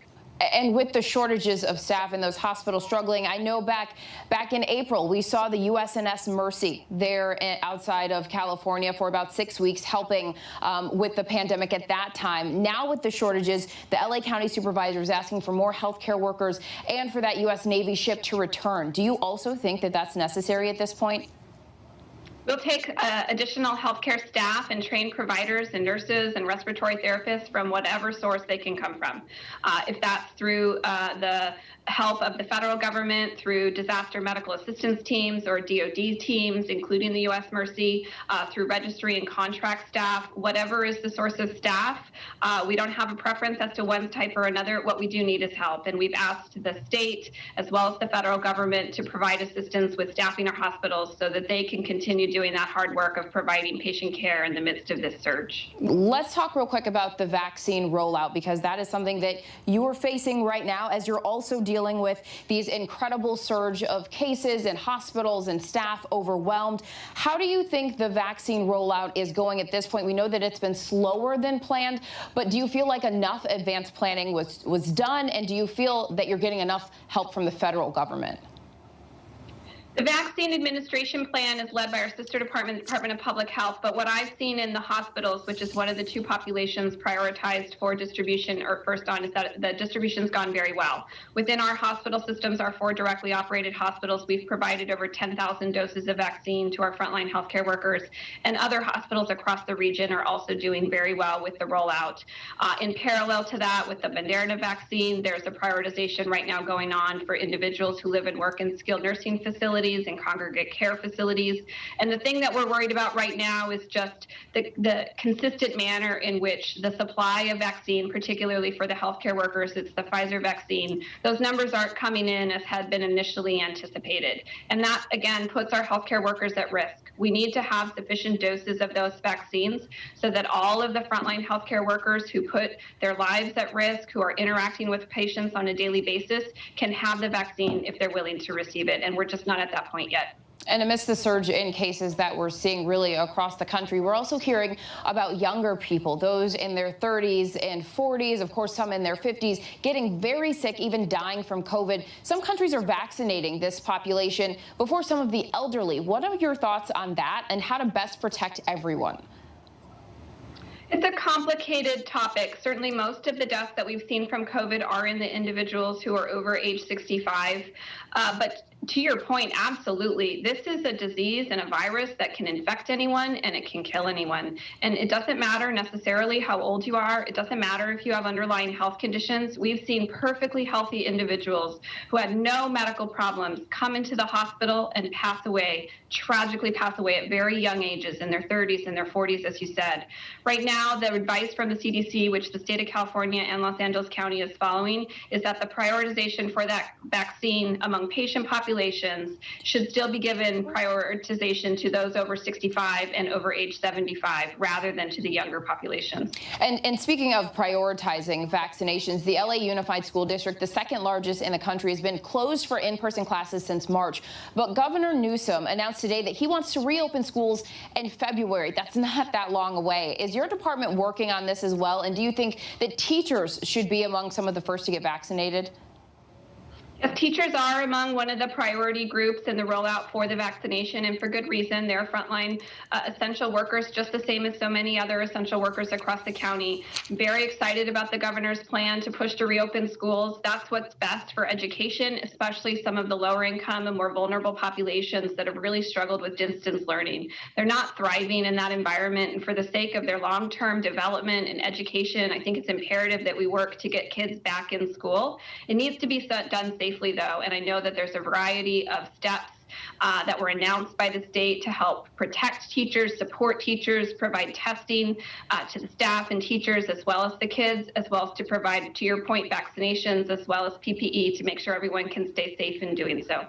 Dr. Galley, thank you so much for your work on the front lines, and good luck to you. Thanks very much. Take care.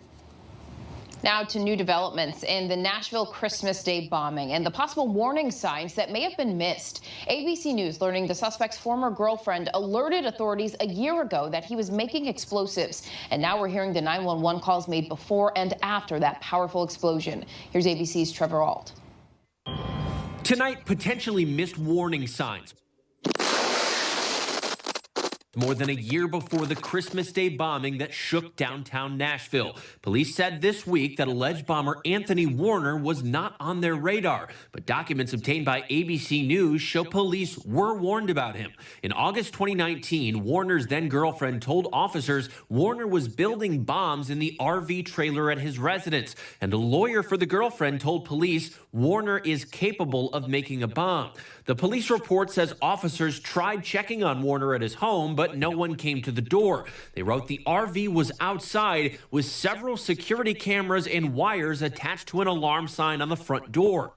Nashville's police chief saying today his officers saw no evidence of a crime. The officers didn't take it lightly. They didn't have anything else to go on. Police did relay the information to the FBI, who at the time said they had no records on Warner. This as 911 calls are released from residents calling in before the explosion. We have a recording out here saying there's a limited time to evacuate this area. Where's your car? And after.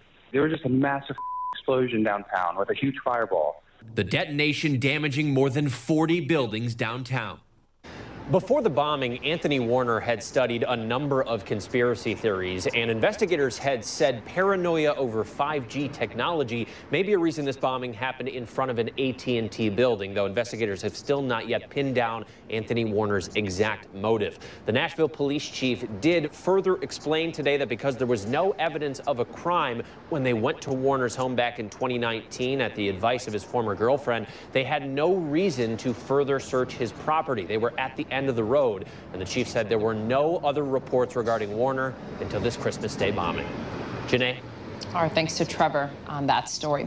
Well, in the last hour, reports of airstrikes hitting the airport in Yemen's capital. This coming after an earlier blast left multiple people dead and dozens more injured at a separate airport in the Middle Eastern country. In this video here, you can see people running for safety as an explosion makes the ground shake. And that cloud of smoke that you saw appearing, ABC's James Longman has this report.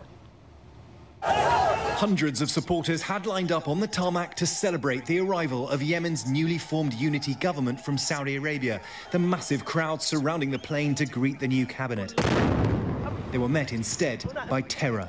Watch as the crowd runs from the explosion, moments after the officials start to disembark. The fireball on the tarmac rises into the air. People are unsure which way to go.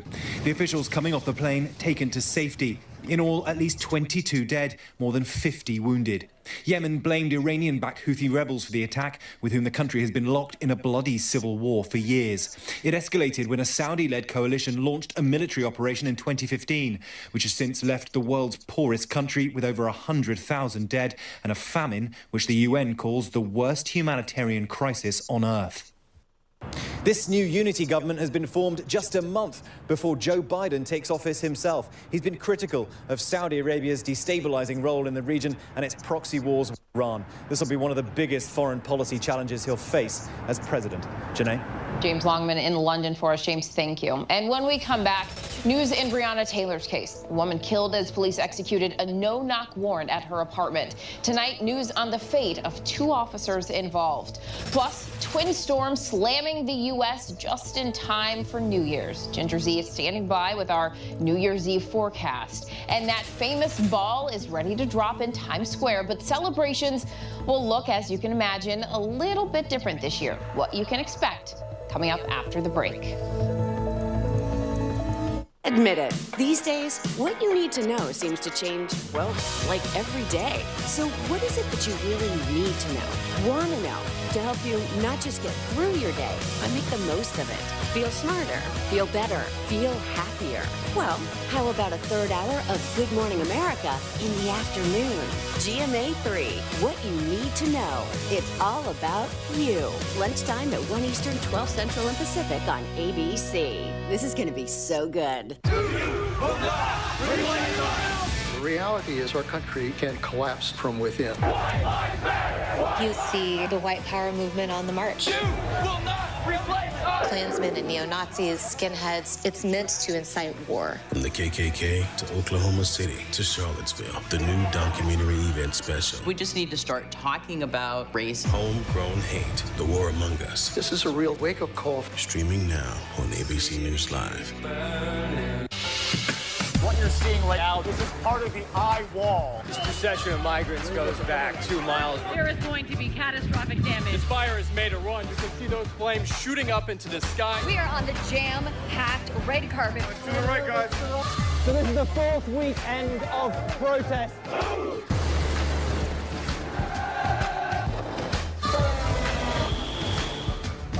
Watch ABC News on location for Facebook Watch. Your mom said, comb your hair. Your dad told you, smarten up. Your dog is judging you right now. And your best friend just called you crazy. We all need someone who'll pull no punches and give it to us straight. Now, imagine getting your news like that. No bull, no spin, just give it to me straight. Straightforward news, straight to the heart of the story. ABC News, straightforward. What's the most innovative daily news podcast out there to listen to every day? Well, the Edward R. Murrow Awards say it's Start Here, the daily news podcast from ABC News. Even the New York Times calls us a top news podcast worth listening to. So if you like getting behind the biggest news stories of the day, inside all the details, the backstory, and what will happen next, then listen to Start Here, the daily news podcast from ABC News. It's like no other news podcast out there. Even the critics agree. Listen free on Apple Podcasts. Welcome back. We want to get to those 2 New Year's storms moving across the U.S. with heavy snow, ice, and rain. An ice storm downing trees on top of cars, as you can see there in Plattsburgh, Missouri, and triggering whiteout conditions in Des Moines, Iowa. Imagine trying to drive in that. ABC's chief meteorologist Ginger Z is timing it all out. Hey, Ginger. Janae, we already saw what Storm 1 did, and more than a half foot of snow through the day today in parts of Michigan. Big Rapids picked it up, Muskegon too. A lot of folks back home talking about that. But let's go ahead to the map, because 2020 ending, 2021 starting, and you got a lot of alerts to look at. Flash flood watches from the Ozarks down to just west of Houston, including Tyler, San Angelo up to Kansas City. You're on the cold side, so winter storm watches, advisories, and warnings. Let's tell you when it all happens and really show you who's going to get what when. So along the Gulf Coast, tomorrow, to end 2020, you have a tornado threat. Lake Charles. That is the town that got hit by a hurricane twice, if you'll remember. They will end with a tornado threat tomorrow. Beaumont, Port Arthur, all the way over to Mobile, and including parts of Alabama by the time we reach 2021. But look at the icy side, Oklahoma City up through Kansas City. So that's late night as that pink area, that's the wintry mix, moves to the north. I want you to follow that and see what it does through Quincy, Illinois, up to Cedar Rapids. The same spots that just got hit with that first storm are going to get snow or an icy mix again, but now it extends all the way with a shield of potential ice to Scranton, Pennsylvania. Thunderstorms along the Gulf. Janae. Our thanks to Ginger. It is one of the most exciting moments of the year, the countdown to midnight as we watch the Times Square ball drop on New Year's Eve to ring in a new year. Have you ever looked forward to a new year as much as you do right now? Tonight, I am happy to inform all of you that 2020 will not be taking the ball drop from us, but it will look a tad bit different. In a year that's been anything but normal, this is a familiar sight. Those iconic Waterford crystal panels placed into the New Year's Eve ball high above Times Square during preparations, like all the years before this one. But this isn't an ordinary year. This is 2020. And while we're used to hearing brave revelers brace themselves for that marathon to midnight, I have a diaper, so I'm ready. We didn't know we had to stand for this long. It's very thrilling and exciting, but it's also very cold, and there are no toilets. COVID had other plans for ringing in the new year. We're working very closely with the New York City Police Department to create a safe environment for us to film the event and keep others away. Instead, the streets will be empty, all in an effort to stem the spread of the coronavirus. But one tradition will remain the same. That 12,000-pound ball of nearly 2,700 LED-lit crystal panels will descend upon a hushed Times Square to usher in 2021. The Times Square Alliance, hosts of Times Square's New Year's Eve celebrations, holding a virtual event this year. Waterford crystal artisan and spokesperson Tom Brennan says the in-person festivities in the square are reserved for only a special few, frontline heroes and their families, around 100 people in total. We are honoring basically the heroes of 2020, all of those frontline workers, all of those absolute superstars, those superheroes that took care of all of us and our loved ones. They'll be honored as special guests and swooned by disco legend Gloria Gaynor, who will perform her classic hit.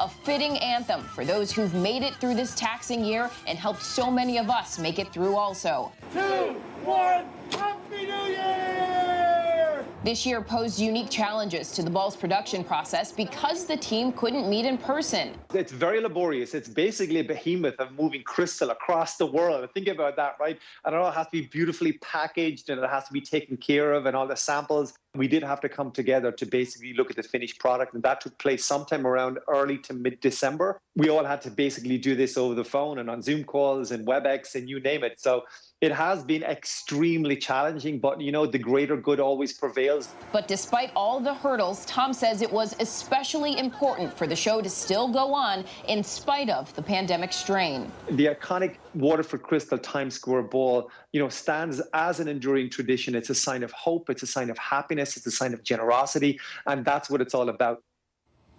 Let the countdown to 2021 begin. Well, still ahead, the latest as police search for the woman they say falsely accused a black teenager of stealing her phone. Plus, nearly 1 year ago, China revealed the coronavirus was spreading. So where are they now in the fight against COVID-19? And remembering a legend, the moment sports stopped, and the powerful sports stars who took a stand. But first, celebrating the new year from space. Take a watch.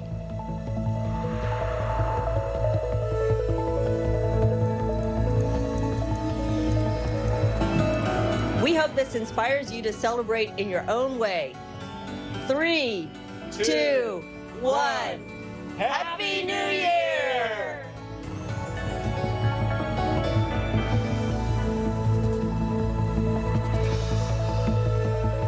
This is what being live is all about. This is ABC News Live, the 24/7 streaming news source, ABC News. Wow. Breaking news, live events as they happen, streaming live, non-stop, straight to you. Original, on the edge, breakthrough storytelling. From ABC News, National Geographic, ESPN, all designed differently for you to stream straight to any screen whenever you want, free. And imagine the most celebrated, epic live events and moments, all playing out right before your eyes. See those flames behind me? And go deeper inside the groundbreaking exclusives from the campaign trail only ABC News gets. Watch ABC News Live right now and anytime. Streaming on Roku, Hulu, Facebook, and abcnews.com. ABC News Live. Streaming everywhere, right to you. ABC News Live. The Americans here on the ground and the Iraqis. 18,000 tons. Patatas. Ismail? David. Over ground zero from Hurricane Michael. You can see just home after home. David.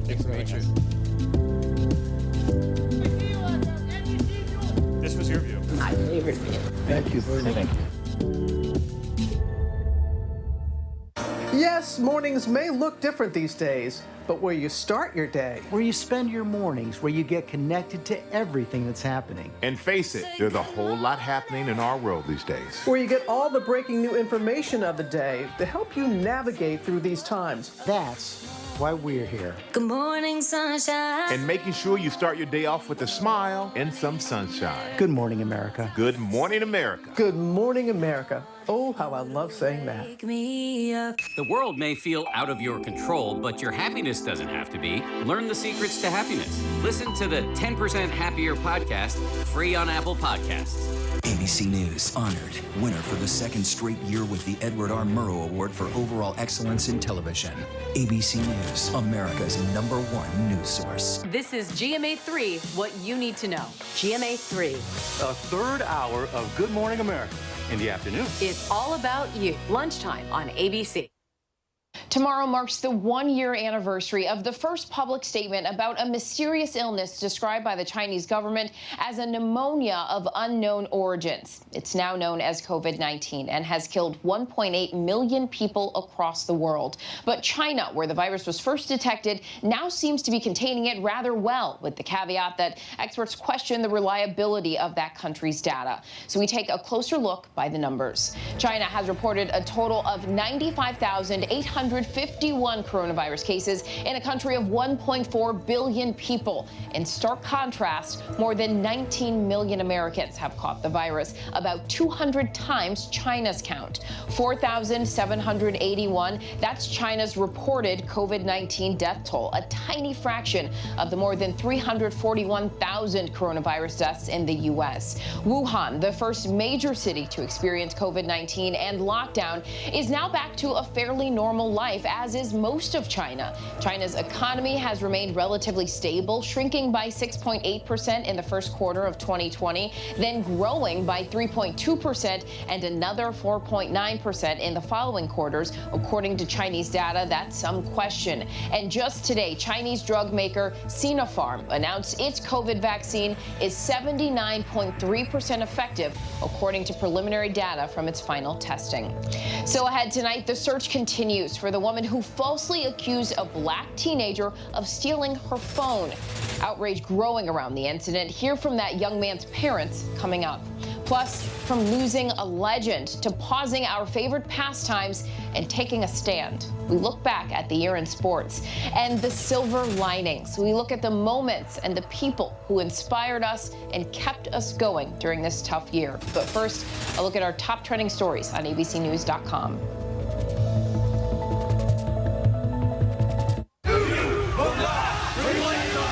The reality is our country can collapse from within. You see the white power movement on the march. Klansmen and neo-Nazis, skinheads, it's meant to incite war. From the KKK to Oklahoma City to Charlottesville, the new documentary event special. We just need to start talking about race. Homegrown hate, the war among us. This is a real wake-up call. Streaming now on ABC News Live.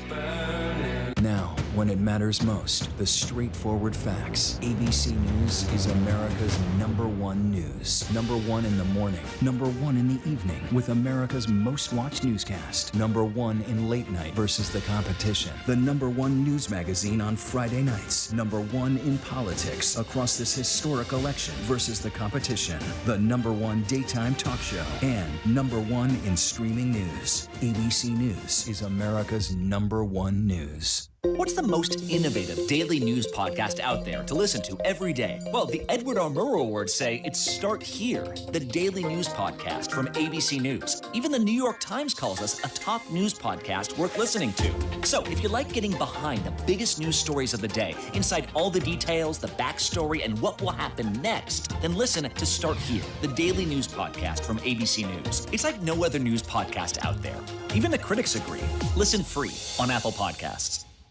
Yes, mornings may look different these days, but where you start your day, where you spend your mornings, where you get connected to everything that's happening. And face it, there's a whole lot happening in our world these days. where you get all the breaking new information of the day to help you navigate through these times. That's why we're here. Good morning, sunshine. And making sure you start your day off with a smile and some sunshine. Good morning, America. Good morning, America. Good morning, America. Oh, how I love saying that. Wake me up.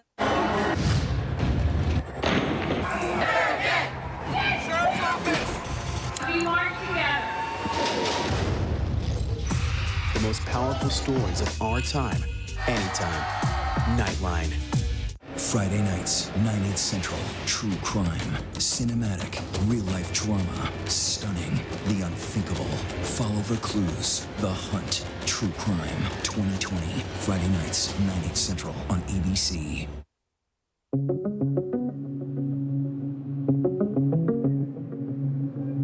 Senate Majority Leader Mitch McConnell says he doesn't support boosting stimulus checks to $2,000 for Americans struggling in this pandemic.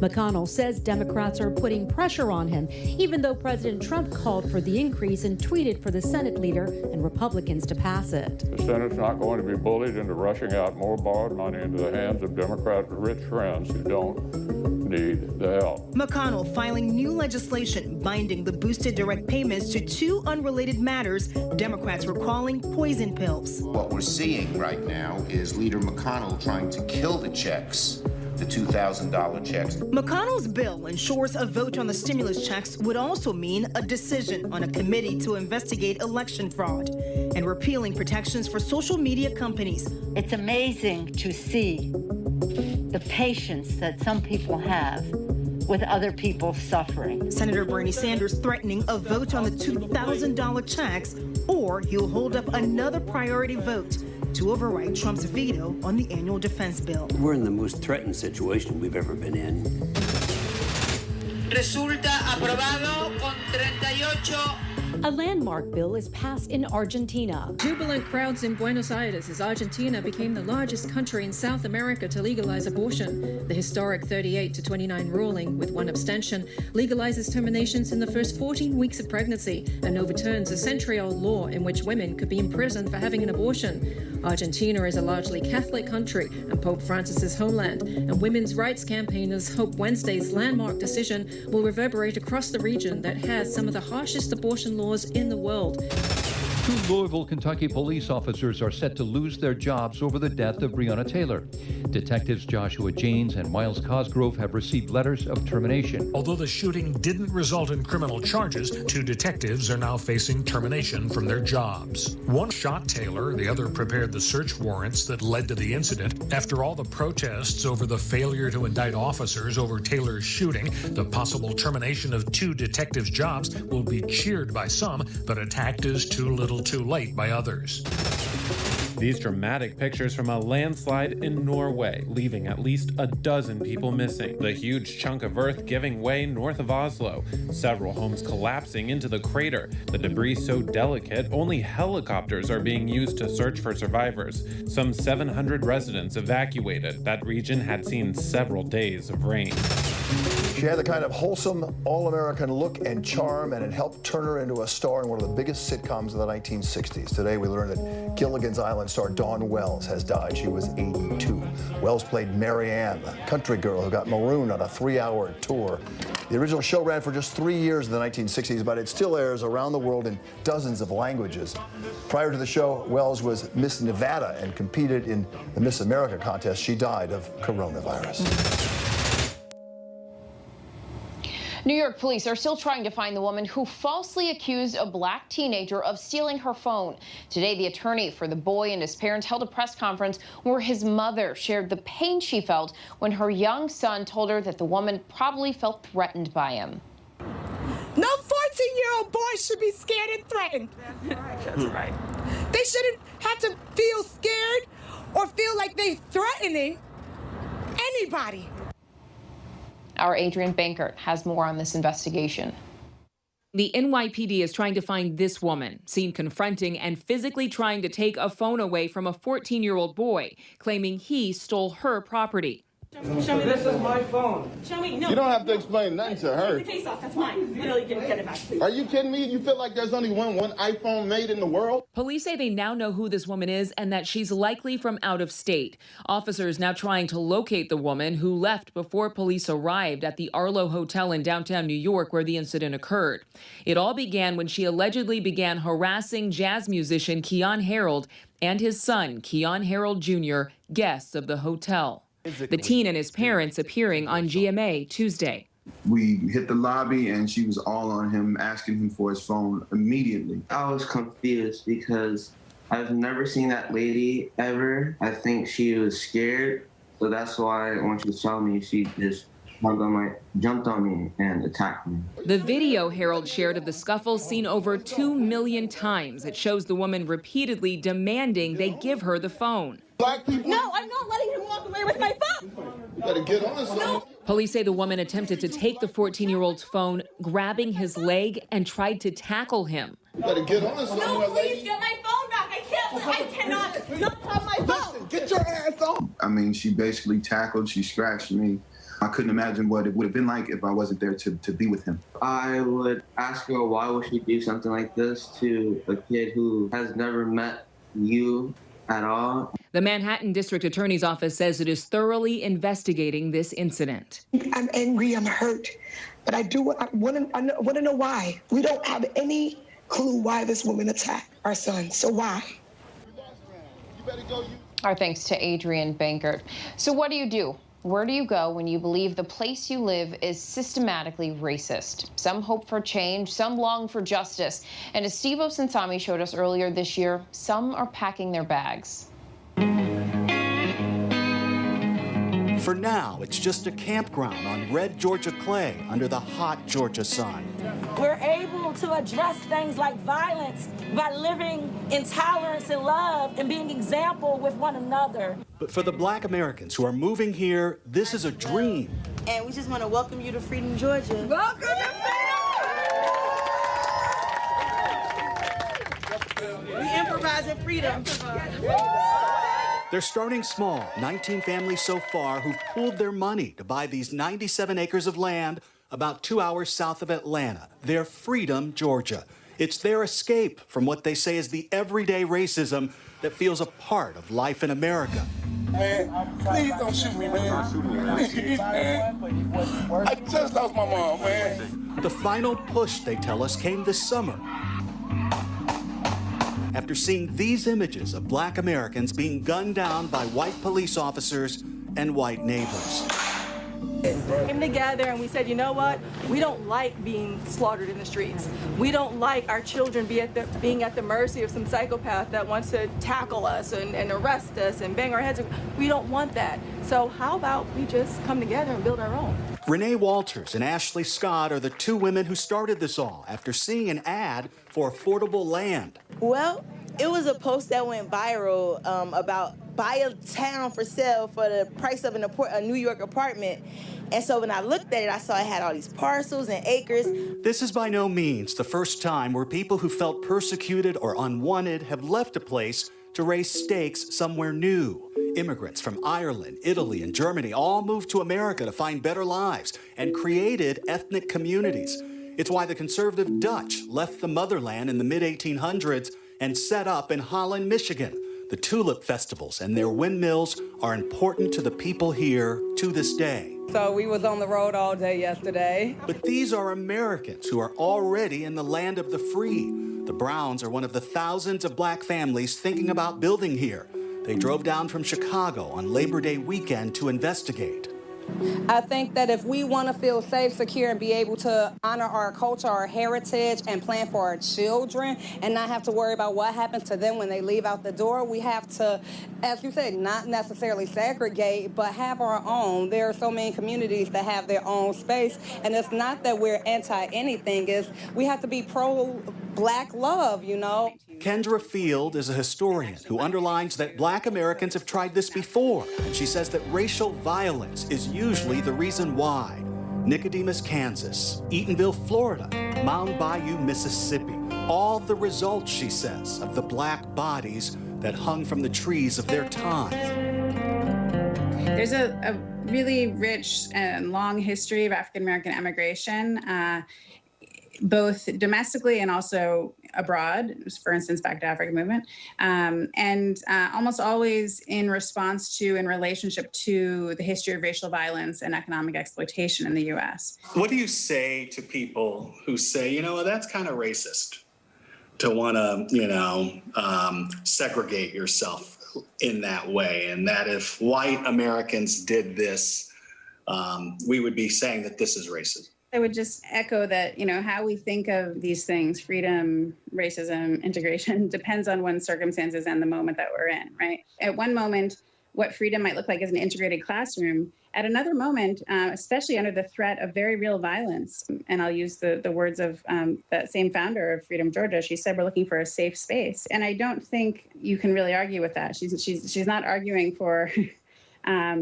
segregation of the nation overall. She's arguing for a safe space for a certain number of families that perceive themselves to need it. And I completely understand that.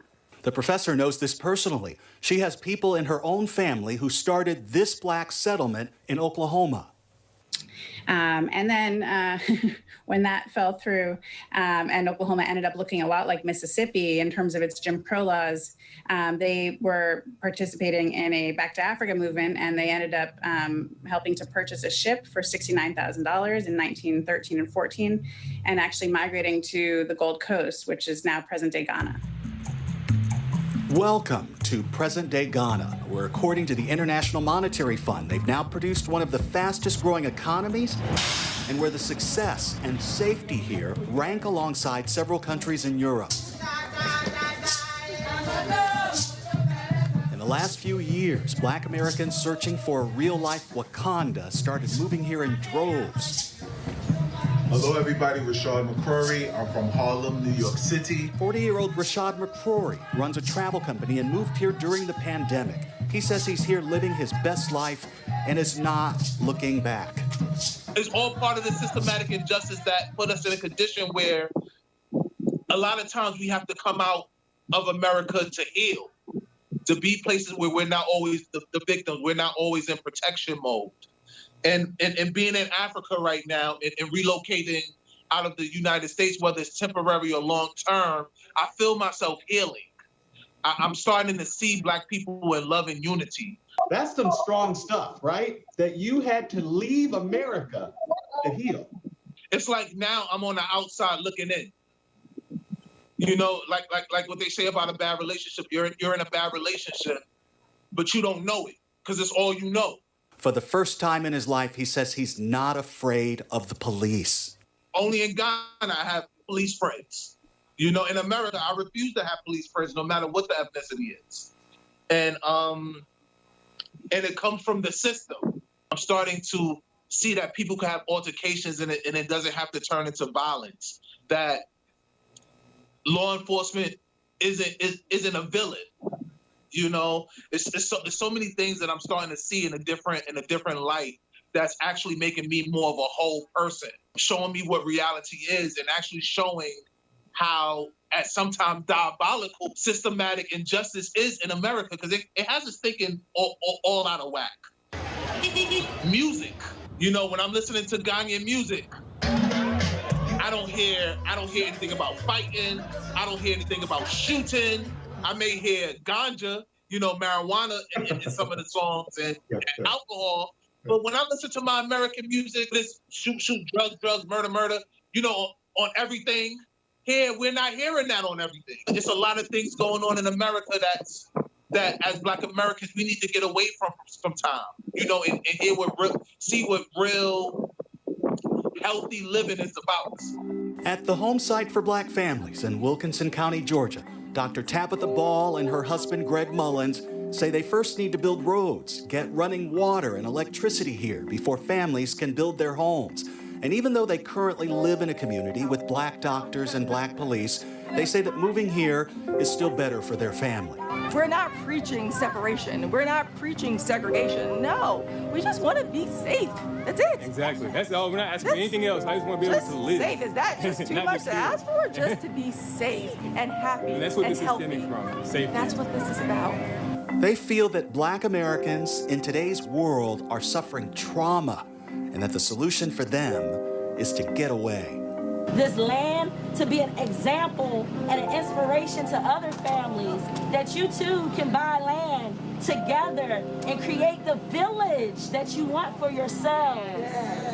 And this is our village. We are a village of families, and we happen to be Black families, but what we want is for all families to have and experience that same power of doing something together and building something for ourselves.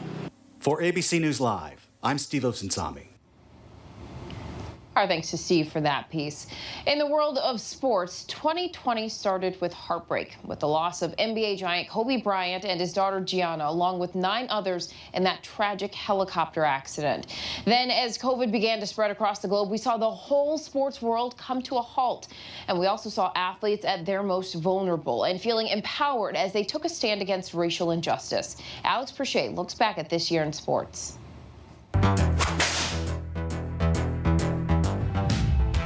2020 began on the NFL's biggest stage, Super Bowl 54.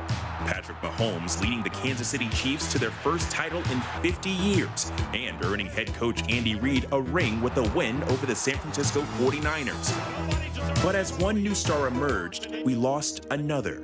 Basketball legend Kobe Bryant, his 13-year-old daughter Gianna, and 7 others were killed in a helicopter crash in the hills above Calabasas, California, all on their way to a youth basketball tournament. The outpouring of grief was widespread. The NBA paid tribute honoring Bryant on and off the court. Fans from all over the world mourning their idol, especially in Los Angeles.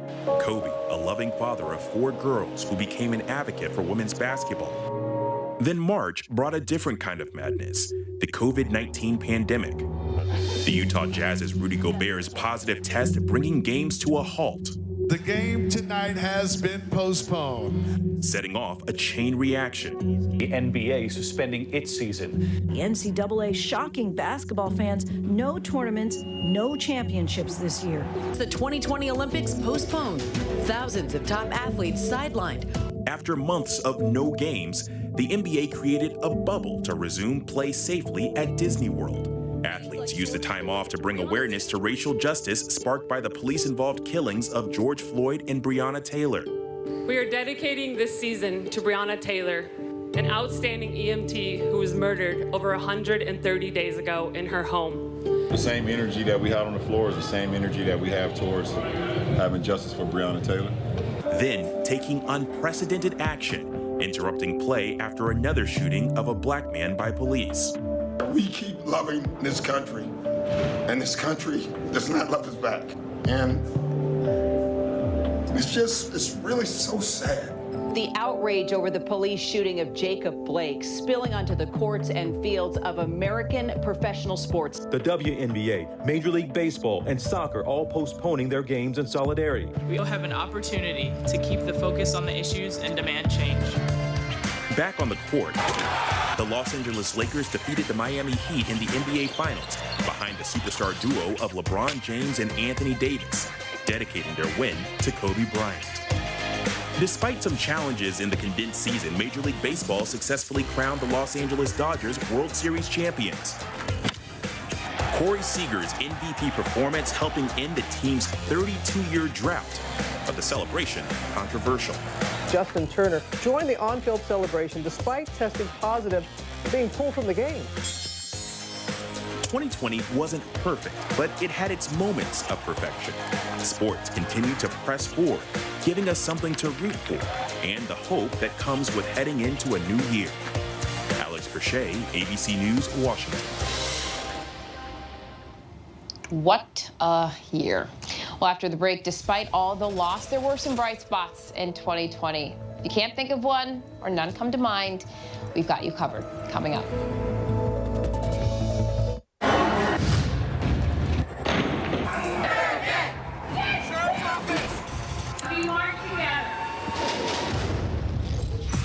The most powerful stories of our time, anytime. Nightline. Admit it. These days, what you need to know seems to change just about every day.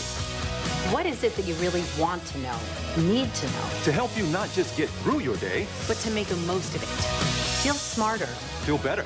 Feel happier. Well, how about a third hour of Good Morning America in the afternoon? GMA 3, what you need to know. Lunchtime at 1 Eastern, 12 Central and Pacific on ABC. It's all about you.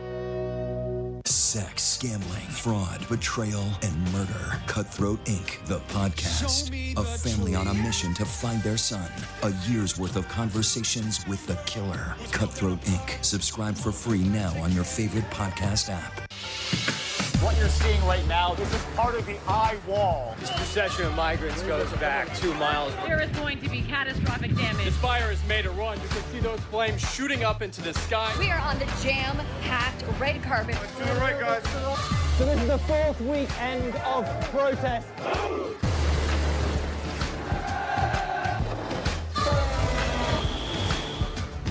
Watch ABC News on location for Facebook Watch.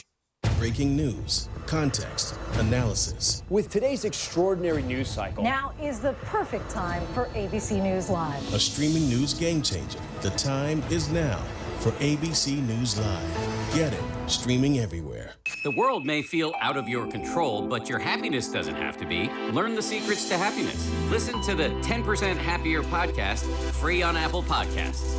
More Americans choose ABC News, America's #1 news source. It has certainly been a year that we will never forget, but through it all, there have been moments that give us all hope, something to hold on to. Tonight, Michael Strahan takes a moment to help us remember those bright spots. I think it's important to share stories of positivity because it's those stories that help you find the silver linings in life. 9-year-old Orion Jean won $500 in a speech contest. With the money, Orion purchased toys for a local children's hospital in August. When you think about it, donating toys to someone who really needs it, it's a reward in itself. Orion started a Race for Kindness campaign, donating meals to those who are food insecure. I have some exciting news. We have now officially reached our goal of 100,000 meals, plus some. I think these stories, these uplifting stories, just gave so much joy to everybody in this really, really difficult time. I'm all emotional because I just voted for the first time. Inez Zach, originally from Mexico City, shared her emotional journey to become an American citizen and gain her right to vote. I've been waiting for 46 years to actually do this. When I was in my country of birth, the very first time that I could vote, they said, we don't have any more ballots. So I couldn't vote. Shortly after 1995, Inez came to the United States to pursue her dream to become a musician. Last year in November, I became a citizen finally. So I gained the right to vote and to exercise my voice. What time did Chris tell him? $10. In early November, Chris Nikich made history as the first person with Down syndrome to complete the Ironman triathlon. Don't stop, keep going! And Chris continues to be an inspiration to us all, posting on his Instagram, time to set a new and bigger goal for 2021. I'm grateful that I can do anything. Kindness is contagious. Lexi Burke is one of my favorite examples of that. Oh my gosh. Since May, Lexi has raised over $159,000 with donations from her TikTok followers. Together, they've been able to tip over 114 service industry workers affected by the lockdown. Oh my God, thank you. Is there 5? We're gonna slide another 1,000 in there. Thank you, gang. Thank you. 2020 was the clear example that when things get hard, human beings really do step up for each other. We were chosen for 2020. We were trusted with 2020. We went through something together. And at times like this, it's important to remember that we are stronger when we work together. We went through it together. Before we go tonight, the image of the day, the final full moon of the year filled the night sky on Tuesday. Look at that. It's known as the cold moon, and you're looking at it rising above the snow-topped San Gabriel Mountains and the Los Angeles skyline. A beautiful shot there. And that is our show for this hour and for this year. 2020, the inaugural year of Prime. Stay tuned to ABC News Live for more context and analysis of the day's top stories. I'm Janae Norman, in for Lindsay Davis. Thank you so much for streaming with us. Have a good one.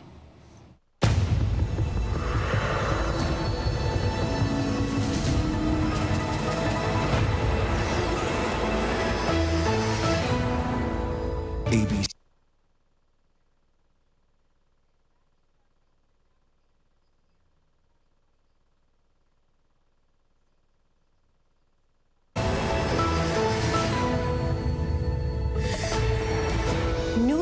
Video of a medical scare in a high school cafeteria. Deputy Pedro Colon performing CPR for several minutes after a student suffered a seizure and collapsed. The teen, recovering and alert, sat up until paramedics took him to the hospital. That student then returned to the school, showing gratitude to the deputy in person. Dueling town halls, what would have been the second debate tonight will be separate events on separate networks happening at the same time. President Trump and Vice President Biden less than an hour away from facing off, but not directly against each other after President Trump withdrew. Senator Kamala Harris halting travel after two of her campaign staffers tested positive for coronavirus. And the stunning comment from Republican Senator Lindsey Graham today about the presidential election. Thank you for acknowledging that. Yeah, I think it's true.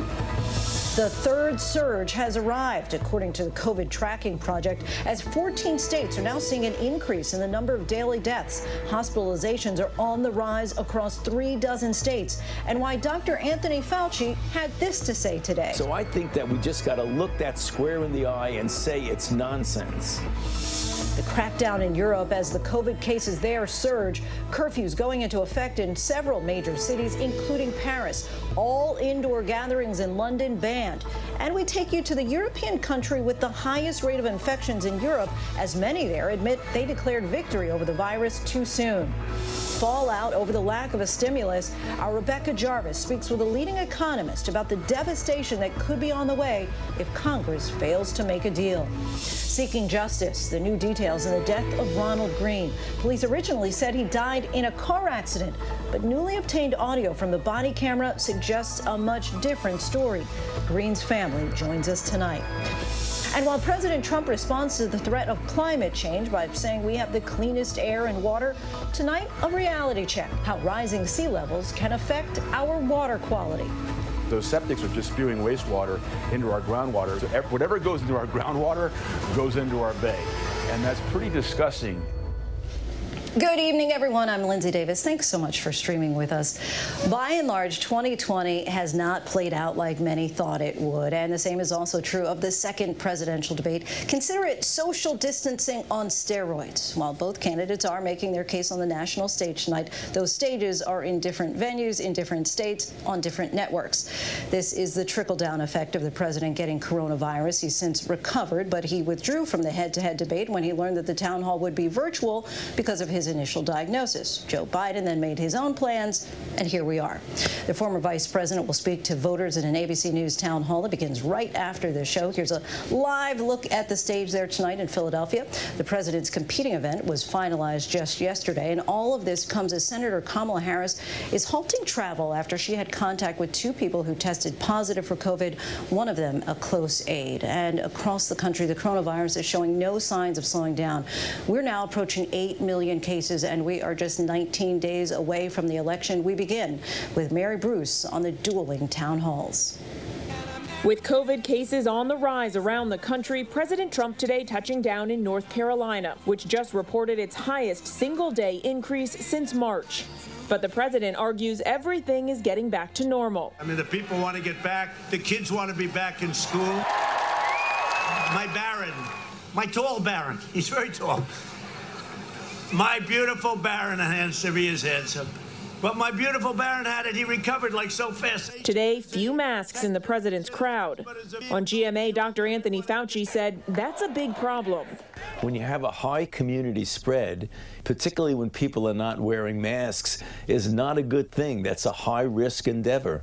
The president is increasingly attacking Fauci, the nation's top expert on infectious diseases. He said, this is not a threat. This is not a problem. Don't worry about this. Not that one's a problem. It's the craziest thing. But he's a nice guy, so I keep him around, right? We'll keep him around. Joe Biden is eager to highlight his campaign's different approach to the pandemic. Today, aides announcing his running mate Kamala Harris is off the campaign trail through this weekend after 2 people on her team tested positive. Harris had not been in close contact with either of them.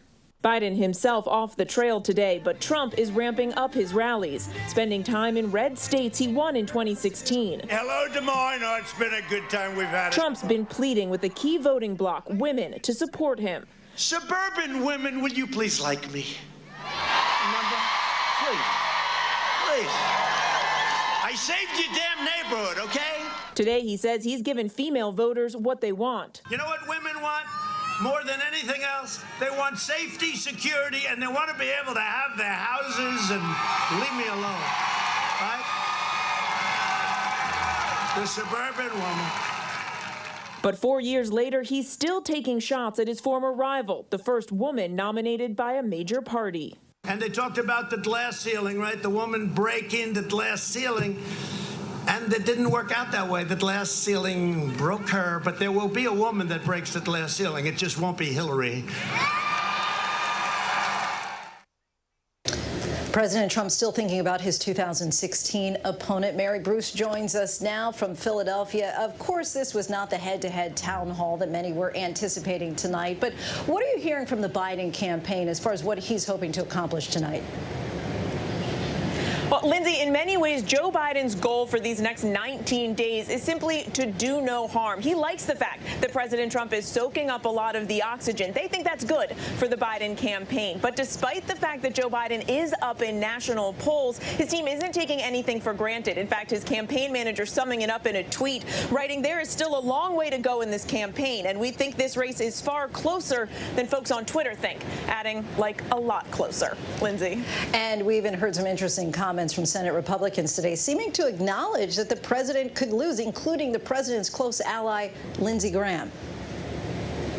Lindsay, this was a very rare admission from Lindsey Graham, one of the president's, arguably his closest ally on Capitol Hill. Lindsey Graham today saying, quote, the Democrats have a good chance of winning the White House, even doubling down later and saying, I think it's true. And today there were also some other really surprising, stunning comments from another Senate Republican, Senator Ben Sasse of Nebraska. He was caught on a call with supporters, basically just ripping into the president, saying that he has flirted with white supremacists, that he's treated the presidency like a business opportunity, also criticizing the president's handling of the coronavirus. It went on and on and on. Some rare, blunt comments from Republicans on the Hill today. Mary Bruce for us in Philadelphia. Thanks so much, Mary. And another reminder, the special edition of 2020 ABC News Town Hall with Biden begins right after this newscast. George Stephanopoulos with questions from voters tonight at 8 right here on ABC News Live.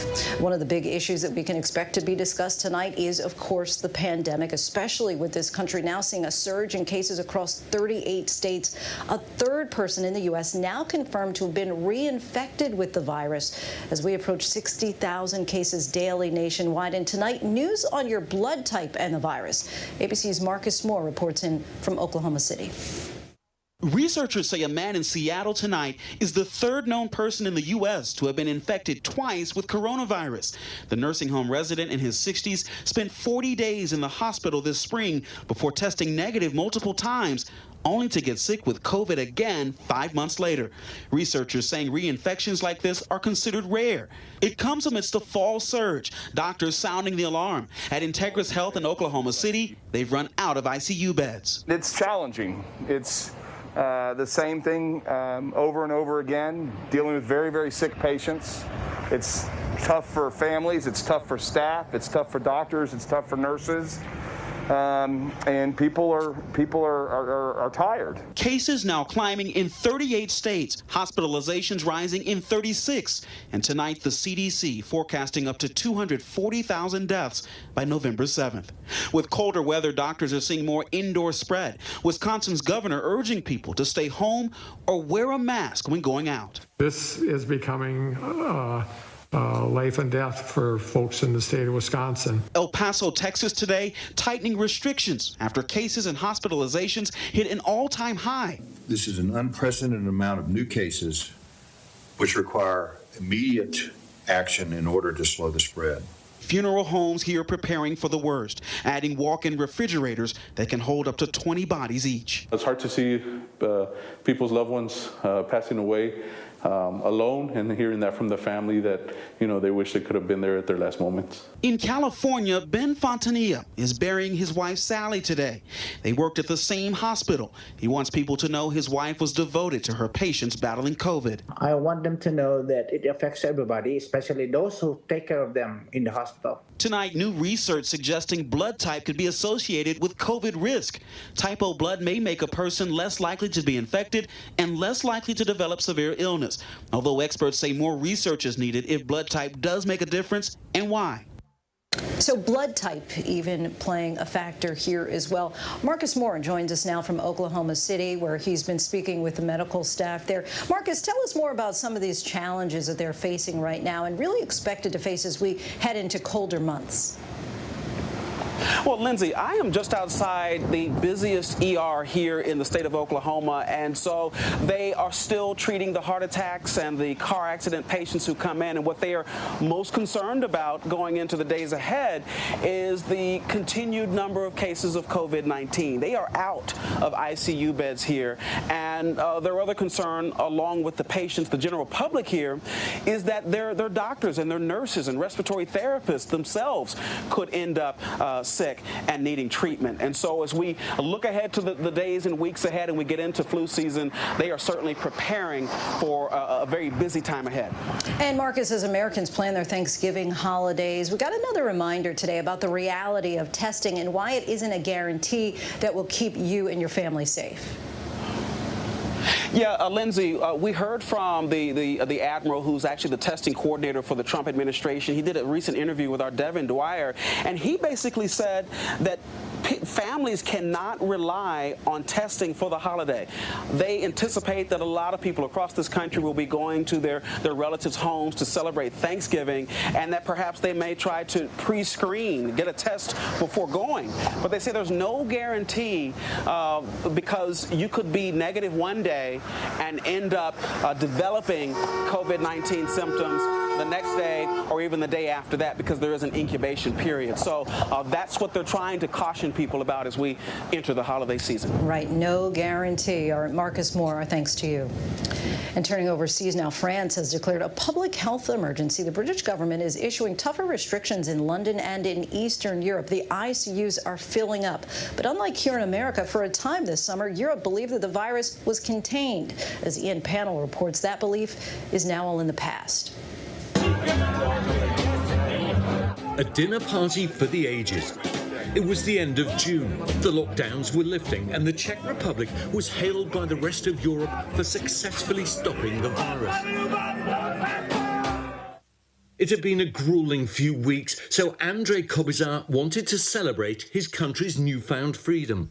I made idea and ask politicians if I can do this action, invite people to sit to the long table, and they said okay. In that time it was a really calm situation. 1,600-foot-long table on Prague's famous Charles Bridge was centre stage. People gathered, happy, finally carefree.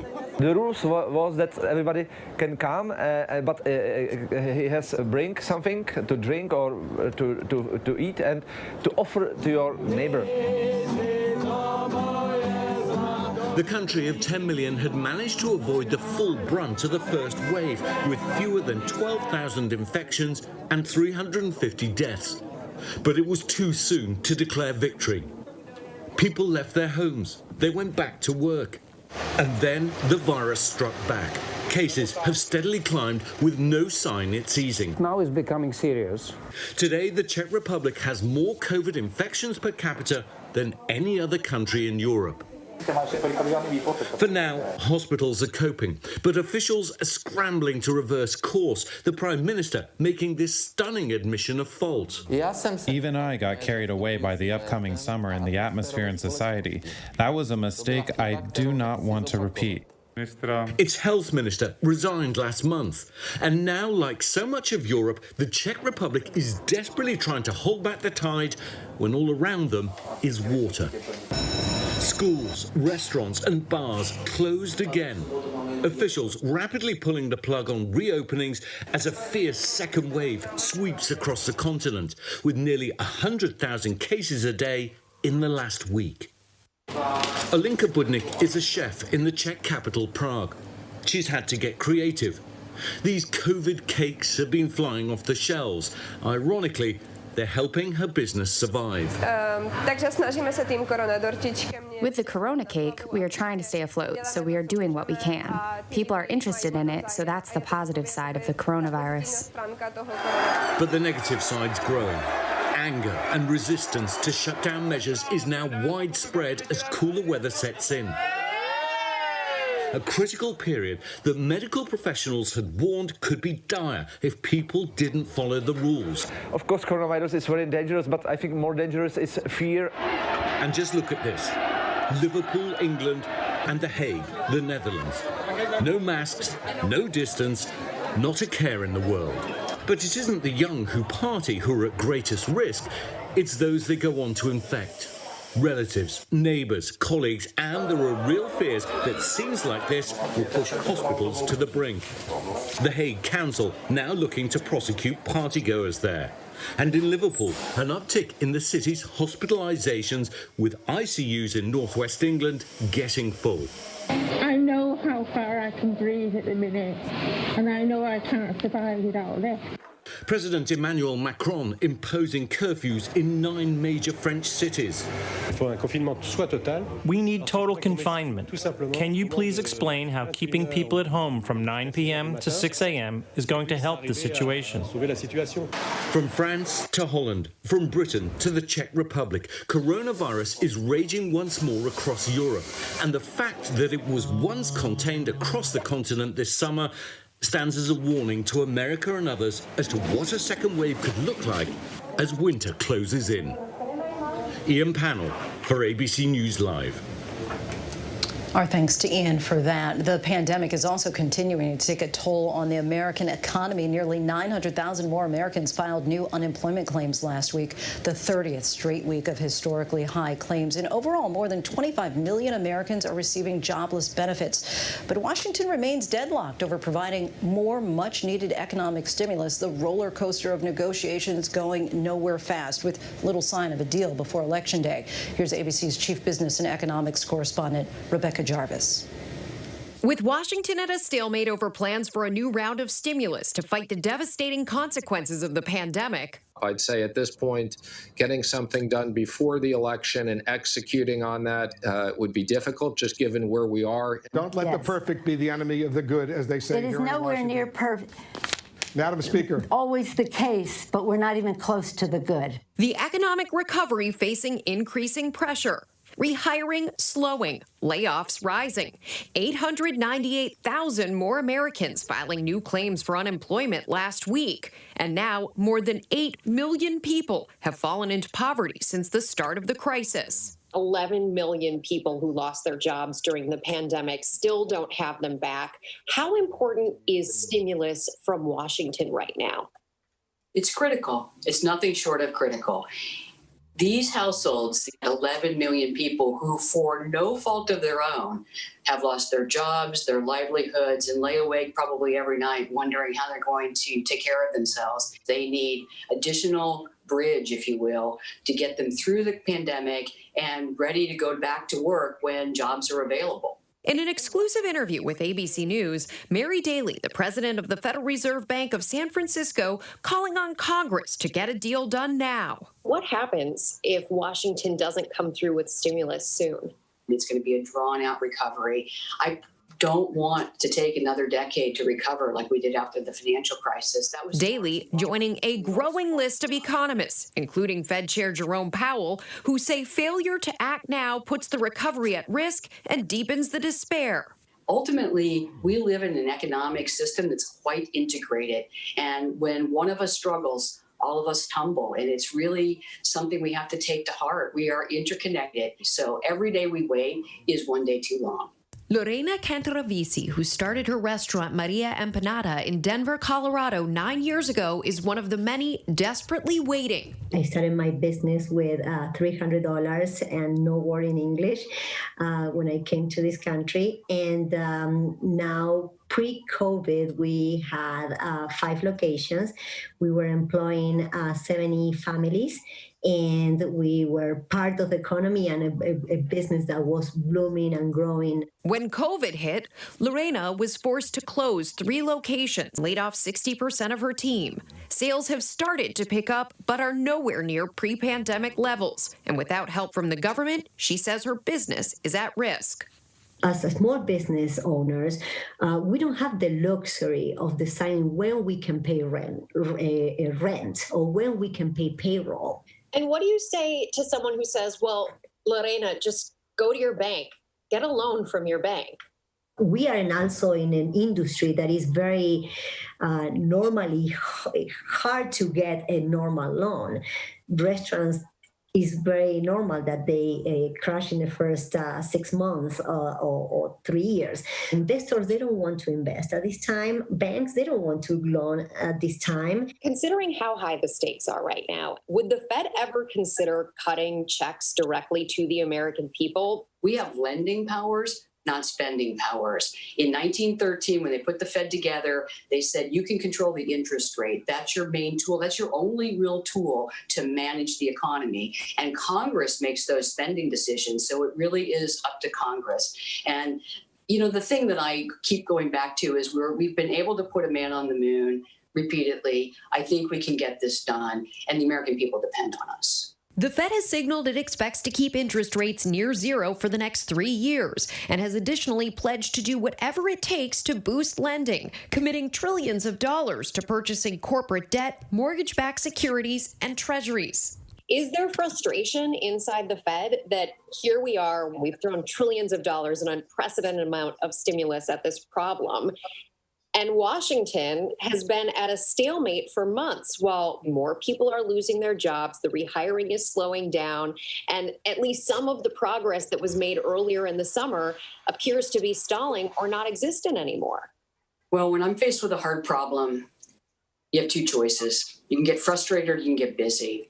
As for Lorena, she says she will also stay busy, fighting to keep the doors of Maria Empanada open. Having a business that is being closed is not just that you close the door of a restaurant. You are killing a dream at the same time. You are killing effort that you are putting in all these years.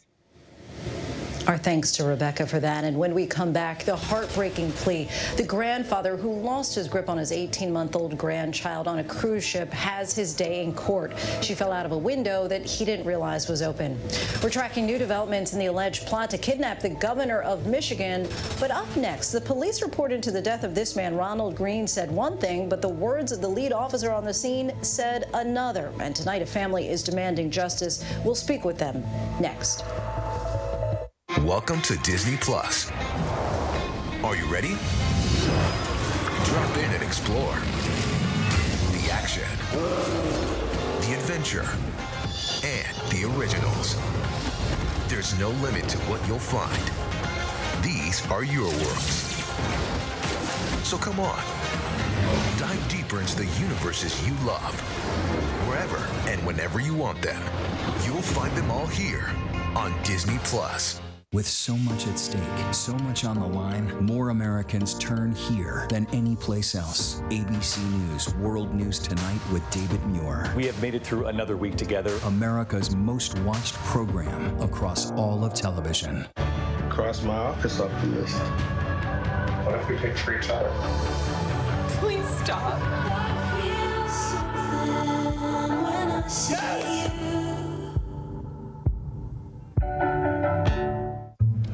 Hello? This is Montana Highway Patrol. You're looking for a couple of missing teenagers. That's right. Last seen in a red Focus. The steering wheel is getting stiff. Lock the door. We're fine.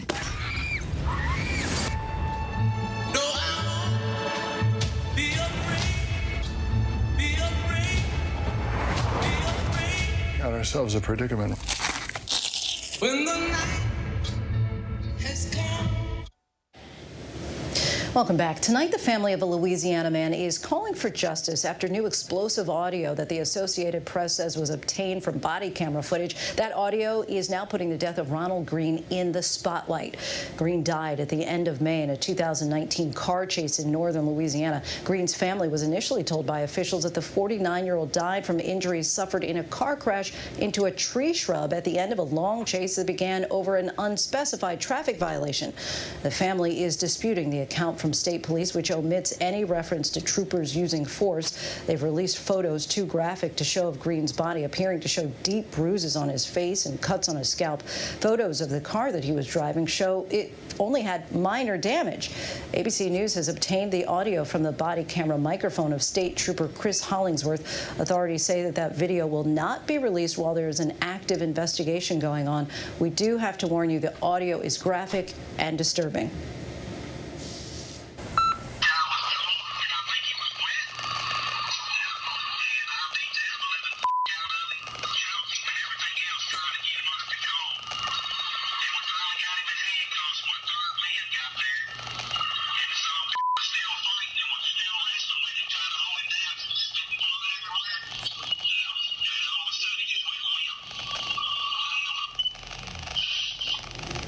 The trooper that you just heard there, Chris Hollingsworth, he died in late September after a single car accident on the very same day he was informed that he was being fired for his role in this incident. These are images from his funeral. Hollingsworth was the only one of 6 troopers placed on administrative leave following an administrative investigation of the incident not opened until this August. Now the subject of a federal civil rights investigation, and tonight there are growing calls for authorities to release the full body camera video. Joining us now is Ronald Green's mother, Mona Hardin, his sister, Danelle Hardin, and the family's attorney, Lee Merritt. They have all filed a wrongful death lawsuit. Thank you all for your time. And Ms. Hardin, to say that we are sorry for your loss, of course, falls so short and comes very late. As you know, this case has gotten very little national attention until now. Now, you all recently met with the governor of Louisiana. You've both seen body camera video of the incident. We just heard that disturbing audio. Ms. Hardin, walk us through what you saw. And did you receive assurances that this video will be made public and soon? What I did see, I can tell you, is totally what was told to us. That he was in an accident, he died in a car crash because of this accident. This video tells a whole different tape. His death certificate and this video is 2 different stories. It's horrific. I can't close my eyes and not see my son and what they did to him. I find it hard to sleep. It's been almost a year and a half. It was hard before. It's even harder now. It's unbelievable that this has gone this long, but I can see why it hasn't been revealed, because it's another story here. It's horrendous what happened to my son, and the fact that this has been kept under wraps, and the fact that they were going to keep it under wraps because they thought that we would not do anything with this. They just thought that this was going to be another death, another murder that they got away with, and that's how I see it.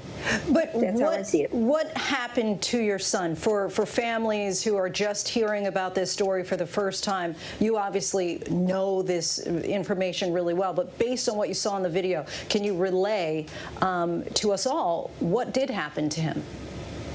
I will say that relaying what happened in that video for this family will probably be very difficult. I can say that as the vehicles came to a stop,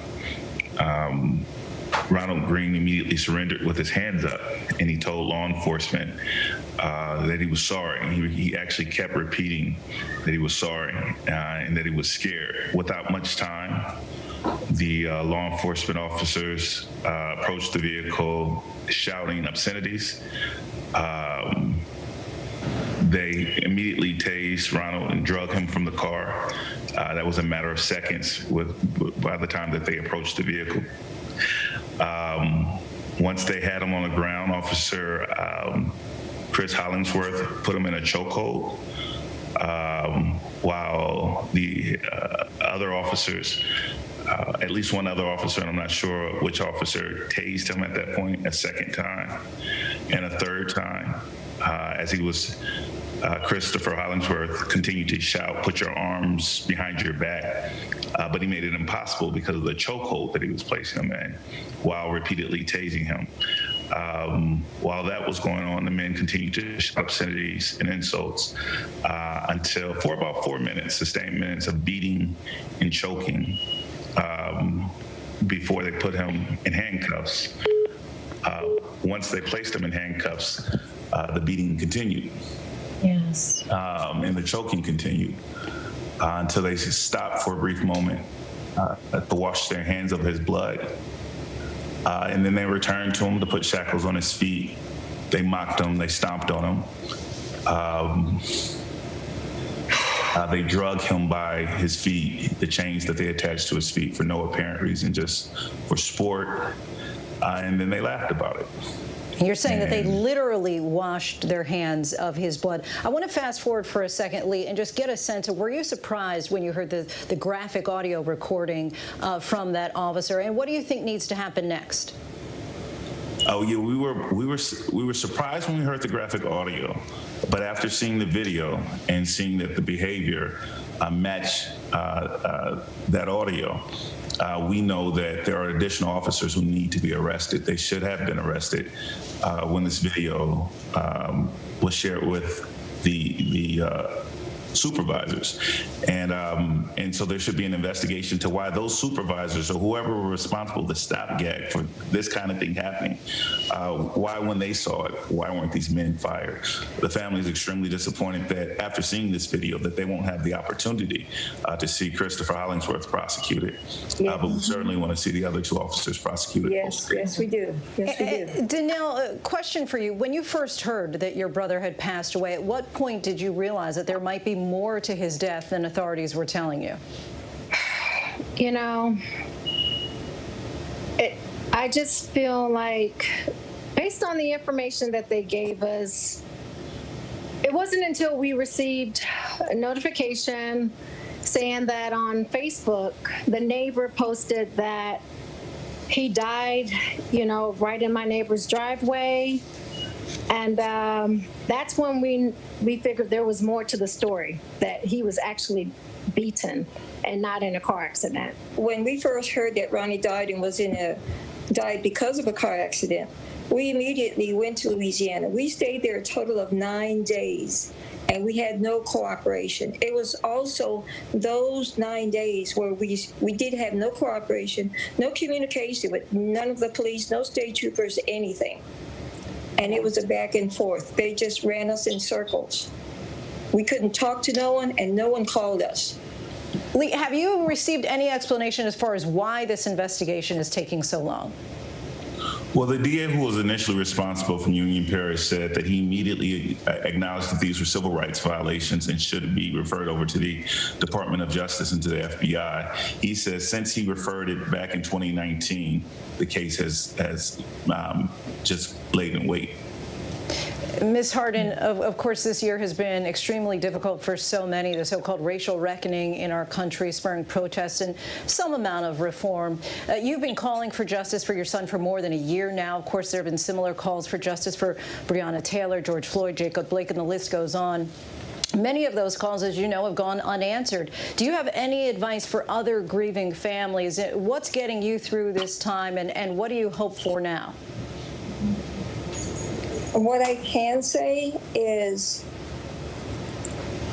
how it's so bittersweet, but it's the networking and communicating with so many families.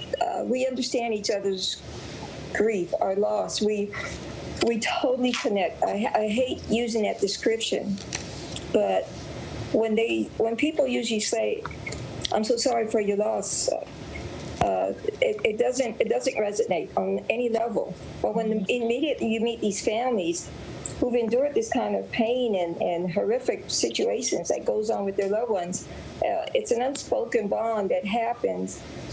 And for me, I found that it lightens the burden on me. I have someone I can talk to and relate to. And all I can say is the networking. And keep the network with positive energy, positive people. It's unbelievable. The fact that here we are almost a year and a half later, and the thoughts and everything on this it goes right back to day one. It's like I haven't awakened from this bad dream. A nightmare, I'm sure. Mona Yes, and Danelle really. Hardin, Lee Merritt, we thank you so much for your time and for talking with us and sharing your son and Thank you brother's so story. much.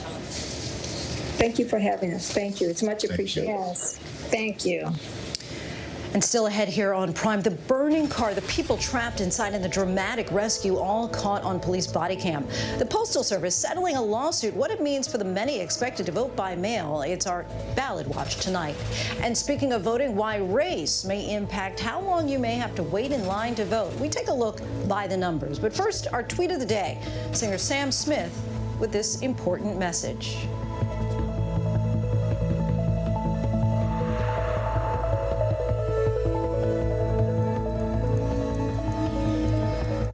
Yes, mornings may look different these days, but where you start your day, where you spend your mornings, where you get connected to everything that's happening. And face it, there's a whole lot happening in our world these days. where you get all the breaking new information of the day to help you navigate through these times. That's why we're here. Good morning, sunshine. And making sure you start your day off with a smile and some sunshine. Good morning, America. Good morning, America. Good morning, America. Oh, how I love saying that. Wake me up. Hello? This is Montana Highway Patrol. You're looking for a couple of missing teenagers. That's right. Last seen in a red Focus. The steering wheel is getting stiff. Lock the door. We're fine.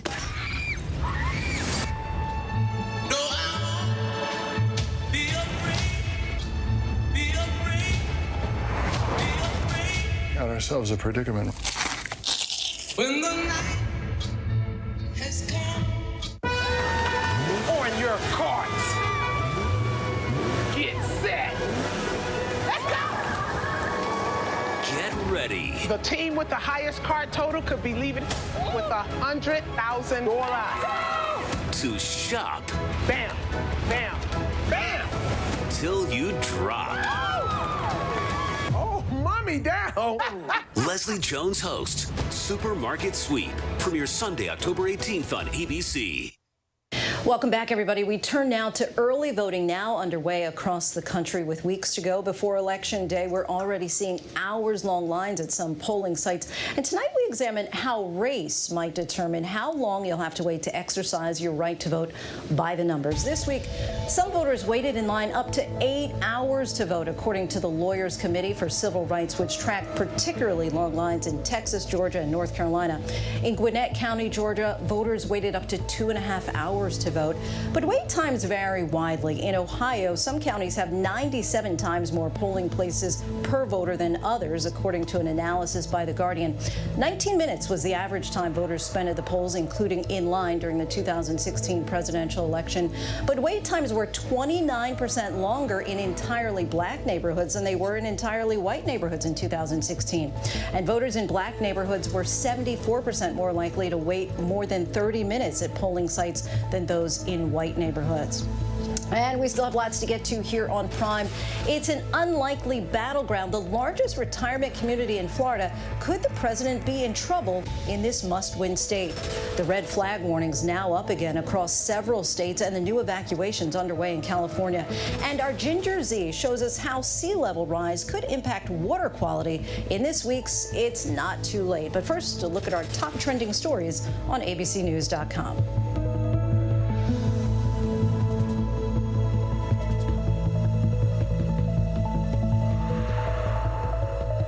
Welcome to Disney Plus. Are you ready? Drop in and explore. The action, the adventure, and the originals. There's no limit to what you'll find. These are your worlds. So come on, dive deeper into the universes you love. Wherever and whenever you want them, you'll find them all here on Disney+. COVID-19 was a wake-up call. There are so many more pandemics that could be just around the corner. Viruses literally travel through human populations. What we've got to do is go to those places where the virus begins its journey. Masks on? Yep. Masks on. Oh, wow. Oh, my God. This is the exact way in which a new virus could start. Virus Hunters, special event, Sunday, November 1st at 9 on National Geographic. With so much at stake, so much on the line, more Americans turn here than any place else. ABC News World News Tonight with David Muir. We have made it through another week together. America's most watched program across all of television. It's being called the most consequential election of a lifetime, the most important vote, and with so much on the line, it demands the most straightforward, newsmaking, real answers, the most informed voices from all sides. The countdown is on to the vote. What will our future look like? ABC's This Week with George. It all plays out right here every Sunday. The most consequential week yet of this hyper-political year. Right as you get closer to casting your vote every Sunday on ABC. Admit it. These days, what you need to know seems to change, well, like every day. So what can help you feel smarter, better, happier? Welcome to GMA3, What You Need to Know, the third hour of Good Morning America. Lunchtime on ABC.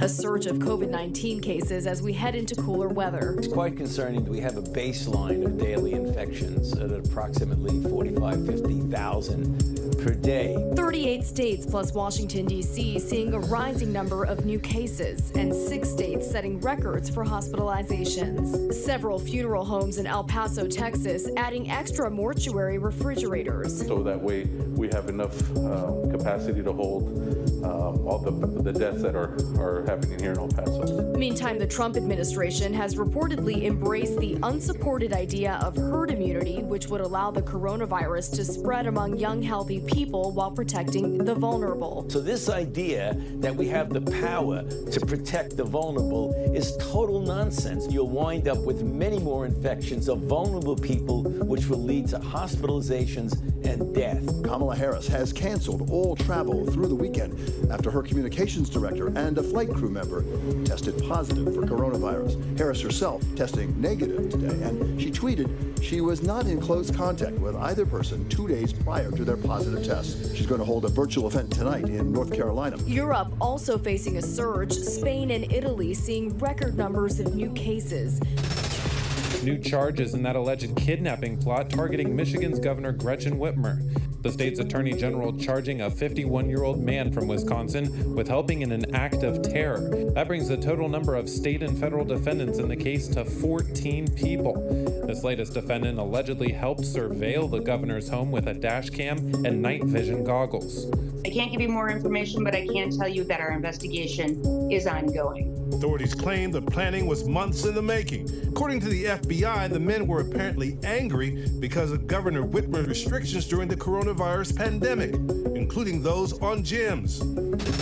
On Capitol Hill, the Senate Judiciary Committee has wrapped up 4 days of confirmation hearings for Supreme Court nominee Amy Coney Barrett.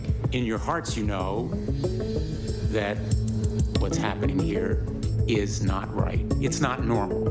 Members of the Senate Judiciary Committee voted against a motion introduced by Blumenthal to postpone the consideration of Judge Amy Coney Barrett's nomination until after Election Day.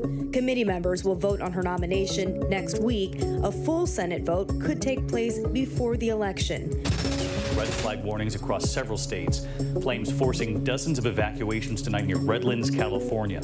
And Colorado's Cameron Peak fire exploding in size, now the largest wildfire in Colorado state history. And when this wind event blew up, we just knew it was over. This makes it extremely challenging for our firefighters, especially right now where it's most active.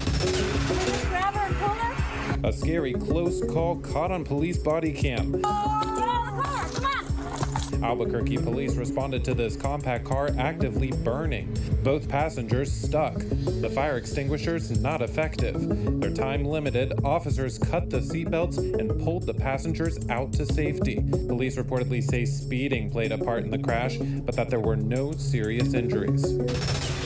Do you love bacon? If so, there is a new face mask for you. Hormel Foods has now created what it calls Black Label Breathable Bacon. Sound tasty? I'm not sure about that one. According to the company, the limited edition mask uses the latest in pork-scented technology. They're giving the mask away online now through October 28th. No word on whether the masks will be sold after the giveaway. You will likely remember the heartbreaking story of the toddler who fell to her death from a cruise ship while her grandfather was holding her. Well, he says it was an accident. His family has stood by him from the very beginning. Authorities charged him with negligent homicide, and today he pled guilty. Ariel Reshef explains why. Tonight, the grandfather who lost grip of his 18-month-old granddaughter on a cruise ship, making the gut-wrenching decision, pleading guilty to negligent homicide in her death, saying he just wants to help end part of this nightmare for his family. Sam Anello holding little Chloe Wiegand when she plummeted from this 11th floor Royal Caribbean cruise ship window in San Juan, Puerto Rico in July of 2019. To lose our baby this way is just unfathomable.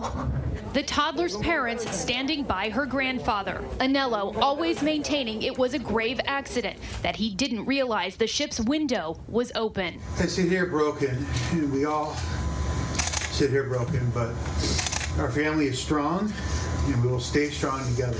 But unreleased surveillance video seen by ABC News appears to show Anello look over the railing through the open window. Anello then picks up Chloe, and they appear to lean over together before she disappears from frame. Tonight, the family's attorney telling ABC News because the plea agreement includes no jail time and no admission of facts, it was decided the plea deal is in the best interests of the family so that they can close this horrible chapter and turn their focus to mourning Chloe. And Lindsay, Chloe's family is suing Royal Caribbean for negligence, but while the cruise line disputes that lawsuit, tonight they say their thoughts are with the family during this difficult time. Lindsay? Our thanks to Ariel. And now to tonight's Ballot Watch. And news that the U.S. Postal Service has agreed to reverse changes that had slowed down mail service nationwide. The Postal Service settling a lawsuit filed by Montana's governor that argued that changes implemented by the Postal Service over the summer had harmed access to mail services, leading to delayed deliveries of crucial mail and hurting the ability of people to vote by mail during the pandemic, when a record number of Americans are expected to cast their ballots by mail.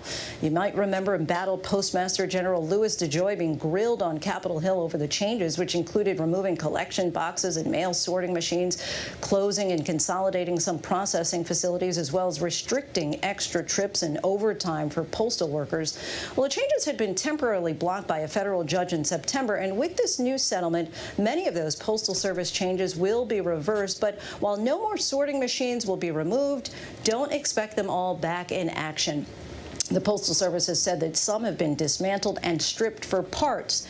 As for your election ballot, under the agreement, the Postal Service will be required to prioritize election mail in the coming weeks. Some welcome news, certainly, but remember to still drop that ballot in the mail early to make sure it's delivered on time, or consider delivering it to the proper location in person.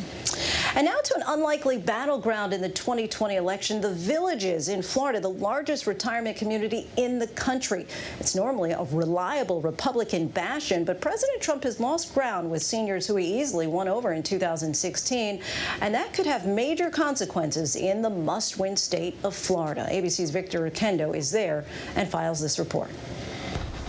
Tonight, in a key part of Florida, the signs say it all. President Trump is back in the battleground state he's visited more than any other, and a must-win. The voters who could decide it live here, inside Central Florida's sprawling retirement community, the Villages. This year, Republicans are fired up. Democrats are too. Residents here are well aware that senior citizens make up 82% of COVID-19 deaths in the state. David Grimes, a one-time Republican prosecutor, is voting for Biden. He says he has little trust in the White House. They say they value life, but they don't value elder life. But Susan Morrell, a Trump supporter, says COVID-19 was not a concern of hers. To me, it's a flu. I'm almost 70 years old. And am I worried about it? No, I'm not. The candidates' battle for votes has been playing out in real time in Florida this week. How many of you have been unable to hug your grandkids in the last 7 months? The president, who took the demographic in 2016, has been trying to shore up support. Biden's agenda would be a catastrophe for Florida seniors. A recent poll of likely voters in Florida shows those 65 and older back Biden, 55% to 40% over Trump. Chris Stanley, the head of the Village's Democratic Club, says she's heard from Republicans making the switch. I have it at anywhere between 5.5 and 6.2% that we've peeled off support from the Villages. And so that's significant. It doesn't sound like a lot, but that can make a huge difference in Florida. Difference in Florida. That could win or lose this race. Victor Oquendo joins us now from the Villages in Florida. And Victor, seniors traditionally vote in high numbers, but of course the pandemic is complicating things this year. How are people there planning on casting their ballots, and how do they think that election night will go? Lindsay, every single resident that we spoke with today told us that they've already voted by mail. They also expect President Trump to win the Villages, but the big question is by how big or by how small of a margin. Lindsay? And many of us remember that video that President Trump retweeted with residents there clashing over the summer in their golf carts. Did you feel any of that tension there as you were talking to these seniors who live side by side in this typically close-knit community? There is definitely some tension here, Lindsay. While we were speaking with the head of the Democratic Club, our interview was interrupted once or twice by some Trump supporters. And she also shared a story with us about a Biden supporter who woke up one morning to find out that someone had taken weed killer to their front lawn to write the name Trump all over it. Oh, Lindsay? Wow. Okay. Victor Oquendo, our thanks to you. And when we return, you may have heard about sea level rise posing a threat to cities like Miami. Ginger Z explains it's not just for the reasons you might think. Stay with us. With so much at stake, so much on the line, more Americans turn here than any place else. ABC News World News Tonight with David Muir. We have made it through another week together. America's most watched program across all of television. Hello? This is Montana Highway Patrol. You're looking for a couple of missing teenagers. That's right. Last seen in a red Focus. The steering wheel is getting stiff. Lock the door. We're fine.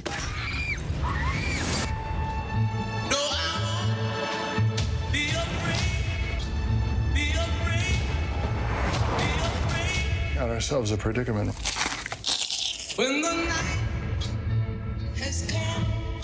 Yes, mornings may look different these days, but where you start your day, where you spend your mornings, where you get connected to everything that's happening. And face it, there's a whole lot happening in our world these days. Where you get all the breaking new information of the day to help you navigate through these times. That's why we're here. Good morning, sunshine. And making sure you start your day off with a smile and some sunshine. Good morning, America. Good morning, America. Good morning, America. Oh, how I love saying that. Wake me up. Cross my office off the list. What if we picked for each other? Please stop. Yes!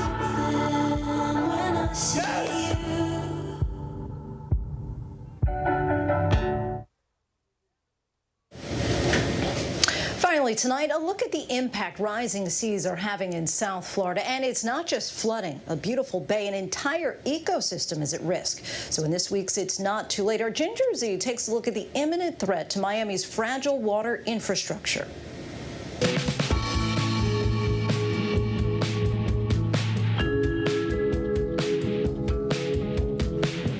Hi, I'm Ginger Z, and it's not too late. Today, I want to talk about sea level rise in Miami. I know, you're probably saying to yourself, duh. We know that the sea is rising in Miami. We've seen the video of water overtaking the buildings. We know that sea level has risen 5 inches since 1993. And we've also seen the $400 million pump system that was recently installed just to keep their feet dry.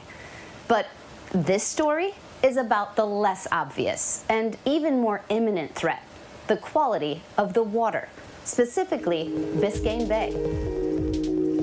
To have this volume of fish looking for oxygen, they're almost air gulping over there. Now, Biscayne Bay is the turquoise paradise that laps at the coast of southeast Florida, right about here. It also kisses that strip of land, the barrier island, we call Miami Beach. Biscayne Bay generates billions of dollars annually for our regional economy. It's one of the jewels of the state of Florida. It has parts of it that are so protected and special that you're not even allowed to kayak through it without a permit. Biscayne Bay is protected in so many ways, but currently it's dying, thanks in part to sea level rise. Kevin Linsky heads up Miami-Dade County's water and sewer system, and he says that their department has to plan for a worst-case scenario. If you look from now till 2040, so 20-year horizon, we're planning on worst case about 11 inches of sea level rise, which if you live in South Florida, that's a very frightening thing. And if you're a coastal community, it's worse still. And on top of that, the water's being polluted by runoff from fertilizer, litter, and waste from, get this, septic tanks.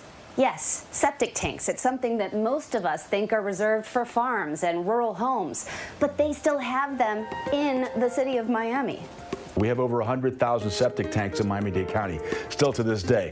And we need to transition those septic tanks and connect them to our sewer system, which is also aging ASAP, because those septics are just spewing wastewater into our groundwater. Whatever goes into our groundwater goes into our bay. And that's pretty disgusting. In a typical septic setup, the waste from your house enters the tank. Then the solid part of the waste settles to the bottom. The water that is above that goes to the drain field to be clarified. Now, when sea level rises, the drain field mixes with the groundwater, and the septic can fail. Yeah, that means your waste from your toilet could go directly into the groundwater, and, in this case, into Biscayne Bay.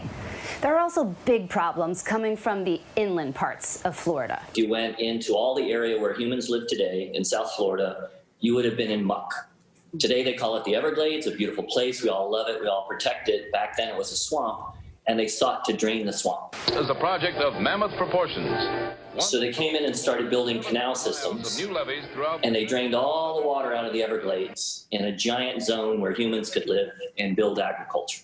And now, those canals pick up trash, nitrogen, and phosphorus from fertilizer and toxins that we're putting on our agriculture and on our lawns. And then they dump it all right into the bay. All those chemicals were also met with historic heat this summer, drowning out the oxygen in the bay. And without oxygen, this happens. Thousands of fish died.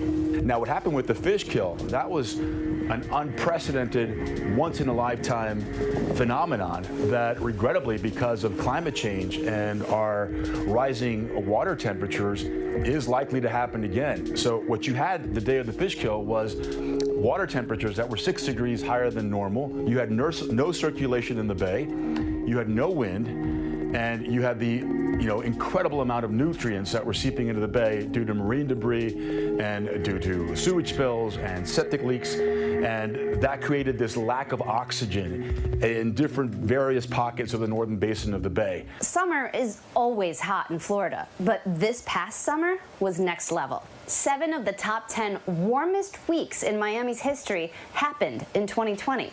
It wasn't just breaking records in the hot afternoons either, but instead it was also the overnights. That's when it's supposed to get cooler. Temperatures in the 80s. Can you imagine in the overnight? Well, Miami had 6 consecutive nights of record warm lows. 3 of them were all-time records. Louis Aguirre from our Miami affiliate WPLG did an entire special called Saving Biscayne Bay. We noticed that the floor of the bay was littered with dead fish.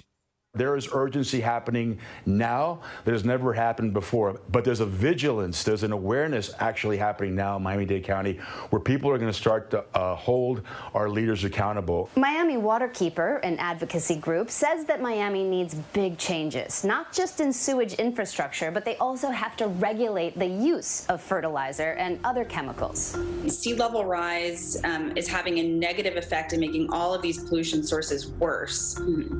So we urgently need to be doing these these investments and taking these opportunities we have to retrofit how our city is built and how it functions to be ready for sea level rise. I think that we have to, and I think it's imperative not just for Biscayne Bay, but to our ability to continue to live here, to fix these problems and to tackle them head on. Now, I do have some good news. Biscayne Bay can recover. It would be a slow process, but if you look at their neighbors in Tampa Bay, they too were at a tipping point about 4 decades ago. Their seagrass was killed off by pollution and algae blooms. But it took 30 years, and now they've brought back their bay.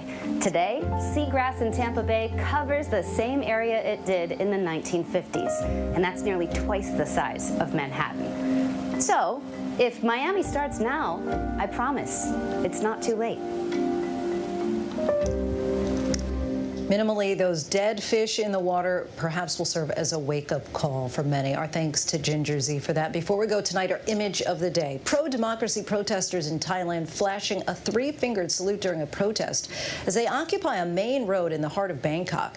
This all stems from a student-led protest, which has even targeted the king, which is unheard of until recently. Certainly lots of firsts lately. That is our show for tonight. Be sure to stay tuned to ABC News Live for more context and analysis of the day's top stories. I'm Lindsay Davis. Thanks so much for streaming with us. The special edition 2020 Town Hall with Joe Biden is coming up next.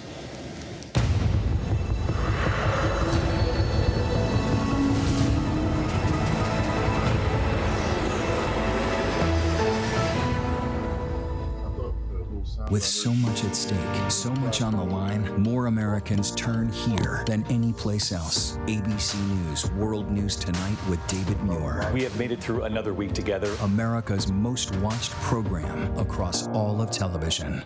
It's being called the most consequential election of a lifetime, the most important vote. And next time for the Rodney Clay Show, y'all. With Smarty McFly. The Rodney Clay Show. From all sides. The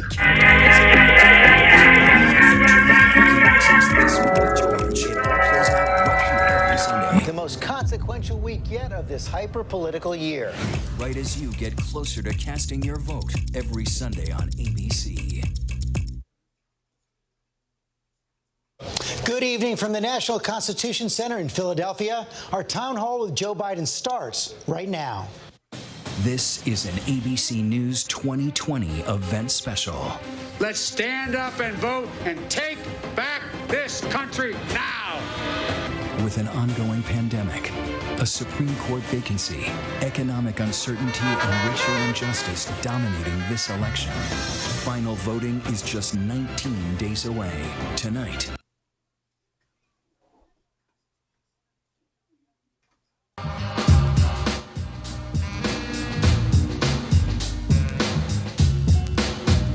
Next time for the Rodney Clay Show, y'all. With Smarty McFly. The Rodney Clay Show.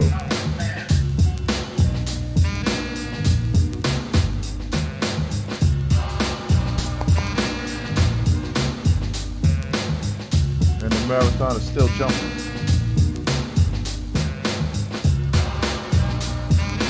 Rodney Clay Show. Next time for the Rodney Clay Show, y'all.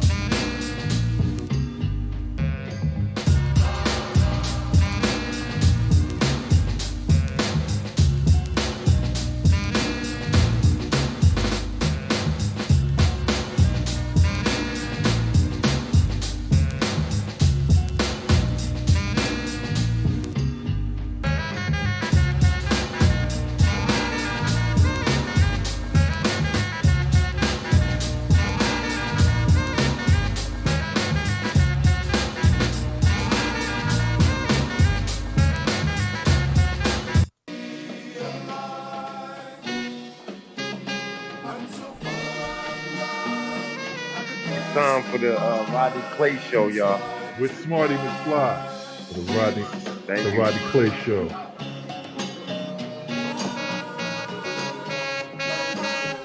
Time for the Rodney Clay Show, y'all.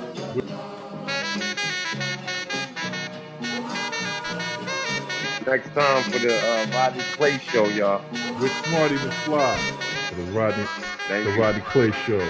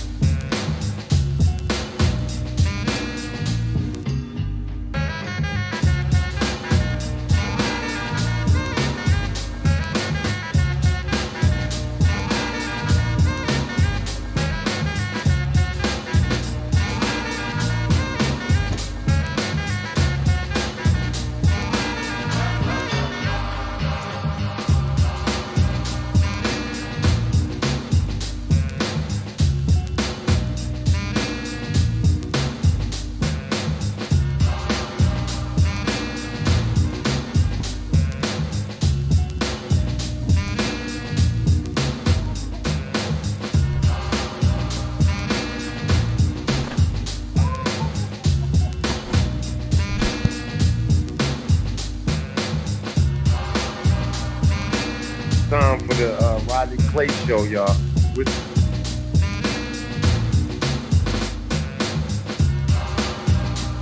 Time for the Rodney Clay Show, y'all.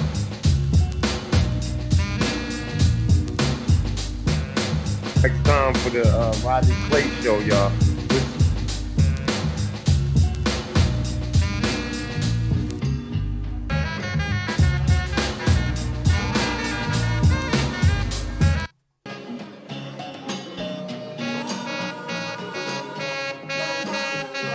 Time for the Rodney Clay Show, y'all. With Smarty McFly. The Rodney Clay Show.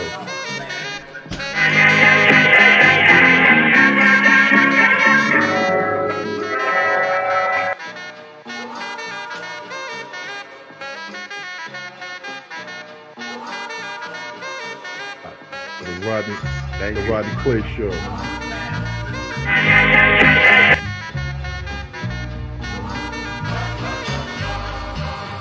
Next time for the Rodney Clay Show, y'all. With Smarty McFly.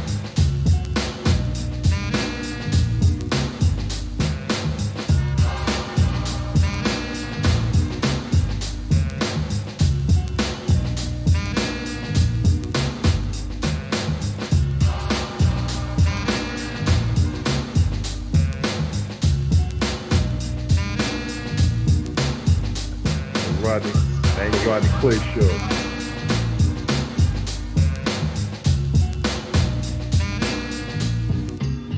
Next time for the Rodney Clay Show, y'all.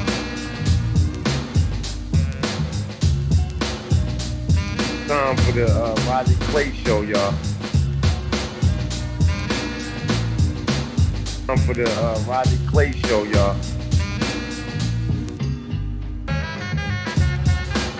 Next time for the Rodney Clay Show, y'all.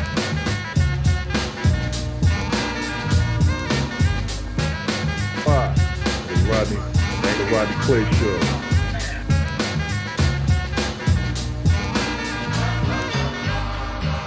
Next time for the Rodney Clay Show, y'all.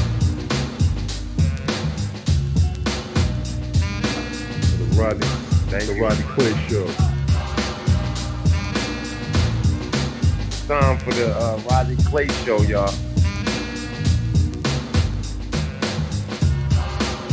Next time for the Rodney Clay Show, y'all.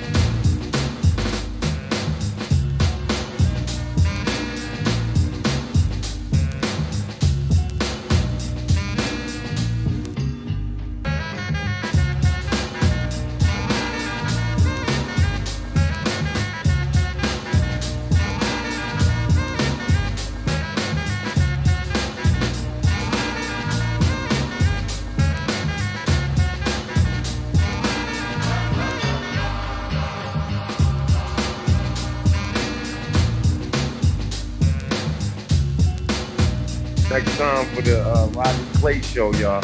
With Smarty McFly. The Rodney Clay Show.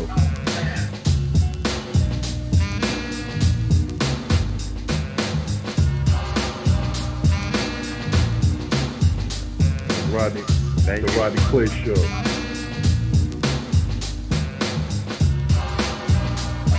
The Rodney Clay Show.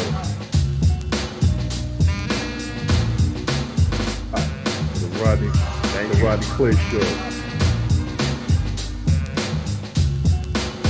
Time for the Rodney Clay Show, y'all. The Rodney Clay Show.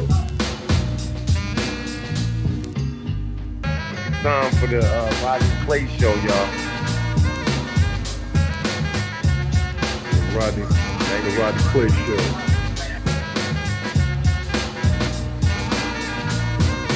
Time for the Rodney Clay Show, y'all. The Rodney Clay Show. Next time for the Rodney Clay Show, y'all. With Smarty McFly. The Rodney Clay Show.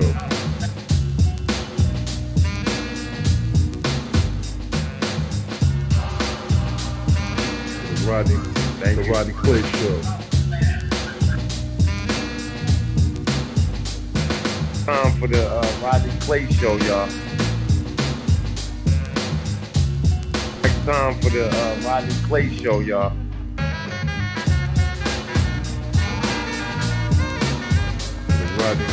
The Rodney Clay Show. Next time for the Rodney Clay Show, y'all. The Rodney Clay Show. The Rodney Clay Show. Next time for the Rodney Clay Show, y'all. The Rodney Clay Show.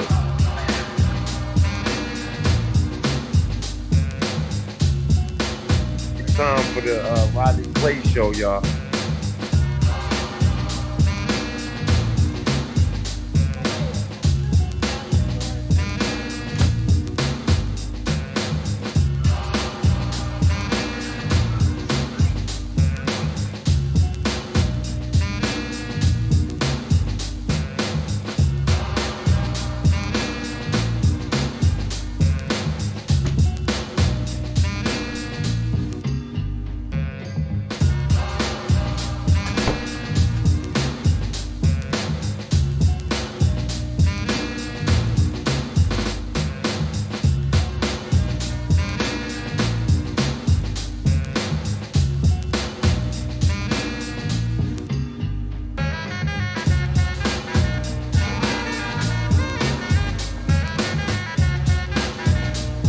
Turn it off.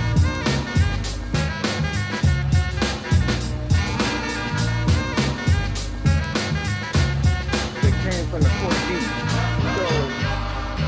So they fought the Moors and then they put their heads on his coat of arms. So then we move forward to the kingdoms of heaven. And this right here is when we talk about our Catholic Church and who runs things and how things get deep right here.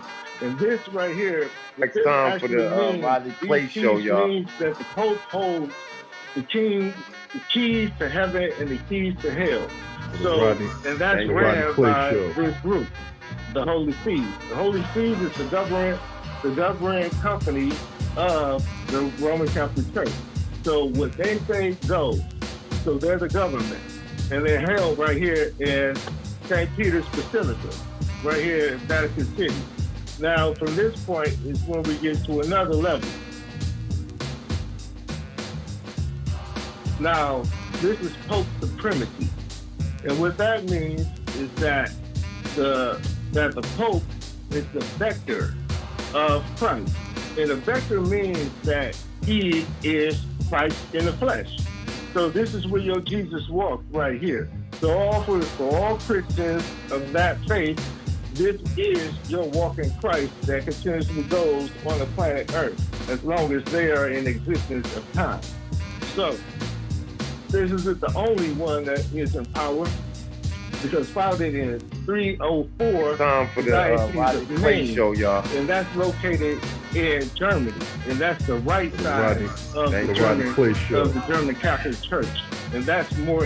And that's how they start to time for the get their Rodney Clay Show, y'all. Groups with Smarty McFly coming out of Germany, the Saxons and things like that. But then we go back in time to look at things that was really going on Rodney in Clay Africa Show, y'all. from an invasion point. Now, in the 8th century, Africans was dominated by Arab barbers in the north. Next So time then for this the comes Rodney into Clay Show, y'all. getting sold. And then they also went all the way down into Ethiopia, where some of us were sold off, into the Arab side of slavery. And this is how it gets deep in terms of why the Catholic Church got into the game, as well as they started to see the probability of how we were building their mosque and we were transporting their gold and the things that we were doing. We were actually on their plantations as well over there in the Middle East.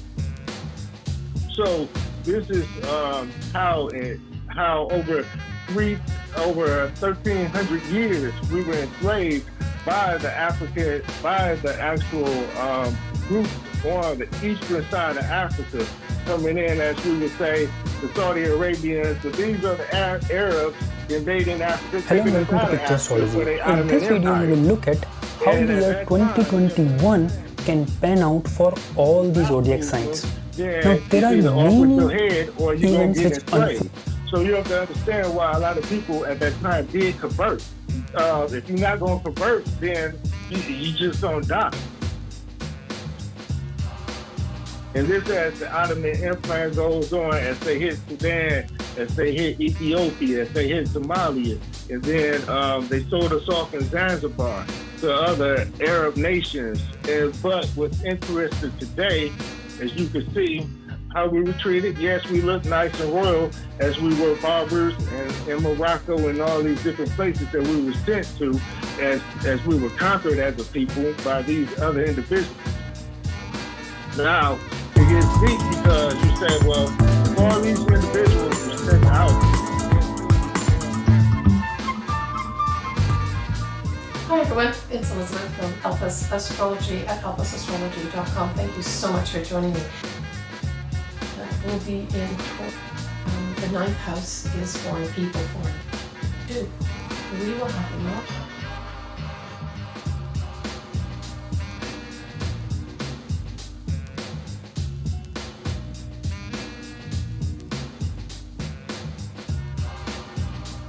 Beginnings coming in, and there is new potential within this connection or with this person.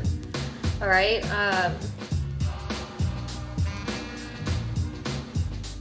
Hi, for the Rodney Clay Show. Time for the Rodney Clay Show, y'all.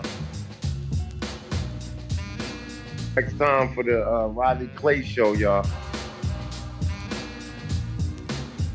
For the Rodney Clay Show. For the Rodney Clay Show.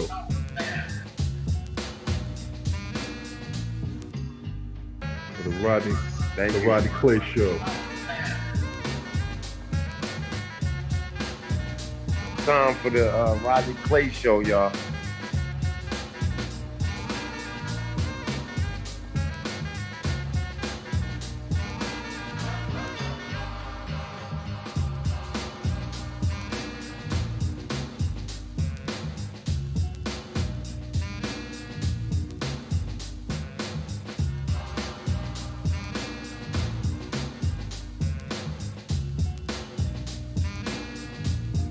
These are the luckiest zodiac signs. The Rodney Clay Show. So 2020 was not as good as we expected it to be.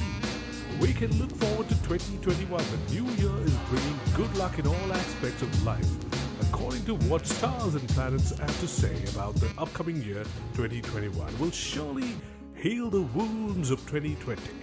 All the zodiacs are going to reap very good results. Libra, Scorpio and Taurus are going to be the most favored ones. It would be the most fortunate year for Taurus. People with this zodiac are going to flourish. The business Next time for the Rodney Clay Show, y'all. With Smarty McFly. Up for them, the Rodney Clay Show. Trimesters. As I predicted, the best months for you will be April, May, and February. Your long-time dreams are going to come true this year. For the Rodney Clay Show. Recognized by the people you look up to. Things which went wrong. Things which went wrong in the family in the past years will gradually settle. Your lucky numbers for the year would be 7, 9, 8, 46, and 69. The confidence you have been trying to acquire since a longer period of time will begin Next to time for the reflect Rodney in you, Clay and Show, thus, y'all. let me mention it, your strength will be highest this year, so better make the best of the 2021. The Rodney Clay Saturn Show. are going to make it profitable for Scorpio. The new year will bring Scorpio rationality, peace, and serenity. The Rodney Clay It's Show. going to bring advancement, headway, and consistency in growth as its corrections with the sun will flourish. Next time for the Rodney Clay Show, y'all. Strategic ideas also. People unsatisfied The with Rodney Clay are Show. going to find someone captivating. September to the end of the year is the best time for heavy investment. Libra. The seventh sign of the zodiac circle expects collaboration, spiritual classifications, and personal maturing. It is expecting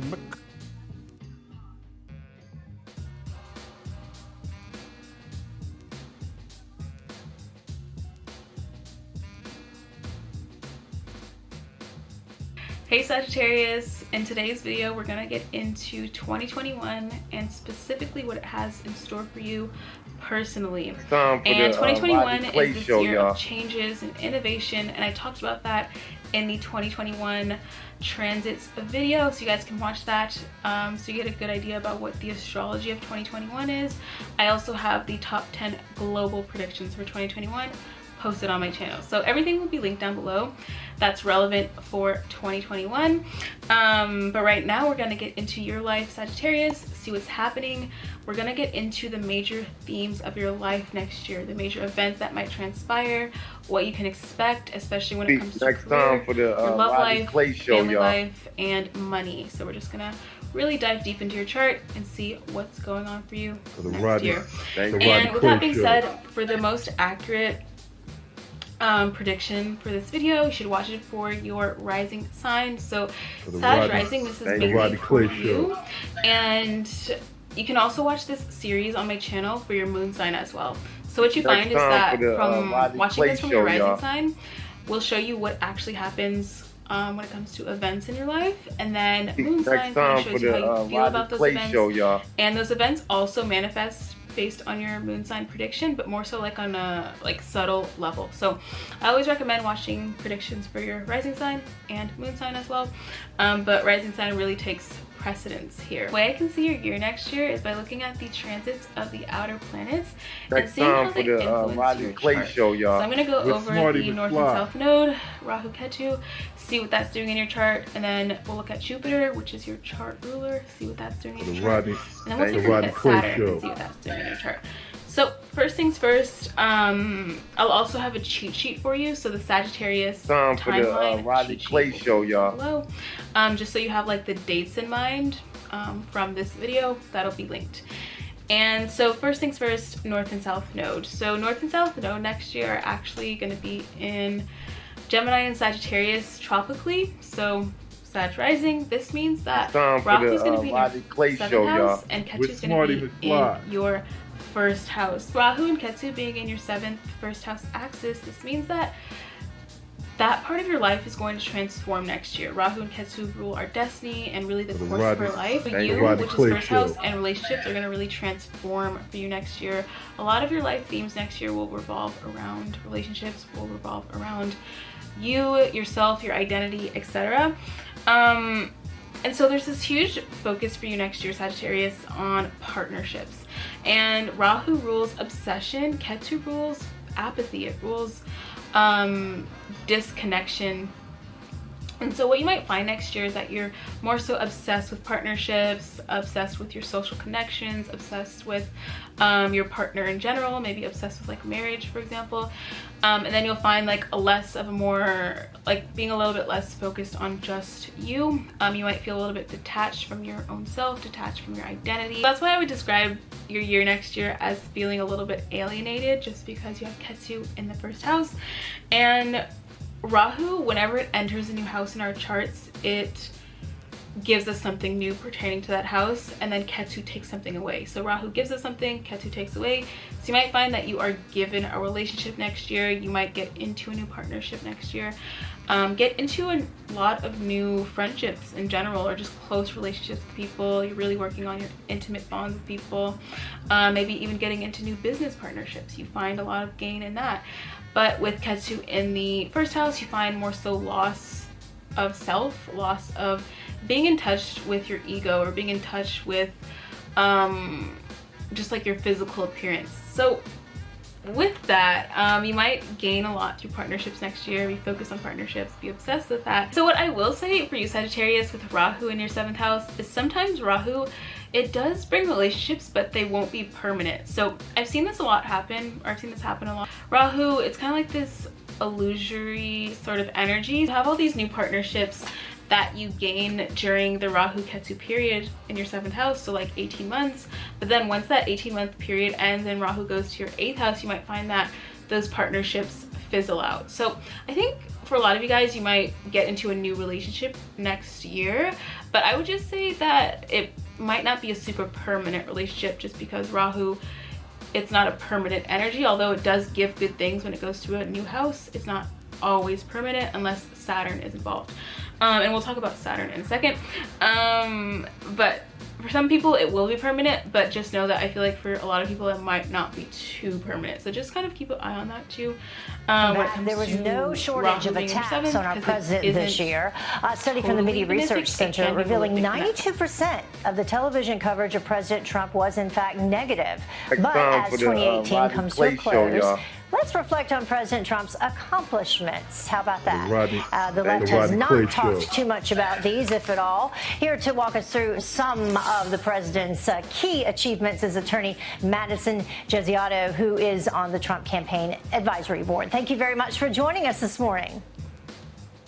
Good to be with you, and Happy New Year, Heather. Yes, to you too. So it's been a good year for a lot of folks on the job front in terms of the jobs and the economy. Let's begin there.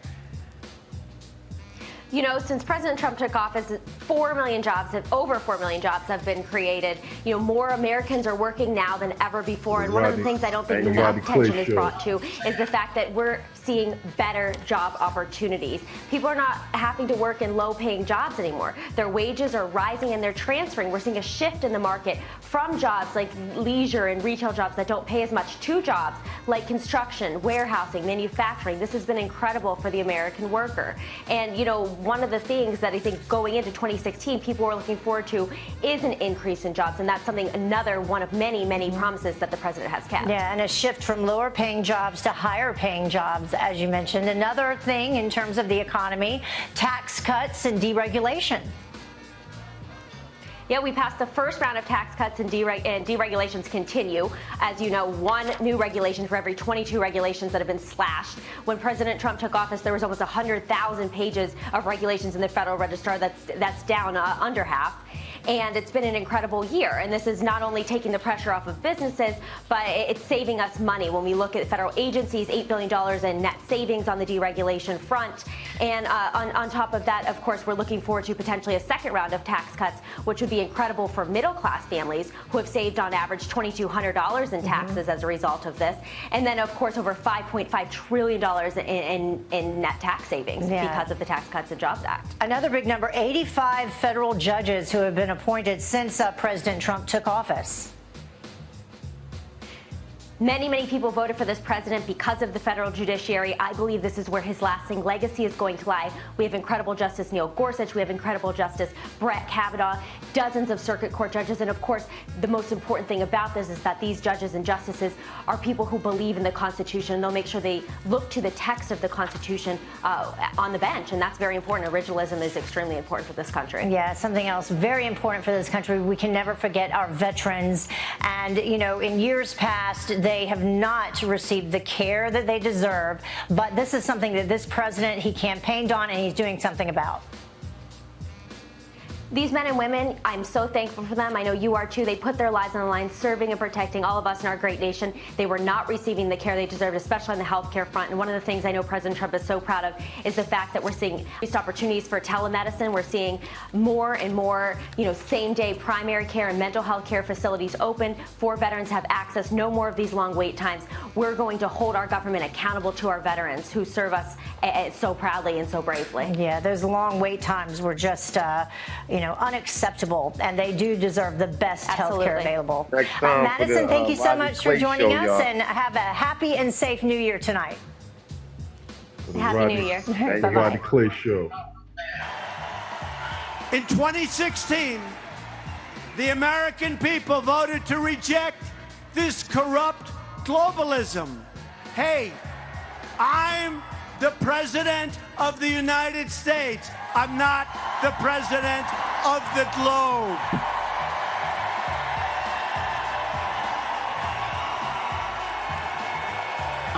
To permit. So just kind of keep an eye on that too when it comes to Rahu being in your 7th, because it isn't totally benefic. It can be malefic in that sense too.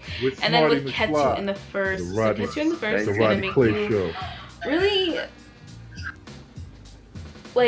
not be so excessive with your physical appearance next year. You might find you don't want to wear makeup anymore, you don't want to wear wigs anymore, you don't want to eat certain things anymore.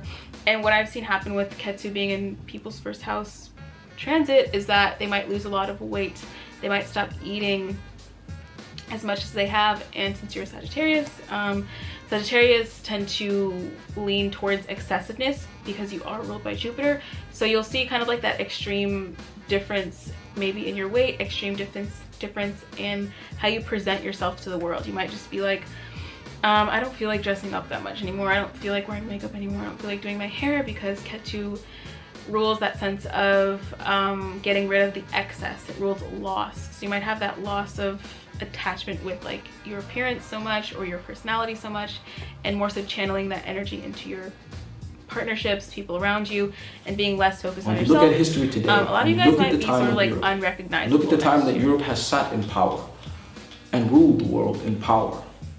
You know what I'm saying? Look at it. Next what have they done? Rodney Clay Show, They've consumed everything, because that's the element. That's the fire. Now, if you take fire and you focus fire in the right direction, you can have electricity. You can have a computer. You can have a stove. You can have heating for your home. You know what I'm saying? Fire is not a bad thing. Fire can be helpful. Fire can be good. And it's the same with the earth, the same with the water, and the same with the air. But the most important thing for us as humans is we have to first learn how to value human life. You know what I'm saying? From my opinion, yes. What I have to say, I can't have no actual place that I can point you to prove the fact of this. But from my opinion, yes. Because there are too many relics and artifacts. For an example, you find pyramids all over the world. You know what I'm saying? When you go into the ancient cultures of societies, you actually see in carvings and in paintings that they actually have multicolored people on the wall. It's time for the Rodney Clay Show, y'all. We're living in a time where the information is flipped around. Everybody thinks that the world has always been at war, from the Neanderthal days up until man days. That's what people think. But no. Think about Michael Jackson. A lot of people don't realize about Michael Jackson is Michael Jackson, he was one of our greatest pioneers. And I'm talking about from us as a people. Not the video, remember the time. If you pay attention to how the video was set up, all of the Egyptians in there were of what is known today as black people, which is, by visual, this was right, this was correct. When we fell in love, do you remember the time when we first met, girl? Now, here's the funny thing. Because of the system in America that runs the entertainment industry, understanding that entertainment, it influences people very heavily. And at the time that Michael Jackson was around, he was not allowed to portray us as a people in any place of power unless there was a form of treachery going on. What was that? They had the beautiful Cleopatra, who he had the perfect girl to play her because she looked almost right. She was a little bit darker. Oh, well, a lot darker actually. Then she'd have been right. You know, she'd have been right. I'm talking about the real one. You know, and then you had Eddie Murphy playing one of the Egyptian pharaohs named Imhotep. You know, and even with Eddie Murphy's character was spot on. You know, the only thing he didn't have was the thing, but he was spot on. I'm talking about with the color wise, and this was to get us to remember who we used to be, because today in archaeology they all want to go, who built the pyramids, because they didn't want to tell us that it was us that built the pyramids. Because if they tell us that it was us that built the pyramids, then they have to admit to everything that happened in history, and they have to admit to the lie that's out there today of what's going on, even down to the generations of those who are Egyptians today. They were born there today, yes, they're yeah. I'm saying, but they're not the original people who built that place. The original people who built that, a lot of them were taken out of the country and a lot of them migrated out of the area. They had to get out of there. You know what I'm saying? This was a very hard time for us. You know what I'm saying? This is like from Rome, and when the Persians, when the Arabs, the Muslims, and like all of that. You know what I'm saying? Like this was a siege on us as a people. It was a siege on our. Now double your money and make it stack. I'm on to the next one. On to the next. I'm on to the next one. On to the next. I'm on to the next one. On to the next. I'm on to the next one. On to the next. Hold up. Hey. Somebody bring me back the money, please. Hove on that new shit. Niggas like how come? Niggas want my old shit. Buy my old album. Niggas stuck on stupid. I gotta keep it moving. Niggas make the same shit. Me, I make the blueprint. Came in the range. Hopped out the Lexus. Every year since. I've been on that next shit. Traded in the gold for the platinum Rolexes. Now a nigga wrist match the status of my records. Used to rock a throwback, ballin' on the corner. Now I rock a telesuit, looking like a owner. No, I'm not a Jonas, brother, I'm a grown-up. No, I'm not a virgin, I use my cojones. I move forward, the only direction. Can't be scared to fail, search of perfection. Gotta keep it fresh, even when we sexin'. Or don't be mad at him when it's on to the next one. TheRodneyClayShow. Somebody bring me back the money, please. Time for the Rodney Clay Show, y'all. Next time for the Rodney Clay Show, y'all. Now double your money and make it stack. Time for the Rodney Clay Show, y'all. On to the next one. On to the next. On to the next one. On to the next. On to the next one. On to the next. Hold up. The Rodney Clay Show. Somebody bring me back the money, please. Fuck a throwback jersey, cause we on to the next one. And fuck that auto-tune, cause we on. And niggas don't be mad, cause it's all about progression. Loiterers should be arrested. I used to drink Cristal, them fuckers racist. So I switched gold bottles on to that spaceship. You gon' have another drink or you just gon' babysit. On to the next one, somebody call a waitress. Baby, I'm a boss, I don't know what they do. I don't get drops, I drop the label. World can't hold me, too much ambition. Always knew it'd be like this when I was in the kitchen. Niggas in the same spot, me I'm dodging raindrops. Meaning I'm on vacay, chillin' on the big yacht. Yeah, I got on flip-flops, white Louis boat shoes. Y'all should grow the fuck up, come in, let me coach you. Time for the Rodney Clay Show, y'all. Somebody bring me back the money, please. Time for the Rodney Clay Show, y'all. Time for the Rodney Clay Show, y'all. Now double your money and make it stack. Next time for the Rodney Clay Show, y'all. On to the next one. On to the next. On to the next one. On to the next. On to the next one. The Rodney Clay Show. Hold up. Somebody bring me back the money, please. Time for the Rodney Clay Show, y'all. Bought the land, tore the motherfucking house down. Bought the car, tore the motherfucking roof off. Ride clean, I don't never take the shoes off. Bought the Jeep, tore the motherfucking doors off. Put out that bitch, ride the shit like a skateboard. Navigation on, trying to find my next thrill. Feeling myself, I don't even need an X pill. Can't chill, but my neck will. Haters really gonna be mad off my next deal. I don't know why they worry about my pockets. Meanwhile, I had over chillin' in the projects. Had out in Bed-Stuy, chillin' on the steps, drinking quarter waters. I gotta be the best. MJ at Summer Jam, Obama on the text. Y'all should be afraid of what I'm gonna do next. Hold on. Time for the Rodney Clay Show, y'all. Somebody bring me back the money, please. I got a million ways to get it.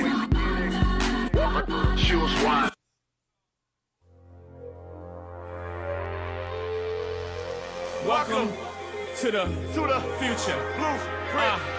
Next time for the Rodney Clay Show, y'all. Hey, count me in. Next time for the Rodney Clay Show, y'all. With Smarty McFly. I'm so high. The Rodney Clay Show.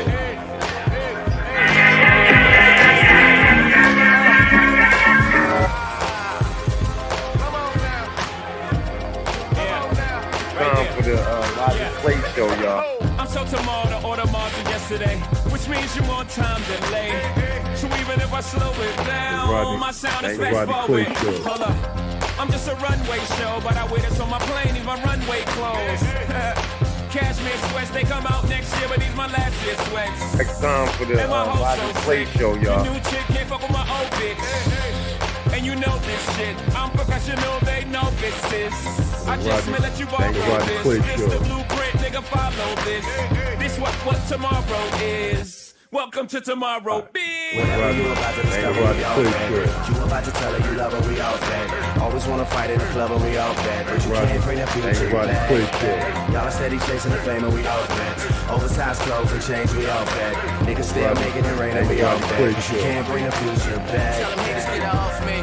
Chris, we all bad. Tim's, we all bad. Rims, we all bad. Yeah, we off that. Is you still on that? And we still making money cause we still on that. Next time for the Rodney Clay Show, y'all. Please tell Billo Rally to fall back. Tell Rush Limbaugh to get off my balls. In 2010, for the Rodney Clay Show, y'all. Yeah, we come so far, so I drive around town, hard top in the song. Time for the Rodney Clay Show, y'all. My highbrow, in my high yellow bra. In my dark skin sis, in my time best for the white wings, say what's Rodney up Clay to Show, Chris. y'all. How's that for a mix? Got a black president, got green president. Next time for the Rodney Clay Show, y'all. Black diamonds in my Jesus piece, my God. We ain't tripping off that. This time for the Rodney Clay Show, y'all. Whenever you about to discover we all bad. You about to tell her love her, we all bad. Always wanna fight in the club and we all bad. But you can't bring that future back. Y'all steady chasing the fame and we all bad. Oversized clothes and chains, we all bad. Niggas still making it rain and we all bad. Cause you can't bring the future back. Show, y'all.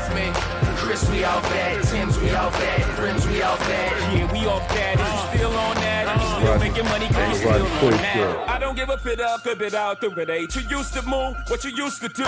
And I don't give a fit up, a bit out the bitches that you used to screw. What your future do? And we don't really care what you used to say. Unless that affects your future pay. I'm on the practice field running 2 a day, so I don't drop the ball when it's through my way. So I don't give a fit up, a bit out the that you probably did, who you probably is. The only time I deal in past tense, cause I'm past rims and I'm past tense. You driving it, I drove it. You got it, cause I sold it. You copped it, I bought it back. And we don't give a fit up, nigga, we off that. Whenever you about to discover we all bad. You about to tell her you love her, we all bad. Always wanna fight in the club and we all bad. But you can't bring that future back. Y'all are steady chasing the fame and we all bad. Oversized clothes and chains, we all bad. Niggas still making it rain and we all bad. Cause you can't bring the future back. Tell them niggas get off me. Chris, we all bad. Tim's, we all bad. Rims, we all bad. Yeah, we off that. Is you still on that? And we still making money cause we still on that.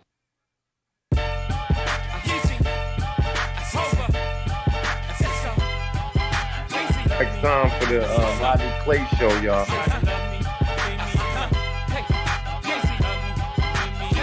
the Rodney Clay Show. Next time for the Rodney Clay Show, y'all. They want me to stop, they want me to go. I'm already gone, sitting I'm already home. Rodney Clay Show. I'm already home, I'm already home. Now one more kid. The Rodney Clay Show. They want me to drop, they want me to stop. Time for the Rodney Clay Show, y'all. With Smarty McFly. The Rodney Clay Show. I'm already home. I'm already home. These niggas want me to go. Don't they know that I'm gone? They know I'm space shuttle level. They need oxygen. Don't they know that I'm gone? Don't they know that I yawn? Only time the excitement is when they mention the Sean. Next time for the Rodney Clay Show, y'all. Sometimes I look at these rappers, the movie remind me of them. Somebody turn these boys off. Don't they know that I'm on? Can't they see that it's foolish to try to kill me with songs? What the fuck are they ignoring? You killing me softly. You talk me to death. Only thing you can do, Tom. I open the door for them. What else can I do? These niggas want me to walk for them. Somebody talk to them before I go off for them. They want me to fall from the top. They want me to drop. They want me to stop. They want me to go. I'm already gone. Shit that I'm on. I'm already home. Hey, I'm already home. Hey, I'm already home. Hey, I'm already home. I told them about fish scale. They want me to fish for them. They want me to catch clean. They cook up the dish for them. All of this just for them. Or they got a diss for him. They want me to disappear like it's gon' shit for them. They say that I'm in the way. They want me to sit for them. But what they admitting is they ain't got shit for him. And really the fact is we not in the same bracket, not in the same league. Don't shoot at the same baskets. Don't pay the same taxes. Hang with the same bitches. So how am I in the way? What is it I'm missing? Nigga, I've been missing. Nigga, I've been gone. The shit that you just witnessed is in. I've been on. And that's for the critics. Tell me I don't get it. Everybody can tell you how to do it. They never did it. Now these niggas is mad. Oh, they call me a camel. But I'm master the drought. What the fuck? I'm an animal. Half man, half mammal. My sign is a sag. This is just what I plan to do. Oh, don't be mad. Oh, they want me to fall from the top. They want me to drop. They want me to stop. They want me to go. I'm already gone. Shit that I'm on. I'm already home. Hey, I'm already home. Hey, I'm already home. Hey, I'm already home. I'm in the hall already, on the wall already. I'm a work of art, I'm a wall hall already. On another level, on another plane already. HOV, I got my own lane already. I done cooked up the rock already. So why the fuck can't y'all get hot already? Put your name in the pot already. Niggas compare me with Biggie and Pac already.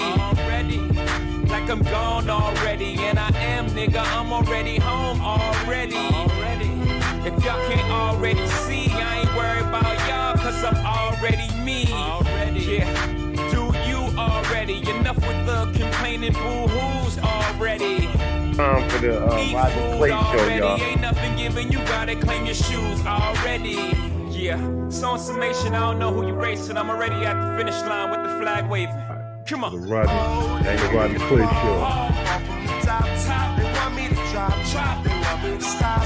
They want me to go. I'm already gone. Shit that I'm on. I'm already home. Hey, I'm already home. Hey, I'm already home. Hey, I'm already home. The hurricane.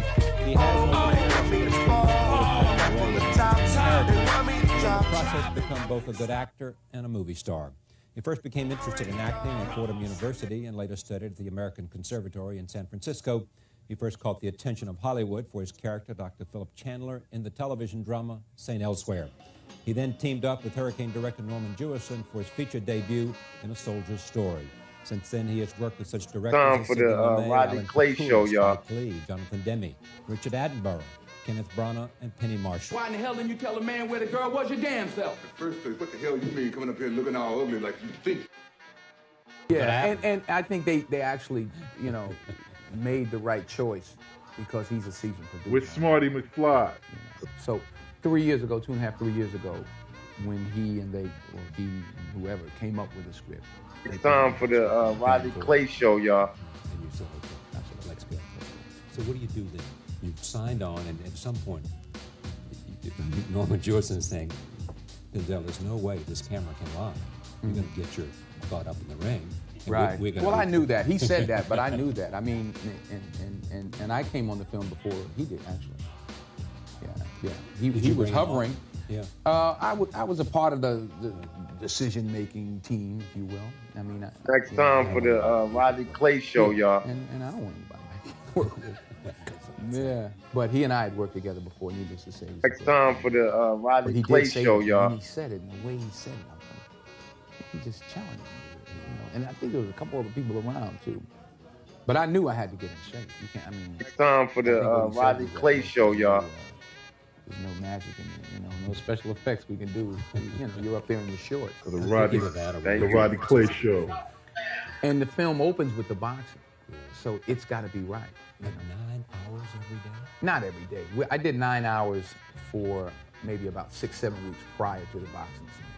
I trained for a year and a half, but we ratcheted it up a notch. About 8-9 weeks out from shooting the scene.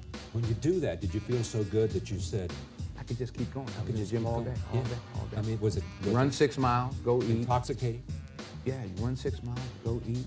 You train for 2 hours, you lift for an hour, and then we would do choreography for 4 hours. You know, and I would stay in the ring. Yeah, because we choreographed every punch, what we did was all the body shots were real. You know, because Terry Claiborne, who was my trainer, he and I used to spar all the time. Eventually, we started just sparring to the body because we were getting headaches. And, it's like, why am I getting that head? What am I doing? I'm competitive, though. I was going at it. I was looking to hurt somebody, and not get hurt.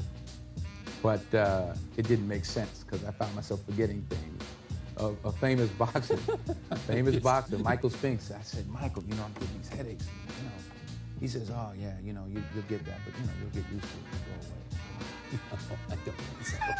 I don't want to get used to it. And I sure don't want it to go. I want it to go away, but I don't want to get used to it. That's the difference. That's right. Tommy Hitman Hearns once said to me, the thing I never knew about boxing is that the punch is like that. Yeah, you gotta turn them over. You gotta turn it over. And you learn to pop. You see how my shoulder's popping now? Yeah. You learn to pop that shoulder and you really bend into it, and you gotta turn it over, It's a great sport. It's a science. Did you love it before you started this thing? I loved it as a spectator. But you ratcheted up. Oh man, I love it. I enjoy it. You're to read about you. I mean, you're a guy who's curious about everything. You're curious about this cup and this tape and this water and the food you eat. Yeah. Well, what's wrong with that? That's a good thing. That's good. That's a good thing. But my point is that you would. I mean, it would seem to me that would serve. I mean, you always. You have an insatiable appetite to know more, and doing what you do, man. I mean, there's no better profession. Next time for the Rodney Clay Show, y'all. And that's where you were. I used to enjoy. I remember as I thought back on it. The Rodney Clay Show. I used to enjoy research projects. I always did well in history and social sciences. Because you had to go explore and do your homework, and then you'd write your paper. And I segued from that and started off in biology in college because I thought, okay, I don't know what I'm going to do. I'll be a doctor. I tried biology. And you didn't like frogs? No, I didn't mind the frogs. I just remember the teacher sitting there, blah, blah, blah, blah, blah. I'm like, what is he talking about? I'm not going to make it. I'm not even going to stay awake. Next time for the Rodney Clay Show, y'all. Into journalism. I went from biology to political science. And I started taking some journalism courses. The Rodney Clay Show. I covered a city council meeting once. A little boring, wasn't it? Ooh, boy. I covered a city council meeting. It was a little boring. So I took a class. I was uptown at Fordham, and I took a class just as an elective. And it was I forgot what they even called it, some kind of acting or speech or acting class. And I kind of enjoyed it. I said, it was kind of fun. And that summer, I went to work. I'd done a lot of work in the Boys and Girls Club, and also in the Y. So I went to a sleepaway camp to work as a counselor up at Camp Sloan, Lakeville, Connecticut. And the counselors put on a show for the campers. So I did a thing for my group, my tent that I was in charge of, my cabin. And I remember one of the counselors saying, you got a real knack for this acting thing. You seem to be like real natural on stage. So I decided, I didn't know what I wanted to do anyway, so I decided to change campuses from the Rose Hill campus at Fordham. I transferred down to Lincoln Center where they had a theater program. And I started taking classes and auditioning for plays. And then after Fordham, went to San Francisco? Or? American Conservatory Theater, yeah, San Francisco. And first break was Soldier Story? Or? No, actually, Carbon Copy. That's right. No, first break actually was Wilma, story of Wilma Rudolph. Where I met Paulette, I met my wife. And then? I did that. The summer that I graduated, I did that in summer of '77. And then that fall, I went to ACT. I was there until the following spring. I just did 1 year there. I came down to LA, found out without a car, you're a second-class citizen. Rode the buses, and I worked actually as an acting teacher in a little school, international. It's the Rodney Clay Show, 1:45 And I decided I got to go back to New York. We're lining up the show for you right now, folks. This is what I want to do. Stand by. I came back here and did a lot of plays with in the public and Yeah, you did some with Joe in the Papp. Park. It's time for the Rodney Clay Show, y'all. Road Regional Theater. Have you been working pretty much since then? I mean, there've been no Pretty big much. launch. You know what? The longest time I think I've taken off has been last year. I took off for 8 months. But that was because you wanted to. Because I wanted to, yeah. But I had a real momentum going from college on through all these roles and plays that I just mentioned, right up until doing Carbon Copy in 1980, 81, and I didn't get any work for about 6 months. And I thought, well, okay, this wait a minute. There's always work at the post office. You know? Yeah, all right. Go Go back to biology. I better go back down to the city council meeting. But I got a small play, a one-act play about 2 guys, one named Malcolm and the other named Elijah. I was even saying Elijah. When I first read it, I'm like, this Elijah guy. I'm looking at him, I'm like, yeah, it's Malcolm. All right, it's a good part, big role. And that really jump-started my career again because the play went over very well. We did it down at the New Federal Theater, Henry Street Settlement. And that led, I went right from that play to a Soldier's Play. Off Broadway, and right from a Soldier's Play to St. Elsewhere. When you look at it, I mean, just think, I mentioned all those directors. Sidney Lumet, Powell. 3 with Spike. Richard Attenborough. Attenborough for Cry Freedom. Was it Cry Freedom? Cry Freedom. Cry Freedom. How many have you done with, what's his name, who did... Edgewick. 3. Edgewick. Siege. 3, yeah. Courage Under Fire and Glory. And Glory. That's 2 with Norman. That's 2. Directors 6. 2 with Norman now. That's 8. Alan Pakula. Next time for the Rodney Clay Show, y'all. Work with some wonderful directors. Yeah, work Philip Noyes. Yeah, Philip Noyes for Bone Collector.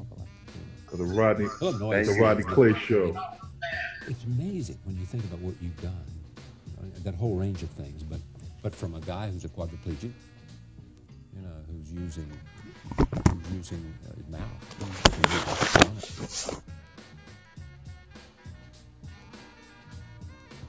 To a boxer. One eye to a boxer. Can't beat that. That's an actor's dream.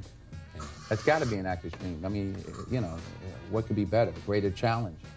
And really, they overlapped in that I was working on the Bone Collector and still training for Hurricane. So what I would do was not do any strengthening exercises, no push-ups, no sit-ups, nothing that was going to build muscle, so that I would be thinner for the Bone Collector, and I would never work out before I went to work. I didn't want to feel athletic. I would shoot all day on the Bone Collector and then work out in the evening. The only thing I would do was run on the treadmill and shadow box. If, of any of these, is one character closer to your soul than any other? To who you are, to how you see the world? I think all these characters have helped to shape how I see the world. These films, in some way, have helped to shape how I see the world. I was definitely, I've been motivated, or more highly motivated, if you will, to do certain ones, maybe because that's a part of who I am. Interracial relationships.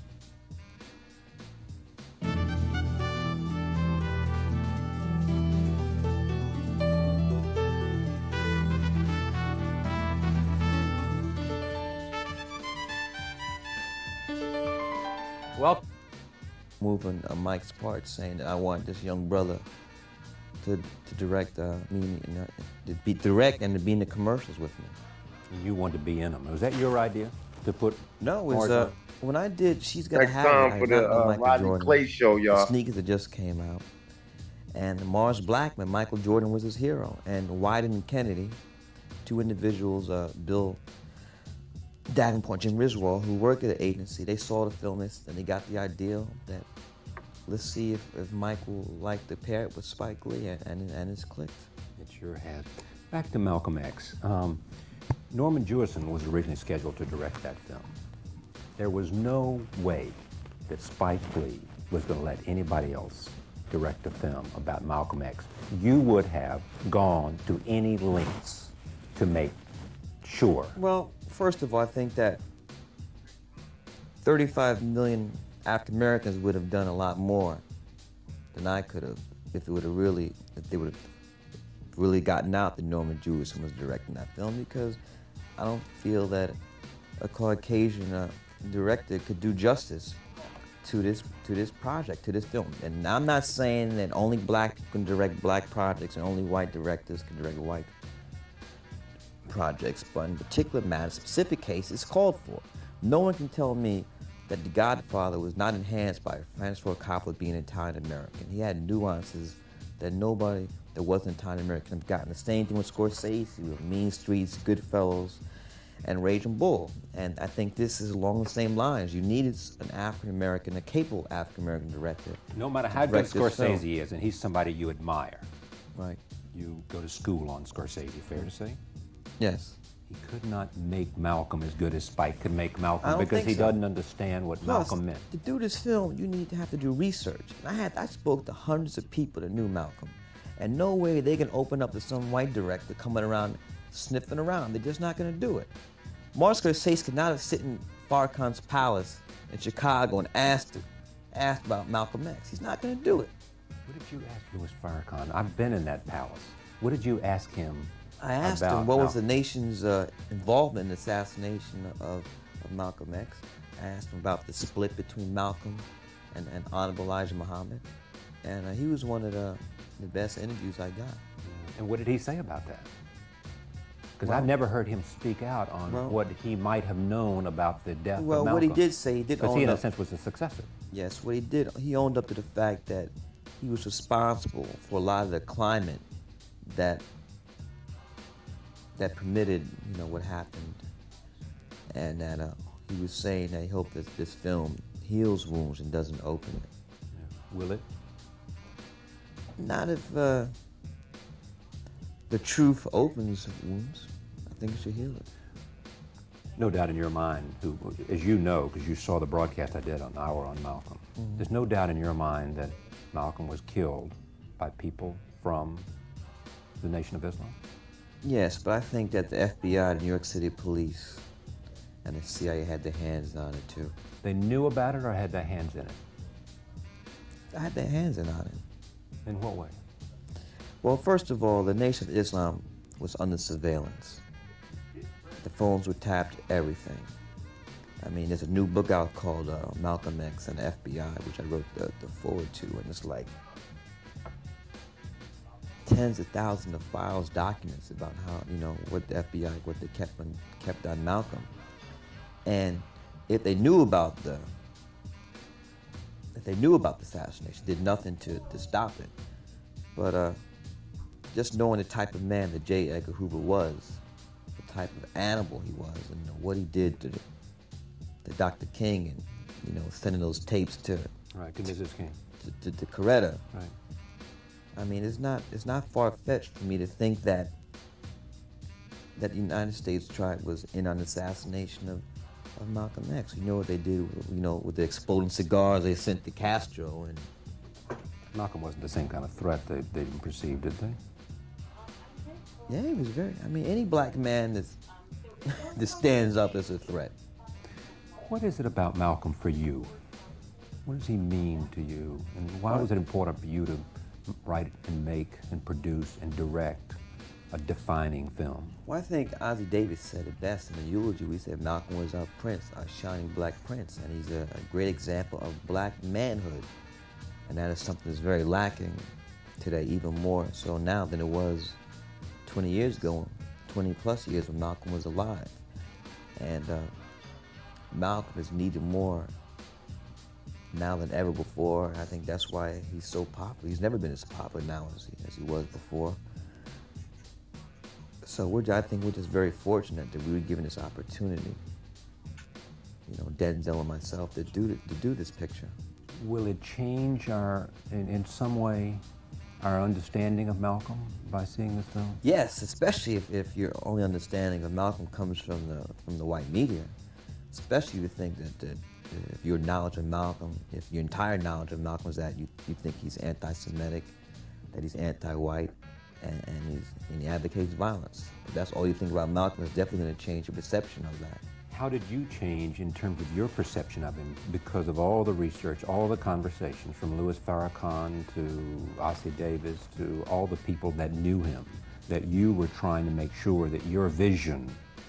Well, what those interviews did, Charlie, they really they fleshed out the character, and they made it possible for me to make him a human being in this film. We know we want to be heroic, we want him to be a human being, and I think that's what these interviews did. Someone said, and I can't remember who it is, and you got to help me understand this because I remember, said you were a child of Malcolm because you shared, and this is flattering to you, but that Malcolm had a great, that what his skill, or maybe this was Ossie, and I think it was Ossie, in fact it was, said that what Malcolm had was not the rhetoric, not the genius, not the in-your-face, not all of that, that what he had was knowledge and information, and he understood the power of knowledge and information, and he studied, and that's what made a difference. And that is in fact what Spike has, and that's why he called you Spike as a child of Malcolm. Well, I think that Ozzy was being too kind. To you or to me? Growing up, I mean, I don't remember the day when, in 1965, when Malcolm X was assassinated. But 3 years later... You were 8 years old. I know, but 3 years later, I definitely remember the day Dr. King was assassinated. I was on my stoop in Brooklyn, Warren Street and Cobble Hill. My mother was 2 blocks away. I could hear her screaming and yelling, "They killed him! They killed him! They killed Dr. King!" She was hysterical. So I was kind of too young to really be up on Malcolm. But that didn't really happen until I was in junior high school and I read the autobiography of Malcolm X. Yeah. But you end the film, not this film, but the other, Do the right thing. Do the right thing by saying Malcolm's way or Martin's way? Well, I think that really got turned around. I never really wanted it to present it as an either or choice. Right. I think that we get a synthesis of both and make them work. And I think that Malcolm and Martin were moving towards that themselves. They were trying to find a common platform they could work together. And of course, that was stopped when Malcolm was assassinated, and a couple of years later when they got Dr. King also.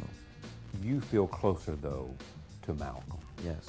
And I think the majority of young black Americans do also. Why?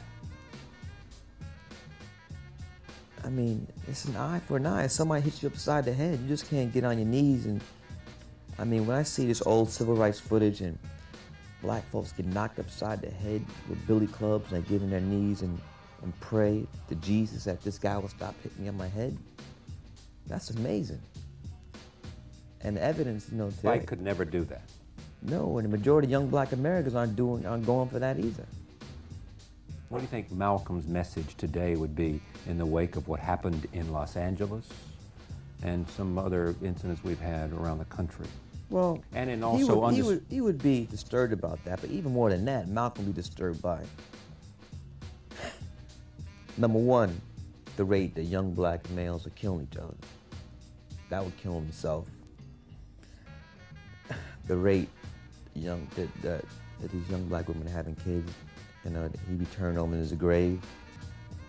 How we're not valuing education. I mean, those are the things I think Malcolm stressed. That's what we really want young black America to get out of this film. How much importance Malcolm put in education. Because now, the kids' value system has been so turned around where, because of peer pressure, if you get straight A's in school or you speak proper English, you're called a white boy or white girl. But if you speak dems and does and you act ignorant and you fail class, then you're black and you're down with the crew. And that type of backwards thinking has to be stopped. Yeah, I mean, why is that? And what is it about a culture that produces it has to do with peer pressure. And I'm not a social scientist or Sheldon Steele, but it has to be turned around whatever the reason is. And anytime ignorance is championed over intelligence, something is wrong. But also, let's just talk about black people have been taught to hate ourselves. We've been taught to be that we're self-inferior. We've been taught that we're subhuman. So it doesn't, for me, it's not just a big leap of faith to believe that, you know, this would manifest itself in this type of behavior. So if you're taught that yourself, if there's been a constant assault on your self-esteem from 400 years from the day you were born, then the obvious result is you lash out at whatever. Exactly, you turn it around. You think this film somehow has a message for those kids?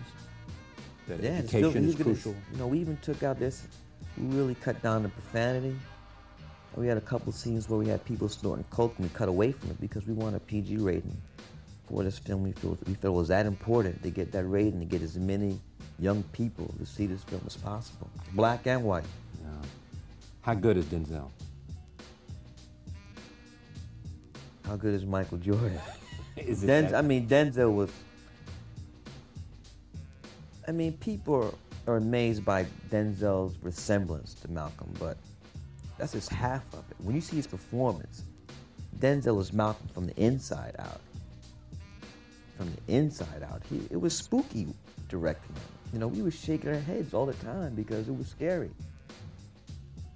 It was very scary. And did he come to that by himself, or is that a collaboration between you and him? No, that's Denzel. Denzel started preparing for this role a year before we began to shoot.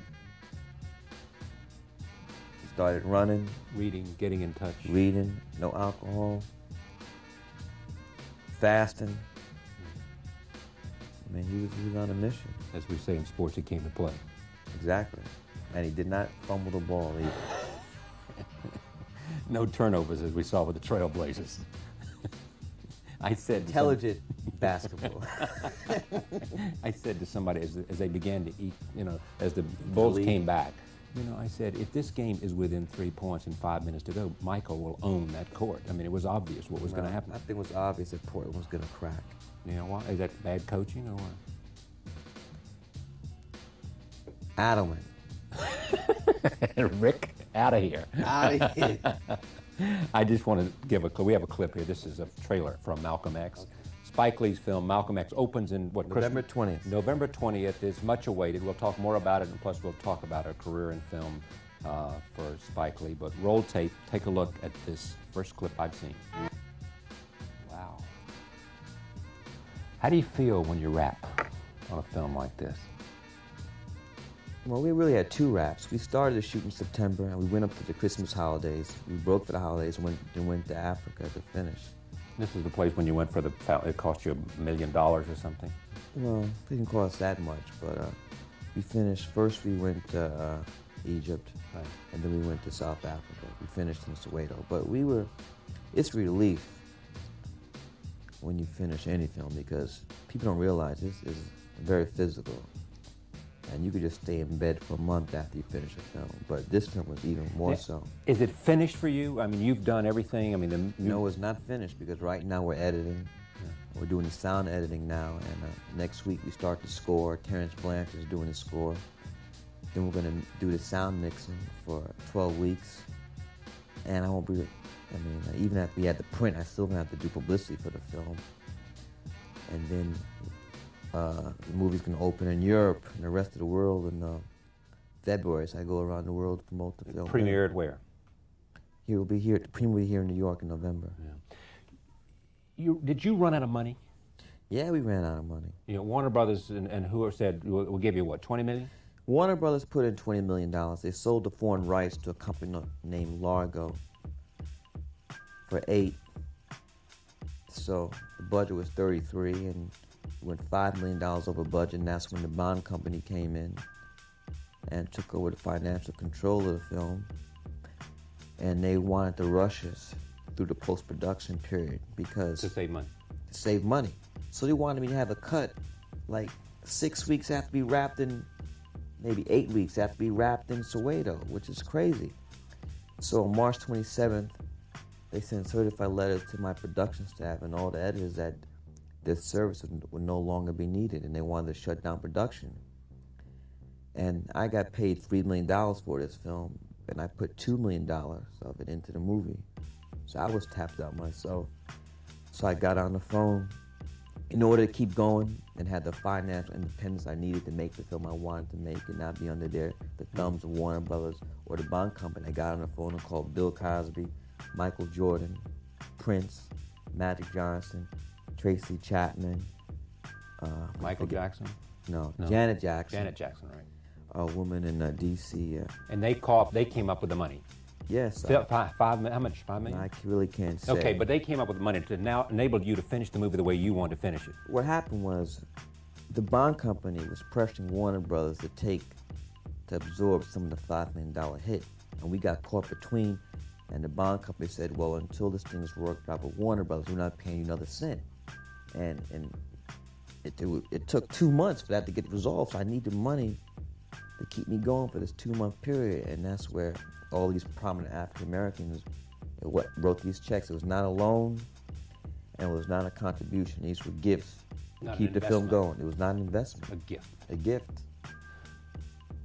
And now, you feel that the Bill Cosby also. I don't want to Bill Cosby. I think you said him. But and they did it out of they want to see this film made. They want to give you a chance as a creator. Well, they did out their love of Malcolm, and I think they realized how important this film is to African Americans. Do you think that Warner Brothers was...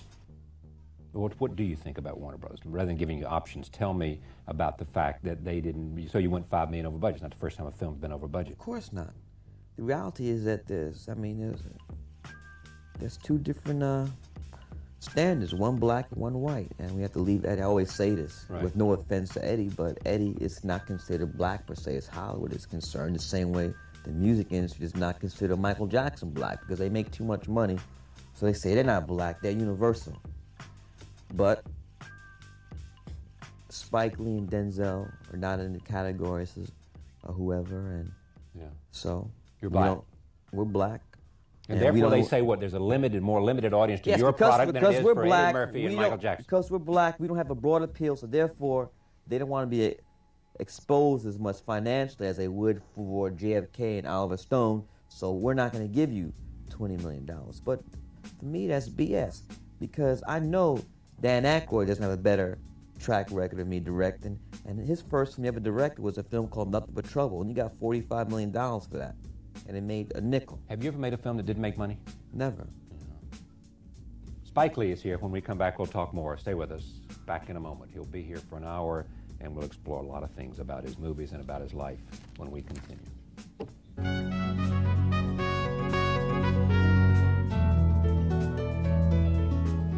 We're back with Spike Lee. I had to correct you, so I'll take credit for it. There was a great omission. Oprah. I'm sorry, I meant to include you. I got a lot of things in my mind, Oprah, so please forgive me. Because she was there top right at the beginning with Cos and She Sam. was call number 2. Is that right? And I got her check the next first day. call was to Cos. Cosby. And he said, what do you need, Spike? That's it? I got his check the same day. No, because he's here in New York. No, I was in L.A. when I made the call. And then Oprah said, whatever you need, brother, go to it. That's right. They all came through. Malcolm means something special to you because there is this thing about you, and I assume and it's what you've been talking about, this assertion of manhood, this sense of dignity. It is, help me. Go on, you were doing good. But everything about you, everything I read, everything I know about you, it is Spike Lee stands up and proudly says, you will accept me for what I am, a proud black man. I don't know if it's all that, but I've just... So if you give me enough rope, I'll hang myself. I just think that in the past there have been too many black men who did not stand up or kowtow because they had a mortgage to pay or a car note, or they didn't want to lose their gig. But sometimes you gotta say stuff, and we just had too many times in our history. Boy, that'd be the worst thing they could say to you, wouldn't it? One of the worst. Anybody ever said anything like that to you? Yeah, but it didn't come from anybody important, no. Take me back. Born in 1957. In Atlanta, Georgia. In Atlanta, Georgia. Came to New York. Brooklyn, New York. 1950, what? 59. Yeah. Crown Heights. Yeah. Dodgers. Union Street. Dodgers had left. They had just left, right? Right. Yeah. Dad was a musician. Jazz musician. Mother was a teacher. She wasn't teaching then. She was just being a housewife. Yeah. You were the oldest. Yes. 4 other brothers?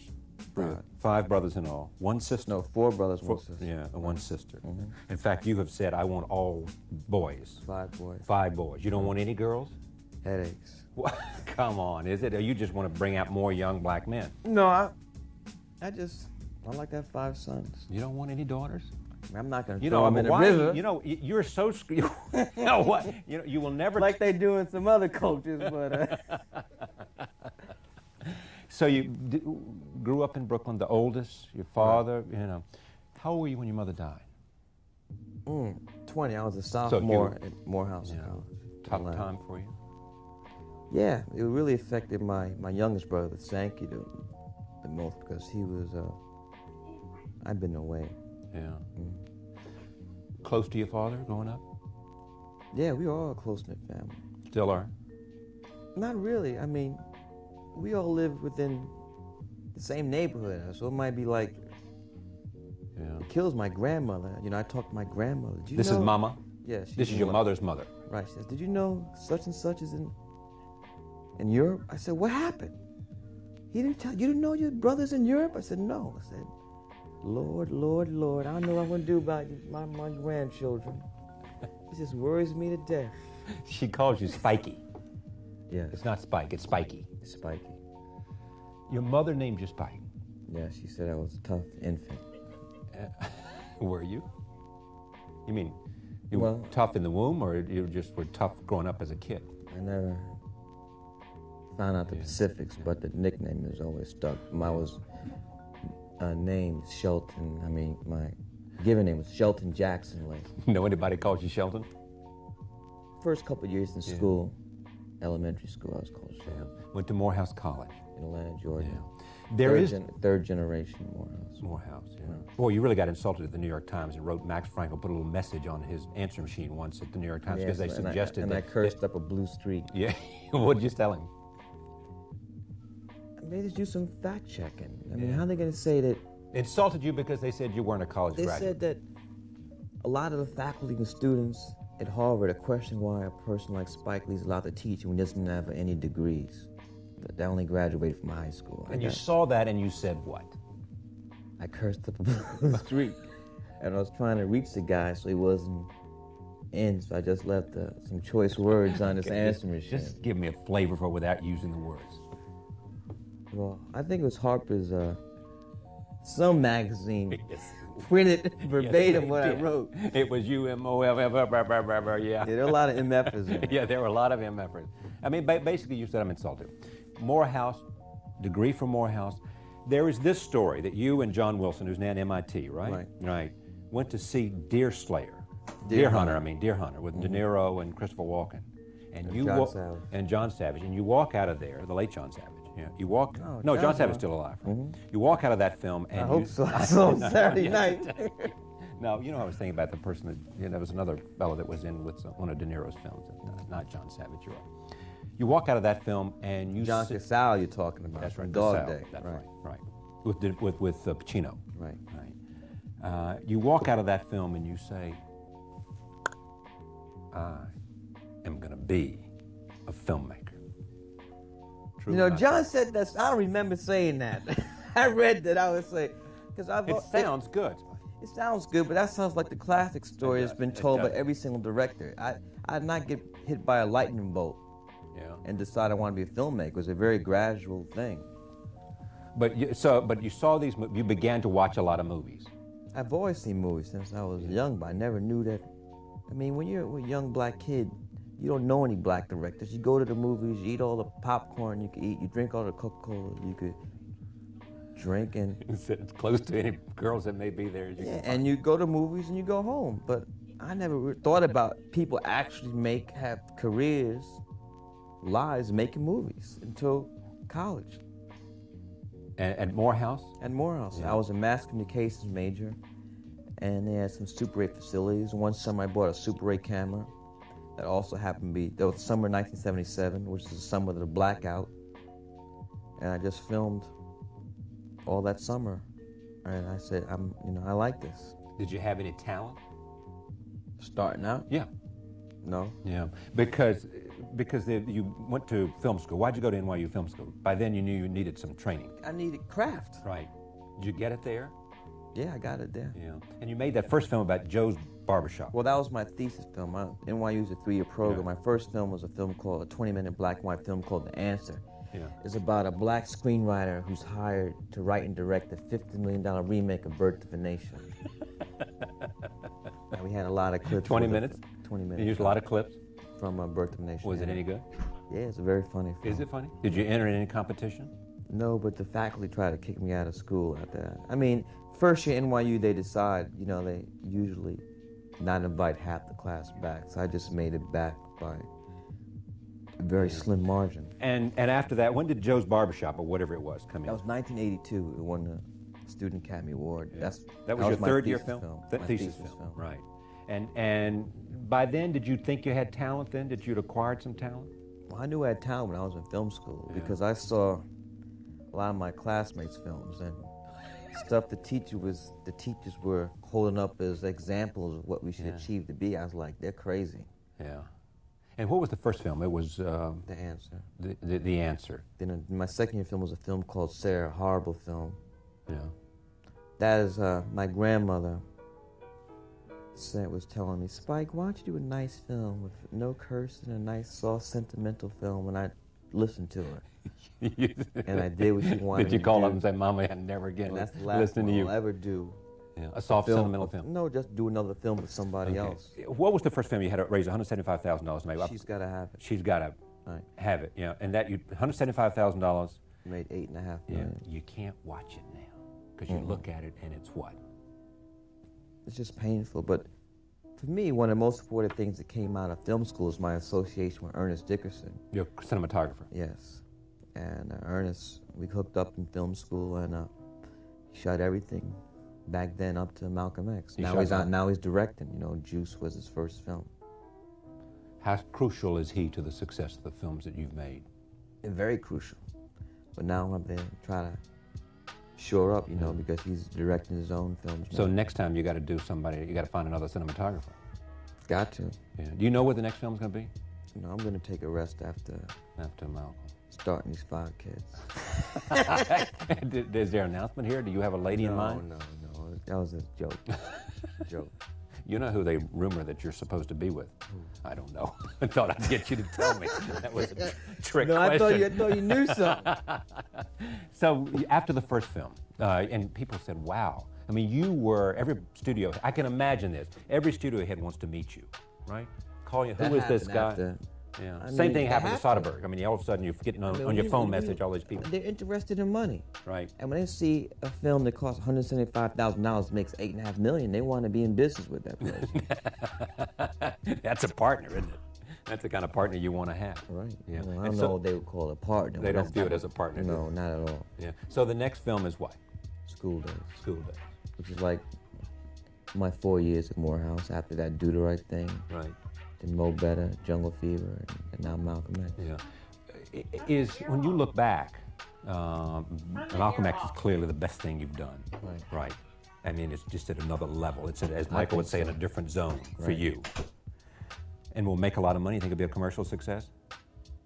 Be my biggest film commercially. Yeah. But you think it'll be a big commercial success? Huge. Huge? Huge. 100 million? I think we go over 100. You do, really? Domestically. Domestically, and then when you go to Europe, this could make you a rich man too, couldn't it? A richer man. Well, I'm at least trying to get my $2 million back out of my salary. At least get that back. All right, and pay back cars and Oprah and. Nah, those were gifts. Yeah, but you're gonna pay them back, aren't you? And they came at the right time to save this film. And the only thing, if this is a huge success, you want to do the right thing, don't you? Let me get my $2 million back. Oh, you want to get yours back first? Yes. That's what they say about you. So then, let me just go back to, so then, is School Days your favorite? What's your favorite of all those before Malcolm? Jungle Fever. It is Jungle Fever, yeah. And that's not a film about interracial marriage, it's a film about the environment of race relations. Well, I think that it was the hook to sell the film, to promote the film, was interracial. thing, but for me personally, what was more important was the disintegration of the black family. That's what that film was about. Here's what's interesting. It's about the disintegration of the black family? Yes. Which is what LA is about, which a lot of what the problems we're having now is about, is it not? Well, I mean, you can't leave out racism. Yeah, I'm not leaving it out. Okay. Racism has to do with the disintegration of the family, but if disintegration... I'm not, don't try to get me in with Mr. Quayle over here. No, I'm not talking about Quayle, but you'd speak to that. I mean, you'd speak candidly to what concerns you most. You said here earlier is what's happening to family. You mentioned teenage pregnancy and what Malcolm would be saying about that. Yeah, that's a family issue. I know, but the way I say it is not the same way that Mr. Quayle is saying it. Well, don't let him preempt. You don't want him to co-opt the language, though. You say it the way you want to, and if right. He's, right? I just don't want to be thrown with that conservative Republican, blame the victim type of thing. Yeah. If, in fact, back to Jungle Fever and the making of, did you interview women, a lot of them, about sexuality because you That was She's Gotta Have It. Oh, that was She's Gotta Have It. Right, we had like what did you do? Because it just struck me one more time, as Spike, it's not unlike interviewing people about Malcolm. You're interviewing people because She's Gotta Have It. This is the first film, the first big film. She's Gotta Have It. The lead character, Nola Darling, is a young woman who's she's exploring her sexuality. And, I had to ask women, about that stuff, so film could at least try to be realistic as possible. So, I think I interviewed 40 women.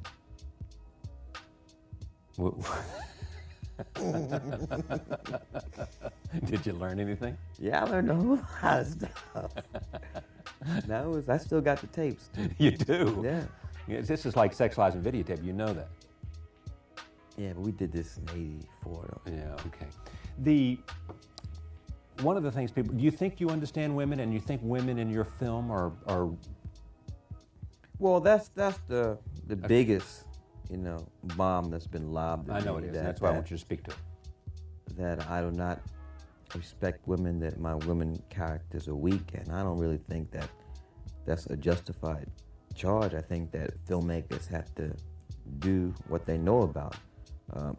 What I've tried to do is strengthen the characters. I don't think that I go out making, in my mind, trying to make negative images of women. And I think that the women can be very pleased with how the women are portrayed in Malcolm X, especially the character Betty Shabazz, Malcolm's widow, and also Malcolm's mother, Louise Little. How are you growing as a filmmaker? Well, I'm growing all the time. I think one of the reasons why I continue and always hope to make films is because there's so much to learn with this thing called cinema. I mean, Kurosawa, one of the greatest filmmakers ever, he's 86, 87 years old. He still says there's things he doesn't know. If he could say that, then I there's no way I could even attempt to say that I know everything about filmmaking. And I myself see growth in my films. She's Gotta Have It, School Days, Do the Right Thing, Mo Better, Jungle Fever, Malcolm X. To me, it's, we're going up. You mentioned not just me, but everybody I work with. Robert Reed, who cast my films, Ernest Dickerson, who shoots them, Ruthie Carter, the costume designer.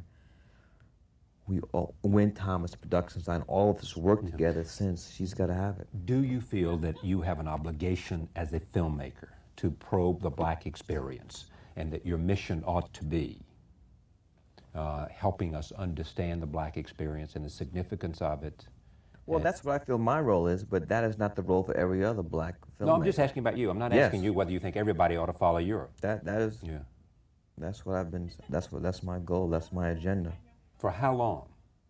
I mean, if somebody comes along and wants you to do Cops and Roggers, wrong guy. Somebody comes along and wants you to do a great love story that's not the part of the black experience, wrong guy. Well, I'm not saying that, but if you look at your mandate and your agenda... I mean, if you look at my films are a lot more multicultural than I mean... Well, clearly they have a broader appeal. I mean, you're not just limited to a certain audience. No, I'm saying no, but if you compare me, the racial makeup of my films, compare that to the racial makeup of filmmakers like Woody Allen, right, and a lot of other people I could name. I mean, it's a lot more diverse with my films, but I mean, Woody Allen has never been asked, is he ever gonna do a film that doesn't deal with, you know, intellectual Jewish people who live on the Upper West Side. No one ever asked Fellini, are you ever gonna do a film that doesn't deal with Italians? No one's ever gonna ask Kurosawa, are you ever gonna do a film that doesn't deal with you know, with Japanese? But I mean, I put our culture in that same thing. But you're not insulted by the question, are you? I mean, are you? I'm not insulted by the question. But I mean, I'd ask Woody Allen. I mean, I asked the question though. But so you asked Woody Allen that question. What did he say? No, I would ask him that question though. I mean, I would ask. How come he's never been asked that question? Well, because he never comes in and sits down to talk to me. That's one reason. But even journalists had access. He's done interviews. I don't know. Woody Allen has done interviews. He's never been asked. All the movies you do in New York, how come there are no black people? How come there are no poor? I mean, there might be an extra. How come you only speak to the Jewish experience in New York? Is that what you... He's not asked that question. And I had no problems with him making the films he wants to make. Yeah. But my first 2 films, She's Gonna Have It, School Days, I was asked constantly by journalists, so you ever gonna have any white people in your films, Spike? Yeah, white. All the time. Yeah. All the time. And only white people ask about Mookie. Well, let's put it in context. I do a lot of, I give a lot of talks around the nations, and schools, colleges, and universities. And after I give my talk, I always open up the floor for a question and answer period. And did Mookie do the right thing? The question always arises from why does Mookie throw the garbage can through the window? No black person's ever asked me that question because they understand exactly why Mookie threw the garbage can through the window. Spike Lee, back in a moment. Stay with us.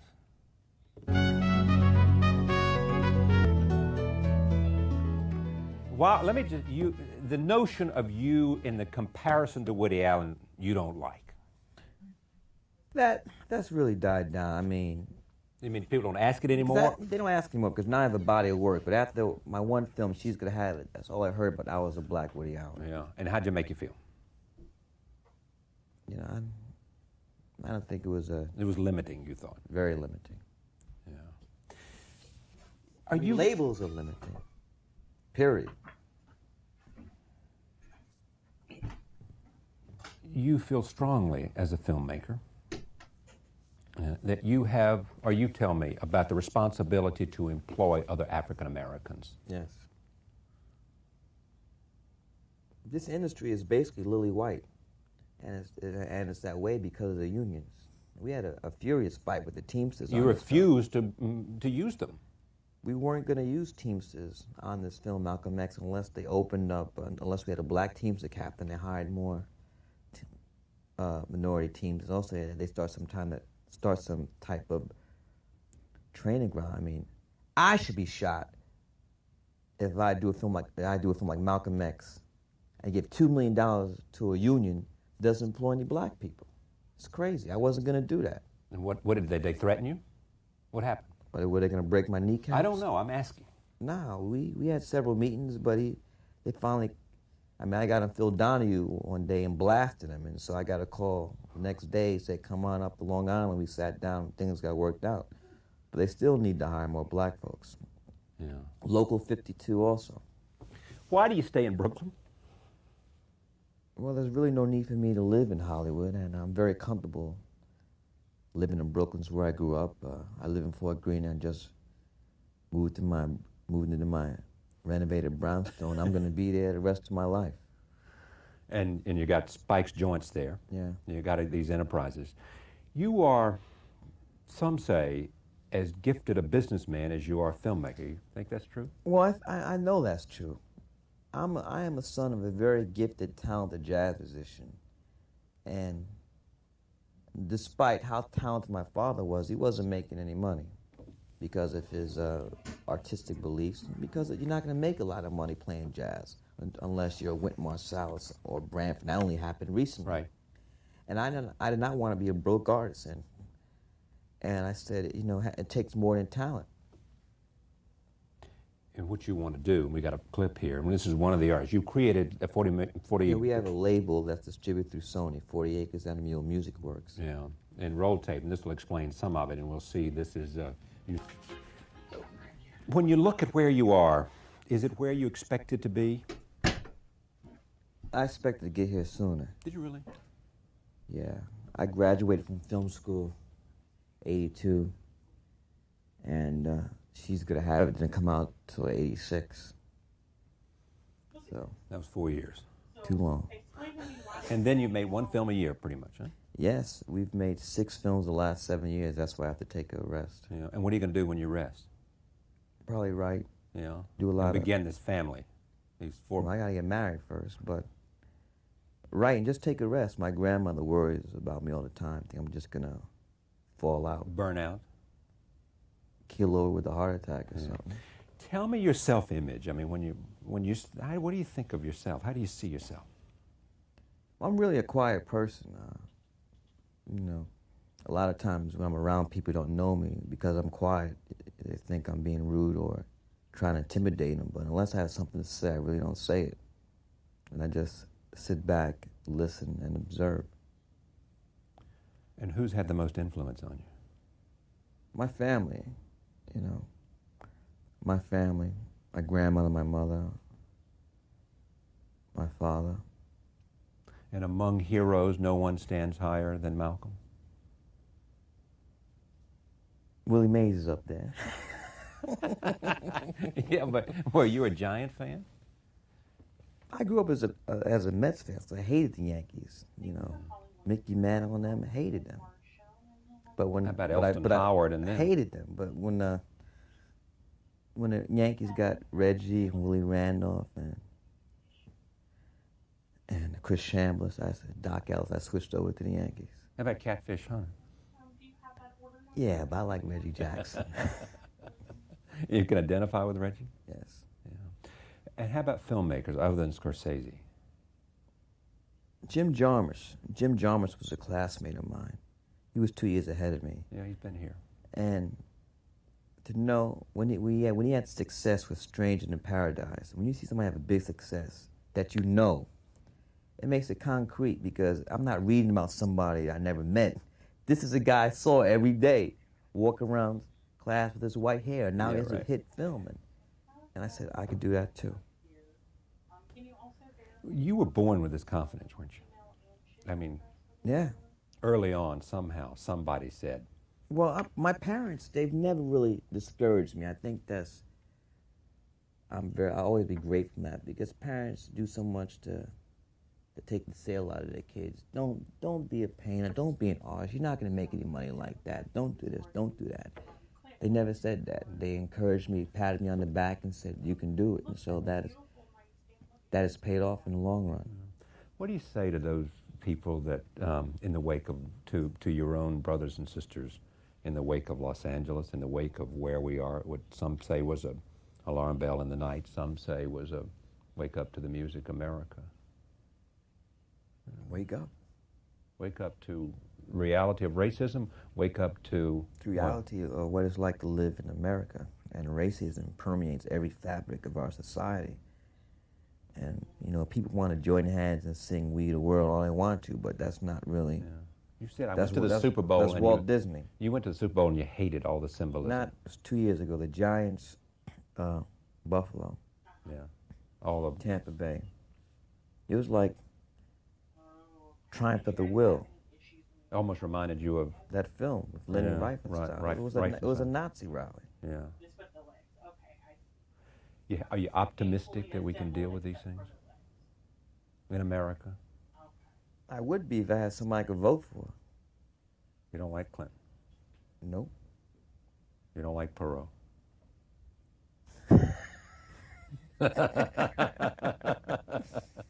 It's amazing. We might have somebody elected president, elected because he's not a candidate. Right. The first person ever elected in office because he doesn't hold any position. Who could you vote for? Could you vote for Cuomo? Jackson? Yeah. You know a white candidate I could vote for? Who? Bill Bradley. You could vote for Bradley? Yeah. Good to have you here. Thanks very much. Thank you. Appreciate it. Okay.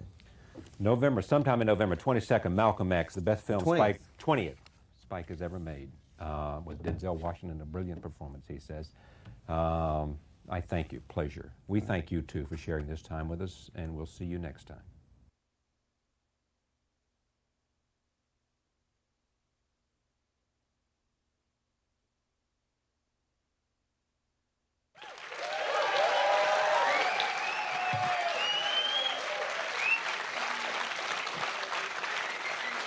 Thank you, thank you, thank you. I have one question. Is Brooklyn in the house? No? Brooklyn's always in the house. If you've been to Brooklyn, you say you're in the house. Is Brooklyn in the house? There you go. Good evening, London. And I'm just gonna check here because I'm not sure. Can I hear it for the Arsenal supporters? Don't hate. We're gonna win tonight. Anyway, we're gonna have, hopefully this will be an informative night. You learn something. And we have some clips, specially picked by me. So then we'll look at them, then I'll break it down. So let's turn up to a little bit, okay? And then you heard that in the back? All right. From the first clip from 2002, 25th Hour. Thank you. No love for 25th Hour? Yeah, fuck you too. Fuck me, fuck you. Fuck you and this whole city and everyone in it. No. Fuck the panhandlers grubbing for money and smiling at me behind my back. Fuck the squeegee men dirtying up the clean windshield of my car. Get a fucking job. Fuck the Sikhs and the Pakistanis bombing down the avenues in decrepit cabs. Curry steaming out their pores, stinking up my day. Terrorists in fucking training. Slow the fuck down! Think about getting one of those operations that elongate your penis? Fuck the Chelsea boys with their waxed chests and pumped up biceps. Going down on each other in my parks and on my piers, jiggling their dicks on my Channel 35. Fuck the Korean grocers with their pyramids of overpriced fruit and their tulips and roses wrapped in plastic. 10 years in the country, still no speaky English. Fuck the Russians in Brighton Beach. Mobster thugs sitting in cafes, sipping tea in little glasses, sugar cubes between their teeth. Wheeling and dealing and scheming. Go back where you fucking came from. Fuck the black-hatted Hasidim strolling up and down 47th Street in their dirty gabardine with their dandruff, selling South African apartheid diamonds. Come on, your wife deserves this. Fuck the Wall Street brokers, self-styled masters of the universe, Michael Douglas, Gordon Gekko wannabe motherfuckers figuring out new ways to rob hardworking people blind. Send those Enron assholes to jail for fucking life. You think Bush and Cheney didn't know about that shit? TheRodneyClayShow, Give me y'all. a fucking break. Tyco, Imclone, Adelphia, WorldCom. Fuck the Puerto Ricans. 22 a car, swelling up the welfare rolls. Worst fucking parade in the city.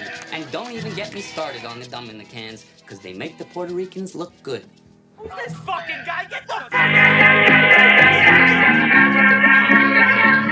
Warm-up suits, their St. Anthony medallions, swinging their Jason Giambi, Louisville Slugger, baseball bat, trying to audition for the Sopranos.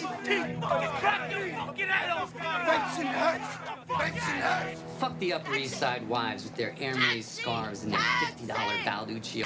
Overfed faces getting pulled and lifted and stretched all taut and shiny. You're not fooling anybody, sweetheart. Taxi! Fuck the Uptown Brothers. They never pass the ball. They don't want to play defense. They take 5 steps on every layup to the hoop, and then they want to turn around and blame everything on the white man. Slavery ended 137 years ago. Move the fuck on. Fuck the corrupt cops with their anus-violating plungers and their 41 shots. Standing behind a blue wall of silence. You betray our trust.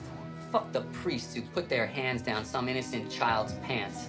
Fuck the church that protects them, delivering us into evil. And while you're at it, fuck JC, he got off easy. A day on the cross, a weekend in hell, and all the hallelujahs of the legioned angels for eternity. Try 7 years in fucking Otisville, Jay. Fuck Osama bin Laden, Al-Qaeda, and backward-ass, cave-dwelling fundamentalist assholes everywhere. On the names of innocent thousands murdered, I pray you spend the rest of eternity with your 72 whores roasting in a jet fuel fire in hell. You towel-headed camel jockeys can kiss my royal Irish ass. I notice how many of what I once thought were evidences of repression. Fuck Jacob Walensky. Sexual or otherwise. Whining malcontent. Fuck Francis Xavier Slattery, my best friend, judging me while he stares at my girlfriend's ass. Fuck Naturel Rivera. I gave her my trust and she stabbed me in the back. Sold me up the river. Fucking bitch. Fuck my father with his endless grief, standing behind that bar, sipping on club soda, selling whiskey to firemen and cheering Bronx bombers. Let's go Yankees! Fuck this whole city and everyone in it. From the row houses of Astoria to the penthouses on Park Avenue. From the projects in the Bronx to the lofts in Soho. From the tenements in Alphabet City to the brownstones in Park Slope to the split levels in Staten Island. Let an earthquake crumble it. Let the fires rage. Let it burn to fucking ash, and then let the waters rise and submerge this whole rat-infested place.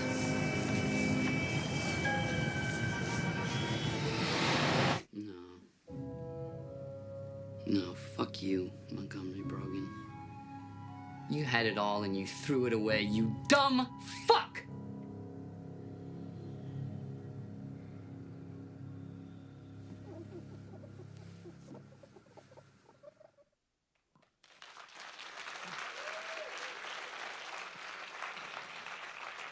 That's my man. Next clip. You gotta turn it up, baby. Next clip.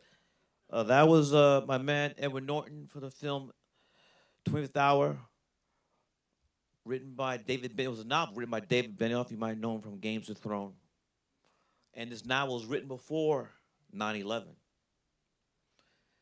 So when I got the thing, I said, we're gonna make this post 9/11. I want to do a film, a post 9/11 New York City film. I was not there that day. I had flown to LA the day before. So I was awakened by a phone call from my wife, Tanya, who's here. And she told me to turn on the television. And when I turned on the TV, that's when I saw the second tower hit. So I got another movie that came out of that, which I'm going to do one day. Right away, I had to get home.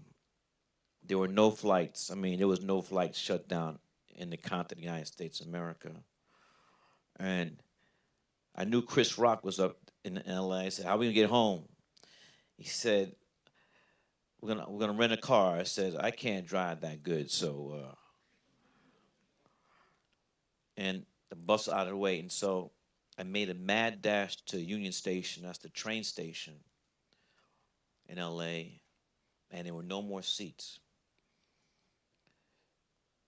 But historically, the guys on the cooks and the porter, they're black. All the way back from A. Philip Randolph, the Brotherhood. So they said, Spike, we got you. So they let me sleep in one of the spaces. 3 days to get back to New York. We went from LA, Chicago, had to change train to Chicago and go to New York.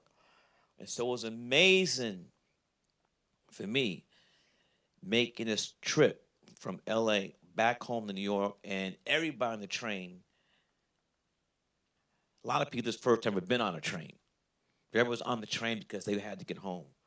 And so every time we pulled up into a stop, we tried to run off the train and grab newspapers and stuff and try to just, because there were no radios, we're just trying to keep, up to date what was happening. So anyway, what's up, everybody? It's the Rodney Clay Show. We're coming up on the 12th hour of this 3 a.m. to 3 a.m. marathon. I'm getting it together as far as getting these guests on, but we got some time. Maybe we can do it like in the evening or late afternoon. Regardless, we'll have a nice show for you. It's just a marathon. It's a flag in the whole history of the Rodney Clay Show. Right now, we're listening to Spike Lee giving lectures on the art of directing. Check them out. When I got the offer to do that, I told the people that we're making this a post 9/11. Next time for the Rodney Clay Show, y'all. New York. Smarty McFly. In that time. For the Rodney Clay Show. With, the late great Philip Seymour Hoffman, Barry Pepper, Rosario. So we just, we made the film, and people overlooked it, when it came out. But now people are going back, and one of the best things about Bamboozled is that not Bamboozled, Black Klansmen, is that people going back to look at other stuff. Because this is my fourth decade, so some of these joints they missed or dismissed, but they're going back and looking at stuff. So it was this scene here you saw was not in the script, because I didn't even know when I got sent the script. I knew it was a novel. So I said, David sent me the novel. He sent me the novel, and this scene was in it. I said, how come this motherfucking scene is not in the script? And he said, well, I don't figure out how to shoot it. I said, look, just we're doing this. I got this.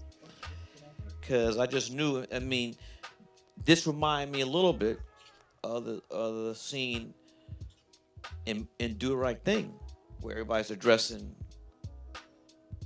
the camera. So I knew I could do that. We just wanted to show with this character the love-hate relation that a lot of New Yorkers have with the city. All right, that's for that one. But how many people have not seen this film? Come on, Ray. If you haven't seen it, all right. Thank you, my mate, my bloke. So since this is a David Lean lecture, it'll be unthinkable of me not to include a clip from one of the great filmmakers of all time, one of my favorite filmmakers. So we're gonna look at this next joint, David Lean's joint, Bridge River Choir. And also, we'll talk about it later, but this ending is one of the greatest endings in the history of British cinema.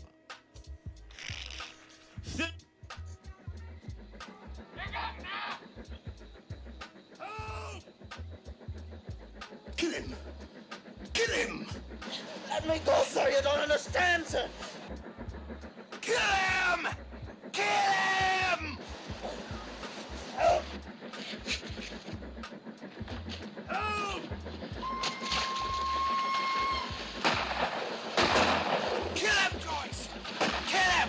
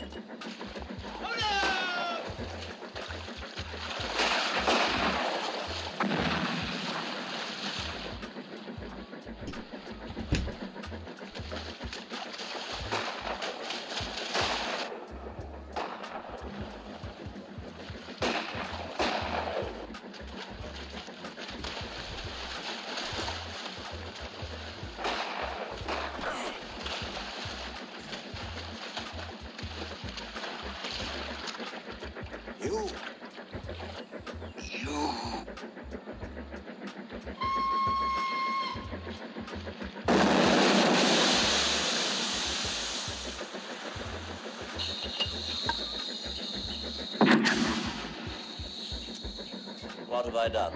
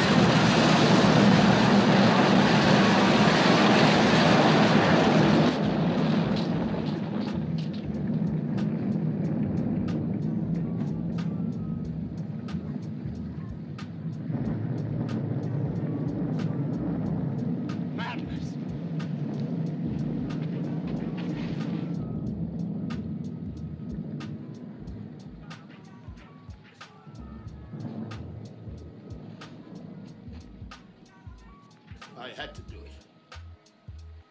I had to do it. They might have been captured alive. It was the only thing to do.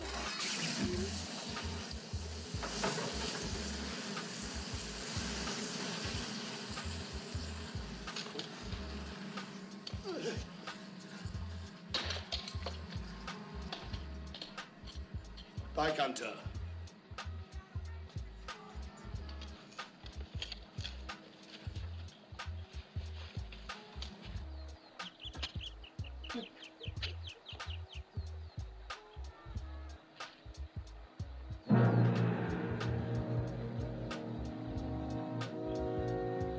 Madness. Madness.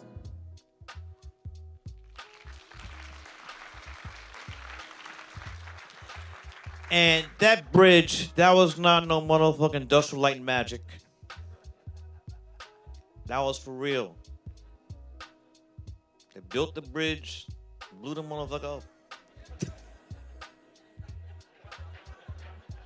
I don't know how many cameras, but that was one take. So they had to get it.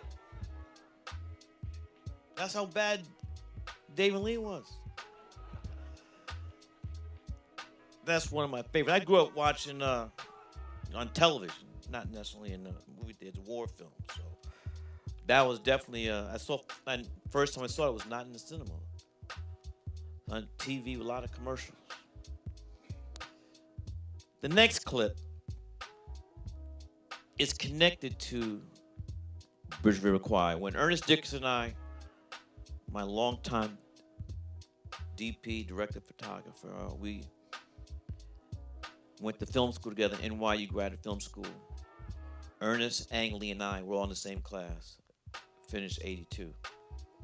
And while we were in preparation to do Malcolm X, next time for the Rodney Clay Show, y'all. Lawrence Arabia, they had restored it. And at that time, it's no longer there. Now it's a ballroom, but back in the day, the big films, they were screened in this theater called the Ziegfeld.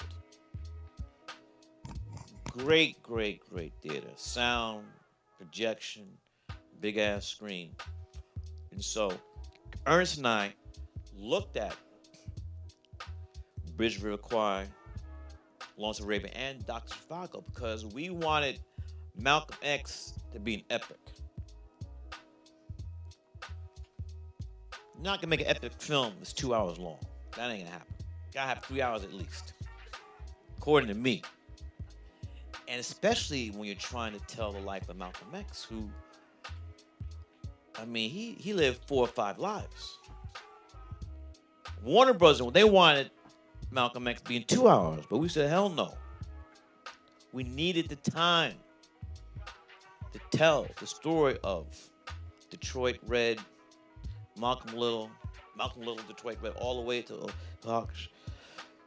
Malcolm. Then he went to, we had to show the conversion. We went to Mecca. We felt we found true Islam. It takes time. But David Lean, Ernst and I studied his epic films, 3 I just mentioned. And so this next scene is from Malcolm X, starring the great Denzel Washington. Give it up for Denzel, please.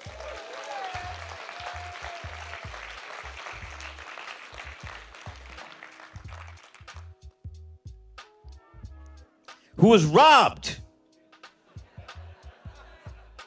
hoodwinked, led astray, bamboozled out of that Oscar for this performance. Amazing. Denzel, it took a year. He took a year to prepare for this role. Did not take any other roles. Did not work. It took him a year because he knew that just dyeing your hair red or imitating your voice, that shit is surface. Surface. So Denzel took a year of preparation. Did not drink any more alcohol. No pork. Learn how to read the Quran. pray in Arabic. He knew all this stuff was necessary. Just sound like somebody, looking like somebody, that ain't it. That's not enough. And anybody working on that film will tell you today, many years later, that many times we thought we were seeing the reincarnation of Malcolm when Denzel was doing his thing. There was one scene where all the speeches were Malcolm's words. And so there's one scene, it's a scene where he had the big painted portrait of Elijah Muhammad behind him. Remember the film? Played by the late, great Al Freeman Jr. It's like a 8 pages, the script was like 8-page scene. We were shooting film, so it's 10-minute mag.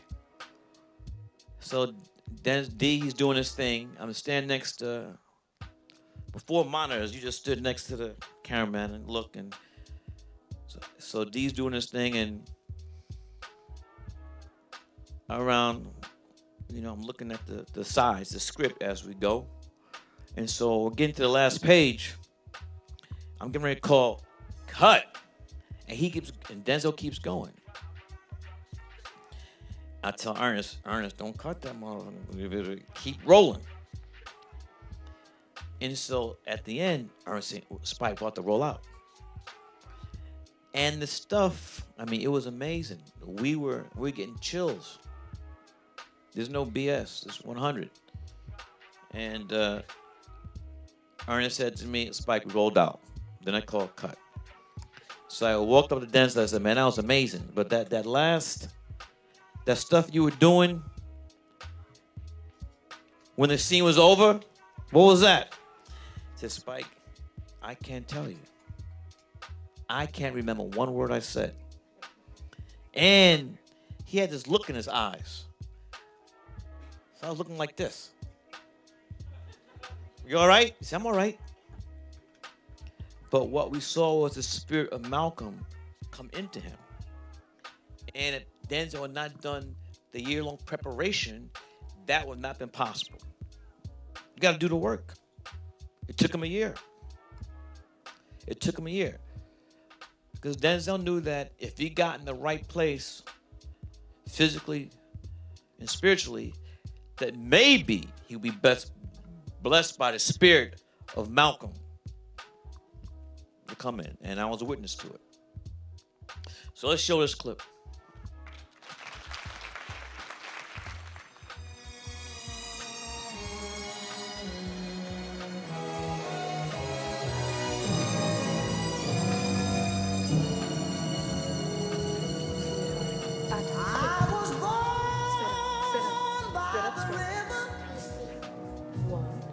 In a little tent. It's time for the Rodney Clay Show, y'all. The river I've been running ever since. It's been a long time.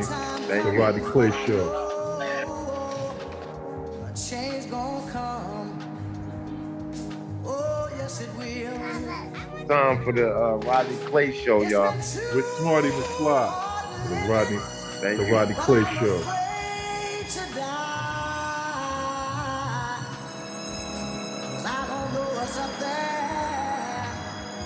Beyond the sky, it's been a long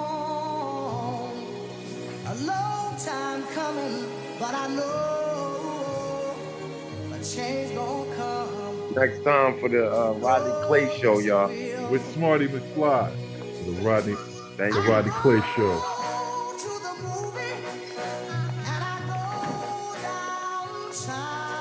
Rodney Clay Show. Somebody keep telling me the Rodney Clay Show. You're very welcome, my beautiful little sister. But I know a change gonna come. Oh, yes it will. Then I go to my brother. The minister hasn't arrived yet. Don't worry. He'll be here like clockwork. help me please. But he